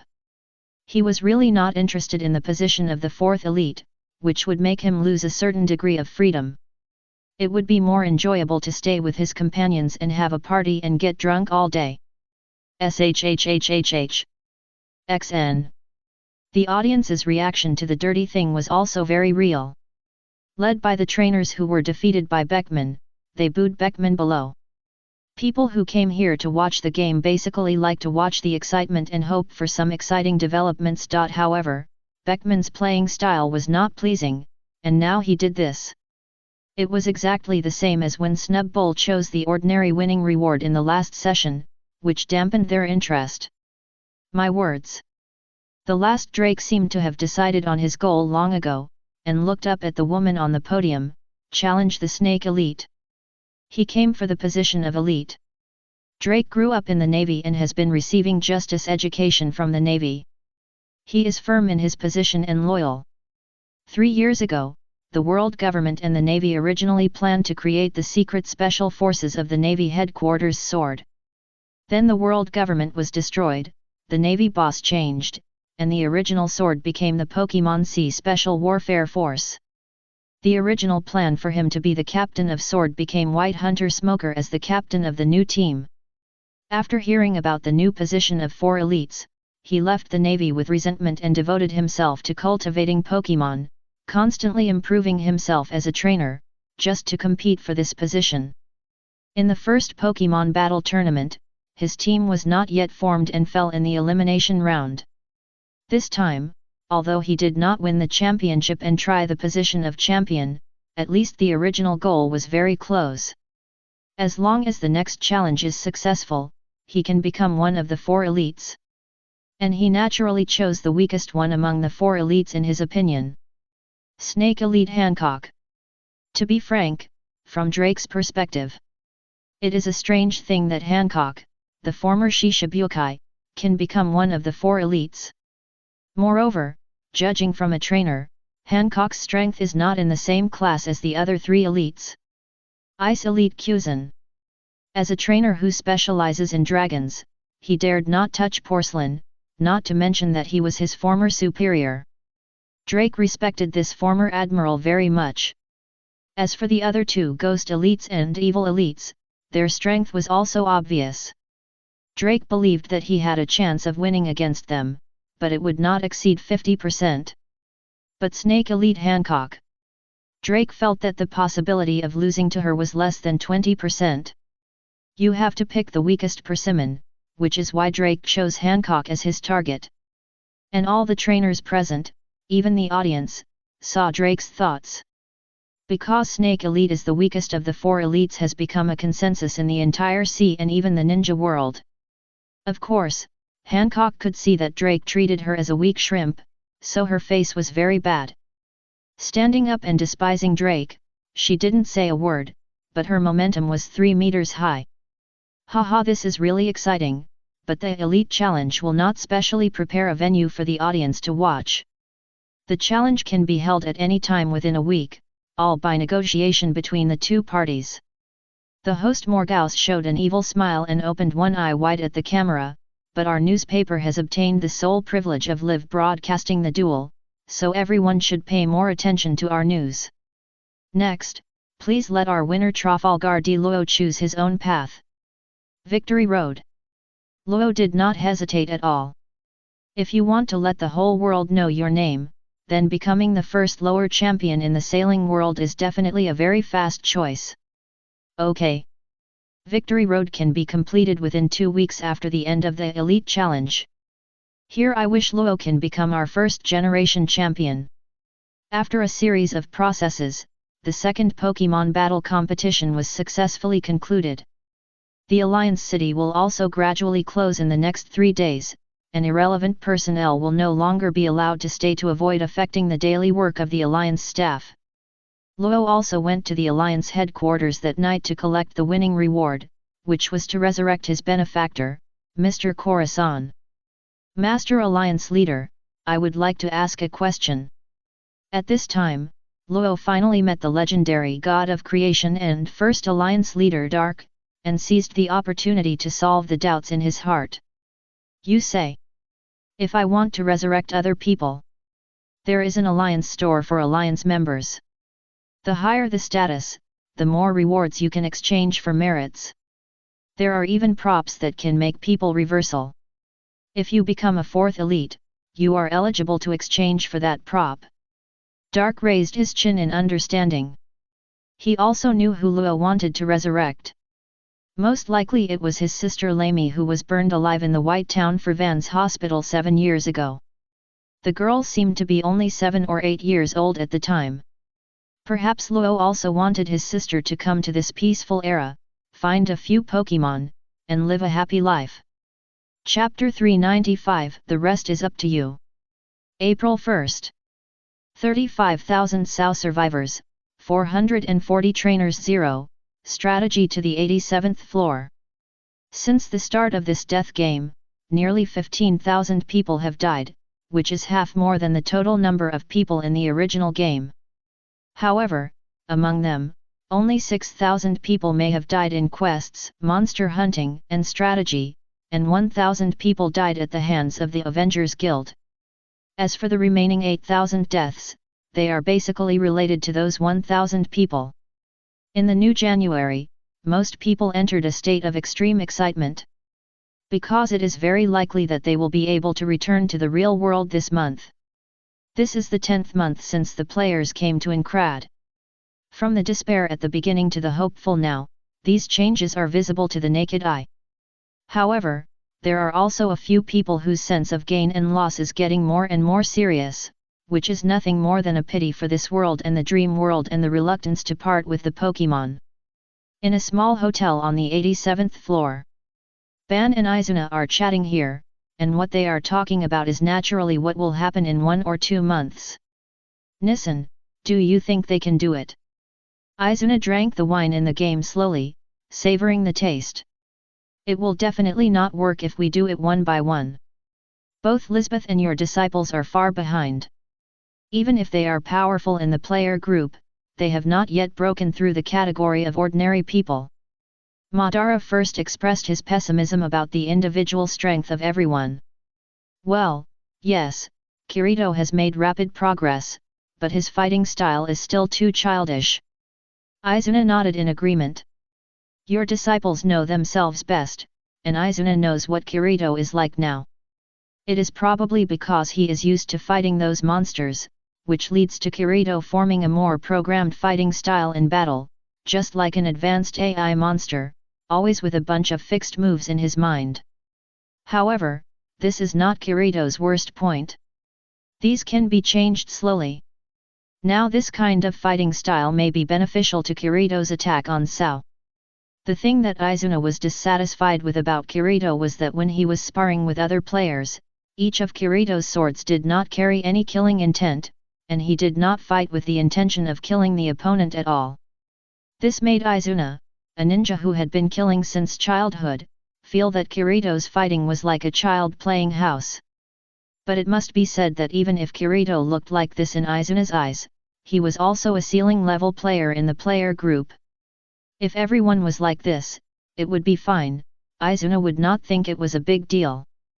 But there happened to be a group of people in Sao who were very mature in fighting. Avengers.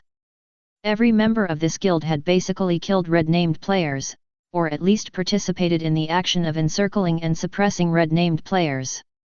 Even when they were sparring with other players, they would subconsciously hit the opponent, and the main goal was to kill with one blow. Although their fighting level was not as good as Kirito's in Izuna's opinion, their thoughts and mentality were enough to become a qualified ninja. If it were in reality, no matter how many of them came, it would not work. But this is a game after all, and we are all characters that rely on data. There are so many of them and Pokemon's helping hand. Even if they are weaker individually, it is not difficult to defeat us. Madara then expressed his trust in the players. They are all the people I brought up. I still have some idea whether they can succeed. Nissan, do you really think that this group of people will have the courage to face you who are standing on the opposite side? Izuna seemed to be not very optimistic about the players in the strategy group, and sighed with some concerns. I don't think Kirito and Sneasel will use their swords against me. Of course they dare, they just don't want to. Madara saw it more thoroughly than Izuna. Lisbeth, that child, will never attack me. Maybe she will do something stupid at that time. Yes, you should be able to guess it. Izuna's eyes were dim. Madara had experienced more than him. Whether it was the betrayal of the Uchiha clan or the determination of his friend and rival Hashirama, all of these made Madara's understanding of human emotions deeper than Izuna. There was no reason why Madara couldn't see the problems he could see. Then how do you plan to force them to take action? Madara was silent for a long time and decided to let Izuna go with him and lie to the players who would come to the 100th floor. 1 hour later, Lisbeth and Kirito, who had received the master's call, arrived at the tavern one after another. Kirito. Lisbeth was about to open the door and enter the tavern when she saw an acquaintance at the corner of the street. Kirito was the husband of Lisbeth's best friend Asuna, so she was naturally more familiar with him. Lisbeth, you are here too, so it seems. When Kirito saw Lisbeth and Makahita, he immediately understood that Izuna was probably with Madara. Una. Sneasel raised his paw and waved to Makahita, who responded with the same gesture. After greeting each other, the two entered the tavern together and saw their master. Master. X2. The two greeted each other at the same time, just like meeting the homeroom teacher in school. However, this relationship is obviously not comparable to that between the homeroom teacher and ordinary students. For Kirito, Izuna is the real master. For Lisbeth, who was saved by Madara, Madara is like half her father. Well, here we are. We have something to tell you next. Madara glanced at the two of them, pointed to the seat in front, and asked them to sit down. Izuna sat next to Madara with her legs crossed, as usual, not paying much attention to anything. The two sat down obediently and waited quietly for their fate. Even Kirito didn't dare to act rashly in front of Madara. One was because of the other party's identity. Not only was he his master's brother, but he was also the commander-in-chief of the strategy team. The other was because he had heard Lisbeth say countless times that Madara was a very strict person. Next, there is the boss on the 14th floor. It will be left to you to create a team. What? X2. Swish. After hearing what Madara said, the two suddenly stood up, and the stools behind them fell to the ground. Their faces were full of anxiety and doubt. Kirito even looked at Izuna with a look of seeking answers, but the latter never looked at him from beginning to end, and tacitly agreed with what Madara said. Why? Master, you are not thinking too much. As soon as Lisbeth spoke, Madara's face darkened. Izuna and I are going to complete a mission that must be completed. If this mission is not completed, Sao cannot be conquered. The mission is very difficult. According to our estimate, it will take at least 1 to 2 months. This is the reason Madara found out. And Lisbeth and Kirito did not have any doubts. In their hearts, Madara and Izuna are naturally great, so they think their master can do such things as if I don't go to hell, who will go to hell? Then we can just wait for you to come back. Lisbeth said as a matter of course. My friend once said, one effort is strong, the second is weak, and the third is exhausted. Now all the players in Sao are looking forward to returning to the real world. Every member of the strategy team is full of confidence at this moment and can exert more combat power than before. It will be difficult to have such an atmosphere when we come back. But... Lisbeth frowned and wanted to say something, but was interrupted by Izuna indifferently. It's good that the two of us are very strong, but you can conquer the past even without us. You two can't always think about relying on us. What if we die suddenly? Are you planning to give up the strategy and die in Krad? Izuna knew that if he didn't say something harsh, Nissan's apprentice might continue to pester him. Lisbeth lowered her head a little aggrieved, looking very depressed. I understand. Kirito patted Lisbeth's shoulder and took a deep breath. Next, we will lead the team to continue the upward attack. Well, if you have any questions, you can find Shangmei. That woman has a big picture. Ban heaved a sigh of relief and ignored his pitiful little apprentice to remind Kirito. In the entire team, only Shangmei dared to challenge him and grab the command. At first, Ban thought that this woman just wanted to seize the right to speak and the status, but in fact she was illiterate.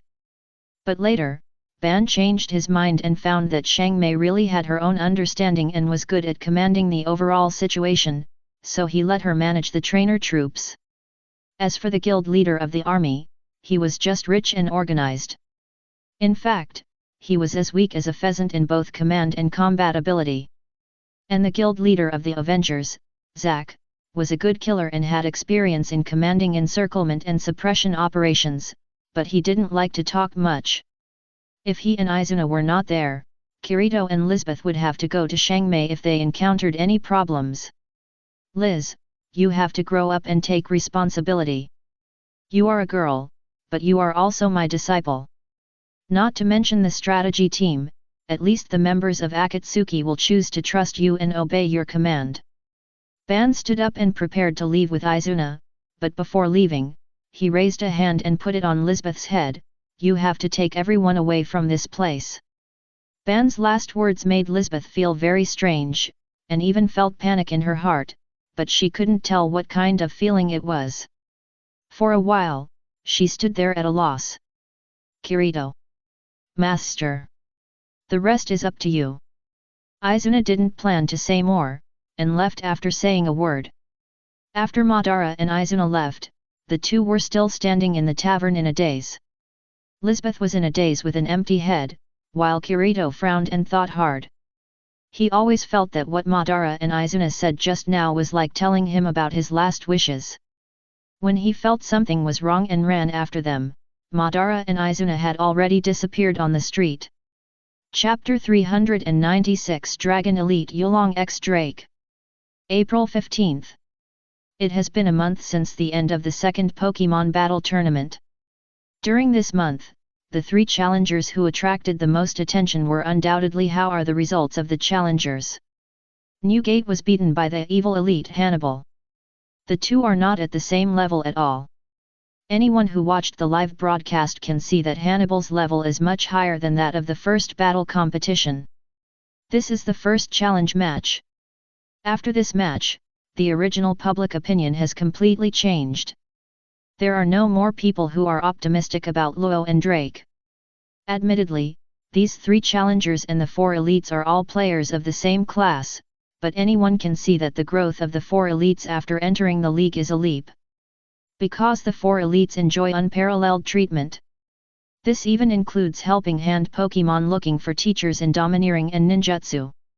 How can those people that ordinary trainers outside spend money to find compare with the strong people on the league side? Just when everyone thought that no one could succeed in the challenge, Drake immediately slapped them in the face. Snake Elite Hancock was defeated. It's not that Hancock is not strong enough. In fact, the average level of her team is 5 LV higher than that of Drake's team. But the difference of 5 levels cannot make up for the disadvantage in attributes. Hancock's two trump cards, Surprier and Melodic, have their damage halved when facing dragon Pokémon, which is very hurtful. There are no other fairy or ice Pokémon in her team. And the key is that Drake himself is not a player who pays too much attention to attributes, but a trainer who likes to use characteristics to gain advantages, which also makes Hancock unpopular in terms of characteristics. Although Hancock's Pokémon team has better mastery of two-color domineering than Drake's, it is actually only a little bit better. It is true that the Nine Snake Island where Hancock was born is rich in haki, but Drake is also a former Marine. He grew up in the Navy for 22 of the past 24 years and was once the reserve captain of the Special Operations Force Sword. How much worse can his haki be than Hancock's? Under all these circumstances, Hancock was defeated after all. Snake Elite fell, and the new 4 elites Dragon Elite X Drake appeared. For a while, there was an uproar on the sea, which was no less than the replacement of the 4 emperors in the previous era. However, before Drake could sit on the warm seat for long, Law came to the door. Champion Challenge started after the Elite Challenge ended, which meant that Drake would also face Law's challenge. Even if Law's victory road failed in the end, he could choose to replace the position of an elite that he successfully challenged. Everyone knows that you should pick on the weak. Law has never met Luffy in his life, so naturally he won't get sick. Things change. Hancock was treated as a soft persimmon by Drake, and this time Drake was treated as a soft persimmon by Law. Law has seen the duel between Hancock and Drake, and it can be said that Drake won very reluctantly.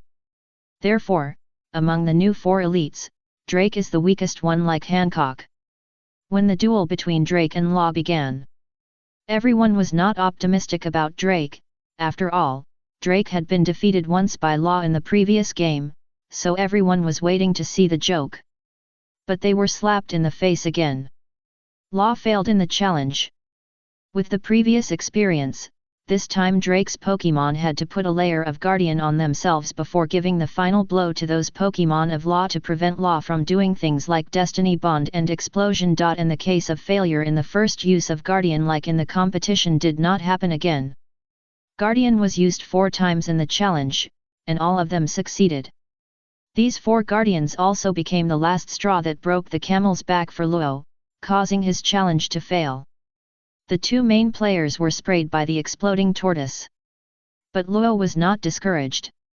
After all, Corazon had been resurrected, and he was in a good mood. If the challenge failed, it was a failure. Coincidentally, he and Corazon agreed to compete in the 3rd Pokémon Battle Tournament, which was also quite interesting. Dragon Elite X Drake defended his position.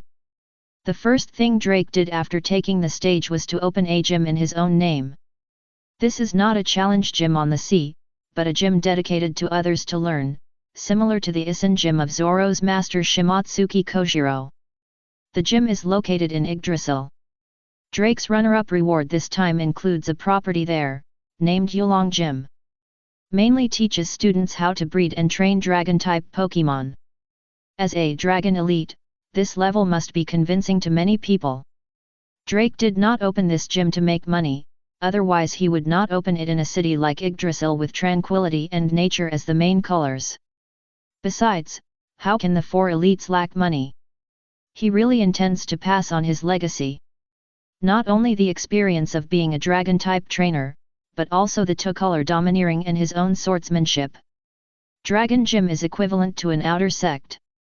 The disciples who come here to study will be taught by Drake. Drake observed carefully, and only the most talented and the one who could be recognized by him could become his direct disciple. In order to show his determination, Drake even changed his name. Dragon X Drake. Not only that, among the runner-up rewards of the Pokémon Battle competition, the trainer can also choose a Pokémon egg. Drake chose Dratini egg. That is to say, it will evolve into Dragonite in the future. Well, there will be another Family X on the sea. This is what Dark said after hearing the news, and his face became a little weird. I wonder what the dragon family in the Pokémon world thinks.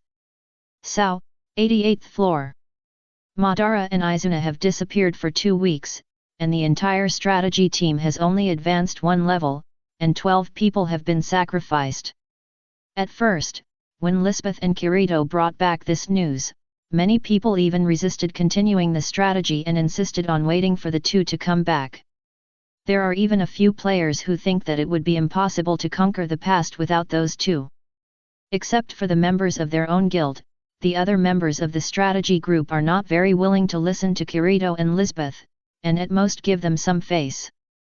But under such great pressure, there are always some people who will say some more intense words. Some people even bluntly said that Lisbeth is just a vase relying on Madara, why should she point fingers at them? But before Lisbeth could respond, the members of the Akatsuki Guild could not sit still, and stood up one by one to throw white gloves at that person and demanded a fight to the death. They saw how hard Lisbeth worked on weekdays. Sometimes the amount of training arranged by the president for this girl made the members feel cruel, and they recognized Lisbeth.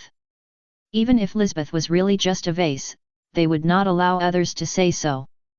Because Lisbeth's master Madara was the person they respected the most.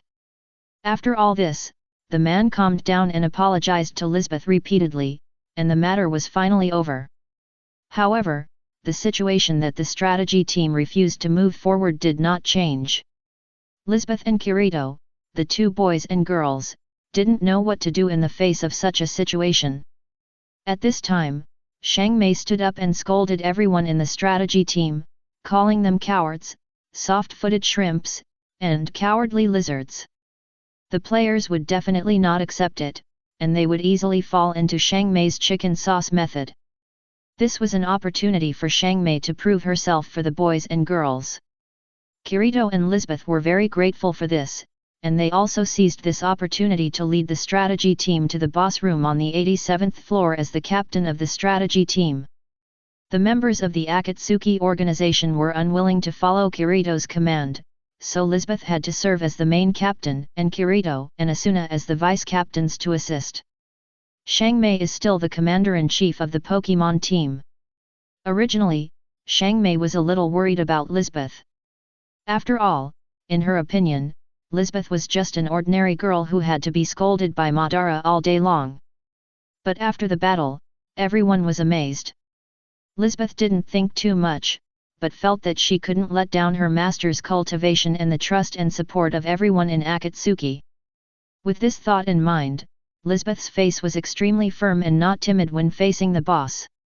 She wore a red cloak and the same brown-red armor as Madara, standing in front of the entire strategy team like a Valkyrie. In terms of strength, Lisbeth is indeed more immature than Madara, but her courage to lead the charge is no less than Madara. With the help of the responsive Kirito and the meticulous and clever Asuna, Lisbeth can see the overall situation, and her command is actually about 70% of Madara's. Although the losses in this battle were very heavy, with 12 people sacrificed, this was beyond everyone's expectations. Lisbeth used her efforts to gain the trust and recognition of the entire strategy team, and all members were mobilized again to prepare to continue the upward strategy. Outside Sao, in Kayaba Akiyako's laboratory, Madara and Izuna stood in front of the big screen and watched the boys and girls struggle, and finally breathed a sigh of relief. Liz has become an excellent leader. Izuna nodded and praised, while observing Madara from the corner of her eyes. From the beginning, Madara's face was serious and his fists were clenched, to now he was smiling and standing relaxed. Izuna saw it all. On the surface, Madara didn't seem to care much about anyone, even his own disciples. But what is the real situation? As Madara's younger brother, how could Izuna not know? Uchiha is the most emotional family. Chapter 397 100th Floor Ruby Palace. A month has passed again, and it is May 15th, Year 3 of the Alliance calendar. There are 34,000 Sao survivors, 4,300 trainers, and the 96th floor has been conquered.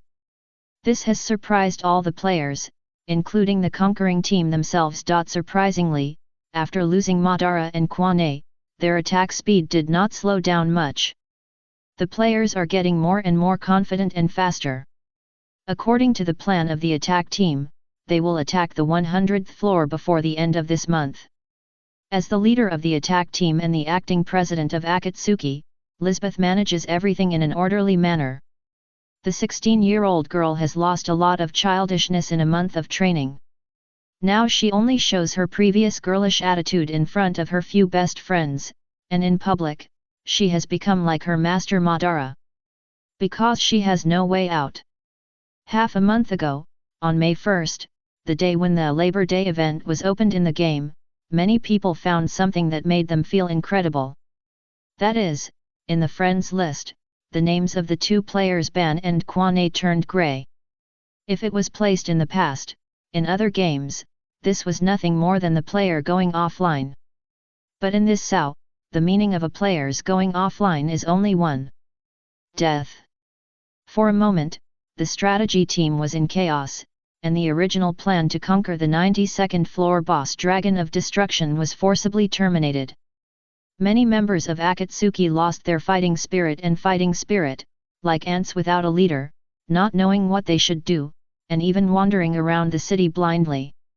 But at the critical moment, Lisbeth, who was considered to be on the verge of collapse, stood up to encourage everyone. Even Kirito at that time couldn't cheer up, just like Naruto who lost Jiraiya, but Lisbeth could. And Lisbeth didn't have another person like Iruka to comfort her in Sao except Jiraiya. She relied on her own strength to cheer herself up. Lisbeth was really sad, and even broke down and cried at night. Makahita didn't know what to do next. But when she was outside, Lisbeth still remained strong. She didn't want her master's efforts to go to waste. She had come to this point now, and she couldn't just give up. Lisbeth has promised her master that she will bring everyone in Akatsuki back to the real world. Kirito also regained his spirits with Asuna's comfort and returned to the front line of the strategy team with her. The news of the death of Madara and Izuna was undoubtedly a huge blow to the strategy team. But after the strategy team recovered from this blow, it was as if they had ushered in a new life. Everyone was full of energy and launched a hatred and rage attack on the wild monsters and bosses. This was not only because of Madara and Izuna, but also because of the countless players who died in this game, and the depression and unwillingness of being trapped in this death game for nearly a year, all of which broke out in this final stage. The first floor. The place that was originally a small plain has now been transformed into another look by the players. This place is called Hero's Tomb. This is the cemetery of those warriors who died on the front line. Lisbeth thought that one day she would become a small mound here, but she never thought that she would come here to visit her most powerful master. Master, we are about to leave. Lisbeth sat alone beside the tombstone, wearing the same armor as Madara. It's so tiring to lead everyone in battle. I have to take everyone into consideration. I am always worried that I will kill other members because of my carelessness. I used to just listen to Master's instructions. I never thought it would be so tiring. The pressure is really great. Master is really amazing. Lisbeth sat from afternoon to evening, talking about what happened in the past month. She didn't know that Madara had always been paying attention to her. Her efforts and growth were all seen by Madara. Why didn't you take me with you a month ago? Lisbeth's slightly complaining words just came out of her mouth, and she patted her head. This question is really stupid. A month is enough for her to figure it out. A month ago in that tavern, Madara and Izuna had already guessed that they were going to go offline, so they went alone to complete such a task. Because Lisbeth knew too well that her somewhat arrogant master would never let her face a situation where she was doomed to die, no matter how strict he was with her. Similarly, if such a task fell on her head, she would definitely choose to complete it by herself and never let her master know about it. Speaking of which, if I can go to the 101st floor, I can see Growlithe. Lisbeth stretched out a finger to her chin, then smiled, I will visit him for you. Then let's stop here today and come to visit you in a few days. Compared to Lisbeth, Kirito, who came to visit Izuna, didn't say so much. He just sat cross-legged in front of Izuna's grave in a daze, and sat there for 3 or 4 hours. When he came to his senses, he realized that it was late, and he knelt on the ground, kowtowed, and left. The strategy battle is still going on, and the players have completely adapted to the battle without Madara and Izuna leading the team. Lisbeth and Kirito have become Madara and Izuna excellent heir. The original fighting girl became a fighting princess, and the dual sword trainer became a dual sword master. In the next half-month, all SAO players are united, no matter how bad they were in the past. No one wants to be the one who drags down and loses the chain at this time. All the currency, materials, and props that can be quickly obtained in Incrad in a short period of time are all invested in the frontline strategy group, so that the middle and lower levels are full of players who are almost running naked. But even so, everyone's face is full of energy, full of expectations for the future and going home. Layer after layer of oppressive big bosses stood in front of the players, but at this time they were already fearless. 96th floor Heaven Boss Flame Devourer Anchuan, Strategy. 97th floor Destroyed City Boss Seraph, Strategy. 98th floor Azeroth Boss Lich King Arthas Manethil, Walkthrough. 99th floor Reverse World Boss Karen Giratina, Walkthrough.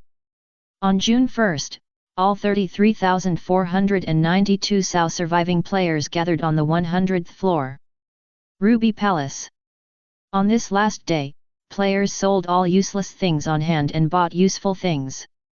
The gloves in Lisbeth's hands are made of the material Reverse Obsidian dropped by the 99th floor boss Giratina.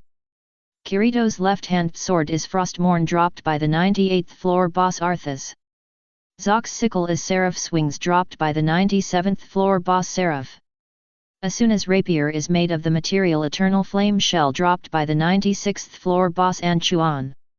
The 4 strongest players in the strategy group have already replaced the most powerful weapons in Incrad, and all 2,500 players in the strategy group are heading to the boss room on the 100th floor together. The boss room on the 100th floor is different from any previous floor. The boss rooms in the past were all in the deepest part of the maze area, and you had to push open the huge stone door to see them. But there is no so-called maze area on the 100th floor. There is only a huge blood-red palace standing in the center of the map. This is the origin of the name of the 100th floor, the Ruby Palace. The bloody smell emanating from the palace made the players who came in aggressively swallow their saliva. This sense of oppression is definitely not comparable to any previous floor. Although the boss's condor has not yet seen it, it seems to have already stood in front of the boss. Everyone, it is my honor to gather with you here today and lead you to fight bloody battles. Thank you all for your willingness to follow my master, and me for being useless. In this battle, I will still be the sharpest spear and rush to the front. Please believe me one last time. Don't think about tomorrow or the future. Today, we will liberate all Sao players and return to our world. Lisbeth stood in front of the gate of the Ruby Palace, turned around and said to the 2,500 players behind her, "No matter what is behind this door, this time, we must not fail. Oh. XN. All the players, including Pokemon, let out a battle cry that soared into the sky. The blood cloud surrounding the Ruby Palace was dispersed at this moment, and the warm and soft sunlight broke through the clouds and covered the heads of all the players. March! Yes! Boom! The gate was violently knocked open by the players, and the boss sitting on the throne at the innermost part came into view. Radius. The strongest boss set by Kayaba Akihiko in Incrad. Based on the original design, he also added the wood release mentioned by Madara, and originally wanted to add the Eternal Mangeki Sharingan and Susanoo mentioned by Izuna, but was stopped by Dark. He was afraid that the players would die of old age in Incrad. It's not just because of those messy abilities, but because this Radius is different from the previous AI bosses. This boss is controlled by a person. And the operator is none other than the creator of Incrad, Kayaba Akihiko. Go! With Lisbeth's order, she and Makahita rushed out suddenly. Kirito, Asuna, Zack, Sneasel, and Heracross followed closely, and then the thousands of players and Pokemon of the strategy group. Across from them, looking at the players who were as powerful as a rainbow, a smile appeared on Radius's face. She raised her hands and clapped them in front of her. Would release, True Thousand Hands. Chapter 398. Did we win? Hee. Standing on the upper floor of the Ruby Palace and watching the battle from the backstage, Madara couldn't help but laugh. Except for Uchiha Madara, he had never seen a second person who could use this move. I'm afraid that he is the same. Only in this kind of data virtual world can this move be reproduced. In the setting, the wood release that Uchiha Madara can use is comparable to Madara, but that is the Sage Madara, not the current Madara.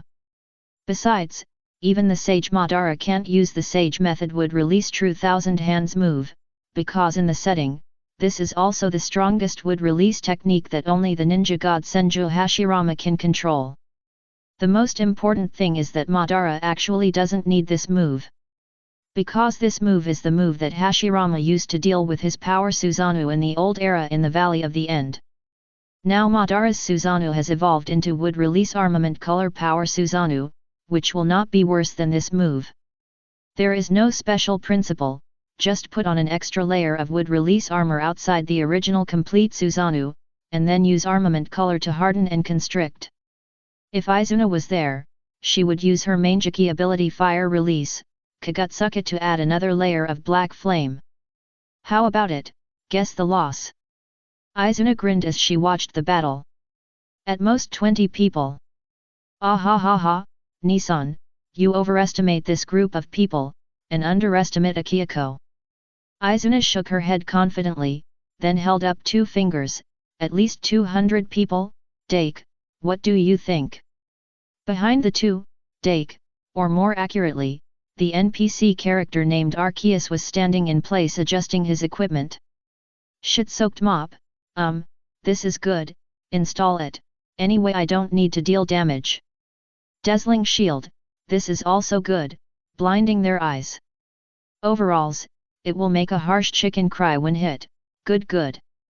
Izuna didn't hear Dake's response, so she turned around and took a look. His expression suddenly changed. After pondering for a second or two, he gave up the idea of trying to kill Dark.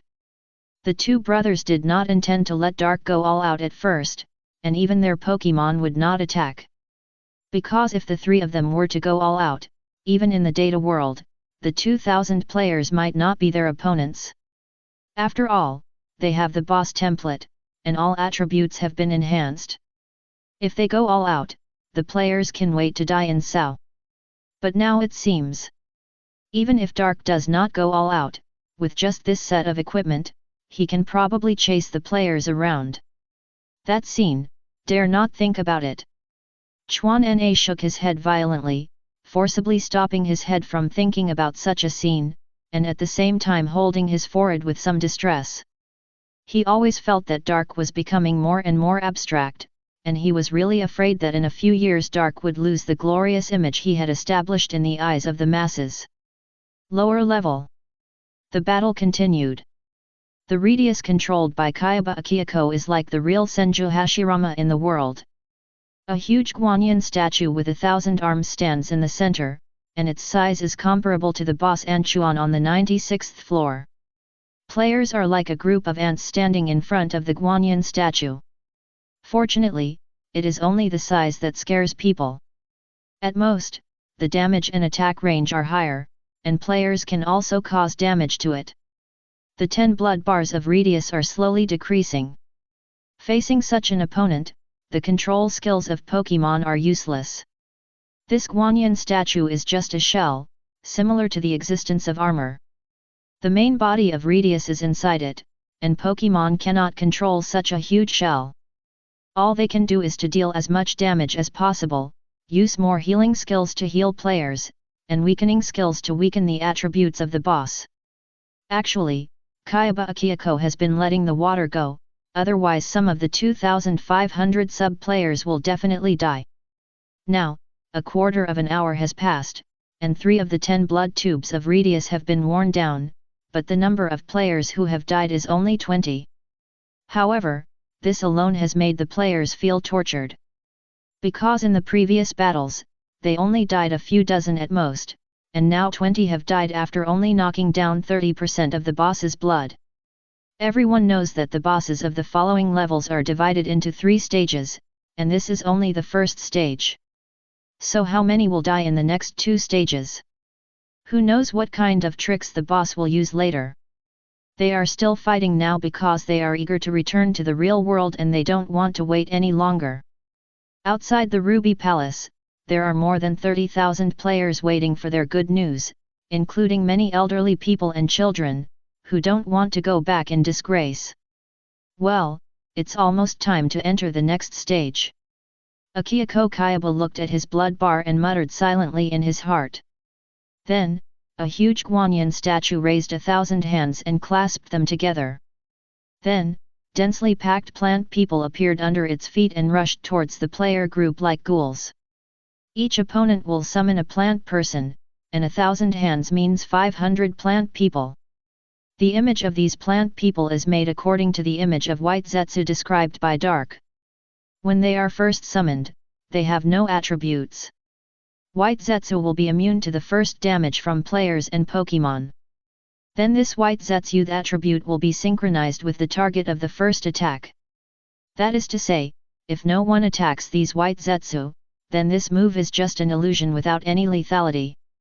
However, with such a terrifying White Zetsu army charging at them, how could the players not subconsciously launch an attack? Besides, they were challenging for the first time and had no idea about this information. Laser eyes. As the White Zetsu army charged at the players, Radius's eyes suddenly shot out a blue laser that swept through the group of players. This move will only appear once. But players or Pokémon will die immediately if they are touched by this move. With just a glance, the number of players and Pokémon killed suddenly reached 87, and many people's mentality collapsed on the spot, especially those who lost their Pokemon completely lost their will to fight. Come on, everyone. If you give up now, all your efforts will be in vain. If you still want to see the sister-in-law, then fight to the 101st floor. Zack, wielding a huge sickle, killed 7 or 8 white Zetsu in a flash. No one can stop him from going to the 101st floor to find caste form. Even if he may not be able to stay in this world for long, he still has to go. At least, he wants to apologize to caste form and say goodbye. These white Zetsu have only attributes, no fighting skills, and can only ordinary grab and bite. They are very easy to deal with. Don't give up. Asuna encouraged those who lost their will to fight in the crowd, and tried her best to protect them from being attacked at this time.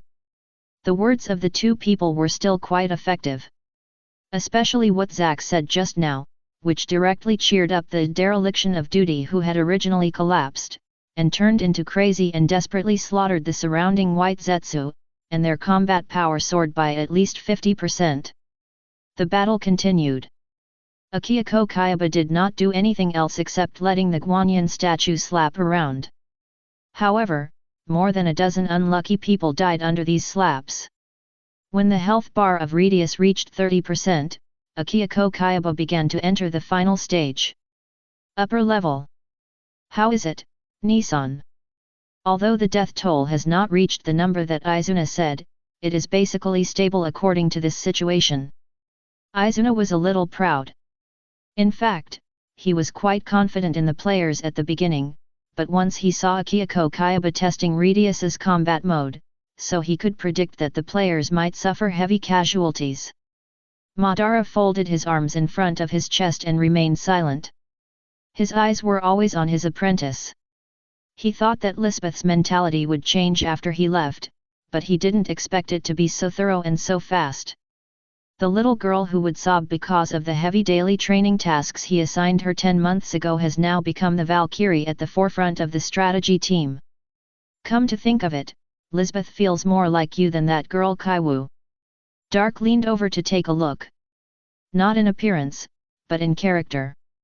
The lively Kaiwu is not a child that can be cultivated by Madara's character. Most of the time, when Kaiwu was young, she was mostly raised by Izuna or Madara's disciples, while Lisbeth has been raised by Madara himself in the past 10 months. This is understandable. After all, when Kaiwa was young, Akatsuki was in the rising stage of development and the transition period between the first and second generations of high-level officials, and Madara was quite busy as the leader. But in Sao, Madara is relatively free. He can bring Lisbeth with him every day when he kills monsters. It can be said that he is almost inseparable. Madara still didn't speak, but the corners of his mouth curved. Hearing others say this about his disciple, the master was more or less happy. The battle below was about to end. The third stage Radius took off the external armor of Guanyin statue and revealed his true body. There was no big killer move in this stage, but it just let Kayaba Akihiko completely let go to fight with cold weapons. Radius's weapon was a scimitar. Kayaba Akihiko held the scimitar and fought in the player group without releasing any fancy skills. The number of players and Pokemon deaths continued to rise. When it reached 300, Radius's health bar was completely emptied. Looking at the 100th floor boss in front of them, which had turned into fragments, the players were stunned for a long time. We won. Chapter 399 The Fateful Battle Between Master and Apprentice. Everyone stood in place and looked around, and they gradually came back to their senses. Just as everyone was about to laugh, 3 red beams of light suddenly descended from the sky, causing the players' expressions to freeze. The battle is not over yet. There is no prompt that the boss has been killed. Lisbeth's words woke everyone up. They picked up the weapons they had thrown on the ground, used the recovery items to replenish their status, and prepared to continue the next battle. They had already lost 300 people, so how many more would die next? Many people were confused, their vision became blurred and difficult to focus, and they were at this moment. I no longer have any fear or cowardice, I just feel confused about my future. Who knows if the next person to die will be me, my Pokemon, or other companions. Get ready. Just as Lisbeth raised her arms and prepared to attack the 3 newly appeared bosses, she suddenly froze in place. Master. As Lisbeth stopped talking, Kirito beside her also froze. Dark, Madara, and Izuna have landed on the field. Madara-sama. And Izuna. Isn't that Arceus the NPC who issues Pokemon quests to us? What's going on? Why do they have red health bars? Could they be some kind of clone? It only took more than 10 seconds for everyone to go from the initial surprise after seeing the 3 people and slowly approaching them, to slowly retreating with complicated and vigilant expressions. There was no way, the 3 people were really wrong at this time. Because even players with red names have green health bars, which are standard for all players, friendly NPCs, and Pokemon. But only wild monsters and bosses have red health bars. Moreover, the names of the 3 people all have prefixes that only bosses have. Those are the nicknames given to the 3 by the players. Rare NPC Arceus. The strongest Madara.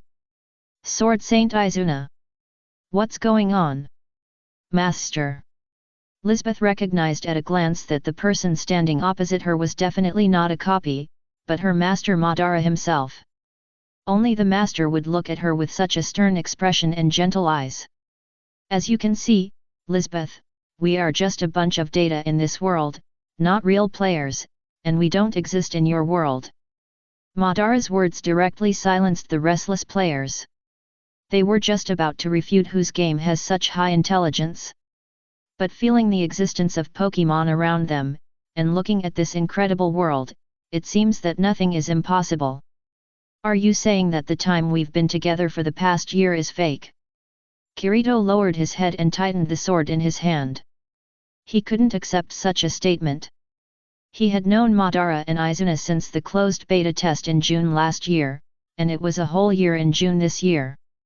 Are the days we spent together fake? Madara didn't answer Kirito, and Izuna, the master, didn't answer directly. But his meaning was clear. Absolutely not. The one who shouted was Silica, the vice president of the Trainer Association. Cat Master, Skitty is not some data in the game. All the memories she brought me, and this feeling, are definitely not fake. Silica's tears flowed from her eyes as she spoke. Perhaps she was trying to convince herself that she was unwilling to give up. In short, she would never compromise on this matter. Skitty swung her tail and jumped into Silica's arms, licking Silica's tears with her tongue. Then why? If you were destined to stand on the opposite side of us from the beginning, why did you help us for so long? Kirito's breathing became a little heavy, and Asuna beside him held his hand worriedly. The past memories gradually became clearer, and Kirito seemed to feel that all the things that he felt wrong in the past were connected. But he had many more things that he couldn't understand. Why did Madara lead the strategy team to conquer a full 87 floors?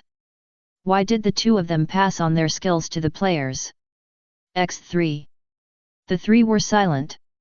Dark did not participate in the script discussion between Madara and Izuna, so he didn't speak because he didn't want to disrupt their plans. So, you are Cynthia Sr., right? Kirito looked up at Arceus. That's right. Dark nodded. Hee. It turns out that the final 3 bosses of Incrad have already appeared during the closed beta period and have been around us all the time. Kirito smiled self-deprecatingly. I said, how could there be such powerful humans in this world? How could you be so powerful without leaving any clues in the real world? Yes, that makes sense. You have been data that can only be imprisoned in this world from the beginning. Kirito's current state seems to be heading towards the dark direction. Dark and Madara looked at Izuna at the same time. After all, Kirito was his disciple, and Izuna would be responsible for any problems. Kirito.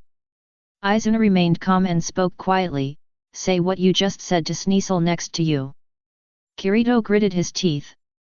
At this moment, he didn't even dare to look at Sneasel next to him. If Izuna and the others were data imprisoned in the game, then wouldn't Sneasel next to him be the same? However, he could not say such cruel words to Sneasel no matter what. Lisbeth, and everyone in Akatsuki, do it. At this time, Madara took 2 steps forward and looked at the people standing at the forefront of the strategy group. You should know that if you don't kill the 3 of us, you can't leave this world, nor can you go to the 101st floor. Swish! As soon as Madara's voice fell, while the people of Akatsuki were still struggling, Zack had already led all the members of the Avengers to rush towards the 3 people. Zack knew that Lisbeth and Kirito might not be able to take action, but he would not be soft-hearted. Snap! However, when Zack had just rushed out a few steps, he was immediately stopped by a ferocious red-haired man. Vulcan! Madara looked at the red-haired figure and murmured. This is one of the 4 people who followed Madara at first. His game ID is Vulcan, and he is an impulsive and irritable man. Madara is the only one in Akatsuki who can give him orders. Even if it is Lisbeth, he has to decide whether to execute it based on his mood. Get out of the way. Zack held the sickle in front of him. He didn't want to kill the green-named player, but if this person wanted to block him, he would temporarily disable this person. Vulcan held the great sword in one hand, raised his other arm to wipe away the tears from the corner of his eyes, and then looked at Zack with a firm face. If you want to attack Madara-sama, then kill me. Vulcan, don't be impulsive. The blue-haired squinting eyes hurried over to pull away from Kagami. I'm not impulsive. I know exactly what I'm doing. Karagami reached out and gently pushed his partner away. Mr. Madara saved my life. I promised him that as long as I live in Inkrad, I will fight for him until I die or leave. I will never break my promise. You. Blue Hair wanted to say something, but the next moment, at least half of the members of Akatsuki stood behind Kagami and raised their weapons to the members of the strategy team. All of them were rescued by Madara in the game and brought back to Akatsuki. Madara opened his mouth and slightly opened his eyes. The scene in front of him formed a strong contrast with the scene when he left Konoha more than 50 years ago. At the beginning, he was abandoned by the entire Uchiha family, but now, this group of people would rather die than fight for him, a traitor. Ah! Madara sighed and gestured to Dark beside him. They couldn't use words to provoke the players to attack them, so they had to use another plan. Well, I spent so much time choosing the weapon. Dark looked at Madara and shook his head with regret. It seemed that his mop was useless. Buzz! As Dark called up the panel and operated it. The players soon found that they had lost control of their bodies and stood there unable to move. What's going on? Asuna looked around in surprise and found that everyone seemed to be in the same situation as her, unable to move. What's wrong? Asuna. Kirito was startled and quickly grabbed Asuna beside him. I can't move. Hey! The Heracross next to him was in the same situation. What? Kirito looked around and suddenly found that there were only 2 people and 2 Pokémon left in the entire strategy group who could move. He and Sneasel, Lisbeth, and Makahita. I will give you 2 choices now. 1. All players will die in the next moment. 2. You and your apprentice will fight. If you win, all SAO players will be liberated and return to the real world. If you lose, the result will be the same as what I said just now. Dark saw that Madara and Izuna didn't seem to want to speak. There was no other way, so he had to speak and be the bad guy. At the same time, Dark continued to jump the panel, removing the boss templates of Madara and Izuna, turning them back into ordinary player templates. Go ahead, Lisbeth, do you want to see all these people who trust you die? Madara walked towards Lisbeth. Lisbeth looked back. More than 2,000 people focused their eyes on her at the same time, and everyone's eyes were full of hope.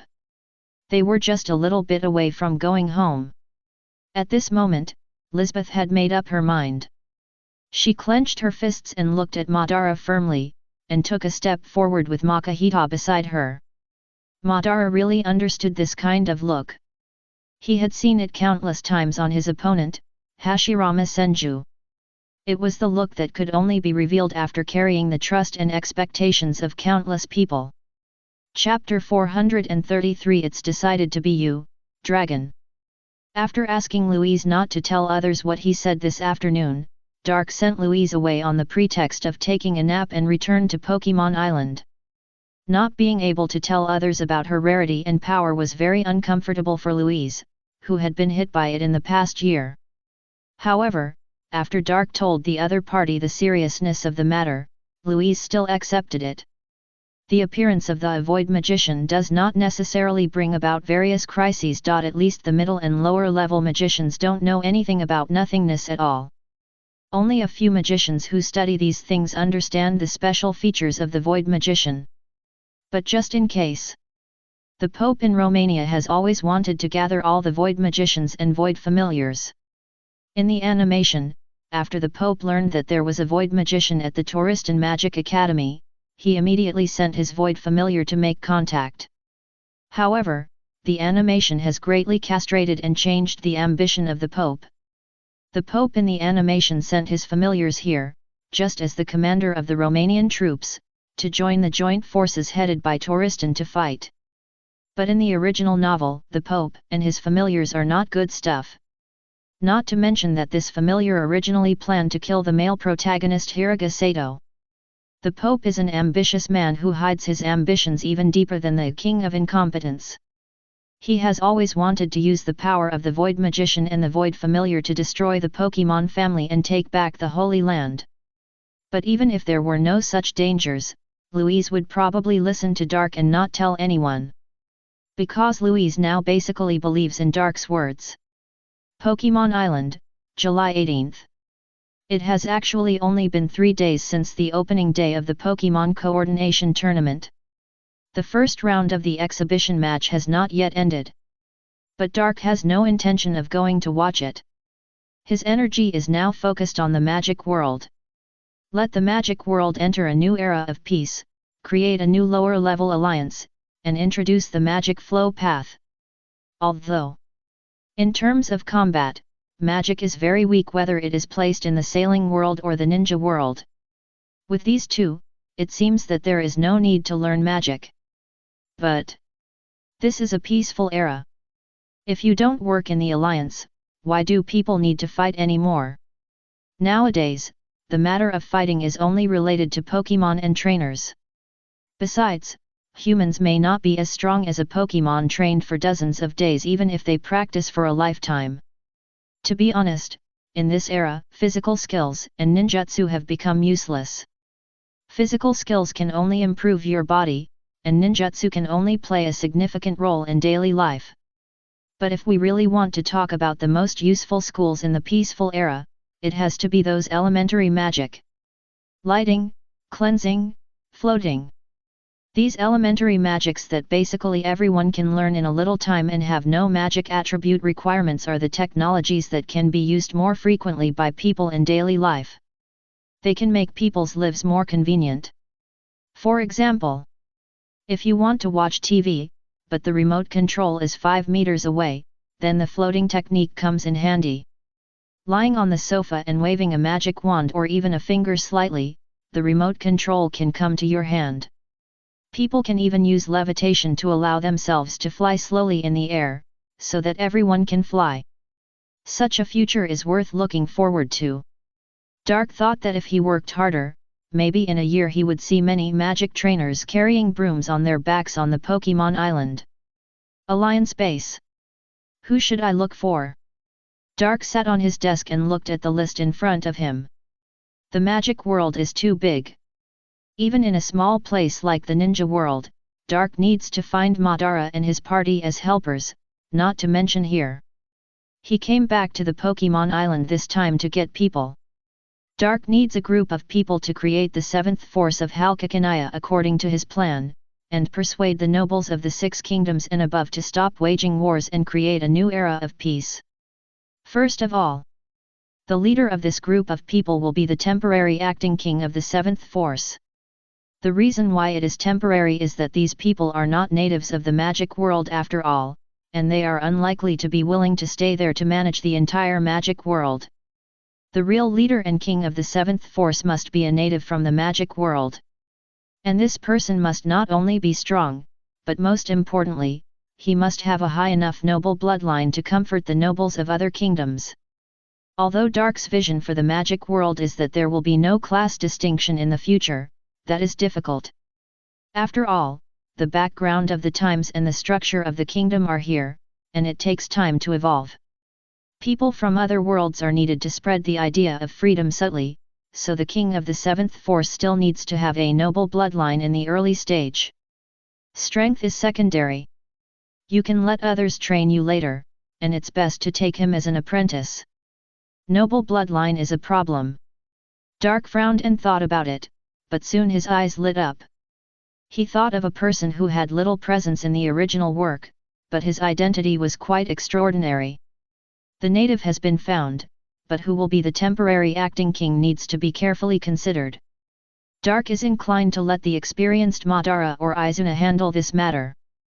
But the latter two had finally finished their work in Inkrad, and most of them wanted to rest for a while, or even retire.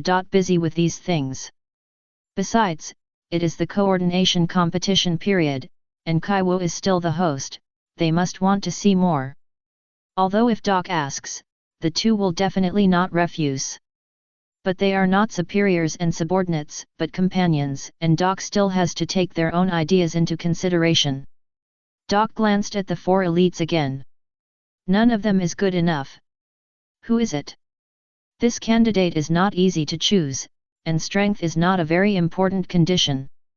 The most important thing is that he must have extremely high leadership and overall vision, and even be able to keep an eye on all directions and always monitor the movements of the nobles of the other 6 countries. This alone restricts too many people.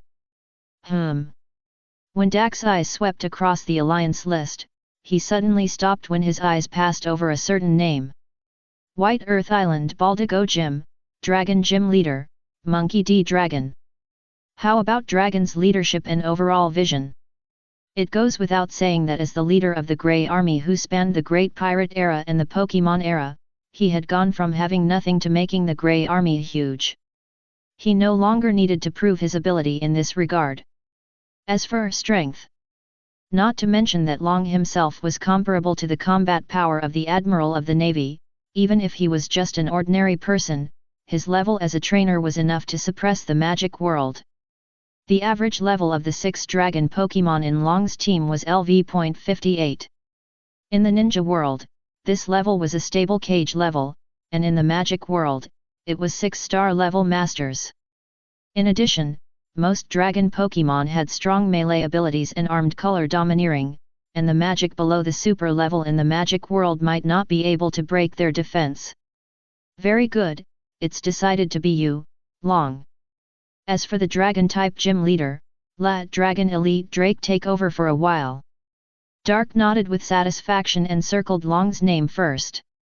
Although Long is not Dak's partner, but just his subordinate, Doc still symbolically asks Long for his opinion. Then, it is the armed forces that will follow Long. Although in terms of military strength, Long alone is enough. But building a force is not enough by one person. Only with a strong army can prestige be established in a short time. Besides, if you want to monitor the nobles of the 6 countries at all times, you will need a lot of manpower, and even have to plant spies in the 6 countries. Long is also very good at this, and it can even be said that he was originally specialized in this. In this case, the candidates for this armed force will be selected by Long himself, and most of them will be directly selected from the GE Army. Not bad, not bad, I am simply a genius. I can choose one person and the rest will be solved. Doc nodded with satisfaction and praised himself. After making a decision, Doc no longer hesitated and set off directly to the sailing world to find Long. For him who has a door berry, this process does not even take a minute. It took only a dozen seconds for Dark to open a void door and appear in the Baldigo gym. At this time, Long was quite leisurely. Sitting in his own gym lounge, drinking tea quietly, he looked like he was enjoying a peaceful life. These days, he was quite free. After all, most people went to the Pokemon Island or watched the first coordination competition on TV at home, so basically few people came to challenge the gym. When seeing Dark suddenly appear, Long's eyelids twitched, and he had a bad premonition. "Hey, Long, long time no see. What are you doing?" Long stared at Dark for a while, and then asked cautiously. "I have something to ask of you." "I knew it." Long sighed and gave up resistance. After all, he was a subordinate now. "What is it?" "There is a new world in the war era. I plan to build the Pokemon era there. I need manpower. After several considerations, I found that there is no one more suitable than you." Dark walked to Long's side and greeted him with Celadon/rainbow farts. "New world?" "Yes, a world full of nobles and magic." "Oh." Long's face twitched, and the corners of his mouth gradually rose. "Nobles. Magic." These two words stimulated him. Chapter 434 The Last Royal Family. July 22, 6783, Brymere. On this day, 3 mysterious people came to Albion, the floating kingdom in the middle of Halkakanaya. They are, Monkey D. Dragon, Imazuna, Lightning, Balo Betty. In the past 3 days, Dark briefly summarized the background of the era and the continental structure of the magic world for Dragon. After some consideration, Dragon decided to bring these 2 cotters over. In fact, the better candidate in Dragon's mind is Crow, but Crow is currently participating in the first coordination competition, so he did not call him. Imazuna is a scissor man who ate the scissor berry, and is the former deputy commander of the Grand Line Army of the Grey Army. In male state, wearing Imazuna, with glasses, is good at infiltration and assassination, and Imazuna in female state is an excellent secretary. She is the first person that Long considers, and her priority is even higher than Crow. Belo Betty is a person with the ability to eat the encouraging berry. She can make the encouraged people's bodies constantly surge with power, so that people who are oppressed but have no courage to resist can muster up the courage to resist. In fact, Betty's ability is not suitable for this world. Because the nobles in this world are different from the nobles in the sailing world. They basically will not do anything to oppress the common people casually. Even the worse existence among these nobles is just looking down on the common people. On the contrary, most nobles pay more attention to the common people, often visit the territory, grant favors, and do some actions to win the hearts of the people. So the common people in this world do not feel much oppression. Most of them secretly sigh that they have no magic talent and no money, and do not have much hate for the nobles, and even respect many nobles. So it is basically nonsense to encourage this group of civilians to rebel. They don't have the intention to rebel. Betty was brought here because she can improve the strength of the entire army. At present, it is more suitable for the country that Long and Doc are about to lay out.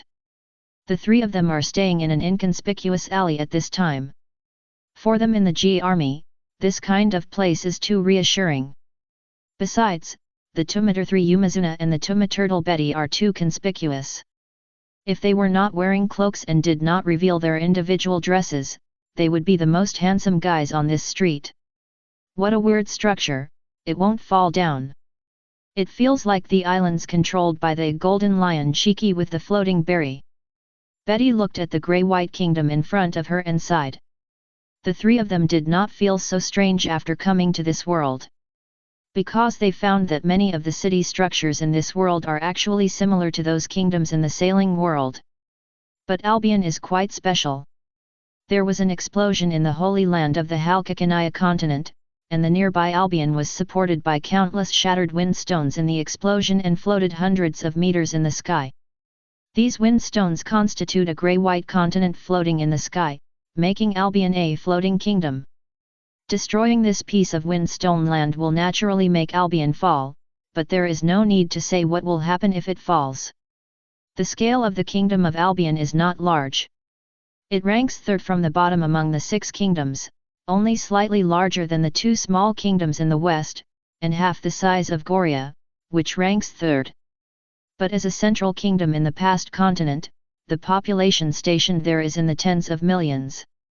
Once Albion falls, it is really hard to say how many of these tens of millions of people can survive, so no one has dared to mess with this piece of windstone land. But I don't know if it's because it floats in the air. At least 90% of the descendants of Albion's nobles have become wind magicians, and many magic races living within the territory of this kingdom have gradually evolved the ability to fly. The people of Albion rely on these magic races and magic spaceships to communicate with other kingdoms. Sure enough, as Doc said, this country is in civil war. This smell is so familiar. Long has put on his old dark green hooded cloak again, with a smile on his face. In the Great Pirate era, he has seen too many civil wars in countries, so he can basically see what Albion is like now. In the entire kingdom, although most civilians still live as usual, it looks peaceful. But if you look closely, you can find all kinds of strange people wandering in various inconspicuous alleys, obviously monitoring something. If you can't use your energy outside, you can only put it inside. The woman without glasses, Imazuna, glanced at it and smiled. There are both advantages and disadvantages after Albion floats. The advantage is that they no longer have to deal with the war launched from Goria, but the disadvantage is that the nobles are too energetic, which leads to internal disputes. The reason for the civil war is of course not just this. The most important thing is that the Tudor family, as a royal family, has no more than 3 people. It would be fine now, but the couples in the Tudor royal family don't think about how to manage Albion, but are busy creating offspring and strengthening the royal family every day. Prince Wales knows nothing about this and is still studying at the Albion Magic Academy. Under such circumstances, the Kingdom of Albion is getting worse and worse, and even the famine incident that has never occurred before has begun to occur. The other nobles can't stand it and begin to feel dissatisfied with the royal family. It happened that the Duke Lekangista was an ambitious person, and he directly raised the banner and united with other nobles to overthrow the Tudor royal family's rule. So, the civil war in Albion began. It has only lasted for a year, but the Tudor royal family has been killed and only one prince is left, and there are not many supporters left. According to the original book, Wales will be killed in the end, and Louise and others will not be able to catch up with the rescue. But now the situation is different. Dark has set his sights on this prince, and naturally he can't let him die like this. Not to mention that he is the last royal family of the Kingdom of Albion and one of the most noble bloodlines in the magic world. Moreover, Wales is engaged to Henrietta, the princess of the Kingdom of Torriston. The engagement between the two is not only the product of the marriage of the kingdoms, but the key is that they are in love, which is a very beautiful story in this world. Of course, the most important thing is that the character of this prince is different from his parents who only know how to make people. Welsh is a man with ideals and principles. Even though he was surrounded by ambushes, he never intended to give up on restoring the Tudor royal family. Even when he was trapped in the church with only a few people left, he never thought of surrendering or begging for mercy. He fought to the last moment until he was assassinated. After Wales died, his body was manipulated, and the messenger behind the scenes planned to use Wales to kill Henrietta. Louise rushed to use the void magic to remove the dead manipulation magic on Wales, but this man did not turn into a corpse immediately. He persisted for a while with his own will, asking Henrietta to swear to forget him and fall in love with other men. For such a prince, Doc felt that he could still be saved. No matter his identity, bloodline, or temperament, he is a suitable candidate for the throne of the new power. If this prince is subdued, most of the nobles in the 2 kingdoms of Albion and Tristan will be basically solved. The rest just needs to focus on the other 4 kingdoms. When will we start? Betty looked at the dragon beside her. Although Dark had given the general direction, he did not intend to blindly command the specific plans and steps. After all, Long was the real surgeon, so the specifics must be decided by him. According to Dark, the prince is almost out of food and supplies. We should show up with people then. It's not time yet. Long thought for a while and did not intend to act immediately. Imazuna, let your men spread out. Yes. Imazuna nodded, put on her glasses, and then disappeared into the trio. If we act now, the prince will not refuse our helping hand, right? No, Dark means that I should accept him as my apprentice, so I have to observe for a while longer. Accept an apprentice. Well, after Dark connected with the ninja world, he began to feel that accepting an apprentice was also a necessary thing. It should be influenced by Madara and the others. Long nodded solemnly. He had no intention of taking in any apprentices before, as he already had enough young people in his family. Do you really want to take in an apprentice? Yes, I am not too confident in letting an outsider manage such a big world. Although Long had no intention of taking in any apprentices before, he did not reject it now. Then let's wait a little longer. Let's go. We still know too little about this world. We need to observe what those nobles are like. Okay, that's just right. I am quite interested in those magics. I just saw someone flying over my head. Tristan School of Magic. Monday to Saturday should be a very free time for Doc. But the actual situation is not like that. Since Monday, when the students spread the news that he and his familiars came from another world, he has not had a peaceful day. Basically, whenever he has free time, students or teachers will come to him to learn about the other world. Doc naturally picked the good things to talk about, and also asked the teacher a lot about other magic.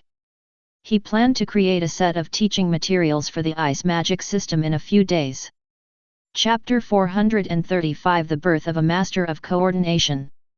While Long led the Gemini army to Albion and took action, the first Pokémon coordination competition on Pokémon Island also came to an end. The two finalists were beyond the expectations of most viewers, but not the players. Gremlin Civil War. Goblin King Ambrio Ivankov vs Crow Karas. Of course, most people don't know the identities of these two Gemini codders. The two of them are openly identified as fairy gym leaders and ordinary coordinators. The four fairies, who are quite popular, were defeated as soon as they entered the second round of the battle. Even if they got a high score in the first round of the exhibition match, which would allow them to have more room for error in the second round of the battle. But the hard power is there, they just can't beat their opponents, so there is no possibility of winning. The two players who were defeated by Ivankov and Karas were Ui Kurane and Cavendish.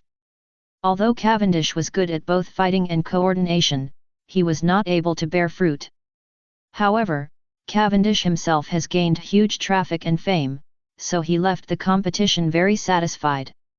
As for who can become the first lower-level coordination master in this sailing world, Dark doesn't care.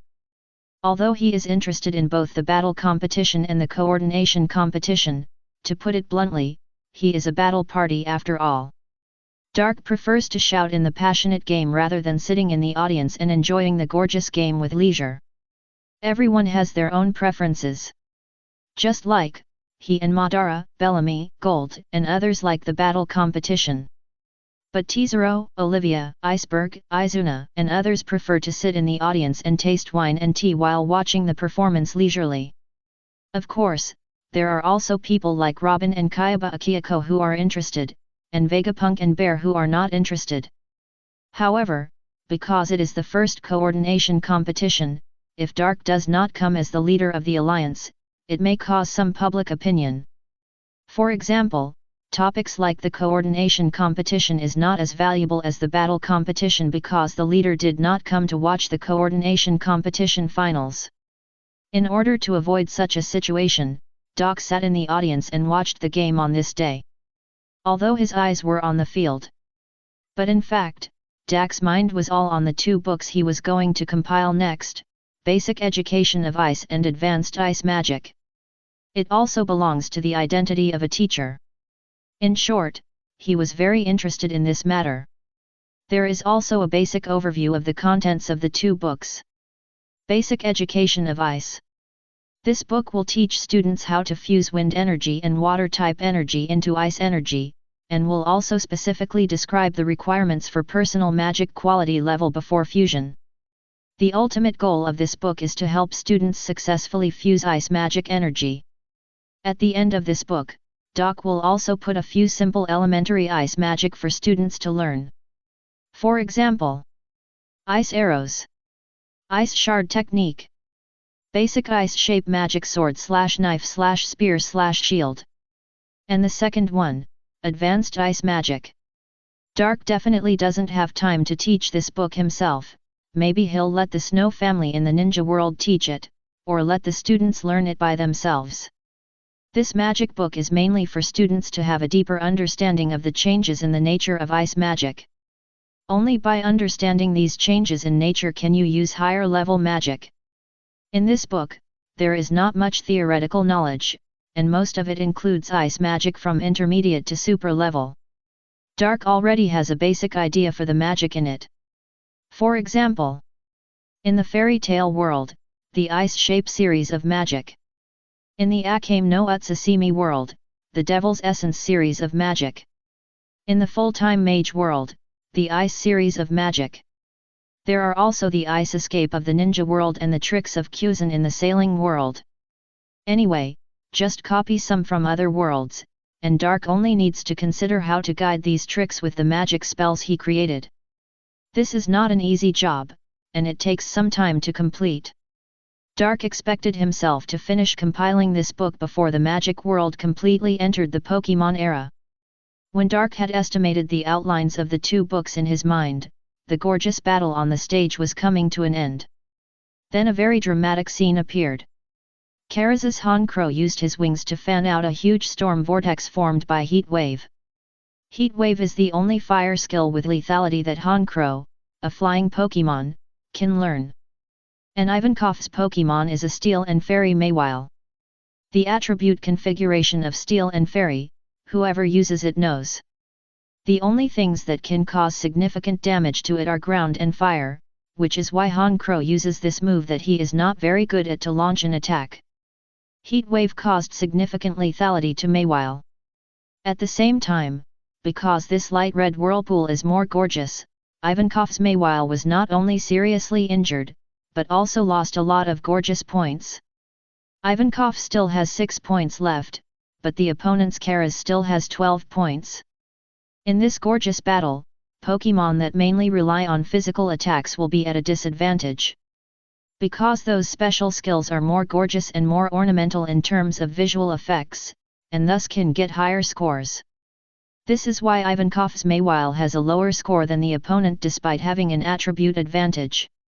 Mawile's attack can only reduce Karaz's score to a limited extent, but Honchro's cool skill hit can match Mawile's score of 2 or 3 attacks. At the same time, there is another reason. That is Honchro's the mobility is much higher than Mawile. So Mawile's attacks are often dodged by Honchro. Once the attack fails, points will be deducted. At least one-third of the points lost by Ivankoff are lost because of missed attacks. The scene has become tense at this moment. Ivankoff has not many points left to deduct. But Honchro on Karaz's side is in a very bad state and may lose his combat ability if he is hit again. It is time for the final victory. There are 2 ways to win. One is to use up the opponent's points. The other is to beat the opponent to lose combat ability before the points are exhausted. In the second round of the few coordination matches that Ash participated in, he adopted the second way to win. Because he is not good at those fancy things, and rough attacks will only make him lose points, so he just needs to defeat the opponent before his points are deducted. Iron Head. Dark Pulse. It can be seen from the skills used by both parties. Ivankoff has given up on maintaining the score and plans to kill Honchro with a strong attack before the score is exhausted. And Karaz is thinking about using long-range special attacks to wear down the opponent's score, and even uses the dark skill that will weaken the damage. He has given up on defeating his opponent. The final round is about to start. What no one expected was that Maywile actually jumped towards the opponent with Han Crow's dark pulse. This is a gamble. Ivankov is betting on whether her score will be deducted after eating this dark pulse. If it is deducted, then she fails. But if it is not deducted, then Maywile can take advantage of the short stiffness after Han Crow releases the skill to hit an attack that is sure to hit. She is confident that as long as Maywile's iron head hits, then Han Crow will definitely lose his combat ability. On the big screen, Ivankov's score was dropping rapidly, and everyone's eyes were on the falling score. 5. 4. 1. Stop. The score stopped completely when it dropped to 1, and Dark Pulse knocked Ivankov down 5 points with one move. If it had happened before, this would definitely be a disadvantage for Mega. But now, bang! Maywile's iron head on the stage had already hit Han Crow's abdomen. Han Crow was severely injured, and he couldn't stand it anymore. He rolled his eyes and began to spin in circles, with his wings spread to both sides and falling downwards. Come back, Han Crow, you've worked hard. Before Han Crow fell, Karas took out the Pokemon ball and took it back. Han Crow loses his ability to fight, and the winner is Embryo Ivankov from the Kingdom of Kamabarka.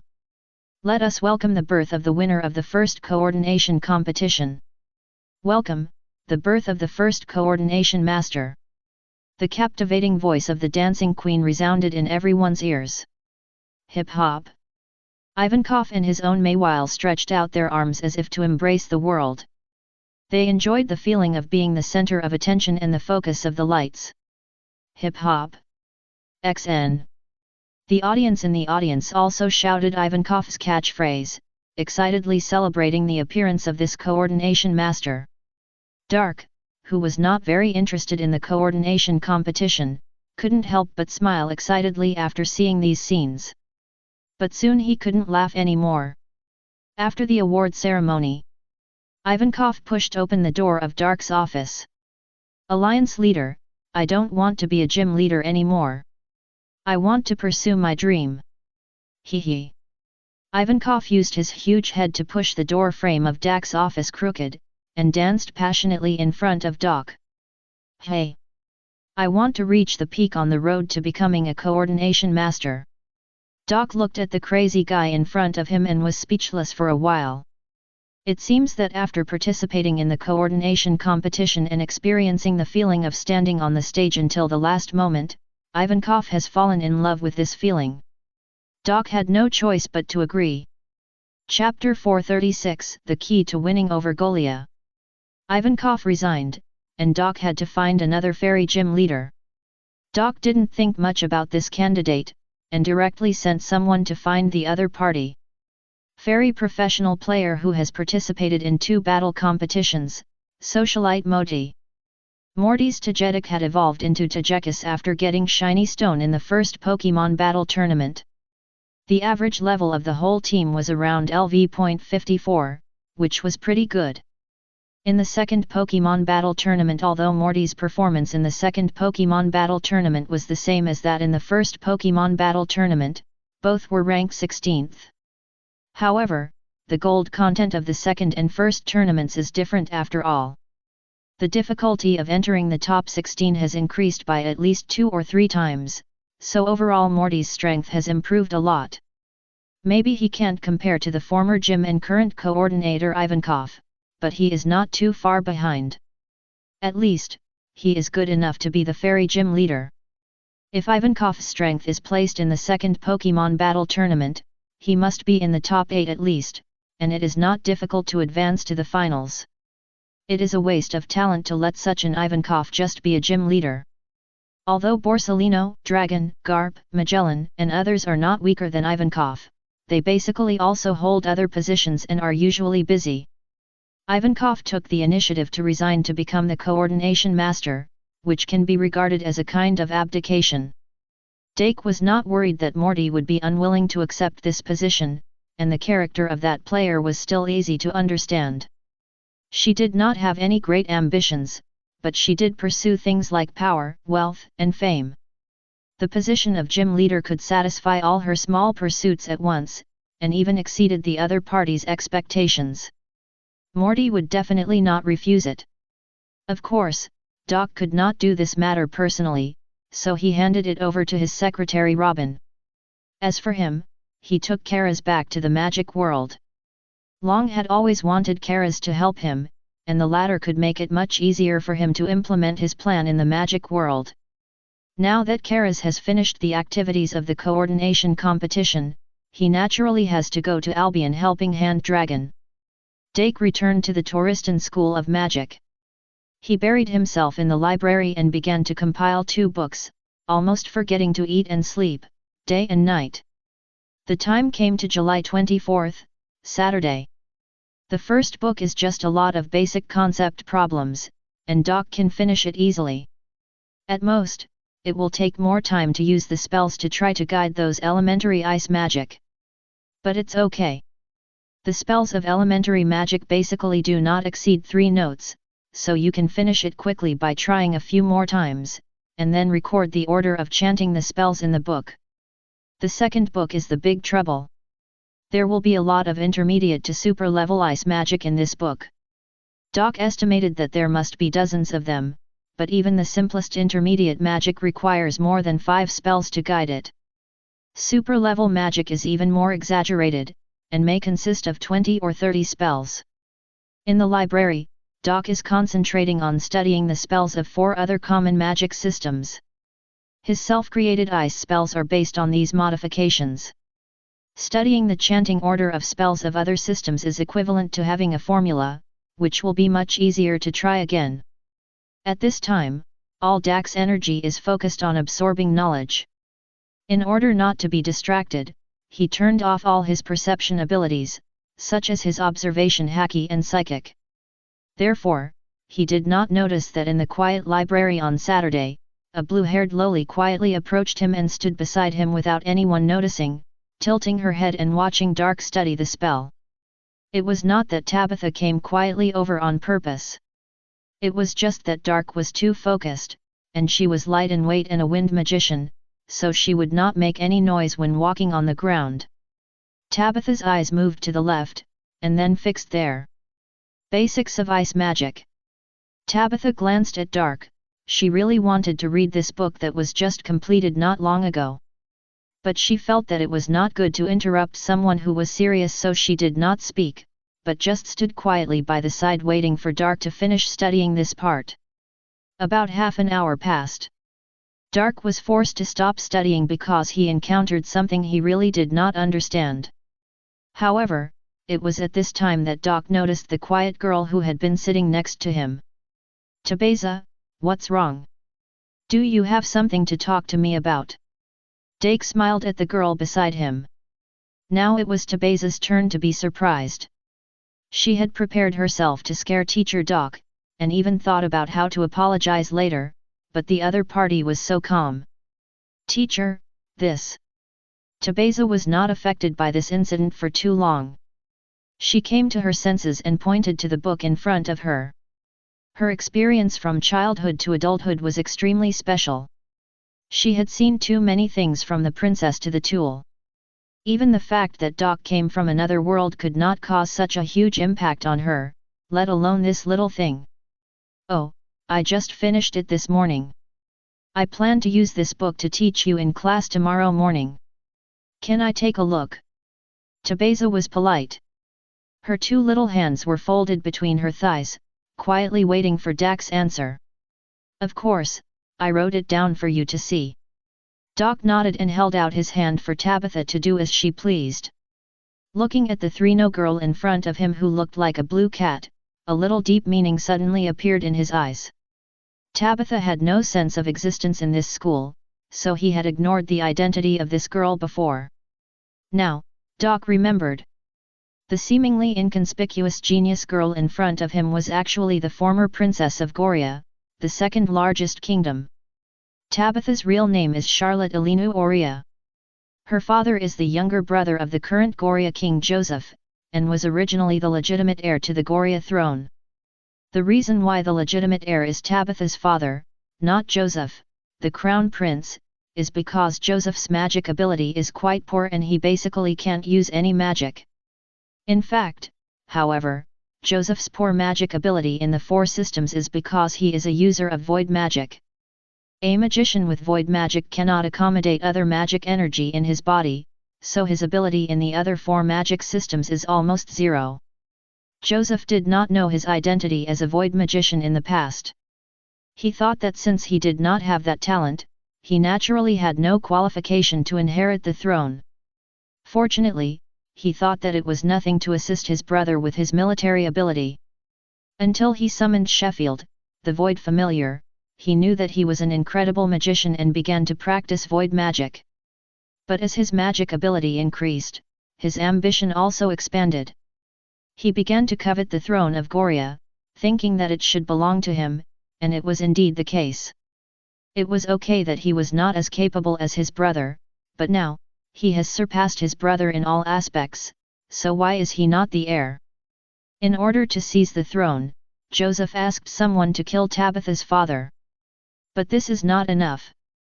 Joseph was worried that his niece Charlotte, also known as Tabitha, would seek revenge and usurp the throne when she grew up, so he sent someone to lurk in Tabitha's home and poison Tabitha with water magic poison. Tabaza's mother found out about this, and in order to save Tabitha, she was poisoned and lost her mind.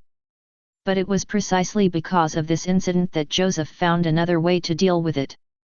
He controlled Tabitha's mother, took her mother as a hostage, and forced Tabitha to become a tool in his hands to complete various tasks that were absolutely impossible to complete alive.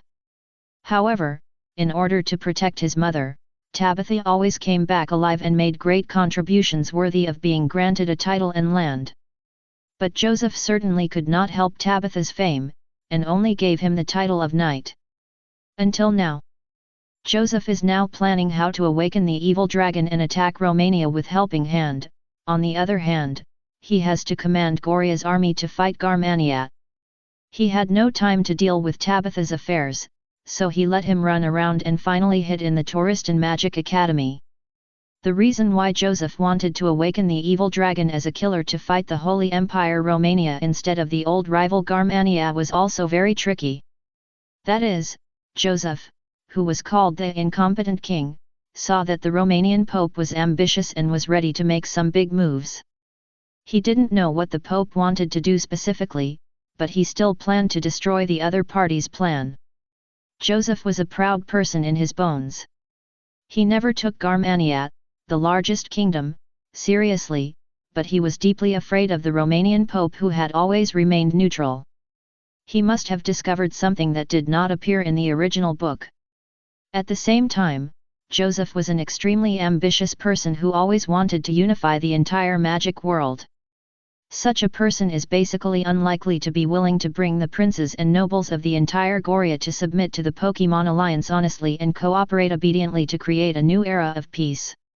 However, a better choice has appeared at the moment. Tabaza, the former princess who has no good feelings about war but has the blood of the Goria royal family, is the key to their winning over the Goria kingdom. Doc thought that if Helping Hand Tabitha ascended the throne of Goria Queen, it would be equivalent to gaining the support of Goria, the second largest country. In addition, the dragon supported King Wales of Albion, and his wife Henrietta became the Queen of Trisin. At that time, with the support of the three royal families of Trisin, Albion, and Goria, the task of promoting the magic world into a new era would be completed halfway. If you don't understand anything, just ask me. Thinking of this, Doc grinned and prepared to work hard to cultivate this blue-haired girl and improve her favorability. Chapter 437 THRE Aline Warfare. August 22, Saturday. Time flies, and Doc has been a teacher at Trisin Magic Academy for more than a month. But in fact, he only took 5 morning classes. After all, he only had 2 classes every Sunday morning. During this month, Doc naturally couldn't spend all his time in the academy. He didn't forget his true identity and purpose. He used the substitute technique to allow himself to fight on 3 fronts. The first front, Pokemon Island. After the first Pokemon coordination competition, Dark immediately convened members of the Engineering Department and the Environmental Department to discuss the expansion plan of the Alliance City. Now, the number of people from the two worlds of Sailing World and Ninja World entering Pokemon Island during holidays has already brought great pressure to the Alliance City. Not to mention, it has not been long since the two worlds entered the Pokemon era. Most people, especially the lower-class civilians of the last era, have not become rich, so they do not have the funds to travel across the world. When there are more and more wealthy people in the future, the number of people entering Pokemon Island during holidays will definitely increase again. What's more, there will be more and more worlds that are connected to Pokemon Island. Not to mention the dozens of worlds 100 years later. Right now, within a year, another large-scale world will be added to the Pokemon Island's connection team Magic World. If people from that place flock to Pokemon Island again, the Union City will inevitably face various congestion situations, and even traffic accidents and stomp incidents.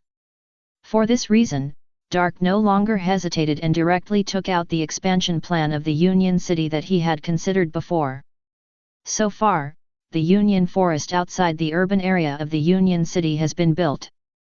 The Union Forest, which covers an area of 3,000 square kilometers, is the favorite of the Environmental Department. If it wants to expand to the east, west, or south, it will inevitably destroy the well-built Union Forest environment. It may even force a group of Pokemon that have already settled there to spread outward. Therefore, after repeated consideration, Dark decided to expand to the north. The north of the Union City is an inland sea. Now the northernmost part of the Union City is not the Union Forest, but the Safari Zone on the sea level and the two major military bases under the sea. If a layer of land is expanded to the north, the Safari Zone will be surrounded, and the naval base and the Greco-Roman military base under the sea will be covered at the same time. However, between the Safari Zone and the new land, a seaway with a width of about 100 meters will be left. This seaway is not only for the Safari Zone to continue to maintain its independent system. It is also for various water-type Pokemon, trainers, fishmen, and mermaids to pass through this seaway. Not only the Safari Zone, but also the Alliance Base, which is also located on the sea level, must leave a city protection seaway. This is a big job. If the engineering department really wants to build the land, it may take decades. But if Groudon comes, it will make too much noise, and it may cause damage to the Alliance City, and may even hurt innocent people. As a last resort, Doc can only exchange it with magic coins in the Magic Mall. The price of using magic coins to directly create a new environment is very expensive. 1 magic coin equals 1 square meter. Doc took out nearly half of the magic coins that had been accumulated in the system, about 30 million magic coins, and used them to exchange 30 million square meters of land Indiana, the northern inland sea.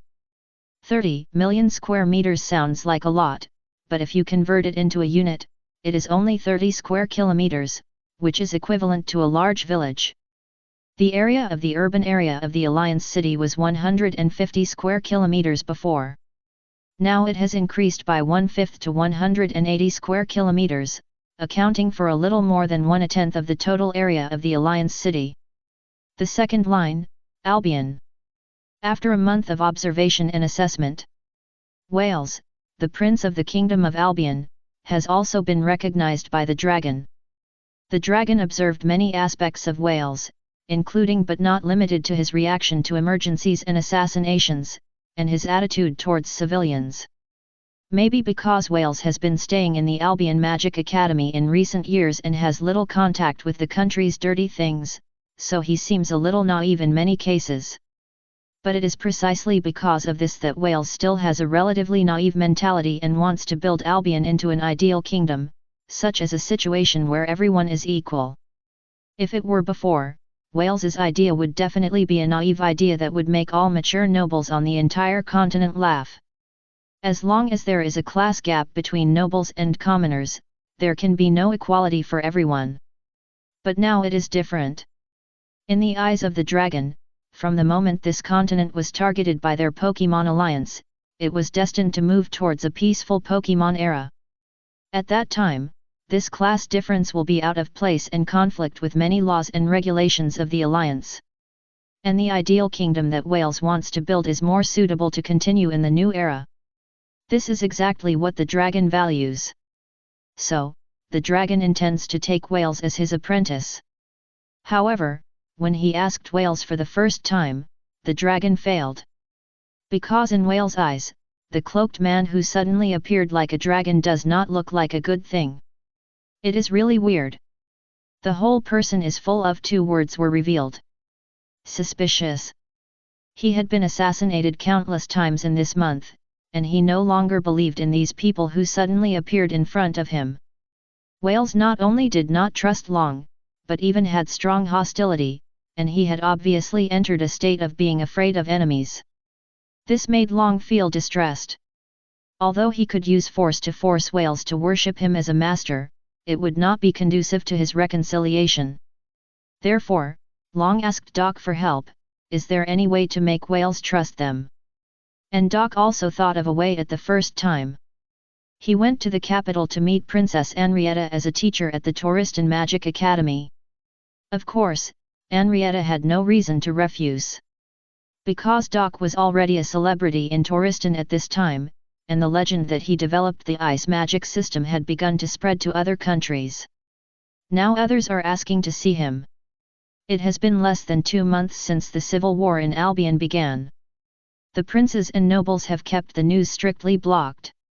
Until now, Henrietta has not received Wales's letter for help, so she did not know that a civil war had occurred in Albion. In the original book, when Henrietta received the letter for help and sent troops to support Wales, Wales was already at the end of his rope.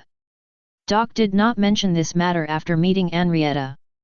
He only said that his commoner friend planned to go to Albion and wanted to do business with the royal family there, but it was very difficult for commoners to meet the royal family. So he wanted a token from Princess Henrietta. Of course, Henrietta would not refuse such a simple request. After all, she wanted to keep Dark, a genius magician who was destined to be famous throughout the Halkikanian continent, in Touristan. She was eager for such an opportunity to easily get closer. Afterwards, Henrietta forced Dark to have dinner in the palace and talked a lot about magic. Henrietta's magic attribute is water, so Doc still has something to talk about with her. He also discovered one thing, that is, the news that he came from another world has not been spread at all, as if it has been forgotten. Doc didn't care much about it, anyway, it made no difference to him. After dinner, Henrietta wrote a letter and stamped it with her personal princess seal and gave it to Doc. This is the token that can make Wales trust Long. As for how this letter came, such things are left to Long to make up. After all, Long will deal with Albion's affairs in the future. After receiving the letter, Doc immediately used the doorberry to teleport to Albion, and left a substitute beside Long to observe the progress of Albion. The third line, Touristan Magic Academy. During this month, Dak's biggest gain was to establish a good relationship with 3 noble ladies. One of them, Tabitha, naturally needs no introduction. This person is the one that Dark would go out of his way to talk to. The key to conquering the kingdom of Golia lies in this young lady. Dark has spared no effort to help Tabitha improve his magic level in this month. He helped Tabitha to raise the level of water magic to the same level as wind magic triangle. He also made Tabitha the first magician in the world to learn ice magic. Although the level is not high now, it is only point, and can only release a few simple elementary ice magic. He also told Tabitha a lot about Pokemon Island and Pokemon, and successfully inspired Tabitha's yearning for the Pokemon era mentioned by Dark. At this point, Dark knew that his progress in conquering Golia had reached at least 50%. At present, the two have become a trustworthy senior-senior relationship. The reason for this? Because a day or two ago, Tabitha took the initiative to tell Dark about his true identity. The girl seemed to be very concerned about Dak's reaction. She observed Dak's expression for a long time, but when she saw that Doc didn't care much, she secretly breathed a sigh of relief and smiled happily. Doc also showed that he didn't care about Tabitha's true identity. He never took the initiative to ask about the other party's situation in Golia. He was still waiting. Wait for Tabitha to ask him what to do one day. At that time, Tabitha would be considered to have completely trusted Doc, and it was only then that he would take Tabitha back to Golia to kill Joseph. Now, Joseph is still needed to contain the little actions of the Romanian Pope. And Doc is very curious about the level and existence of the evil dragon. Chapter 438 Humanoid Puppy. The other two are Louise and Kolak. Louise took the initiative to find him and often asked Doc all kinds of questions. But maybe because there were others in most cases, Louise didn't ask about the knowledge related to the void magic. She was more concerned about her Pokemon egg, and occasionally about Pokemon Island. The question Louise asked about Pokemon eggs was exactly what Dark was curious about. Because a month had passed, even longer than 4 days later, Louise's Pokemon egg still hadn't hatched. This was beyond the time that Dark had told Louise, so Louise was a little worried. However, in Dark's perception, there was nothing wrong with the Pokemon egg, and it was very healthy. He couldn't sense anything special with aura power and psychic perception, and only when he used evergreen power could he slightly sense the strange energy constricting the egg. Dark could only judge that this energy might be natural energy based on the nature of evergreen power, and this natural energy seemed to strengthen the Pokemon in the egg. It was certain that there was no problem with the Pokemon. Dark asked Louise to wait a little longer. If the Pokemon egg still didn't hatch within half a month, he would take the Pokemon egg back to Pokemon Island and let Mew and Celebi take a look. As for Kolak, this student was a pure surprise. Kolak and Tabitha have a very good relationship, they can be called best friends, sometimes Kolak even hugs Tabitha to rest together. In the entire Magic Academy, Tabitha had only mentioned her true identity to Kolak before, and only Tabitha knew how many ex-boyfriends Kolak had dated and how many onbuses she had. When Tabitha often stayed in the library all day this month, Kolak noticed something was wrong. At first, Kolak thought Tabitha was in love, so she quietly hid in the dark and observed. Until later, she found that Tabitha was just discussing magic and otherworldly knowledge with Doc, then she sighed in boredom and joined the queue. Sometimes when Kolak and Louise get together, they often quarrel. Even if this is a library that requires silence, these two noble ladies will quarrel. During this period, Kolak will also do some very captivating actions to Doc, which can even be called sexual harassment. But the reason for such a move is uncertain. It is possible that Kuruk thought Louise liked Dark, so he wanted to steal Louise's man. It may also be that Kuruk was simply itching, and Dark was handsome and had an exciting teacher identity, so he decided to make a move. However, compared to this, Dark was more concerned about Kuruk's family. The Zerupster family where Kuruk was one of the few 3 Duke families in the Kingdom of Germania. And it had the same status as Louise's Valier Duke family in the Kingdom of Tristan. Both were guardian Duke families that had been following the royal family since the founding of the country, and had a special status below 1 family and above 10,000 families. If that was all, Dark would at most have some thoughts, and would not have any thoughts about Kuruk. But here comes the point. Perhaps because the author of Zero World likes beautiful women, the Valier and Zerupster families, and even the Tristan royal family, have a special setting. Women are in charge. The heir to the throne of Tauristan and the heads of the 2 families will only be chosen from daughters, and only accept marriages with the daughters, not marriages from outside. Among the new generation of children of the Zerupst family, there are 2 boys and 1 girl, and the girl is naturally Kolak. This means that Kolak is the next head of the Zerupst family and the Grand Duke of the Kingdom of Germania. After learning about this situation, Doc naturally had thoughts about the neighboring Kingdom of Germania. According to Dak's understanding, Kolak is a woman whose mind is full of love. She has no interest in war, management, and other things, and can even be said to hate it. If he has a good relationship with Kolak, then it may be much easier to persuade the Kingdom of Germania to join the team to create peace. So, in a month, Dak's relationship with these three girls has been rising. How much has it risen? It has risen to the point where Kolak occasionally sneaks into his dormitory in the middle of the night to attack him at night. However, Dak had never lived in that dormitory. He would sleep there for an afternoon at most, so it was impossible for Kolak to succeed in the night attack. He only found out about this the next day when Kolak asked Dak why he was not in the dormitory at night. August 23, Sunday, 10 o'clock in the morning. Since Dak came to this school, more and more students and teachers stayed in the school on Sunday mornings. Because Dak's ice magic course is sometimes held in the square, everyone can listen in. But the real reason for staying is the familiar training course that was not taken seriously by everyone before. Kolak, it's your turn. Dak held a board in his hand with a report card on it. He was grading the students' grades. Okay, Mr. Dak. Kolak responded with a pinched voice, and at the same time winked to Dak, and then said to the familiar beside his legs, Fram, use sunny day. Fram is the name of Kolak's familiar, it is a fire lizard.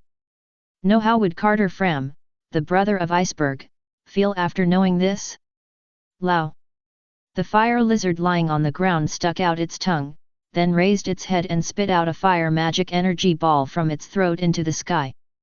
The cloudy sky, which was originally cool, suddenly became clear. Very good, but the fire magic energy is not rich enough. Such a sunny day may not increase the effect of fire magic much. 80 points. Dak nodded, wrote down the score and explained the shortcomings. This is one of the results of Dak's teaching experiments in the past month. These magic races are indeed basically the same as Pokemon. Not only can they learn the moves of the Pokemon series, but the absorb effect of items such as Pokemon cubes and super potions is basically the same as that of Pokemon. Even their magic release is exactly the same as Pokemon. There is no need for magic spells to guide them. They can directly mobilize the energy in their bodies to use it. This made Dark certain that these magic races could be included in the category of Pokemon. However, they were all Pokemon of only one stage. But during this period, Dark had another idea. Since these familiars can use the skills of Pokemon in the form of magic, can magicians also use them? After some tests, the answer was no. He found that these familiars did not learn magic with the same effect. What they learned was the skills of Pokemon, which had nothing to do with magic. Therefore, human magicians naturally could not reproduce this skill in the form of magic. Although he was a little disappointed, Dark did not dwell on this matter for too long. This was an unexpected discovery. When the Kolak test was completed, the content or test of this stage was also over. Then today's test of fire familiar skills ends here. In the next class, I will mainly teach the skills of earth-based familiars. Students whose familiars are earth-based can continue to participate if they are interested. Dark looked at the dozens of students and teachers in front of him and said, 60% of these people summoned fire-type familiars, so they came to this class. Currently, Dark has taught students 3 weather-related skills, water-type rain dance, ice-type snow scene, and fire-type sunny day. Of course, the 2 familiars Lapras and Ho-Oh with these 3 attributes also appeared in front of the students. The appearance of Ho-Oh attracted the attention of the students without exception. But perhaps it was because Ho-Oh's body was not as big as Lapras, and the 2 attributes of fire and wind were not as special as Lapras's ice. So even though Ho-Oh was glowing with Celadon/rainbow light and full of oppression, in the eyes of the students, he was not as attractive as Lapras. Dark, who noticed the students' thoughts, was looking forward to the next class. Tyranitar will appear in the next familiar training course. The ferocious appearance, the height of 10 meters, and the special effect of being covered in yellow sand when appearing will definitely leave a deep enough impression on the students. Thinking of this, Dark felt sorry for Ho-Oh. Let's not talk about age for now, but in terms of strength, background, and style. Ho-Oh will definitely surpass Lapras and Tyranitar. But these elementary school students are ignorant and don't know the greatness of K, so they became the least attractive one. Teacher, look!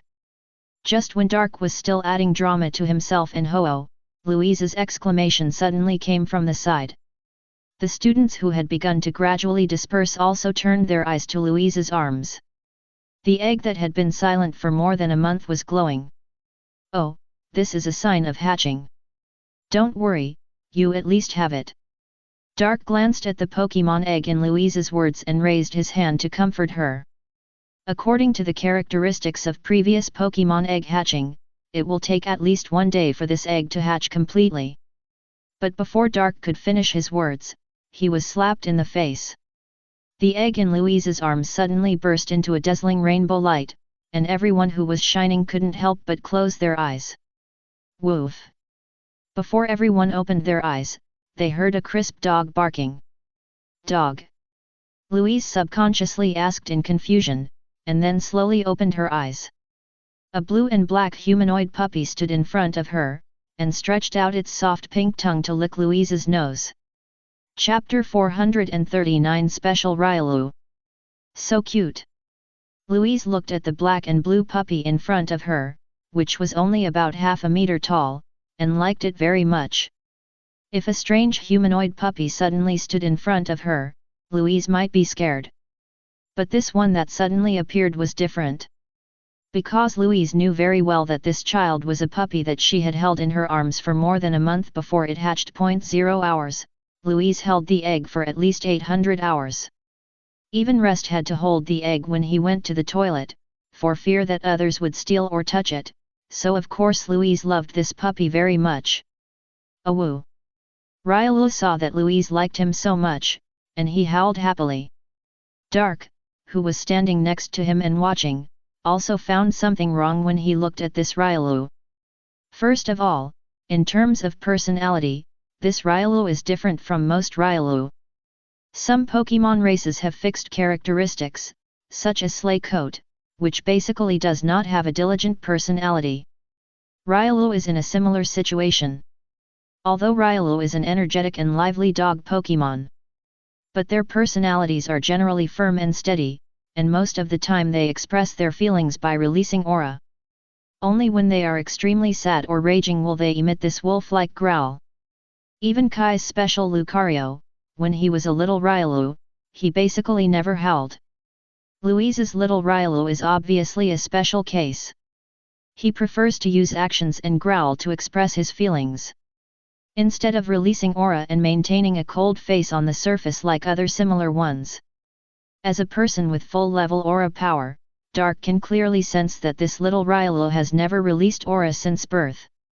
It is impossible that he can't. Riolu's inability to aura is equivalent to Seduc who can't swim and Bizel who dares not open his eyes in the water.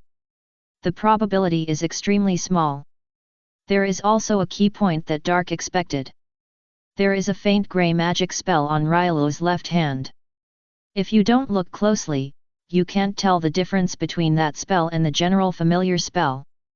But Dark knows very well that it is Gondorul Wu.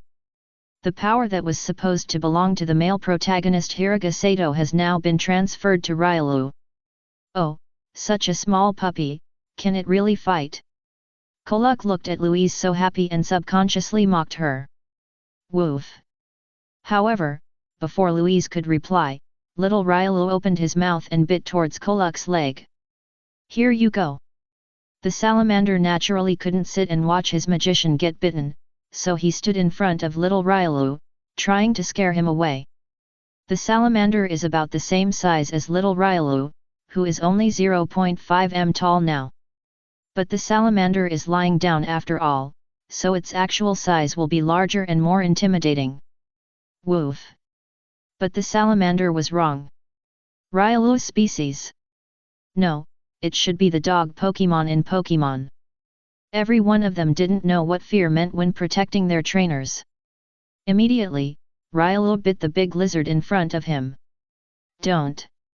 Fortunately, Louise was quick and took little Riolu into her arms, preventing the dispute from happening.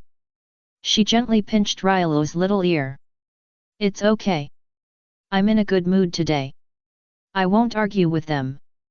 Louise was so happy now. Not only because of the birth of little Ryalu. It was also because of Ryalu's brave behavior just now. He was just like a natural little knight, and she was the protected princess. Humph, let's go, Fram. Koluk looked at Louise's happy look, curled his lips, and asked the fire lizard to leave. After looking at Ryalu for a while, the other magicians found that there was nothing special about it, so they gradually dispersed. Teacher, what race is this Pokemon? What kind of magic attributes does it have? After Louise was intimate with Ryalu for a while, she belatedly took the little guy to ask Dark. The race is Ryalu, fighting attribute. Ryalu? This doesn't sound like the name of a race. Louise was stunned. Well, but the first stage of their race is indeed called this name. What does the first stage mean? Louise noticed the key point and asked quickly. Just like those magical races are divided into infancy, adulthood, and complete stages, there are also many races in Pokemon that are divided into multiple stages. When their experience and nutrition accumulate to a certain extent, their form will change and they will become stronger. This process is called evolution. Dark stretched out a finger and shook it, continuing to popularize science. I see, it will change in the future. Hearing this, Louise was a little sad, but she soon felt relieved. After all, humans will grow. Teacher, what kind of attribute is the fighting you mentioned just now? Tabeza, who was standing next to Dark, asked another question. Yes, this doesn't sound like an attribute, but more like a fighting method. Louise also reacted and asked quickly. Pokemon has a whole set of attribute systems that belong to them, which cannot be called magic attributes. It includes 18 types, and fighting is one of them. Dark briefly introduced the two about the theory of Pokemon attributes. Is Lapras a water or ice Pokemon? Ho-Oh is a fire Pokemon. Tabeza asked another question. Pokemon attributes can have two at the same time. Lapras is a water and ice Pokemon, and Ho-Oh is a fire and flying Pokemon. Flying is similar to your wind magic. Tabeza nodded and closed his eyes. Dark, who was already familiar with Tabitha, understood that this was a sign that Tabitha was deepening his memory. Fighting attribute, what's so great about it? Of course, watch carefully. Dark raised his chin and motioned Louise to look at his palm. At the same time, Tabitha, who had closed his eyes next to him, opened them again and focused on Dark's palm. Dark had used the power of aura to condense an aura ball similar to Ray's Nan in the palm of his hand. This move is called Aura Bullet, which is a fighting skill. Dark first raised his hand to let the two see it more clearly, and then threw it to the side. Boom! This aura bullet that Doc casually pinched was extremely powerful, and directly blew a huge pit with a radius of 6 or 7 meters in the square. Louise and Tabitha next to him couldn't help but open their mouths. This move already has the power of high-level magic, and only magicians above the triangle level can use high-level magic to achieve such an effect. Awesome! Right, Pokemon are all very promising creatures. As long as you cultivate them carefully, their future will become extremely powerful. Dark raised his hand and patted Louise's head, encouraging her. You haven't named your Ryalu yet. Yes, I have to think about it. Woof. Let's call it Wonkai. How about it? Isn't it a good name? X3. Except for Louise, Dark, Tabitha and Ryalu fell into silence at the same time. Ryalu raised his head and looked at Dark, looking for help. Actually, I think the name Ryalu is very good. Tabitha, what do you think? Well, I think the teacher is right. Dark had no choice but to save Ryalu, and at the same time poked Tabitha beside him with his elbow. Originally Tabitha didn't intend to react. But Ryalu hugged her calf pitifully. Looking at the little dog beside her leg, Tabitha finally softened her heart.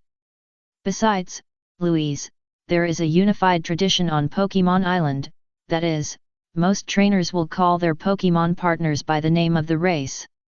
Really? Well, then you are now Rilo Francis Lou Brown du Lavalier. Louise's mouth dodo like a machine gun. Rilo frowned for a long time without reacting. Louise, Rilo is still in infancy. When he grows to 0.8 meters, he will be in infancy. Only then can he be trained. Training before that may deplete the potential of Pokémon. Okay. I understand. Louise nodded solemnly and held Rilo back in her arms. It's much heavier than when it was still an egg. I can't hold it anymore. I'm sorry. Louise has been holding the egg for more than a month. Now she feels uncomfortable without something in her arms. She needs some time to adapt. Teacher, can Ilikoko learn the skills of those Pokémon? Tabeza looked up and asked. She felt that the skills mastered by Pokémon seemed to have more potential than magic. Of course, I said that familiars are similar to Pokémon. Dark's guess about Ilikoko's attributes was based on appearance only. If you change it to the attributes of Pokémon, your Ilikoko should be a flying and dragon-type dual attribute Pokémon, and it will be easy to learn the skills of these two attributes. After all, Ilikoko's race is Seafield, which is a rhyme dragon. A flying dragon that is very good at flying and has an extremely fast speed. Dark even thinks that the Seafield race has the potential to be a quasi-god, but the specifics still need to be studied in depth. I want Ilikoko to learn, teacher, please teach us. Well, no problem. Dark is of course happy to deepen the weight of Pokémon knowledge in Tabitha's heart. This will make Tabitha more eager for the arrival of the Pokémon era. Chapter 440 I'm Not a Noble. August 27, 6783, Friday. 5 days have passed since Rilo was born. Because Rilo's weight is heavier than when he was an egg, there are many, and Louise's physique is relatively weak, so after holding Rilo a few times, Louise gave up her old habit. During this period, many other students came to observe Rilo, but they lost interest after finding that Rilo seemed to have nothing special. Some people also wanted to let their familiars fight with Rilo. But without exception, they were all rejected by Louise. She firmly remembered what Dark said, Rilo is still in its infancy. Although there is one more Rilo, the daily life of Dark and his 3 students has not changed. Tabeza and Louise still come to see Dark regularly every day. Nkola sometimes comes and sometimes doesn't. When she doesn't come, she is probably dating one of her boyfriends in the harem. However, now the 3 people's attention to the various strange things on the Pokémon Island has been shifted to Pokémon. In addition to the necessary daily magic learning, the rest of the time they are absorbing the relevant knowledge of Pokémon like a sponge. Tabitha and Louise even took notes, as if they were listening to a class. However, with such a short time, Duck couldn't tell them anything very profound, but simply introduced common sense concepts such as attributes, personality, and racial characteristics. He also suggested that the 2 could go to the Pokémon Academy on Pokémon Island for systematic learning. However, although Tabitha and Louise had beautiful fantasies in their hearts, they were not looking forward to it. Because they felt that there was no chance to travel to other worlds. Friday, the first class in the morning. It stands to reason that all students in the Magic Academy have classes, so there will be no students outside the teaching building. But today is an exception. Tabitha and Louise skipped class and didn't go directly. The course they were supposed to take was Magic Alchemy. However, Tabitha and Louise were both theoretical kings, and they didn't have any intention of practicing, so they didn't go to this class at all. There is another reason why Louise didn't go. Her void magic does not support her to release any other magic except explosion, including magic-related operations such as alchemy and magic potion. Therefore, the 2 did not waste time in that class. Instead, they found Dark and followed him to the back garden. Ho-oh, I'll ask you for help today too. Dark poked the Pokémon ball on his waist and summoned the Celadon/Rainbow God Ho-oh. Ho-Oh fell to the ground, hit yawn, and rolled his eyes at Dark. Since K was brought to this world by Dark, that was doing nothing all day and could only sleep in the Pokemon Ball. Although K was also doing nothing in the Pokemon Island before. But at least Ho-Oh could find other legendary Pokemon to play with when he was bored, or stroll around the continent to see what the stupid two-legged beasts were doing. It's not like now. Not only does he have to stay in the Pokemon Ball all day, but sometimes he has to be pulled out and used as a tool. He is a dignified Celadon/Rainbow God with countless fans on Pokemon Island, but now he has to suffer this kind of bullying, so he naturally can't give Dark a good face. Haha. Dark noticed Ho-Oh's thoughts, reached out and stroked the Celadon/Rainbow feathers on Ho-Oh, and couldn't help laughing out loud. Ho-Oh glared at Dark, then stretched out his neck and bit Dark's hand that was stroking K. Ouch! Dark screamed in cooperation. But in fact, K didn't feel any pain. First, it was because Ho-Oh didn't use any strength, and second, Dark's current physical fitness was at the ceiling level in the sailing world, and he hadn't felt pain for a long time. Swoosh!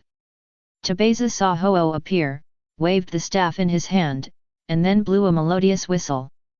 Soon, Illacuckoo, who had been stealing food somewhere, flew from the horizon. When the mother dragon saw Ho-Oh, his eyes lit up, and he quickly folded a pair of blue dragon wings and glided towards Ho-Oh. Just when Illacuckoo was about to hit Ho-Oh, Ho-Oh stretched out a wing and waved it gently, and a gust of wind blew towards Illacuckoo. The huge resistance stopped Illacuckoo's body from moving forward, and she fell to the ground. Illacuckoo usually looks very tall. But that's because she stood next to Tabitha, so she looked tall. Illacuckoo's height is actually only twice that of Tabitha, and Tabitha is only a little over 1.4 meters. Even if Illacuckoo stood on the ground with her legs straight, she was only 3.2 meters tall. Because Yunlong's family has short limbs and 4 thick legs. And it's very uncomfortable, so she usually squats on the ground, about 2.9 meters tall.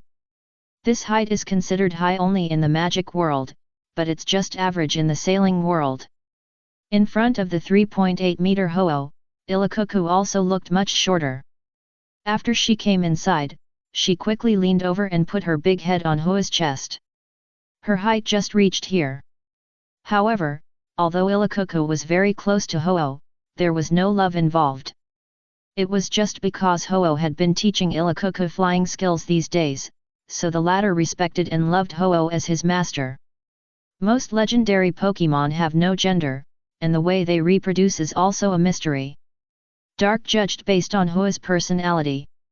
If Ho-Oh had a gender, it would most likely be a female, and there would be no need to consider pairing with Illacuckoo, who is also a female. The only thing that can be confirmed is that if these legendary Pokemon want to reproduce, then it is also possible.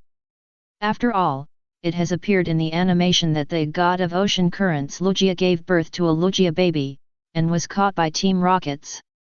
Today, Ho-Oh is going to teach Illacuckoo a move called Double Wings, which is a physical skill that uses wings to attack continuously by getting close to the opponent. Dark briefly introduced it to them, and the teaching began.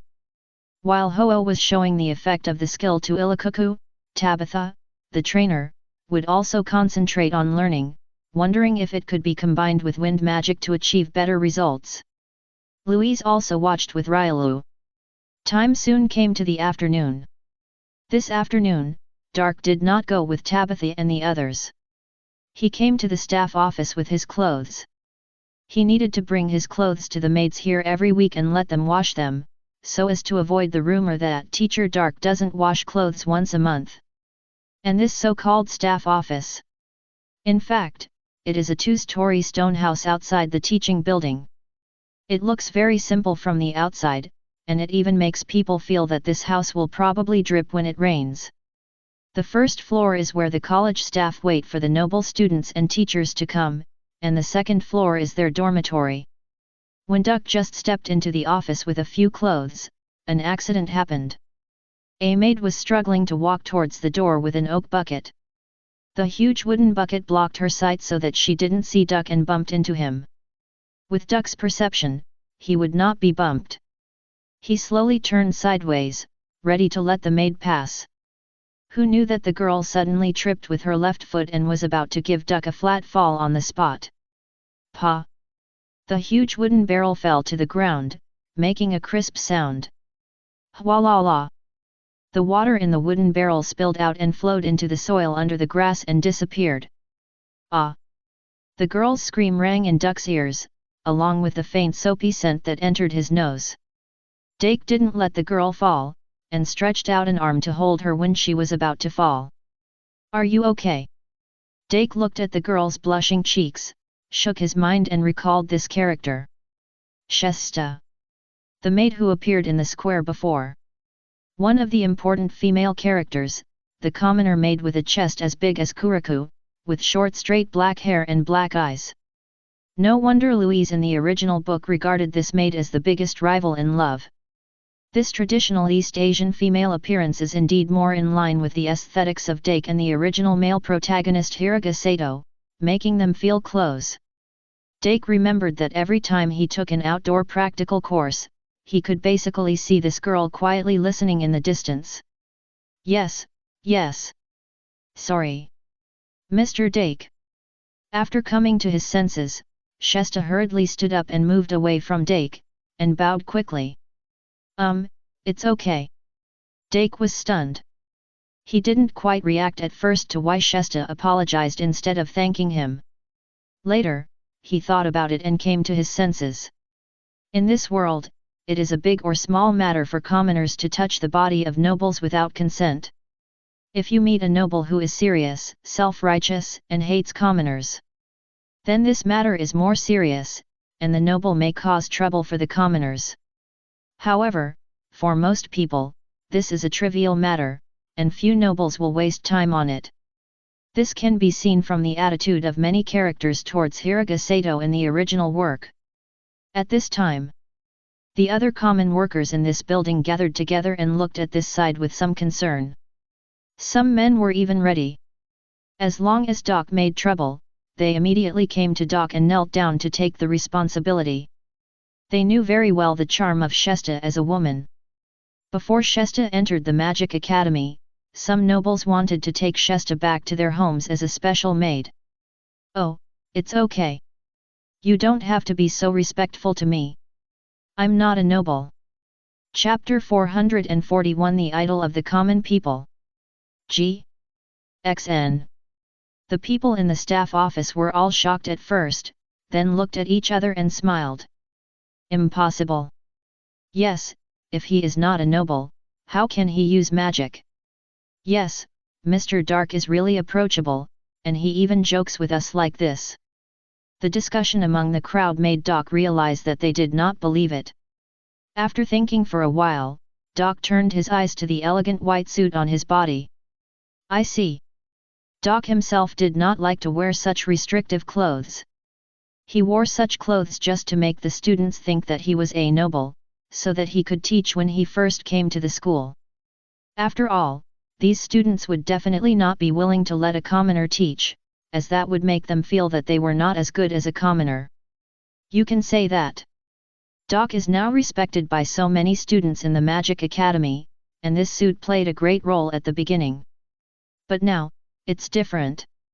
The students have known his teaching level, and have deeply realized that their strength is indeed far from Doc.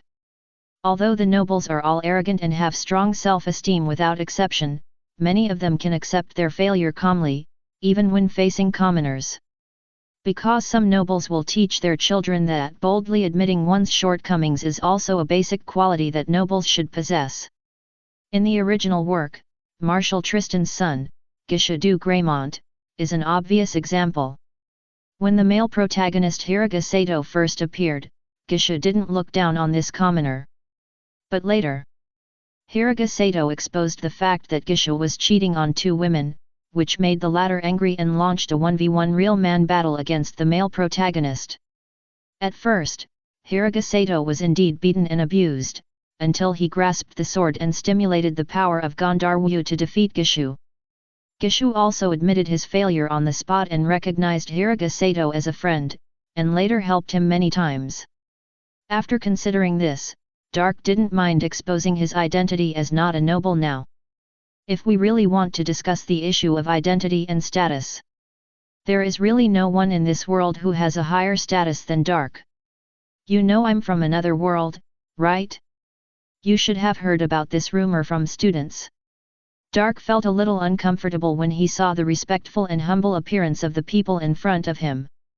The ideological solidification between nobles and common people in this world is more serious than Dark imagined. It will not be completed in 1 or 2 years to change this situation. When he was on the Pokemon Island, most people would show great respect to Dark. But their behavior was not humble, and they would even often give Dark some small gifts, which was a respect from the heart. And these people's words were more respectful to the identity of nobles, but in fact they should not have much respect in their hearts. Yes. Everyone looked at each other again, and then said something with a guilty conscience.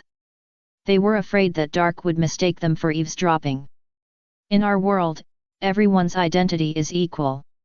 It can be understood that everyone is a commoner, and there is no such thing as a noble. Really? After Dark had just finished speaking, Shesta, who was closest to him, immediately asked curiously. The girl's big black eyes were full of expectation and yearning. A 16-year-old girl was at an age when she was innocent and easy to deceive, so no matter whether what Dark said was true or not, the girl tended to believe it. Yes, it's true. Dark nodded solemnly again, and took off the cloak on his shoulders that represented the identity of noble and magician. Teacher Dark is not a noble. Not a noble but can do magic. This is really amazing.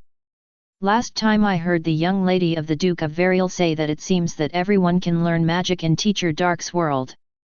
It turns out that you can get the respect of those nobles even if you are not a noble. When Dak's status as a noble was put aside, the atmosphere in the entire staff office became relaxed, no longer as serious as before. Everyone was talking about it, and even a few young boys and girls came over with courage to ask Doc questions. Doc didn't have much to do, and didn't mind chatting with them for a while. You can say. From this moment on, Doc has become the idol of this group of people, making them a little more confident when facing those noble students. Afterwards, Doc was even left to have dinner. In fact, it was some milk and something that didn't taste very good. Good bread slices, with a small amount of steak and sweet butter. Such a civilian dinner is already quite good. Only civilians working in this magic academy with countless noble investments can have such a luxurious dinner. Originally, these people were worried whether Doc would dislike such a dinner. After all, as a teacher, Doc can eat all kinds of nutritious meat and vegetables in the staff restaurant. But Doc did not show any dislike, which made them feel relieved. In fact, Dake didn't feel very comfortable eating this dinner. Because it really wasn't very delicious, it was edible. The development of food in this world is definitely not comparable to that of the sailing world. Even compared to the ninja world, it is much behind, and many basic seasonings are missing. Although there are some special ingredients that cannot be seen in other worlds. But the taste did not become much better after being added directly. Perhaps under the processing of the chefs in the sailing world, it can become a very good seasoning. It can be seen that the food talent in this world is not bad. However, fortunately, Dake is not a foodie, and he doesn't have too high a pursuit for food. In order not to let everyone think too much, he ate a little more. Other employees couldn't see what Dake really thought in his heart, and really let go of themselves. They talked at the dinner table and told Dake many things that happened in this school. When Dake first listened, he thought it was just some small gossips at most, and he could just listen for fun. Unexpectedly, there were some useful contents in it. These employees had the most contact with the nobles, and even before coming to the Magic Academy, they were servants in a noble mansion outside. From these people, Dake had a general understanding of dozens of nobles in Touriston. As he thought, most of the noble families in Touriston were relatively gentle families, and they had a good attitude towards the common people in the territory. However, there were a few families that were more perverted, liked to do some tricks, and had a very bad reputation among the common people. The second son of a certain earl even liked to attack underage girls. Dake remembered the names of these families. There was no need to wait until later, he would go and destroy these nobles in the next few nights. When the news reached the ears of the common people in the Magic Academy, it would take at least a month, and it would be difficult to associate it with the teachers who have always stayed in the Magic Academy. At the same time, with this experience, Doc paid more attention to the common people. There are some things that only the common people know, and the nobles may cover up for each other. This point was overlooked by Dark. Although Dark felt that Long, as the leader of the Grey Army, a force that was built on the basis of commoners, would not make such a small mistake. But Dark decided to remind him that he could learn about the situation of the nobles of Albion from these common servants. August 29th, Sunday. 2 more days passed. The staff of the academy who used to bow and greet him would now greet him enthusiastically. Some young people would come to listen to the class in the morning, but they were not here to listen to the first ice magic class, but to listen to the second familiar training class. The reason was probably because it was Saturday. He told Shesta that maybe his world would be connected to this world in the future, and people from the two worlds could travel back and forth. And Dark had previously told them about the popularity of trainers and the status of the Erat-themed Pokémon on Pokémon Island. Naturally, these boys and girls who had fantasies of going to another world began to prepare for their future journey to another world. As for the older staff, they won't come. One point is that they don't believe that they can go to another world in the future. Another point is that even if the passage is really opened in the future, they don't think they have the energy to go to another world.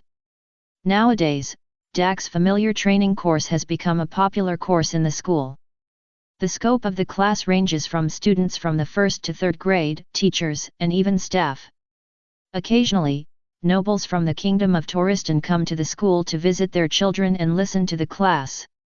Every weekend morning, hundreds of people will gather in Wesley Square. And today, it's time to teach everyone's familiar rock weather skill Sandstorm.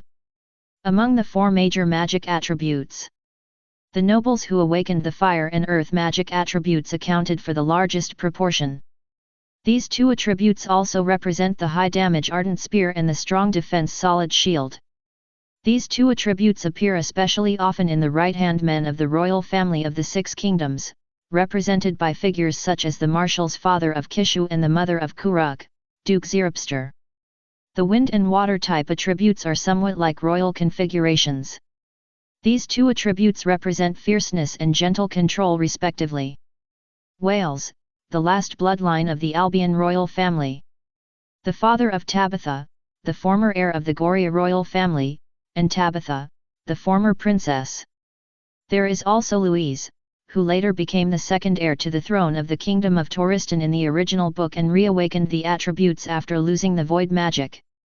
The magic attributes awakened by these royal families are all wind type.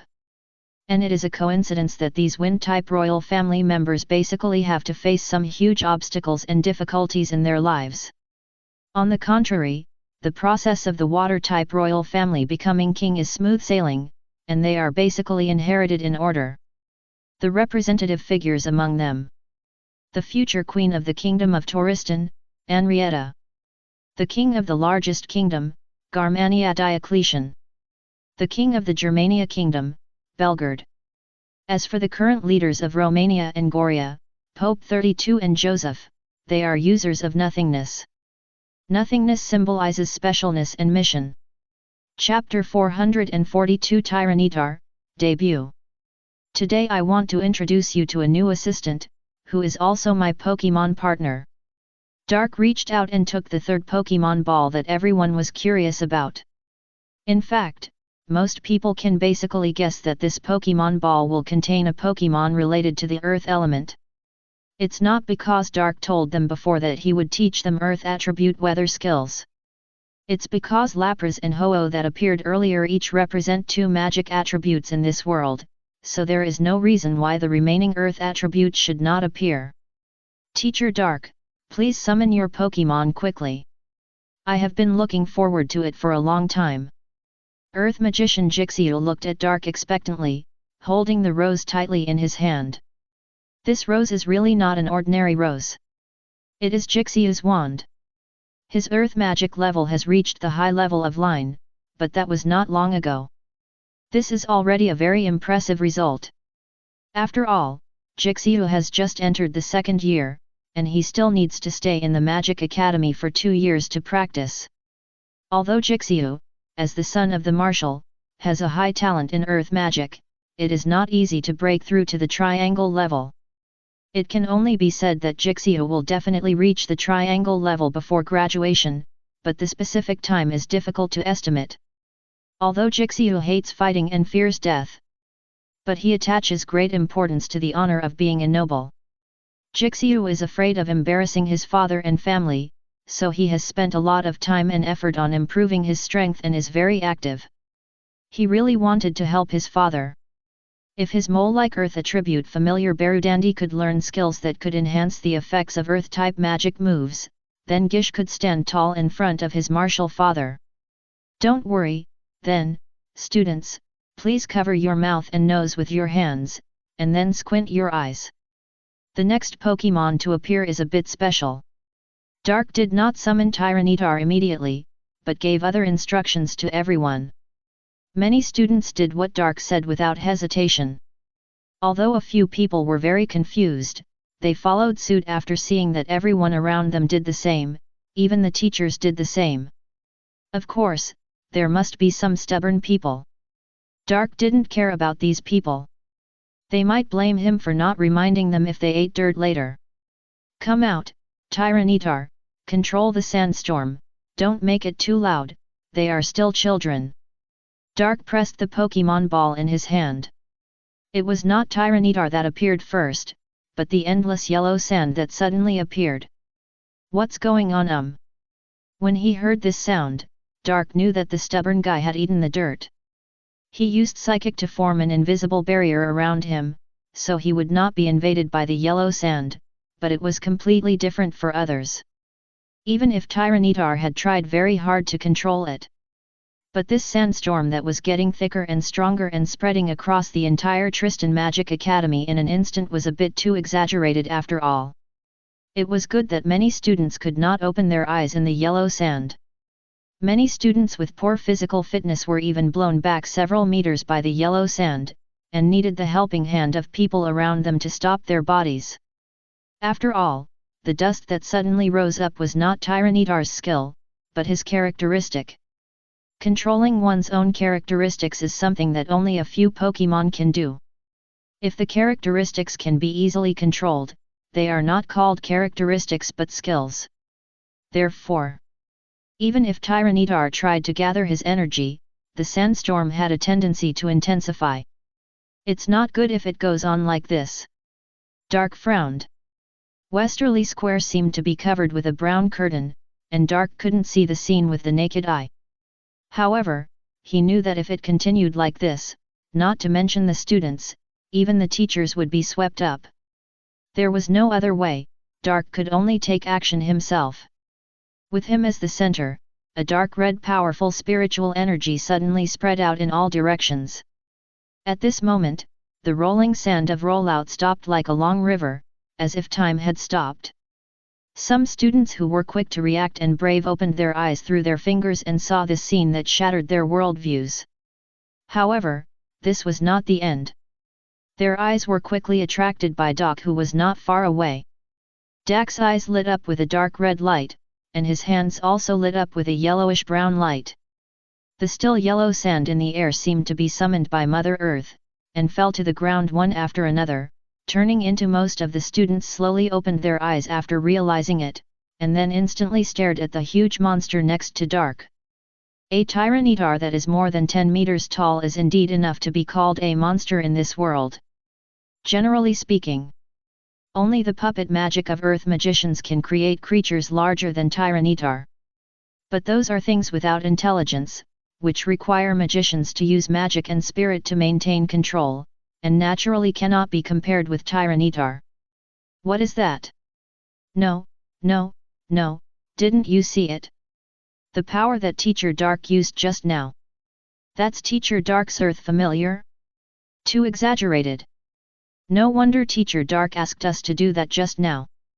When this Pokemon appeared, there was such a big noise. This is simply the dream lover of our earth magic. The square exploded all of a sudden. Some people were discussing Tyranitar's appearance, some were discussing Sandstorm, and a few were staring at Dark. The last point was beyond Dark's expectations. He thought that Tyranitar's sand attack feature would make a big noise, but he didn't expect it to be so big. Dark still underestimated the strength of LV.90 Tyranitar. It's his fault. When Tyranitar appeared, the Pokémon League had already entered the era of dominance. There was no need for Tyranitar to fight. So Dark didn't know Tyranitar's strength, which led to such a misunderstanding. Please pay attention. If you have any questions, ask them after class. Next, we will teach the skill of Sandstorm. Papa. Dark clapped his hands, trying to control the situation and let everyone focus on him. But this time everyone seemed to have entered an overly excited state, chattering non-stop. The scene was like a morning vegetable market. This made Doc sigh in distress. Looking at this scene, Tabitha and Louise frowned. They raised their wands at the same time, ready to make some big noise to suppress the situation. However, roar! Before Tabitha and Louise could make a move, Tyranitar, who was standing next to Doc, suddenly roared to the sky. This roar was like thunder from the ground, frightening everyone and making them shiver. The timid students even collapsed on the ground with pale faces. After the roar, the whole place was dead silent. Everyone, including Doc, looked at Tyranitar. But most people looked at him with fear and confusion, only Doc looked at him with resentment. Because Tyranitar's move just now almost made Doc deaf. Tyranitar sensed the meaning in Dark's eyes, turned his head calmly, and faced Dark with his butt. This was not over yet. Tyranitar glanced at the students present with a deterrent look. The students shuddered again. Pokémon that reached LV.90, that is, the master level, are no longer the same species as ordinary Pokémon. Some unspeakable changes will occur in them. The most obvious place is temperament. At this time, Tyranitar had the same king's aura as Sceptile. The look of Tyranitar just now was like releasing a weakened domineering aura, which made the students tremble. For such Pokémon, there is another name in the game. Overlord Pokémon. Everyone cheer up, you have to listen carefully next. If you study hard, your familiars may become as powerful as Tyranitar in the future. Dark saw that the atmosphere was almost right, and stood up and said something. With Dark's comfort, everyone slowly came back to their senses. They stood there obediently, like good kids, occasionally glancing at Tyranitar. It felt as if Tyranitar was the head teacher or even the dean of teaching.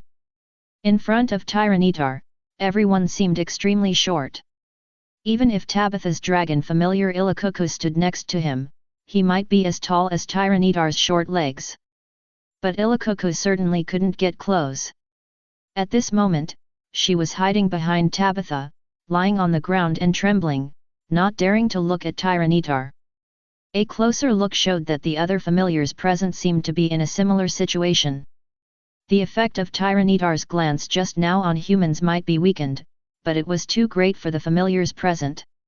Only those Earth-attributed familiars felt a little better, dared to look at Tyranitar, and their eyes were full of admiration. Wherever the god Andstorm goes, he is the monarch of Sandstorm.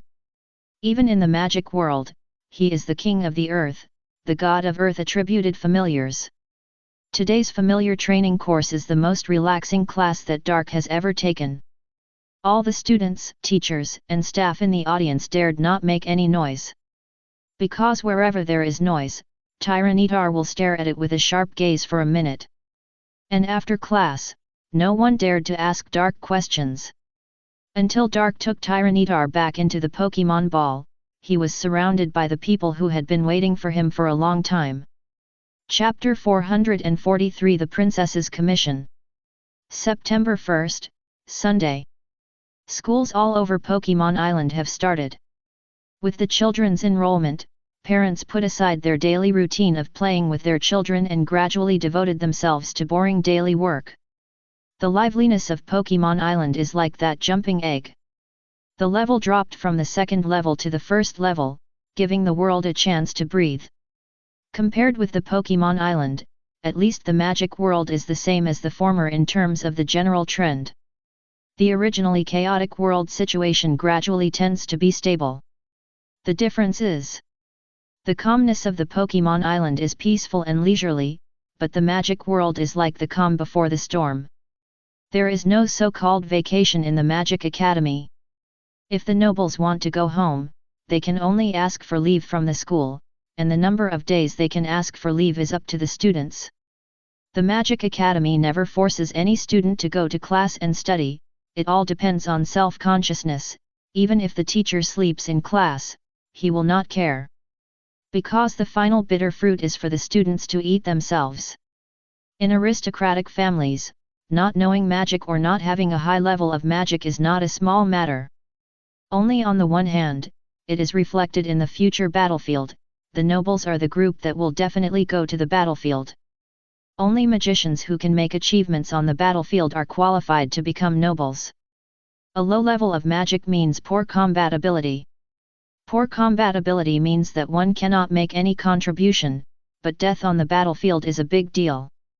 On the other hand, this is especially true for the female descendants of families ruled by men and the male descendants of families ruled by women. If these people have low magic skills, they will most likely be forced to marry and become tools for integrating magic blood and maintaining noble relationships. However, basically nothing will happen in the Magic Academy. There are many things that are beyond Dak's expectations. For example, today, Princess Henrietta of the Kingdom of Tristine came to visit the academy to watch the students' familiars. Of course, the real reason is far more than that. A princess of a kingdom is not so idle that she came to the academy to watch the performance. Perhaps a small part of them wanted to meet Louise, their childhood friend who they had not seen for a long time, to see how the other's familiar was. But a more important reason is that the letter of help from Prince Wales of Albion has been successfully delivered to Henrietta. The other party must have come here for some confidential mission, and they want to give it to Louise, whom she can trust absolutely.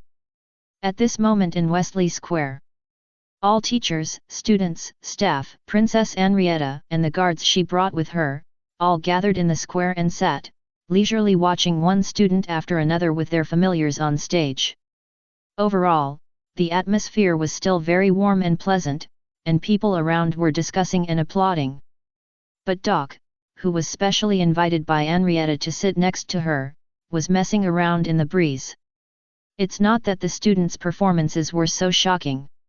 In fact, in Dak's familiar training class, the students still learned something, and the performances were also good.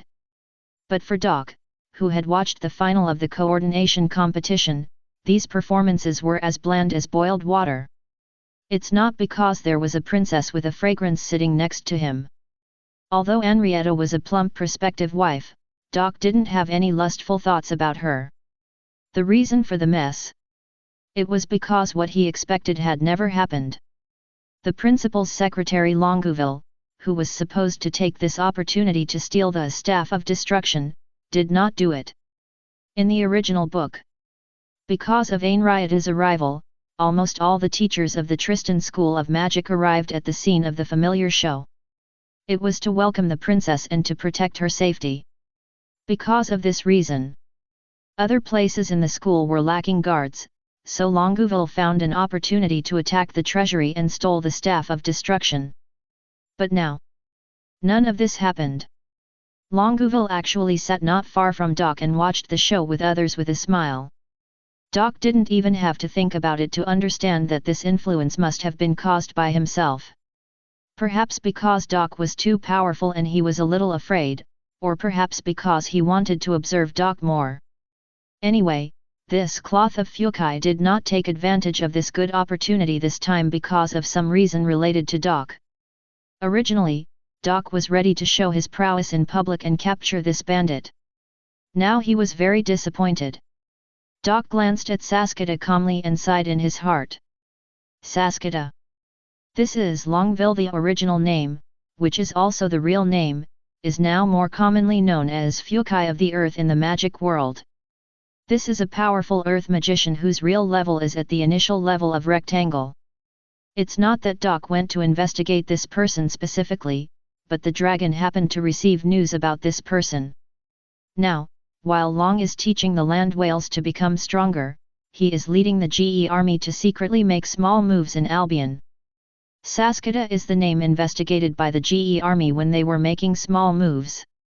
A wandering magician whose noble title was abolished by the Albion royal family, that is, Whale's parents. After coming to the Touristan Magic Academy, he sneaked into the Magic Academy with his superb strength and superb acting skills, and then took the position of the principal's secretary with his beauty. Mr. Doc, I have something to ask of you. Just when Doc was sitting there a little depressed, something soft suddenly came to his arm. Doc knew what it was without turning his head. However, Henrietta herself did not seem to be aware of this problem. She spoke very quietly, fearing that the people around her would hear it. Why did you ask me? This is Louise's advice to me. She trusts you very much, so I am willing to trust you too. Please help me. Henrietta seemed a little anxious and stretched out a hand to put on Doc's arm. Captain Anise, who was standing in the distance and watching, frowned and stared at Doc with a sharp look, as if warning Doc not to do something he shouldn't do. This made Doc speechless. Can't you see that it's your princess who is making a move? Doc didn't say anything.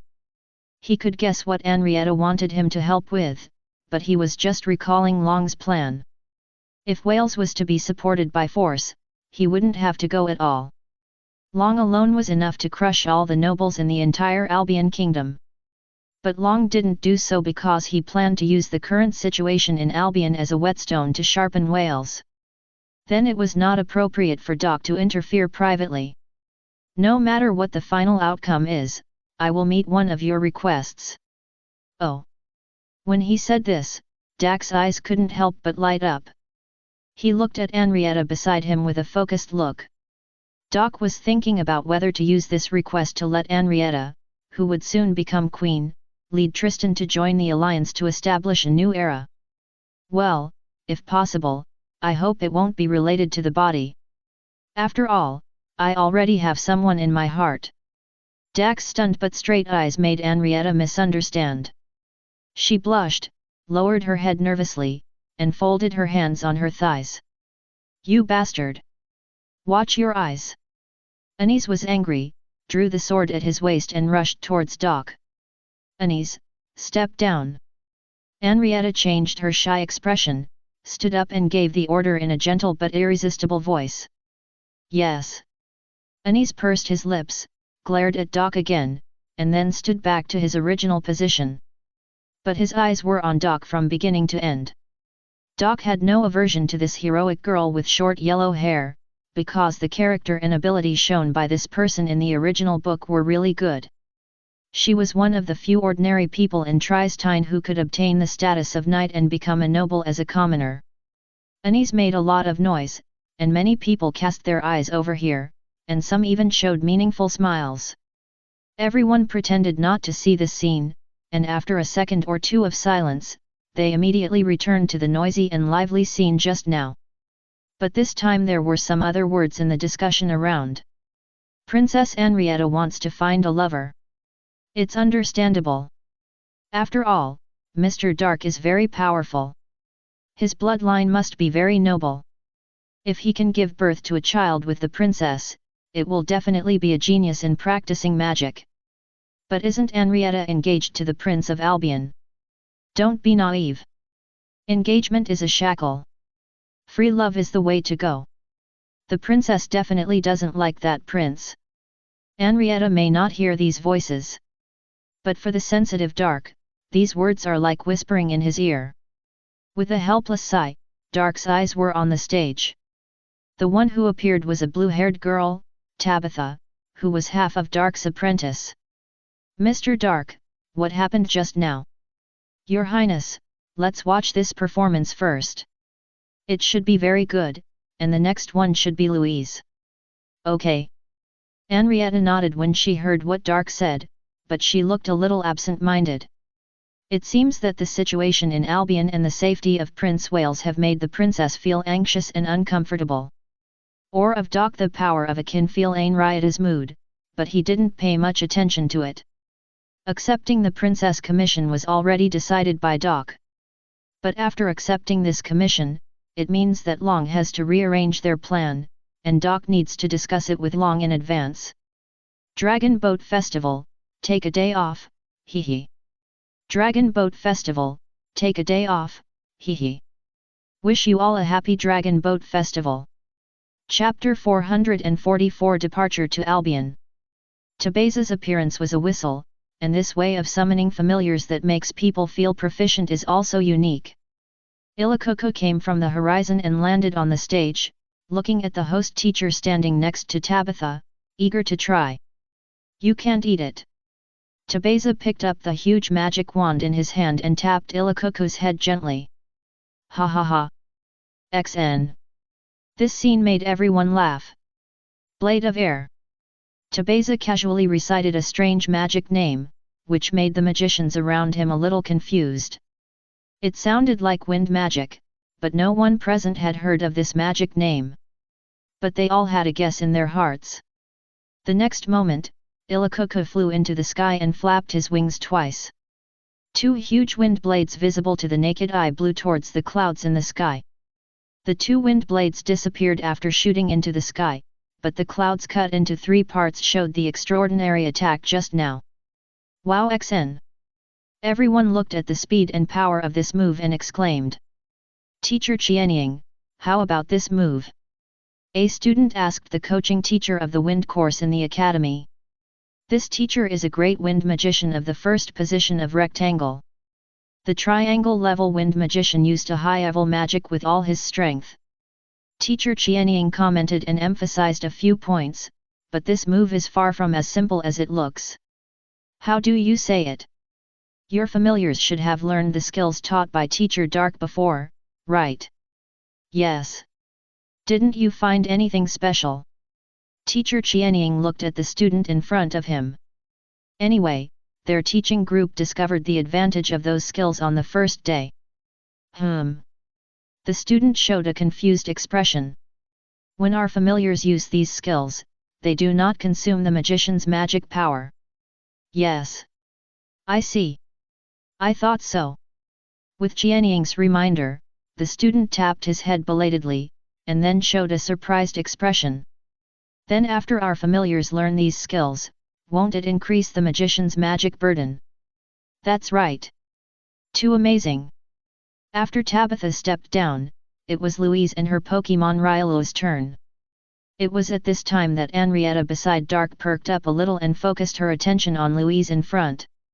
It seems that in the heart of this princess, Louise's status is probably not lower than her fiancé Wales. Riolu is only a week old now, and basically knows nothing. Louise also followed Dark's instructions and did not force Riolu to train. So, even Dark didn't know what Louise was going to let Riolu perform on stage. Because Riolu had nothing to perform. But Dark soon understood. Looking at the humanoid puppy that turned into a stream of white light and ran around on the stage, Dark remembered that Riolu was a Pokémon that was born with the skill of quick attack. Although this performance was not as good as the previous ones, it was still very good. After all, Riolu was just a half-meter-tall puppy, and it was not yet at the stage of stunning everyone. Why is Lucario the standard partner of Aura Hero? This Pokémon naturally has its special racial advantages. When Riolu evolution became Lucario, it was the starting point for Louise to turn over. Henrietta didn't care about these messes.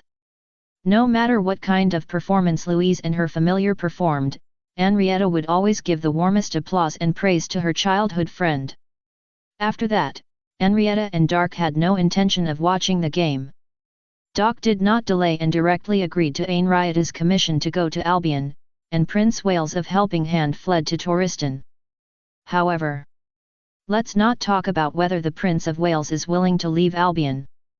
The princess's actions made Doc realize a problem. The nobles of Albion may have planted some people in the border of Torriston, or even in the capital.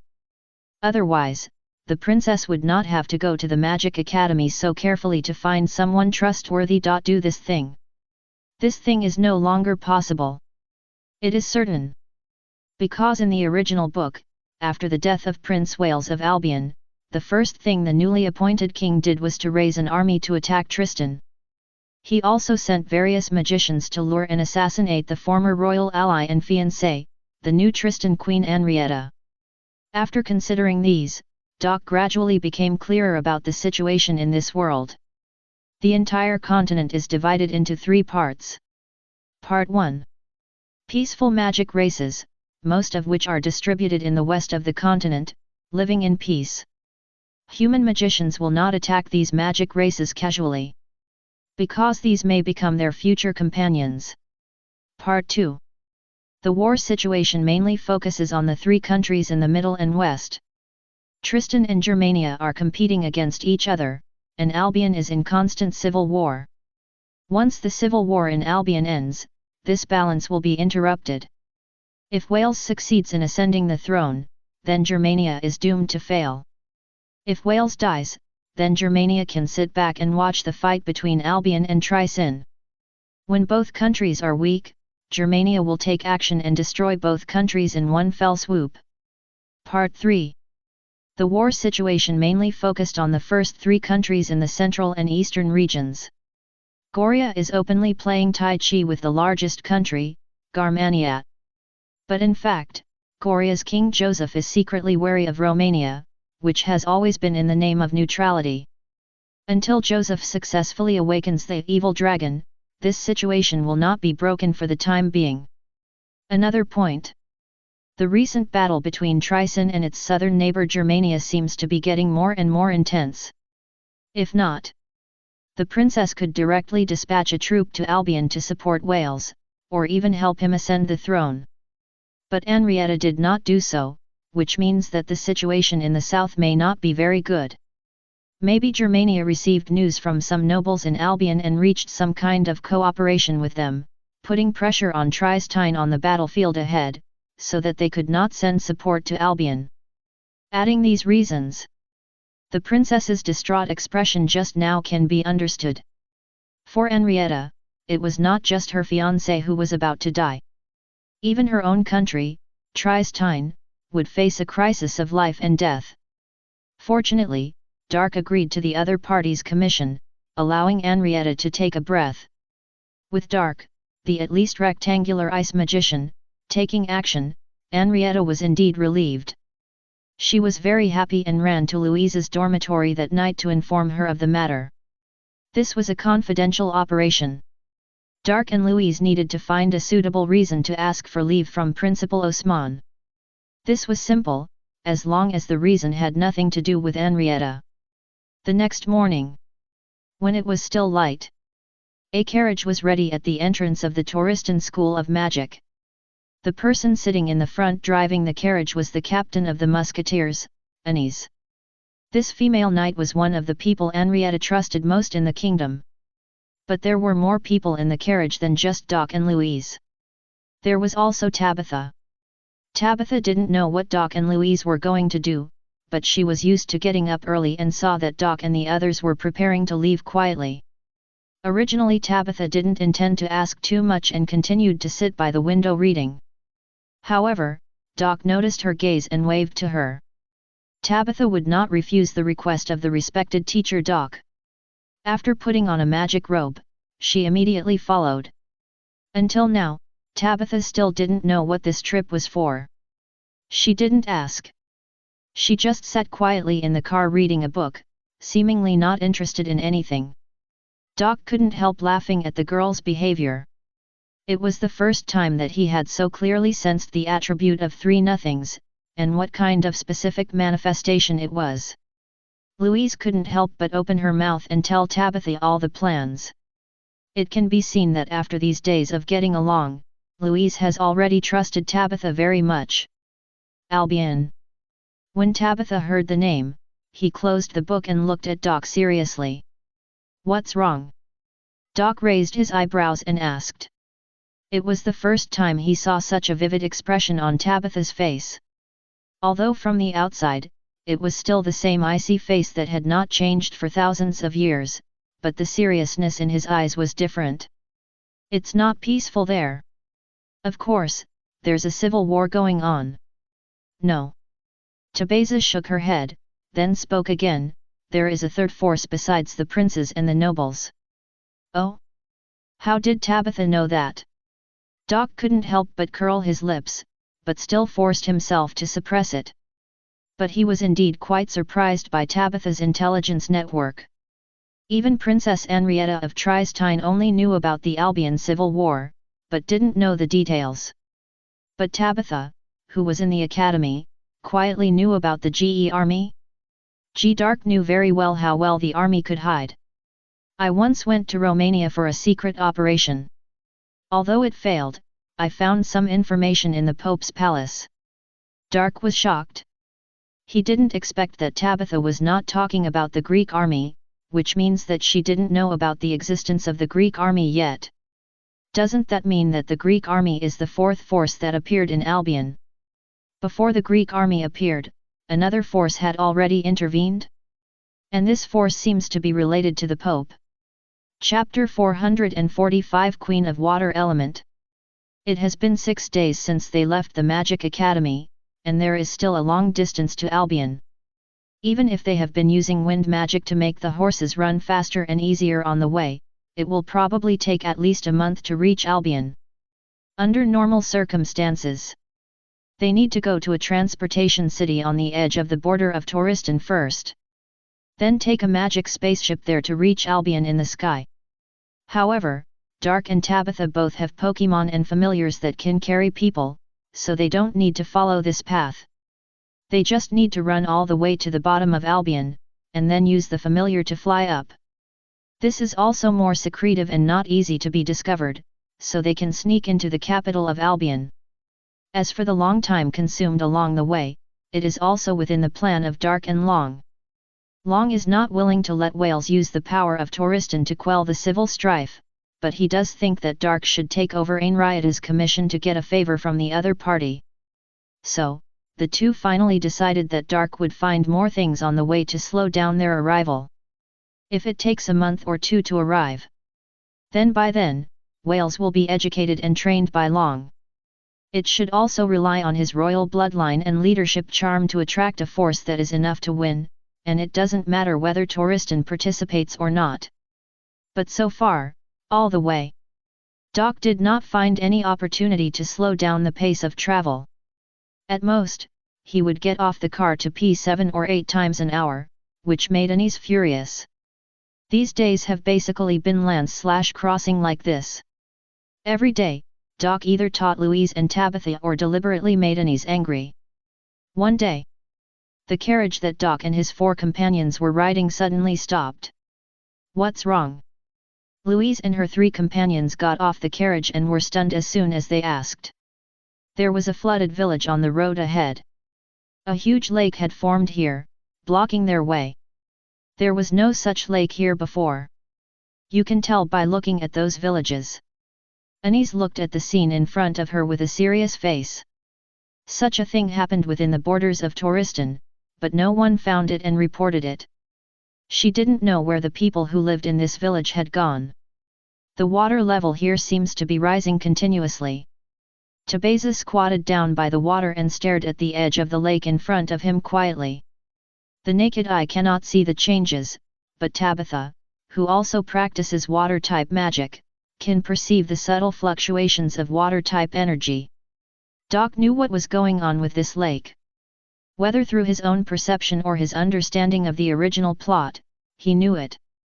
It's just that he didn't intend to intervene in this matter, just to delay time. As the descendants of Duke Anis and Duke Louise, they would not sit idly by and watch such a strange thing happen within the borders of Touristan. Although they could send a message back and ask the capital to send someone to solve it. However, it would take another 2 weeks to go back and forth, and it would be hard to say how much the lake would rise by then. Water element. It's really a special creature. Dak's emerald green eyes stared into the depths of the lake. Why does this kind of lake keep rising? Shouldn't it gradually dry up? Louise couldn't understand. Ryalu didn't think so much. Just as he felt a little thirsty, he ran to the lake and lay down to drink a few sips. Splash! Suddenly, a hand made entirely of lake water stretched out from the lake, wrapped around Ryalu and grabbed him to the surface of the lake. At the same time, several water columns on the lake surface gradually rose, and the water column standing in the middle rose higher and higher, and gradually took shape. Ryalu. Louise didn't care what these things were. She waved the magic wand in her hand and planned to release the spell. Tabeza next to her had already started chanting the spell. Anis drew the sword from his waist and stood beside the two wizards to protect them and chant the spell. Stop!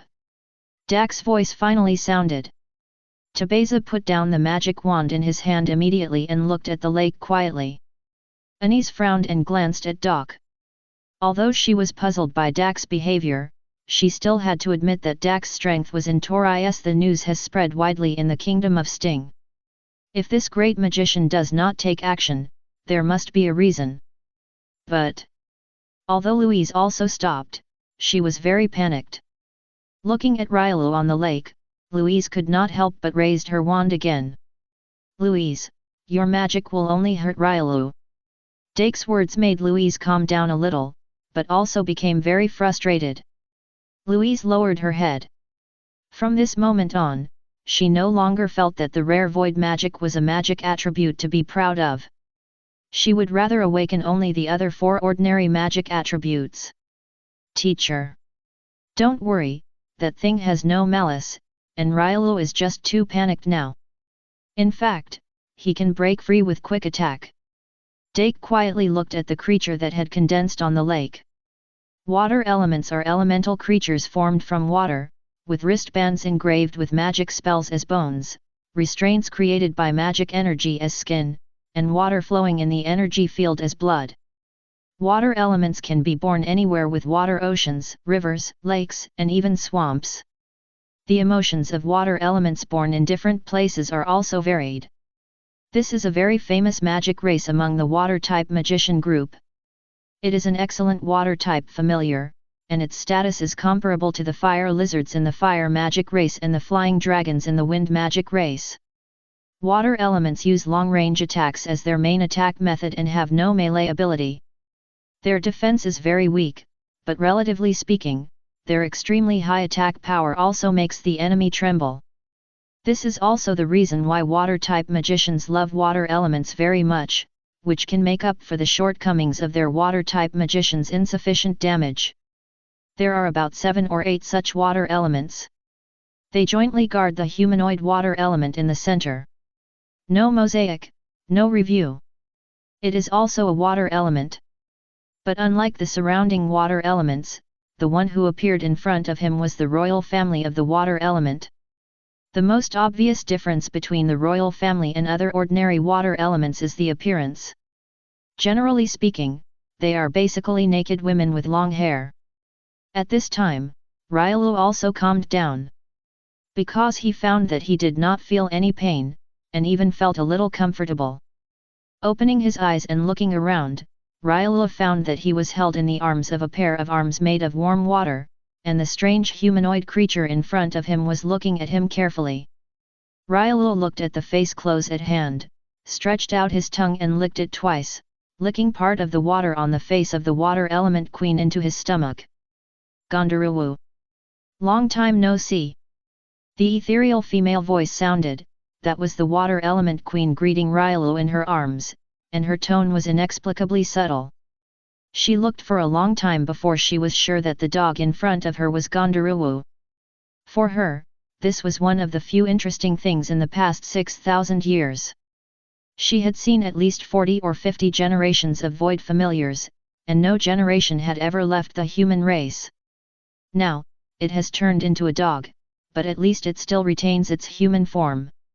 As the earliest creature to appear in this world, even the ancestor of magic, Blimir, had to call the Queen of Water Element ancestor. When Blimir developed the 5 major magic systems, it was inseparable from the kings of the 4 major magic elements. The Queen of Water Element can even be called one of Blimir's masters. Doc couldn't help but frown when listening to the words of the Queen of Water Element. Ryalul was obviously not the Gondoruwu that the Queen knew, so who was she greeting? To the power of Gondoruwu? This one. You can call me Sarasa, human. Sarasa put Ryalul back on the shore, and didn't mind the little guy secretly sucking a few gulps of water from her body. The water molecules in the water element queen's body are of course different from ordinary water. It is water with special power, which has a powerful effect of improving the water magic talent of water magicians or water-type magic races.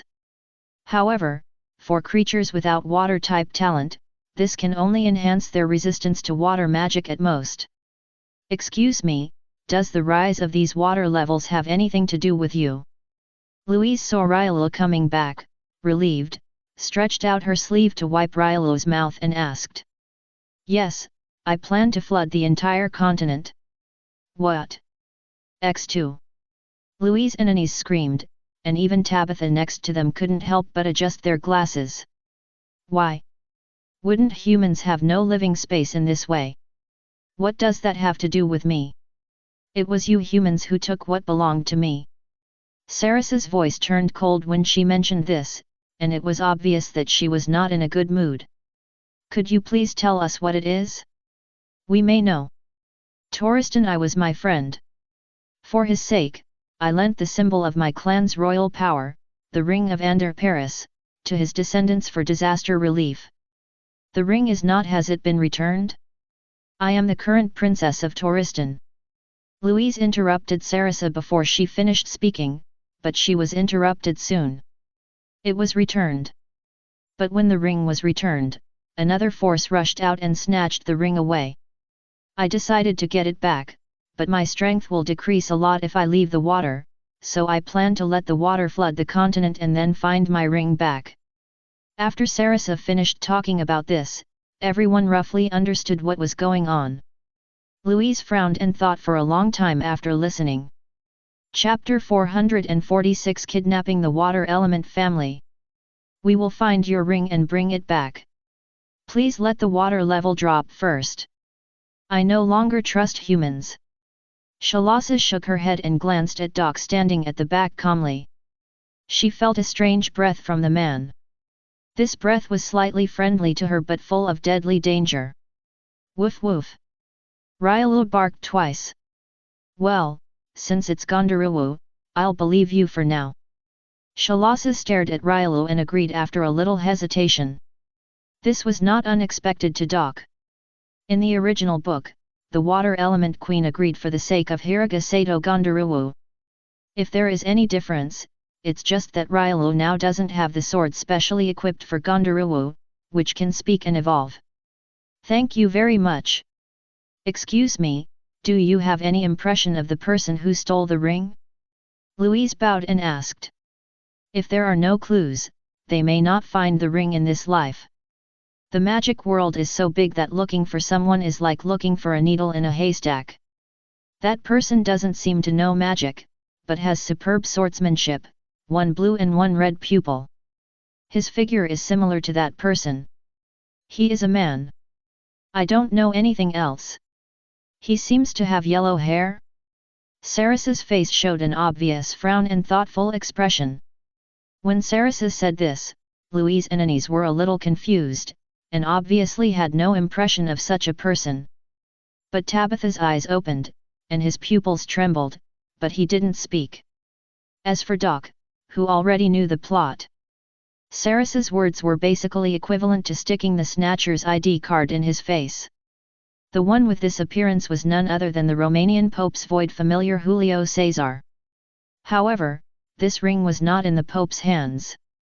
It seemed that the Pope accidentally lost it in the capital of Golia, and it happened to be found by Golia. This Pope is really amazing. He has calculated so many countries without making any noise. Dake pursed his lips and found it very interesting. By creating various small accidents to intensify the war between the kingdoms, his country can sit on the mountain and watch the fight in the name of neutrality, and finally reap the benefits. More importantly, the Pope's public personality is well maintained. Except for a few people who noticed something was wrong, most people in the world think that he is a kind and benevolent person. This kind of smart character can get along well even in the sailing world and the ninja world. At least he must be a Shishibukai or the head of a ninja village. I understand. This information can help us a lot. Thank you. Louise put one hand in front of her chest and bowed again. Well, I'll wait for you here. Anyway, your human lifespan is short. Shalasa was about to say something. But when her eyes swept over Doc, she stopped talking suddenly. Forget it, I will drain the lake water tomorrow morning, and then you can move on. Thank you for your kindness, respected Lord Shalasa. Louise's aristocratic etiquette is very comfortable to watch, and even Doc can't help but praise it. With a soft murmur, the water elements on the lake gradually disappeared. It seems that we have to stay here today. Anise threw the horse on a tree nearby and took out several tents from the carriage. Originally, she planned to go around, but the water element queen was going to ebb tide, so there was no need. The detour was longer and steeper, and she was worried that the noble ladies in the carriage would be shaken to pieces. Whatever. Doc called Jan out of boredom. Anyway, it didn't matter how much time he spent, and he was just a substitute here. At night, Doc, Louise, and Tabitha entered the tent, while Anise guarded outside the tent. It wasn't that anyone forced Anise, she just wanted to do it herself. After all, a knight was just an honorary noble, and his status was not as high as that of a noble. There were 3 others present. And Anise didn't trust these greenhouse flowers who had never been on the battlefield, thinking that they were not as vigilant as he was. Louise's words were indeed true. But Ryalo was born with strong perception and was a dog with high vigilance, which could make up for Louise's shortcomings in this regard. As for Tabitha, she was even more skilled. Teacher. At night, Tabitha quietly ran to the outside of Dake's tent and called softly. You know who stole the ring, right? Yes. If you want to tell Louise, just tell her. Do whatever you want. Don't worry, nothing will happen. Doc lay on his back in his tent and replied casually. This was indeed the case. Not to mention that even if he found the person who stole the ring. According to Long's plan, after Albion stabilized, he could unite with Tristan and Germania within a month. At that time, Helping Hand Tabitha will become the Queen of Goria. When the power of the 4 kingdoms is combined, the remaining Garmania and Romania will not be a big problem. Especially, the current king of Garmania is a weakling with no ambitions and aspirations. It can be seen from the fact that the other party is not taken seriously by the king of Goria, Joseph. Within a year, the noble circles of the 6 kingdoms in the magic world can basically complete the unification and jointly establish a new era of peace. And in this era, when the common people have little say, this group of nobles can basically determine the direction of this world. When Louise is ready to take back the ring, the Pope and Joseph may have already died. I understand. Tabeza nodded and walked away. The footsteps sounded and walked towards Louise's tent. It seems that Tabitha still decided to tell Louise about this matter. Doc continued to lie in the tent for a while. After more than 3 hours, Doc opened his eyes, walked out of the tent, and looked at the tired figure sitting around the campfire in front. Stay away if you want to go to the toilet. Anise glanced at him and turned back. You go to rest, I'll watch you in the second half of the night. Doc pointed to his tent. There were only 3 tents in total, and Anis didn't plan to sleep tonight. No need. Go quickly, you'll need to drive the carriage tomorrow. I can't do that. You? Can you react to the assassination? Anis glanced at Doc with disdain, but his tone was obviously much better than before. Hey, you underestimate me too much. My close combat ability is still very strong, at least better than you. Doc helplessly held his forehead and shook his head. Hey! Try! Dake grinned and waved at Anis. Of course, Anis couldn't stand it, and drew out the sword from his waist and stabbed at him. 1 minute later. How is it possible? How can a magician like you who looks so weak that you can't even kill a chicken have such a strong physical fitness? Anis was pressed to the ground by Dark, struggling breathlessly. Dake only used one hand to suppress her to the ground and she couldn't move, which also shocked Anis. Although she didn't know magic, she could be called a triangle-level knight in terms of combat power. And now she was pressed to the ground by a magician with one hand? What do you mean by looking so weak? Take another look. Dake stretched out his hand and pulled his shirt, revealing the thin muscles of his upper body. He didn't have exaggerated muscles. When he put on clothes, he looked like an ordinary person, except that his shoulders were wider. His figure was more like Luffy and Zoro's muscles. Anis glanced at him and her face turned slightly red. Okay, let's go to the rest. Dark pulled Anis up, pushed her back with his hand, and let her stagger 2 steps towards the tent. Anis didn't insist this time. She walked down the steps given by Dark and walked into his tent. For a woman like Anis who grew up in a military camp with men, she wouldn't be embarrassed or hesitant about living in a men's tent. If it were Louise and Tabitha, maybe these 2 girls wouldn't know what time they would go to bed tonight. Another hour of waiting. Dark felt that the 3 people in the tent were already asleep, so he got up and walked towards the lake. At the same time, the figure of Sarasa reappeared in the center of the lake. Human, what's wrong? Sarasa looked at Doc vigilantly, with streams of water around her body. Doc really gave her a strong sense of threat. Although as an element, she was basically impossible to die, but she always felt that Doc had means to target creatures like her. Nothing, I'm just curious about the nature of the elemental royal family. Can you cooperate with me to do some research? What's in it for me? How about taking you and your race to a wider world? You have been in this world for at least tens of thousands of years, right? Isn't it boring? Dak's mouth corners raised, revealing a slightly weird smile. He wants both. He wants to study the biological properties of the magical race of water elements. He also wants to lure the water element queen into the alliance. He also wants to lure the entire water element family to the Pokemon Island. Another world. Sarasa didn't know what Dark was thinking. But she had to admit that she was indeed a little tired of Halkakanaya. Yes, I am from another world, and I have a way to go back.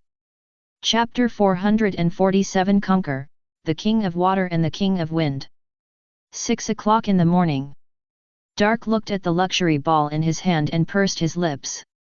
The Queen of the Water Element family has been successfully lured into the Pokemon Alliance by him and became his own Pokemon. Not only that, Sarasa will take him to find the kings of the other 3 elemental families. And through a deeper understanding, Doc found that the status of these elemental kings was really high, not as good as the first-level gods in the Pokemon world, but not bad compared to the second-level gods. These elemental kings have the ability to control the elements of the world, and can use these elements to achieve the effect of transforming the world, but this time will be longer. However, for the elements without life limit, time is the least valuable thing.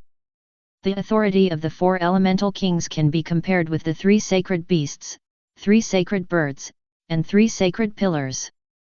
However, in terms of the ability to fight Hedon, the first 4 will be more restricted by the environment and terrain than the second-level gods behind. For example, if the battle site is the ocean, then only one Suicune can compete with Shalasa, and it is just barely. But if it is changed to arid land, then Chalasa will become the weakest one, and I am afraid that even ordinary quasi-elite Pokemon will not be able to beat it, but Suicune can still maintain a strong combat power.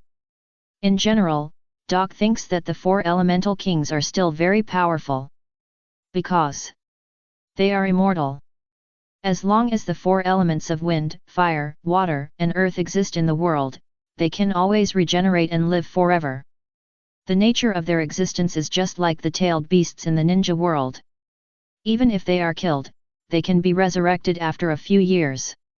And the way to deal with them is the same as dealing with the tailed beasts in prison. Perhaps these elements can really be imprisoned into the human body, making that person an elemental Jinkraki. However, Dark did not intend to do such inhumane research. Even the tailed beasts have been released, how could they attack the 4 elemental families? Dark promised Sarasa that he would allocate a piece of land full of water elements to her on Pokemon Island in the future, so that she can strengthen the power of the water element family. Of course, Dark was happy to see this. Because then the number of Pokemon like water element will increase, and it will become a unique and common iconic Pokemon on Pokemon Island. It is similar to Rattata and Pidgey in Kanto, Zigzagoon and Wurmple in Hone, and Bidoof and Starly in Sinnoh. Listening to the footsteps behind him, Dark put the luxury ball back to his waist.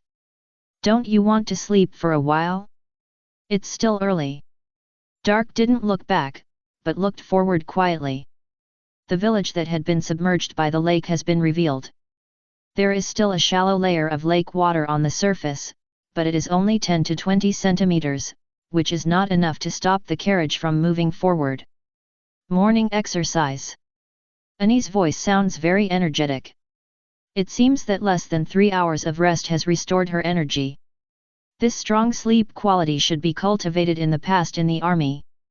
I'll go to the car to rest first. Just set off when the time comes. Don't wake me up. Dark stretched and ran to the carriage to take a nap.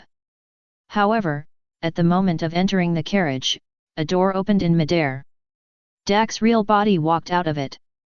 He had exchanged with the clone in Albion before, and he couldn't let his real body waste so much time on this road. I'm so tired, change quickly, I'm almost getting hemorrhoids from sitting. The clone Doc looked at himself in front of him, hit yawn, and threw the luxury ball on his waist to the real body. Bayou. The clone dissipated, and Doc got the memory of this journey. Roar, I found the 2nd elemental king so soon. Doc looked at the luxury ball in his hand and grinned. At this time, not counting the one in his hand, he already had 4 luxury balls hanging on his waist. 3 of them were Lapras, Ho-Oh and Tyranitar. And the remaining one was his unexpected gain in Albion. A week ago, when a group of people left the Tristan Magic Academy when setting off, Dak's real body came to Albion and exchanged with the clone here, and roughly understood the progress of the civil strife in Albion. Under the guidance of the dragon, Prince Wales has begun to try to win over various nobles, painting big cakes, imagining a better future, and promoting the royal orthodoxy. At first, the rhetoric was immature and the effect was very poor. Few nobles were willing to follow Wales. Now the situation is different. There are 3 or 5 nobles in Albion who decided to help Wales regain the throne. Although the number is small, these 3 or 5 families are all great nobles such as dukes and marquises, and the power in their hands accounts for one-third of the noble group. As people who have followed the Tudor royal family for thousands of years, this loyalty is still somewhat. Besides, who knows whether the new king will knock down these old ministers after he ascends the throne. If the Tudor royal family had not been unkind before, how could they resist?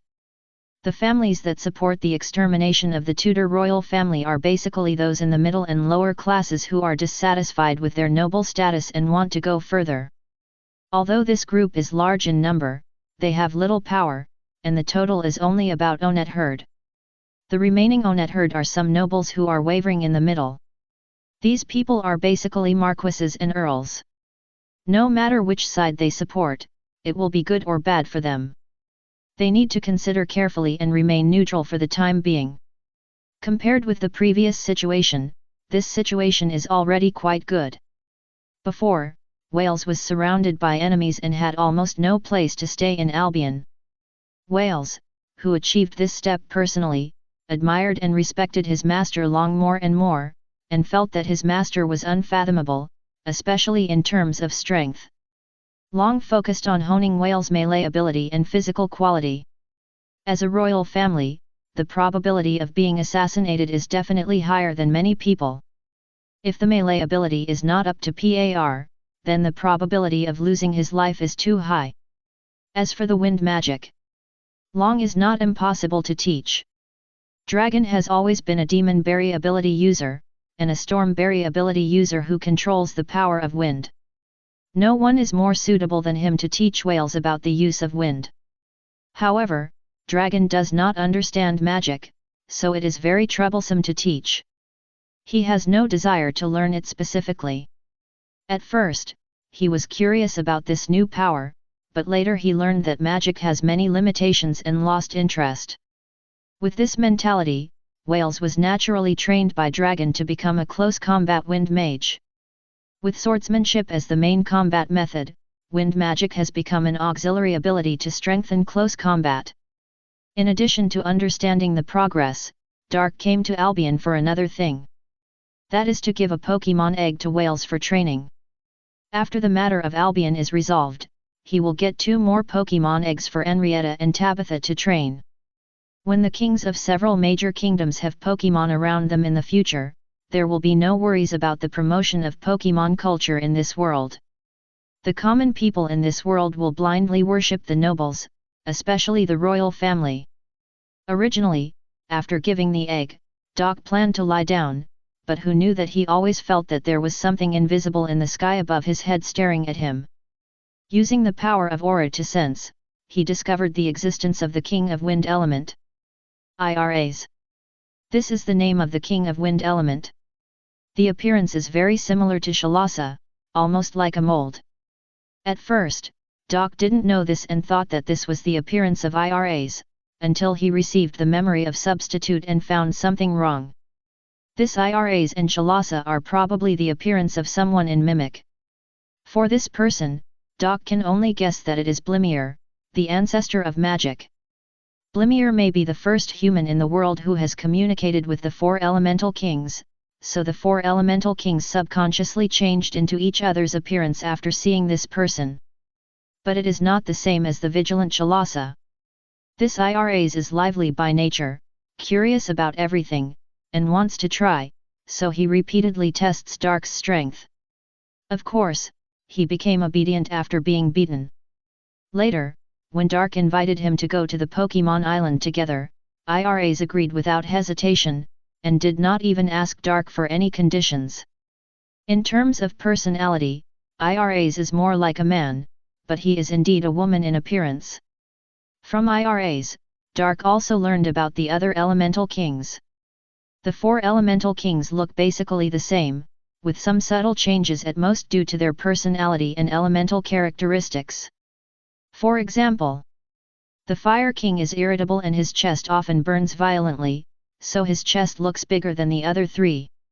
The Earth King is solid and steady, just like an Akala, so his lower body, that is, his buttocks and thighs are plump.